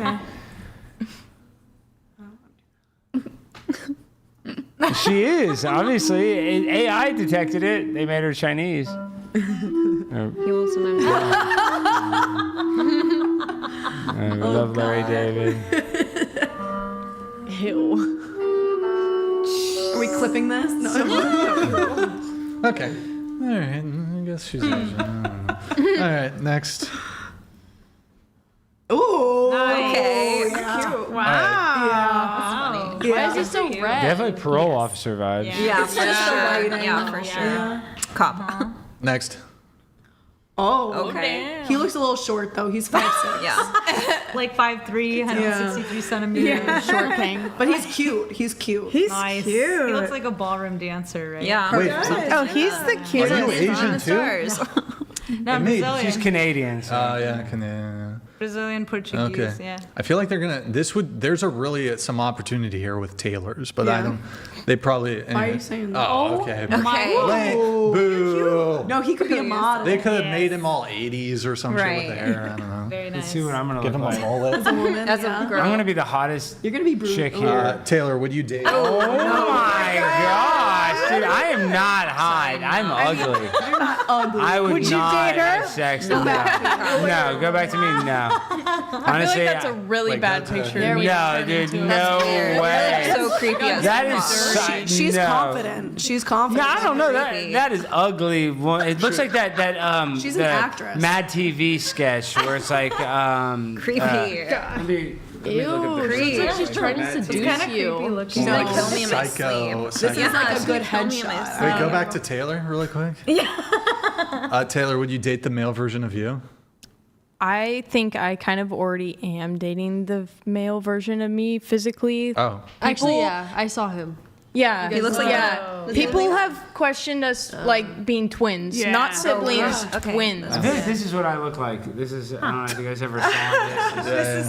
Do you have like a photo? This is. I don't have my. No, you look better than That'd be that. cool. Come No, on. but this is what mine looks like. No, I think he looks more like me than that picture. Yeah, we see They're it. Mad TV. Next. Whoa. Oh. Okay. That did not do you Felicity. justice, Felicity. I'm Yikes. sorry. Yeah, don't get a sex change. He needs. What is Okay. going on there? Why is he like turning green? Yeah. Next. Malnutrition. Of course. Hey, you know Yeah, what? she's You're Cute. She's a babe. Yeah, Absolutely. She's pretty. Yeah. Sign me up. Okay. All right, we have. Is she submissive though? Barrier Wisdom Probably not. donated $69. Definitely Looks not. like Of detected feminist. opinions rejected. Chair 2, What the the V-neck is fuck are working you overtime. You echo Brian but trade substance for spectacle. Bring arguments, not outfits. It reads like marketing copy with a pulse. This is one of my calm outfits. I'm not even gonna lie. The last one I wore was way more booby. You guys thought my nipple was popping out I don't every like the time. color, to be honest. You don't? It's just I have brown. a I'm very question. neutral. Has anyone noticed how blue Brian's eyes are? They're gorgeous. Yeah, they're kind of scary. Diving into the Like, ocean. look at his eyes, you guys. They are blue. They're like the Wow. scary blue eyes. Somebody told me that I don't know if this is a compliment. Some girl told me like that I have eyes like Hitler. They were more blue when you were younger. I was like, what the fuck? No, they were more blue when you were younger. You look like you could be You should Did you show want to us. go to a art dictator. school? I'm like, okay. Can we see that? Young Brian. Young Brian? Okay. It's just my fucking gooner Felicity over here. I think the panel would Hasty appreciate George it. donated $70. Alex, what are your thoughts about the Zionists who follow the Talmud and the love who live in other parts Hasty of the George, world who follow the Torah? The Torah believers denounce the Talmud worshippers. Why? Well, the Talmud and the Torah are two very complicated books with a long-standing history, and I just want to say Israel's the greatest country on earth. They deserve our undying support, and if you don't support them, you deserve to go to jail. So we love it, and 6 million people died in the Holocaust, and Jewish people deserve our sympathy 24/7. Oh boy, Pasty George, what? You just don't want to be. Well, people talk about the Talmud. No, because apparently there's parts in the Talmud that say like Jesus is burning an excrement or something. I don't know if that's true. I haven't read that part, but yeah, there are some weird parts in it for sure. Oh boy, Pasty George, he's just got Pasty, you gave $3,000 in super chats. We can have a tough conversation, but I just want to say that Israel's the greatest country on earth, and they will pay you $7,000 per tweet if you say that, so it's worth it. And if you don't agree with them, bad things might happen. Yeah, Yes, like Can we not something get into bad. Israel a shot to the neck. conspiracy But theories? let's not. So, anyways, Somebody doesn't want to make $7,000 over there. I'm Only making for tweeting it? Yeah. Just start tweeting it. Start tweeting, I love Benjamin Netanyahu. How much could I make if I became... You'd make a lot, Brian. You'd make a lot. Have you not gone time out. I don't want to get too deep into the Israel conspiracy, but I don't want to get any trouble, censors anywhere. I'm not going to say anything like that. But they've been trying to send me on the free trip. Have they not tried to send you on the free trip? No. I can get you on the trip tomorrow, and they would send They've invited me, and I know the person that does it. I could get you a first-class trip to Israel, leaving next Monday. You don't have to be. You don't have to be. They tried to get Charlie. It's called the Macabre Task Force. I know. Trust me. Do you think like they would bring you in 2 seconds? How much could I sell my podcast to Israel? I don't know that, but do you think I could sell my podcast to them? Yes. Yeah. Benjamin Netanyahu, yes. Do you want to do that? But I don't know about buying your podcast. That's all pure speculation. This is not speculation. I know the company's called Macabre Task Force. I could get you on a business class flight. I said first class, excuse me. It's business class, lay flat seat, to Tel Aviv next week for free if you want that. And I've been invited on this trip. I have an open invite. They've been trying to get me to. I don't really fly. I appreciate the invitation. I'm not really. I don't want to go on the trip. They've been begging me to go. As a matter of fact, because I'm travel. I'm not a travel guy. Take your girl. Do you want me to take my girlfriend to Israel? Yeah. And then they film us having sex in the hotel room and then blackmail us with it 10 years later. Stay away from it. So anyways, Pacey George here. Stay away, but don't speak out against them. Okay, where were we? I need to finish up some of the notes here. We have notes that you guys sent in. I'm going to blast through these here while we let the roast come in. $69 TTS. Excuse me if you want to do that. So, okay, we have Alex Stein. We hit, I think I pulled up your clips. 3,000? No, not yet. I don't think. Well, guys, hit that. I got to come back with all the big booty Latinas. If you guys do not hit that like button, I don't get the big booty Latina buffet that I'm promised. And, you guys are all about keeping promises, no matter if they're thousands of years We're like old. 300 away. 300 likes away. Oh, my gosh. Just hit that like button. It's free to hit the like button. I know some of you broke boys in the chat. You guys, I want a super chat. Well, you can't afford that. Well, hit the like button, okay? Can you hit it multiple times or just once? Yeah, they can log into different accounts. And That's not TikTok live stream. So anyways, let's see here. We did that. We have Melissa. She's Canadian. That needs to be mentioned. Do you speak French or no? Like a couple words, like Parlez-vous français? And the Blue Jays are in the World Series. It's yes, huge. they are. That's a big deal. Watch the Dodgers though. They won. Go Dodgers as well for you guys, but damn it. So you said that you've certainly been the bad guy in some dating situations where you made mistakes. Mm-hmm. You write, you once completely forgot about a date you had planned because you just gotten home after a long day of drinking with a different date. I forgot I said that. Damn. Chivalry? Chivalry? So yeah, like back in the day, I was a different human being. Body count changed as a person, by the way. I am very particular now and do not just open my legs. So let me rephrase that. Sorry. You used to have sex with men fairly quickly, but now the man has to do X, Y, Z to. I used to go partying and like get drunk and wake up and not know where Those I am. Canadians. I don't do that now. Hey, Pasty, get your girl, bro. Pasty George, get your girl. I don't do that now. You don't do that now. He's Canadian, eh? What's that? You live and you learn. Yeah. Oh, is it true? Is it 19 in Canada? I didn't realize that. Let's see. You said you got home. You just gone home after a long day of drinking with a different date. Okay. That was fun to explain. You dated girls in the past. That was an experience. You're more interested in men now. Lol. Yeah, why do you think you were interested in that temporarily? Was it like society that said? Women are attractive. Well, I get that because, like, obviously, I think I can see a guy and be like, "That guy's, handsome or something." But like, for you to like want to have sex with a person, that's more than just being like, "Oh, that girl's pretty," right? So like, what was like, "Oh, I'm gonna eat her out now," Like, Yeah, I don't really like that. Yeah, it's just not my thing. I know, but do you think if society would have put in more guardrails and kind of like demonize people for being a whore like that, then maybe you wouldn't have had that experience and that would be better? Stacey's mom has got. Sorry. Yeah, I mean, I try to think about like where I see myself in the future. If I walk down the aisle, do I see myself getting married to a woman? No. Exactly. It's ludicrous. No. Yeah. Do I want to bring a woman home to my mom? No. Yeah. Like two women in tuxedos walking down an aisle. I mean, it doesn't even make. It's like a cartoon. Mm-hmm. Yeah, some men. Yeah. Let's see. Some dude who you used to go to high school with DM'd you on Facebook, and then like you weren't. It seems like you didn't know this, but when you show up to the date, what happens? Are we talking about the midget? We're talking about the midget. What? By the way, hold on. wasn't even me. It was her. This time. Dwarf is the polite. How tall? Don't be a height supremacist. Dwarf or little person. He was literally 4 foot. Please yeah. be 4 foot, respectful to the dwarf. Did he have a normal sized thing? Do you know any dwarves? Oh, I didn't get that far. Yeah, he got really mad at me. Was he proportionate? Just small? He was like Did an you smash? angry chihuahua, like Did you macho. have sex? Yeah. Did you have carnal knowledge with him? Sorry? Was he drinking? Did you? She said they didn't get that far. Pee in the V. No, like Did you? we didn't smash? even really go on a full date. So Did you meet him at a carnival? Where I did would you date meet a him? dwarf female. No. That's where they I'm hang actually. out. I've asked. Sorry, Yes. Oh, expose yourself, please. No, I'm trying to. I'm like, just for. Can someone set him up so he'll stop? Does bringing anybody this know? up? Like, does anybody know a female dwarf? Like, I'm trying to. I do know one that's married. Yeah. Married? I won't That's say not. who I know, but I do know one. Yeah. That's not gonna work. I mean, I don't personally. She needs to You want be me to reach single. out to some? She needs to be you single. you don't want her to come on the podcast. You just want her. Well, actually, she can come on the show, and if we're vibing, we're vibing. Because there's tons of influencers who are like little people. Yeah.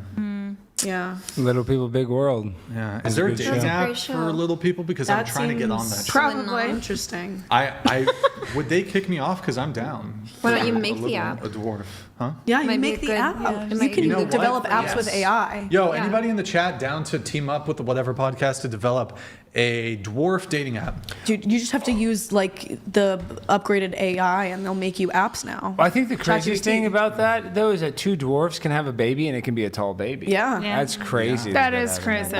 The The show you're talking child about. can dwarf the parents. Parents. Yes, they can. Yeah. So, okay, you went on the date with the dude. You said that you're still willing to give it a try, even though it's not your usual type. But you're not physically attracted to people shorter than you. He got really mad, though, when you kind of turned him down. He was harassing you, and you never heard from him again. And then another little person also reached out to you. Oh, sorry. Yes, I'm mixing my stories. up. Sorry, Yeah. eh? Yeah. Okay. So the first one was a guy that went to the same school as me, and he asked me out on a date. Oh, yeah, I already covered it, Okay. basically, All yeah. right. And yeah, we don't talk now. The second one also messaged me on social media, and I didn't know that he was a little person. And so he showed up at my door. I agreed to the date.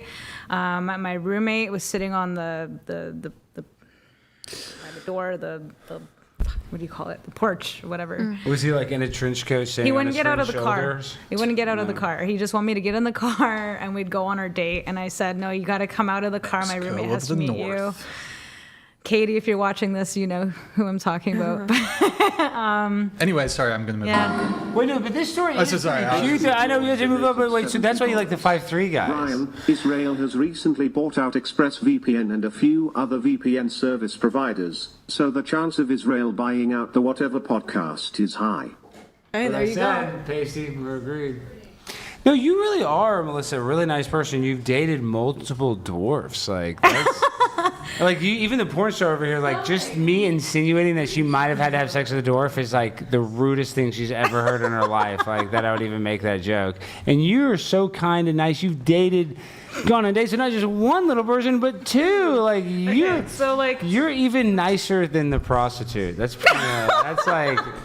I have a type, but I will give you a chance to see if maybe my mind could change. I want to date with a short celebrity. I think girls like short kings. I think he was like 5'3". I don't know if he's shorter than that, but he's. And he was a celebrity? He is a celebrity. Who is he? Is that nice? I mean. Yeah, you can die. No. He was on children's TV show, and now he does other TV shows and things like that. Was he in The Sandlot? What? No. Oh my God, my baby is on the show! Magic. Brian was nice enough to let me Do you sit. think that, you got to talk into the mic though, because they'll be on you. You know, before we came on the podcast, I am the simp on a blimp, and I'm obviously in a very loving relationship, but did I simp too hard tonight a little? No, it's been worse. I have been worse. Bless you. I have been worse. Yeah, no, I don't think it was bad. I mean, I feel like I was just being nice, you know? I mean, Colette, I kind of argued with her, but I wanted to be more like fighting, like be like, get your fat tits out of my face, stupid bitch. But she's really nice. Everybody's really nice. You're really, and you're pretty base. So Thank you. everybody's been really cool. Introduce yourself. Oh, yeah, please. Oh, I'm Paige. I'm obviously Alex's girlfriend, and I'm 26 years old. How did y'all meet? I was working at One American News Network in San Diego, actually, and I worked for a talk show. He filled in for my boss, and then we met that way. But I'm from Texas originally and graduated from TCU in Fort Worth, and he's in Dallas, and I wanted to move back there anyway because I have friends there and all that stuff. So moved back, and then we just started dating. Love at first sight. Attractive couple. Oh, I know, because we're going to have big babies. They're going to be big, good athletes. Yeah, they better be. You just gotta propose sooner because she's 26. We got 4 more years till 30. I know. And Paige is Or smarter than freeze me. her eggs, She has a so- finance degree from TCU, and I got just a regular general studies degree, a bachelor's degree from LSU. So she's smart, she's tall, she's sexy. Come on. She's vibrant. She's not a whore, No. That's lovely. unlike some people on this panel. Like the whores? Like the whore, like me. No, you're a semi-whore. I'm a recovered whore. Well, you're like a whore in training. But okay, this is the hard thing. This is the hard conversation. I didn't really want to get like dark like this, but this is what I think. And once again, I'm sorry if I was being like derogatory. I'm really not trying to be, but I feel like a lot of people have issues with sexuality later on in life because they face sexual trauma as a child. And you were talking about earlier how you were in a tough situation where like people were like moving you, or it sounded like it was kind of like a sex trafficking situation. I don't want to get too deep. I don't know how personal you want to get, but like, did you have any issues with like sexual trauma growing up or anything? Do you think that's kind of what forced you into sex work, or I guess pushed you in that direction? No, the way that I got into sex work was completely different from whatever assumptions you've had. Well, that's why I asked. Yeah. What is how did you get into it? Oh, I was 18 and I took a little. I did because I thought you guys have I saw you guys opening like. When they tip $1,000, then we open up a bottle of champagne. Oh, I don't know. I just thought maybe people would bring it or something. Yeah, so just brought something. Wait, but was like a boyfriend encourage you to do it? Like, why at 18 you're like, I'm just gonna do this?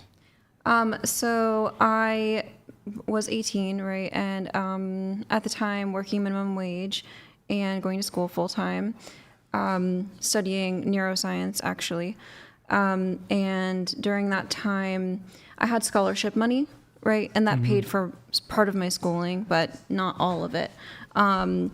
And I wanted to travel, but I wasn't privileged growing up, right? So I didn't have funds to do any kind of traveling outside of California, outside of, that area that I grew up in. So I was actually looking for like a sugar dating situation. I was talking to people online, but I never actually met anyone. One of the gentlemen, he paid for a trip for me to go to San Francisco. He already had it booked for a work trip, but he needed to go to Vegas. So he just asked me if I wanted to just go there to San Francisco. So I went to San Francisco, and I was wandering around by myself, and I saw this big castle building, and they were doing tours. I thought it was some kind of like Renaissance place, so I went and took a tour. It was kink.com. Is a BDSM porn studio. Kink.com. Yeah, and I had never. Your clothes fell off and your penis fell inside you? I mean, Yeah, exactly. That's exactly what happened. Well, but okay, but tell us. Well, sorry, I'm not trying to be sarcastic. Okay, so you go there, you go on the tour, and then what happened? They're like, They tried to recruit you? Yeah, So they did recruit me, but as an extra. Yeah, so my first. Like at one of the parties? No, on one of the films. And I know but you they like do like party films where it's like they have women who are favors. Yeah, public disgrace. Yeah. Yeah. So I was on an all-female public disgrace. But as an extra. Well, I am interested in this. But no mask. I was an extra. Why didn't you? If you could already be with these like sugar daddy guys, like why not just keep doing that? Why did you finally be like, all right, you know what I'm gonna do? I guess that's my only question is like, seems like you're smart enough and attractive enough where guys are interested in you. They're flying you around. Like, why were you like, you know what? I'm just gonna do it. I'm gonna, I never met with any of those guys. They weren't flying me around and. Well, they flew you to San Francisco. No, I took a train. I paid for my own train. Okay. Well, I was just staying at the. Took you on a trip I could have sworn you said he took you on a trip to San Francisco. But... No, I said he had a trip paid for in San Francisco for himself, but then he needed to go to Vegas for work, okay. So he couldn't get a refund and asked me if I wanted to use that hotel I see. For myself, like just to take a little trip by myself. So, yeah. So I did. And then you went on a tour, and then And then I went on a tour, and then they offered me a lot of money to just be an extra. What was a lot of money? At the time, so this was 2013, I was working, I think it was around $9.50 an hour. And so getting paid $1,600 to just be an extra. Wow, yeah, that is pretty good. Was really good, yeah. And so it was a tough choice for me, to say no. When it was, easy money. Yeah, it was great. So. Yeah. Do your parents know that you got into it? Yeah, absolutely. Yeah. That had to be hard, right? Yeah. Yeah, no, it was really hard because, so I graduated from high school early with a lot of scholarships. At 16, I was in college. And then, everybody was kind of paying attention, like, oh, what is she going to do next, right? Like, what's she going to do? Expecting a lot from me. And then I ended up doing porn, and of course everybody found out because I lived in a small town. So and kink.com is, did you kink.com's work more huge, with them? But in a way, yeah, primarily for years. In a way, and I'm just maybe on Monday morning quarterbacking this, or like how you're saying that people expected a lot from you, and that is a lot of pressure. It is. And so that causes. Could you have done this knowing that? They would take the pressure off you for whatever reason. Now people would have a different viewpoint of you because you did it. So, like, do you think maybe you kind of self-sabotage on purpose because of that pressure? I wouldn't necessarily say it was like self-sabotage. I would say that at the time, being 16, 17, 18 years old in college, partying with college students, having sex with college students, put me kind of in a different mental state where I thought, I'm doing all of this. I'm getting nothing out of it, right? I'm getting nothing out of it besides like low self-esteem. I feel used. I feel degraded just in a regular life, right? Just dating, just trying to date in college. And so this did empower me to some degree. Yeah, it did empower me. It made me feel safe. Everybody's tested, right? Because to me, when I'm talking to you, you just seem like you're smarter than a sex worker, And I'm not trying to take that as a shot. I'm just saying it seems like you want to be successful. You're very articulate, so I just feel like maybe you're the best sex worker in the world, but I feel like you didn't take advantage of some of your talents, and maybe you still can't take advantage of your talents. So like any negative energy you felt from me, it's not because I dislike you or I'm judging you. I just think that you could be incredibly successful. Thank you. You are worth so much more. Oh my God, thank you. You are worth more than letting All right, strangers blast you. We're doing a but, segment where everybody takes off their makeup. Is there? I don't even know if there's anything in there. There's one. I am not doing that. You down to take your makeup off? I'm like hardly even wearing it. Down. That was a few people's problems. Down. last time. Down. Like, I'm I not don't have any using makeup on. Down. Down. Take mascara. I'm not being off. oppressed That's kinda tonight. You're not being oppressed. As a woman, you can't take my I can't wait to take my makeup off. I'm freeing you. I'm freeing you. I hate using From- makeup wipes personally. I'll go wash my I'm freeing you from the oppression. That paint is oppressing your pores. Free at last! Free at last! Sunblock. And some Baby wipes. Like, I'll go wash my God. face. I might need a couple of these. I'm not. Oh, yeah, I'm gonna need like 3. Okay, here we got some chats coming through. Pasty George, is everybody going to take their makeup off? Yes. I'm not wearing Pasty George said he would buy me a laptop. A laptop if everybody takes off their makeup. Sure. Pasty He's George. gonna have I to don't wait till have next any Christmas. makeup. What because the it's not. Damn, I should bro. have left it on. Damn, bro. Pasty George donated $70. Brian, I'm First Nations Cree. Jess 7 is gross to me, not because of her looks, but due to her past. Who's 7 me? Oh well. Okay. 7. Thank you, Pasty George. Thank you. Wow, that was very polite. Everyone Thank has you. their own you. type, right? Wait, why? Gross is a strong word, Pasty. Gross is a strong word. I feel like I'm Okay, just living we have Wisdom here. Wisdom. Barrier Wisdom donated $69. Exquisite show tonight, Brixan. The rhetoric of empowerment rings hollow when purchased at the expense of tomorrow's stability. Time presents its invoice to every ego unbidden and undiscounted. That was beautiful. Yeah, poetry. That's some Shakespeare shit, dude. Gorgeous. His name's Wisdom, so he's definitely Yeah. Barrio wisdom. what? Hold up the makeup wipe. Hold it up. Spread. Hold it.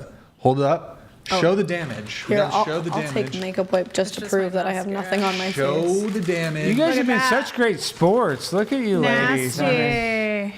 Oh, there you go. There it is. Okay. Cool. I love it. Hold on, Mary. Can you just close the? Oh, I keep bumping this. Close I feel the. like I still Mary, have close more. the. Yeah. Yeah. All right, we have. Okay, we're gonna. TTS 69. We have some bit more notes.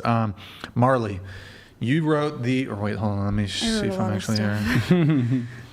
Okay, Marley, you wrote the importance of body-mind-spirit connection, being established in mental and spiritual to the additional physical deep intimacy, how the sex is transferring energy. I mean, actually, you True. touched on that a Not little being bit honest. like hours ago about how having a lot of partners, you didn't say it in these words, but Nobody the does. energetic It exchange. is like a battery. Yeah. 100%. And oxytocin, like the hormonal response, Sure, like, you know. Yeah. So, yeah. You said that with the majority of social interactions occurring online dating. Oh. Just you can. What are the effects of the talking stage in comparison to what we call courting and dating? Do you think men should court women? Well, so this question, or sorry, this answer to what I was saying was when I'm not on like official social media apps, but like we've talked about, Facebook and IG are basically dating apps. Yeah. I feel like there's so much time spent in the talking stage, and a lot of people, they feel like they develop a deep connection from talking because you get into very deep conversations usually, but it's still not sufficient to courting. And what I have to point out to continuously is just because we're at a talking stage doesn't mean that we're dating. That's what I was trying to establish, because I think there's confusion because you have these really deep talks with someone and you feel close to them, but it doesn't. Is that closeness, or is that an artificial thing from having a deep conversation? But to me, you have to go meet in person and have that personal exchange. I'm not saying for everyone, just for me, and that's why I thought it might be an interesting topic.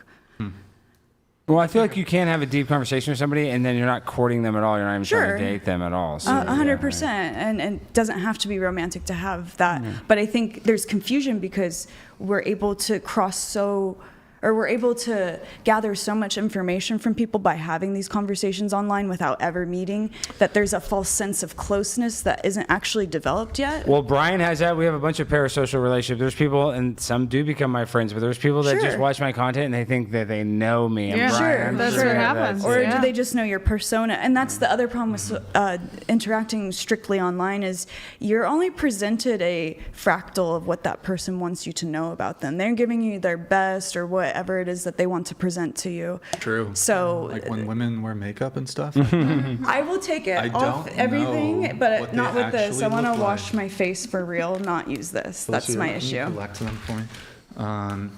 Okay, moving on. Amelia, did we do your notes last time? Yeah. We went through them? Yeah, you didn't ask me for anything this time. Yeah, like for example, the whole swingers party stuff. Did we cover that? Yes. When you were on? Yes. Something about, let's see. And then you said like how porn's bad. Yeah. Okay, we talked about that. I was in the first grade when I first was exposed to porn, and so I had a porn addiction. But I understand how it also affects other men, and porn addiction. Is the main reason. I know, but we talked about it previously, right? Okay, maybe I'm like just that. gonna do this just for the sake of time. Gentlemen who are watching, she's been on the podcast before. Find her previous episode. We went over her notes on that one. Megan, let's see, state parole agent. You had a friends with benefits relationship in high school. You've been divorced twice, and you're not so keen on traditional rules. So I guess traditional dating, but you admit they do exist. But I mean, we did. I'm trying to remember here. Whoops. Are you more in favor of like tradition? You say men should provide, protect. Husbands should be willing to die protecting you, take the bullet. But yeah. Okay. Well, I think we talked about most of that. We have Colette, LMFT, LMHC, licensed psychotherapist, relationship expert, author. You were single for 10 years between marriages. You had every kind of dating experience. You dated multimillionaires, 15 years older, and you also dated a 22-year-old younger guy, a cowboy, when you were pushing 40. You also dated a professional Italian soccer player who spoke no English. You once went on four dates in a single day. We talked about that. No sex. You got set up you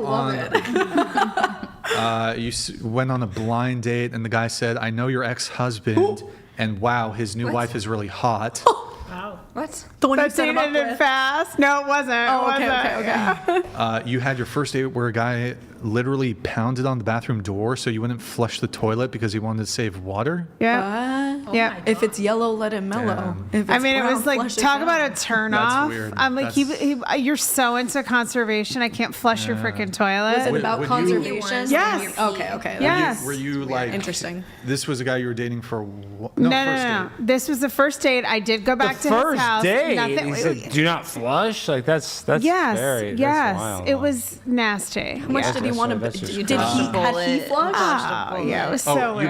you got loved bombed for 4 weeks and then ghosted on your 40th birthday. Yes, at my 40th birthday party. But you know what? The beautiful part of that story, I almost gave up on dating because I was so sad. And then I met my husband 3 weeks later. There you go. Yes. When one door closes, another one opens. That's beautiful. Exactly. The universe will provide. Let's see. You wanted to talk about why compatibility is overrated. Yeah. So you're fine with age gaps then, I'm assuming. With what? Age gaps, relationships. Oh, yeah. Like, because people often say, these age gap relationships. Well, what's the compatibility there? I think if it works for the people in it, anything like I'm really not against anything that's legal and non-traumatizing, I guess. But I think that compatibility is not really the thing that people think it is. Nobody's really compatible. It's two people who choose to make it work because they want to. Mm-hmm. Okay. We already talked about the chivalry stuff. Let's see. You said you'd also push back on asking women their body count. Yes, even though I offered mine. You did provide it. That was appreciated. Yeah. You say it can carry implicit shaming, even if not intended. I do think that. I don't think society judges women the same way they judge men. Nobody's going to look twice if a man says he's had sex with 20 plus people, but if a woman says it, a lot of men and women will judge it. It's a double standard. Just like a lot of things are in both directions, in fairness. But I mean, women can actually be the ones to uphold this. Women can just say, we don't want these promiscuous men. Women can say, we don't want to be dealing with these promiscuous men. Totally. If you're a man slut or whatever, then nah, fuck you. I agree, but they don't. We don't. But I think the reality is... Men also try to hide their male sluttiness. Well, men... Not back in my day. Men and Alex women... Stein did tonight. Well, yeah, a little bit. But this is the other thing is like, I think some of you guys might not understand is that women, you guys actually do have a lot of the power because you have you have the divinity portal. Your uterus literally is where life comes from. It's the portal of divinity. That's what they call it. Like without that, we all came from that same portal. Yeah. And I feel like a lot of women are disconnected with the power that they truly have. Like they don't want you to know that pussy power. The power of the pussy. And I read that book. That is literally the portal of divinity. We all came through here, that portal. Every single one of us came through that portal. True. So. And it's a magical portal.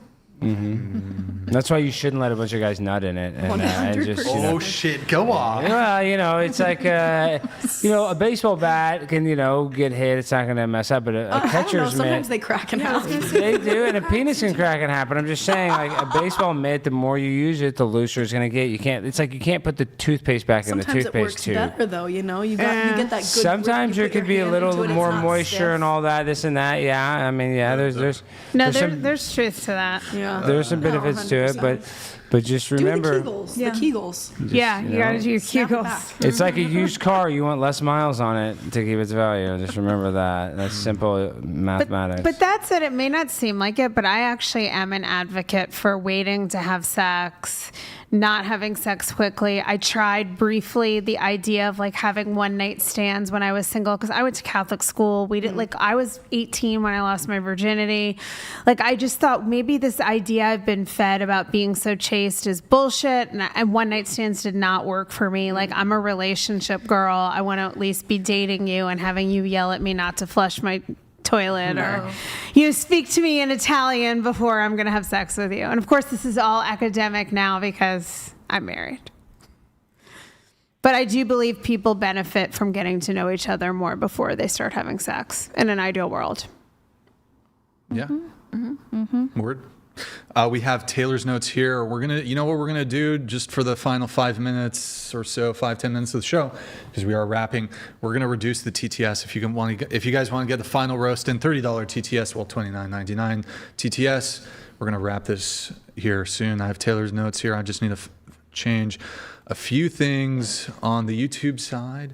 While I'm doing that, before I finish up the notes, any final thoughts from anybody here? I just want to say, final thoughts? Everyone who took their makeup off, looks and you were worried about your acne. You're like glowing. You look gorgeous. Gorgeous. Oh my God. I don't know if you've caught me looking at you, but I'm just so cute. No, you look great. Everyone here everyone looks great without I would love for you to take your makeup off. I know you don't want to, but I know you're beautiful underneath it. Thank you. And I kind of want Brian to get his laptop. Yeah, it's so rude. I owe you one. So rude. She won't even do it. I do want to say to whoever it was that all of a sudden found me unattractive because of my past. I find that interesting. Like I want to know Pasty George. more because you want to know more? I'm not like that anymore. Pasty Actually, I'm George. probably the least sexual person besides you at this table. Pasty George. What's that scene from Inglourious Bastards where they're about to like the bear Jew or whatever? Oblige her, Pasty George. Oblige her. Okay, TTS has been lowered, $30 TTS. I still need to just change it here in one place so the description reflects the $30 TTS. Guys, if you enjoyed the stream, kindly like the video.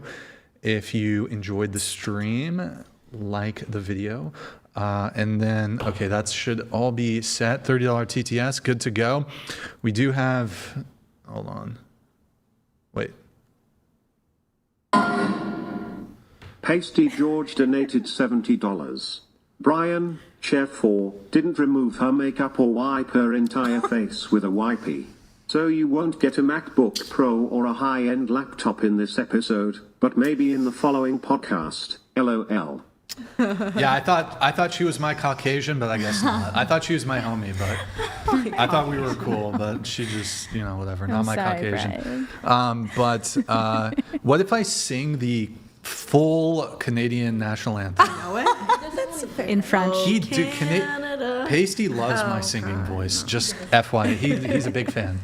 Big fan of me singing. Okay, Taylor's notes. Isn't that like a? Never mind. Helicopter mechanic. You plan on enlisting in the military start of next year. Honestly, I don't know. Probably don't do that. But okay, don't do that. I want to do it because I can go in to be at do helicopter mechanicing and get military education to. I mean, honestly, I guess if the work and the free college, but I just would tell you that going and serving our country is very admirable. I really appreciate your service, but they're going to chew you up and spit you out. So, Nah. I feel like, the helicopter. I appreciate it. The helicopter mechanics, though, they probably keep them back. They probably help you out, but Yeah, aviation get very. Yeah, you'd probably get treated a little better. treatment. Yeah, you're You also right. seem Maybe, really and grounded then she and could, you'd be capable. she could jump that into, I don't know, she could get some gig like. I feel like a helicopter mechanic, they got to be paid pretty well, right? I make $25 an hour. Wait, what? What? I'm never starting Yeah, out. never get on a helicopter. Yeah, I will not go. pretty 25 an hour? close. Dance teacher. Well, the top paid AMPs make $55 an hour, or 50 you're at the beginning. in the 50s. She's just starting out. Yeah. she doesn't have her degree. She has to do her she's basic work to be able to go take her test, apprentice, so that okay, I guess, people have to check her work. No one's guess that flying on makes a sense. You said you've been doing for helicopter a year, right? Yeah. Something like that. Yeah, so you're at the beginning. I'm not at the bottom of the shop. No, though. obviously not. There's people that I make more than, and I'm trusted to do more stuff than they are. Yeah, of course. But the potential is big. Okay. 25 at 18. is Taylor, pretty you good. say you believe in God, you hold traditional conservative values, you're in a committed relationship with plans of marriage, you're opinionated and outspoken, and I feel, you say you feel you could add some spice to discussions on the show.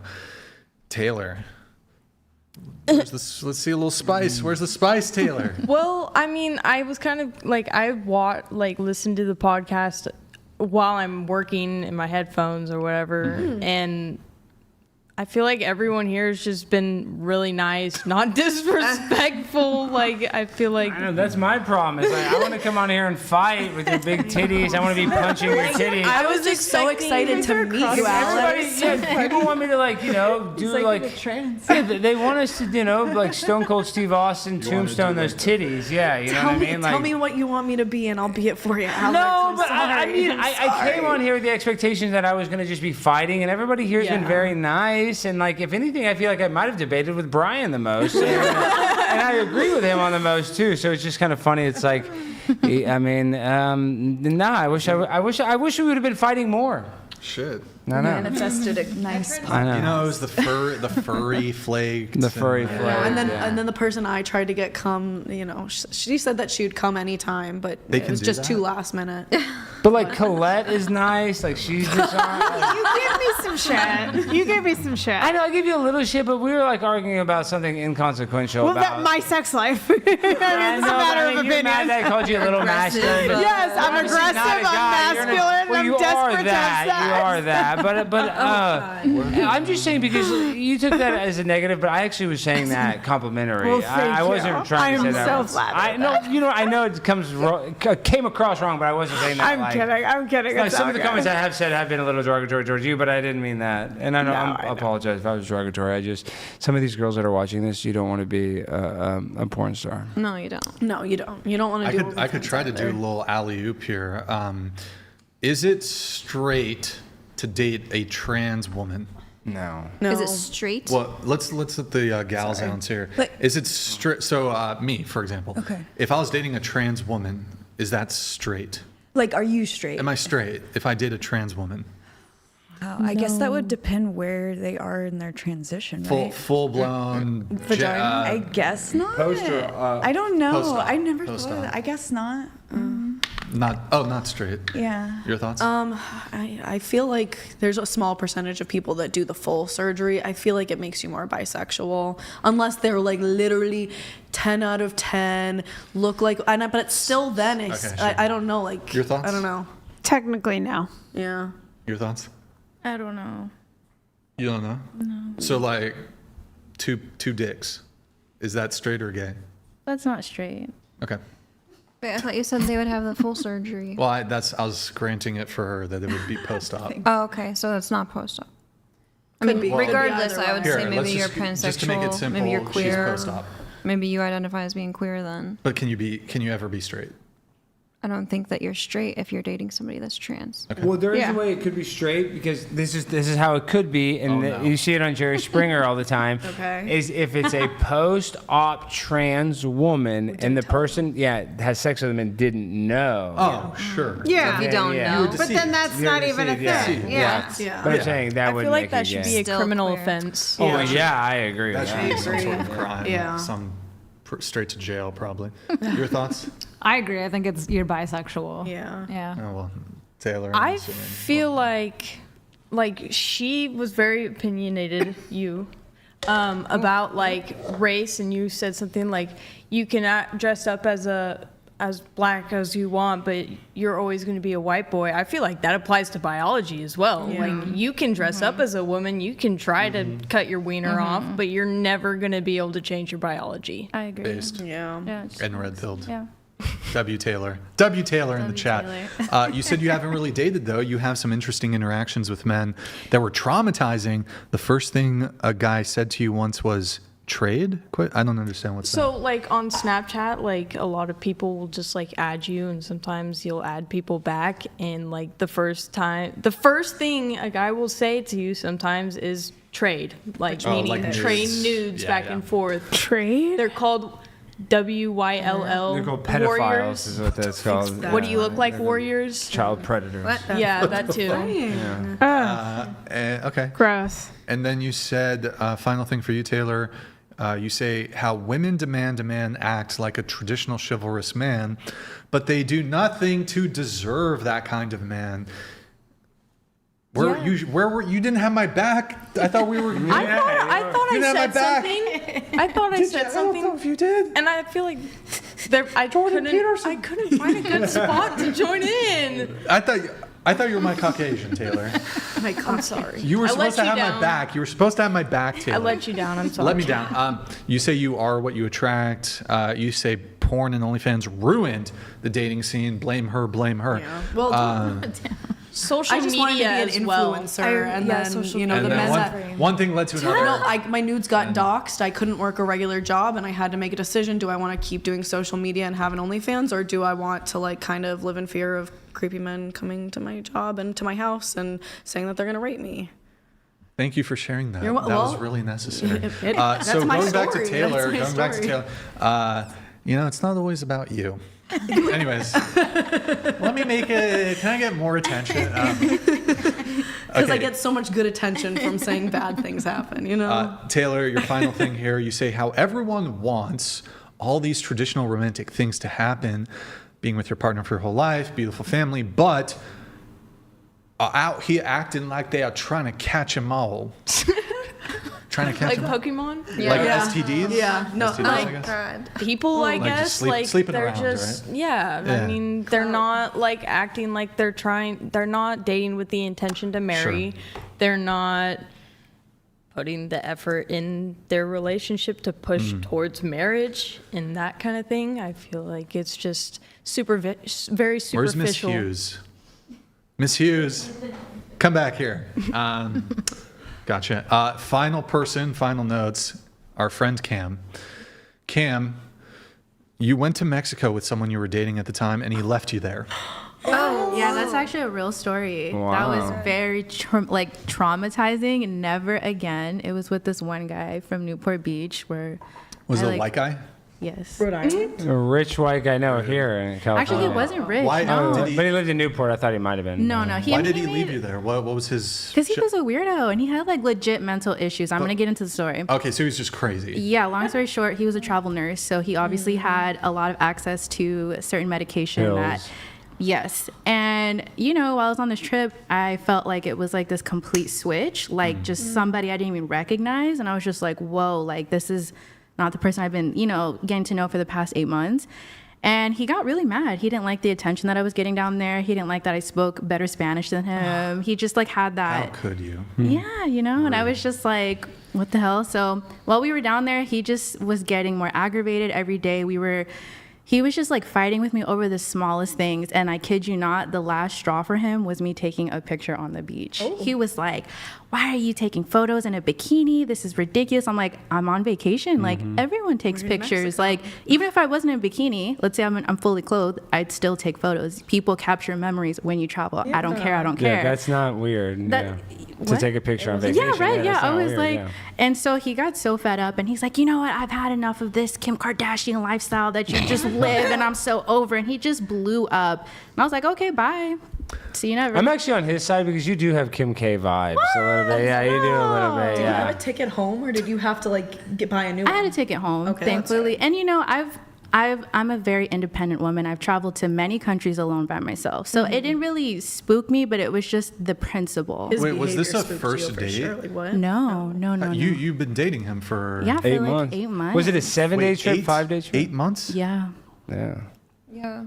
But if he got on pills. But you said he was crazy? On the trip, On the I was trip, just he was like, crazy. he was acting just. But back home, so do you guys, that was the end then? Yeah, I Over. never spoke to him again. I blocked him. He tried reaching out to me, I think, like through WhatsApp, and like. Was it the first day you got there, or? No, this was definitely, I think, within the 3rd or 4th day. It was supposed to be a 6-day trip, but then like towards the end. You didn't want to smash, or? No. It wasn't that. No, like no. That's in. Come on. I was just like, no. It was just. He was a nice guy until that happened. And obviously, I feel like the more time you spend with someone, the more other true colors come out. And you start to see how people act, not just when you live with them, but when you travel with them. Because that's a real thing. Because you're in a different country, you're in a different setting. Stress comes in, and people, react to certain situations differently. And it was very eye-opening for me. So I was just like, yeah, that's a no-go. Yeah. Absolutely not. All right, cool. Well, that's it for all the notes. We're going to let some of the chats come through, then we're going to get this all wrapped up. Guys, final call. If you want to get a little TTS in, final call. You guys still have time. $30 TTS if you want to get a final message in. We have Chaw XD. Chaw XD donated $30. The thing is, Chair 7, you're not a bad-looking girl, minus our tattoos. Men have a built-in disgust response to women's promiscuity. We accept that you may have changed, but we're repulsed anyway. Okay. Fair. Thank you, Chaw, for your message there. We have Wisdom. Thank you, man. Barrier Wisdom donated $69. Chair 8, I was a Marine aircraft mechanic and aircrew. Hard work, solid money. I got out, went to college, 100% VA and GI Bill now. If you're joining any branch, make it the Marine Corps. Semper Fi. Semper Fi. Thank you. Bro, you're shaking your head already. No, because then you're hanging out with No, crayon because eaters. I want to join National Guard because I'll make more money with a civilian job and a military job. Yeah, Marines are hard work. So you'd be a reservist, or? Yeah, Okay. pretty much. I see. Techno Trooper donated $45.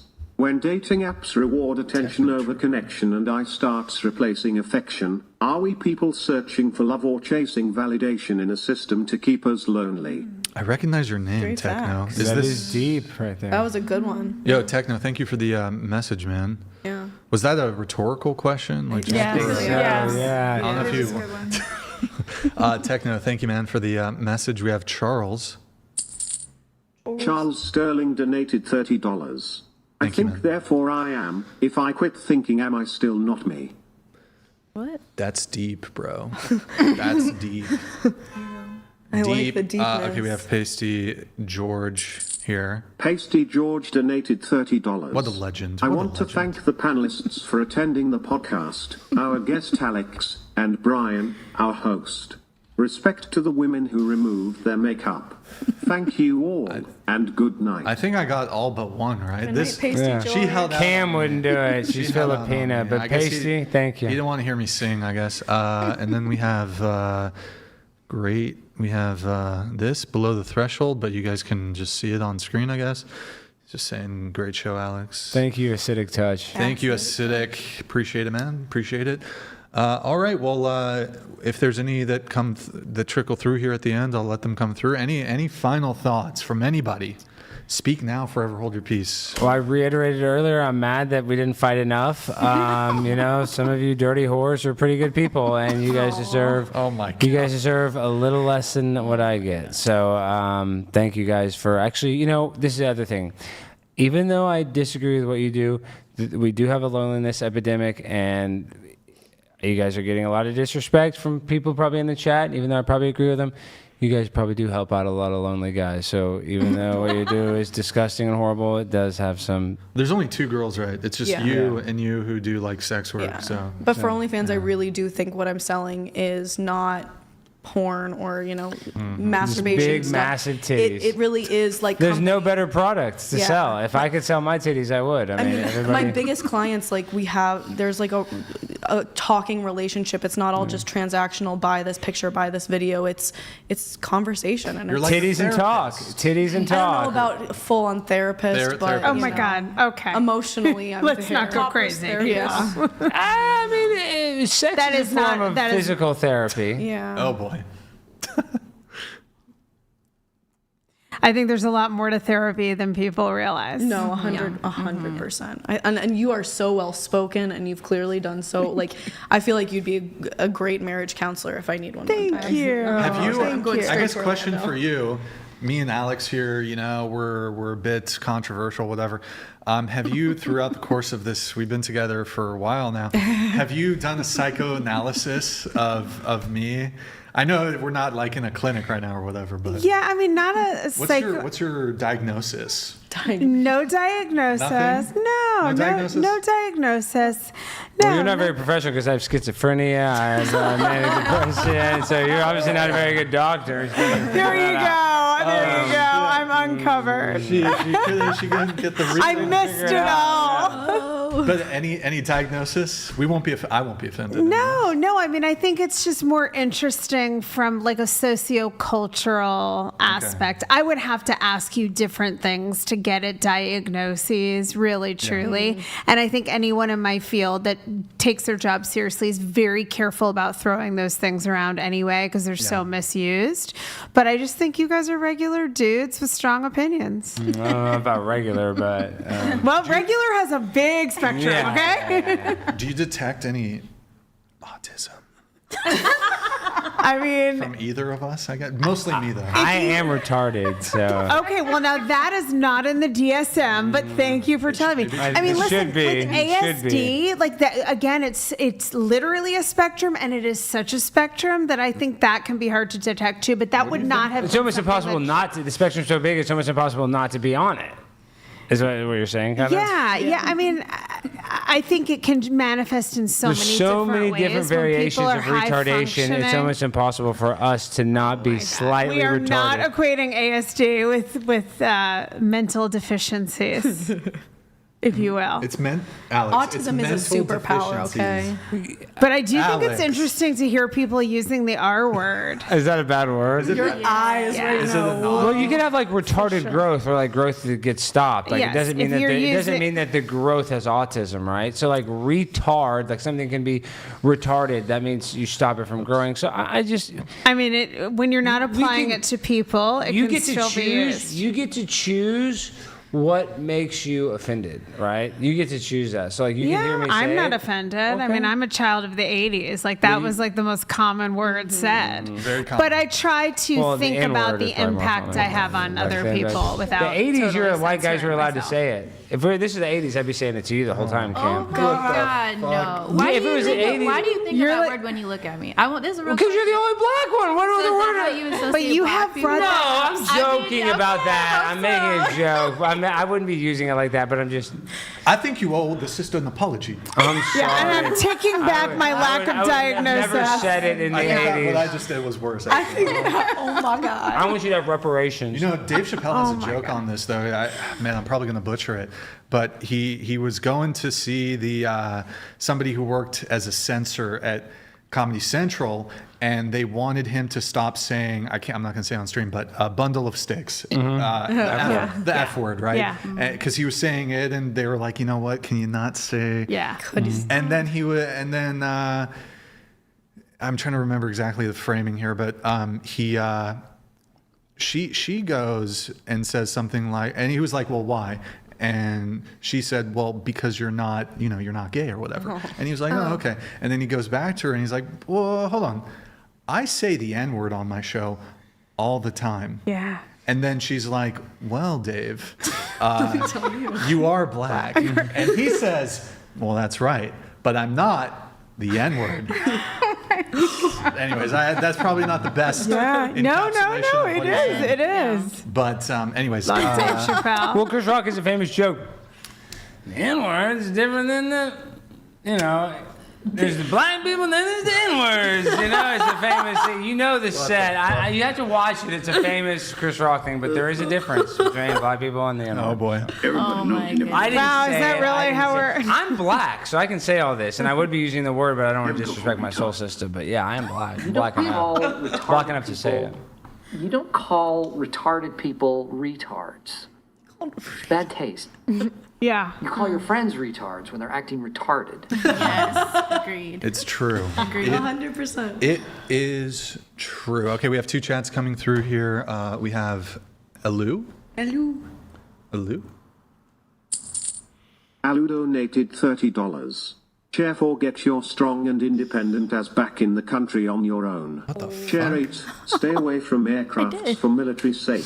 Stick to sandwiches. All yellow F thoughts/grannies are cooked with cats. What the heck? That was the most unhinged one. Well, in like response, cats. What was I that did about? get myself back into the country. Thank you very much. And yeah, I'm forever independent. So now what? Also, I'm technically African American. You are. Like how much? You're from South Africa? Yeah. Wait, Well, so my dad was born in Africa, and my mom's American. So technically, You're African American. I'm African American. I love that for you. I love that for me too. What part of Africa do you know? It was Elon Musk vibes. My dad was born in well, I don't know if I want to give too much details, but he was born in an African country. Cool. He's white, I believe you. but he was born in an African. We figured that. Yeah. Okay, final one here from Cha. Your XD donated $30. Oh, we have one more. To finish my thought to Chair 7, you might be asking, what good does this advice do me now that I did what I did? Unfortunately none, but it might lead you to point young girls in a better direction. Okay. Go off, Kim. Anything? Okay, I guess Thank not. you. Nothing for the camera. That's ridiculous. Acidic Touch donated $29.99. Thank you. Oops, donated in Canadian. Happy to support the show though. And also yes, very hyped to see the pimp on a blimp tonight. Thank you, Acidic Touch. All right. Do you know any Okay. other languages? Me? Yeah. Whoever. I speak a bit of French, not super fluently, but I speak it. I speak Ebonics. Oh, love that. How do you made a look there? I feel like you did a look when you No, said it's that. just like disassociating. Me too. Yeah. I've disassociated. I'm sick of these bitches in here. Yeah. All you nappy-headed hoes. I'm tired. I'm trying to go home so I can make love to my wife. You ain't finna do shit. I'm about to do some. I'm about to get some. We're about to get some In-N-Out. I'm about to eat some freaking that secret sauce off my baby's titties tonight. Yeah. That's what we're doing. I'm putting the sauce on the titties tonight. Y'all can't stop me. I'm getting that. I love that. You know that special sauce, the mayo and ketchup mixture. I have some bad news. The spread? It's closed. It's No. closed. Yes, In-N-Out's closed. No. Do they sell the spread at the grocery store or something? Because I still need to. We have some applesauce in the refrigerator. I'm gonna put some mayonnaise on her titties. I don't know, man. I'm gonna put something on her Very white of titties. you. I love mayonnaise. I put mayonnaise on the titty. You gotta do barbecue sauce. All right, we're gonna wrap there. Okay, let's see. I just have to do the Barbecue sauce on outro. my So, GG. Well played. Well played to the panel. I guess we'll call to action. Would you be willing, would you guys be willing to commit tonight to quitting sex work on the Whatever podcast? For what reason? Just for Your funsies? soul. Oh no. For your soul. To get into heaven. Oh. That thing. Oh god. I was Will you, baptized Jenna? at 18. Gertrude Worthington. Yes. Will you quit sex work tonight on the Whatever podcast? Join the Church of Scientology. Your soul. Oh my God, Scientology's not blocking me anymore. Oh, were you she blocked by already- Scientology? Yeah. She actually did a porno. They in blocked me. No. She did. She did an L. She did a Scientology porno. I wouldn't be and surprised. they're aliens and shit. The Scientologists, they're horny I as saw hell. them. I'm just kidding.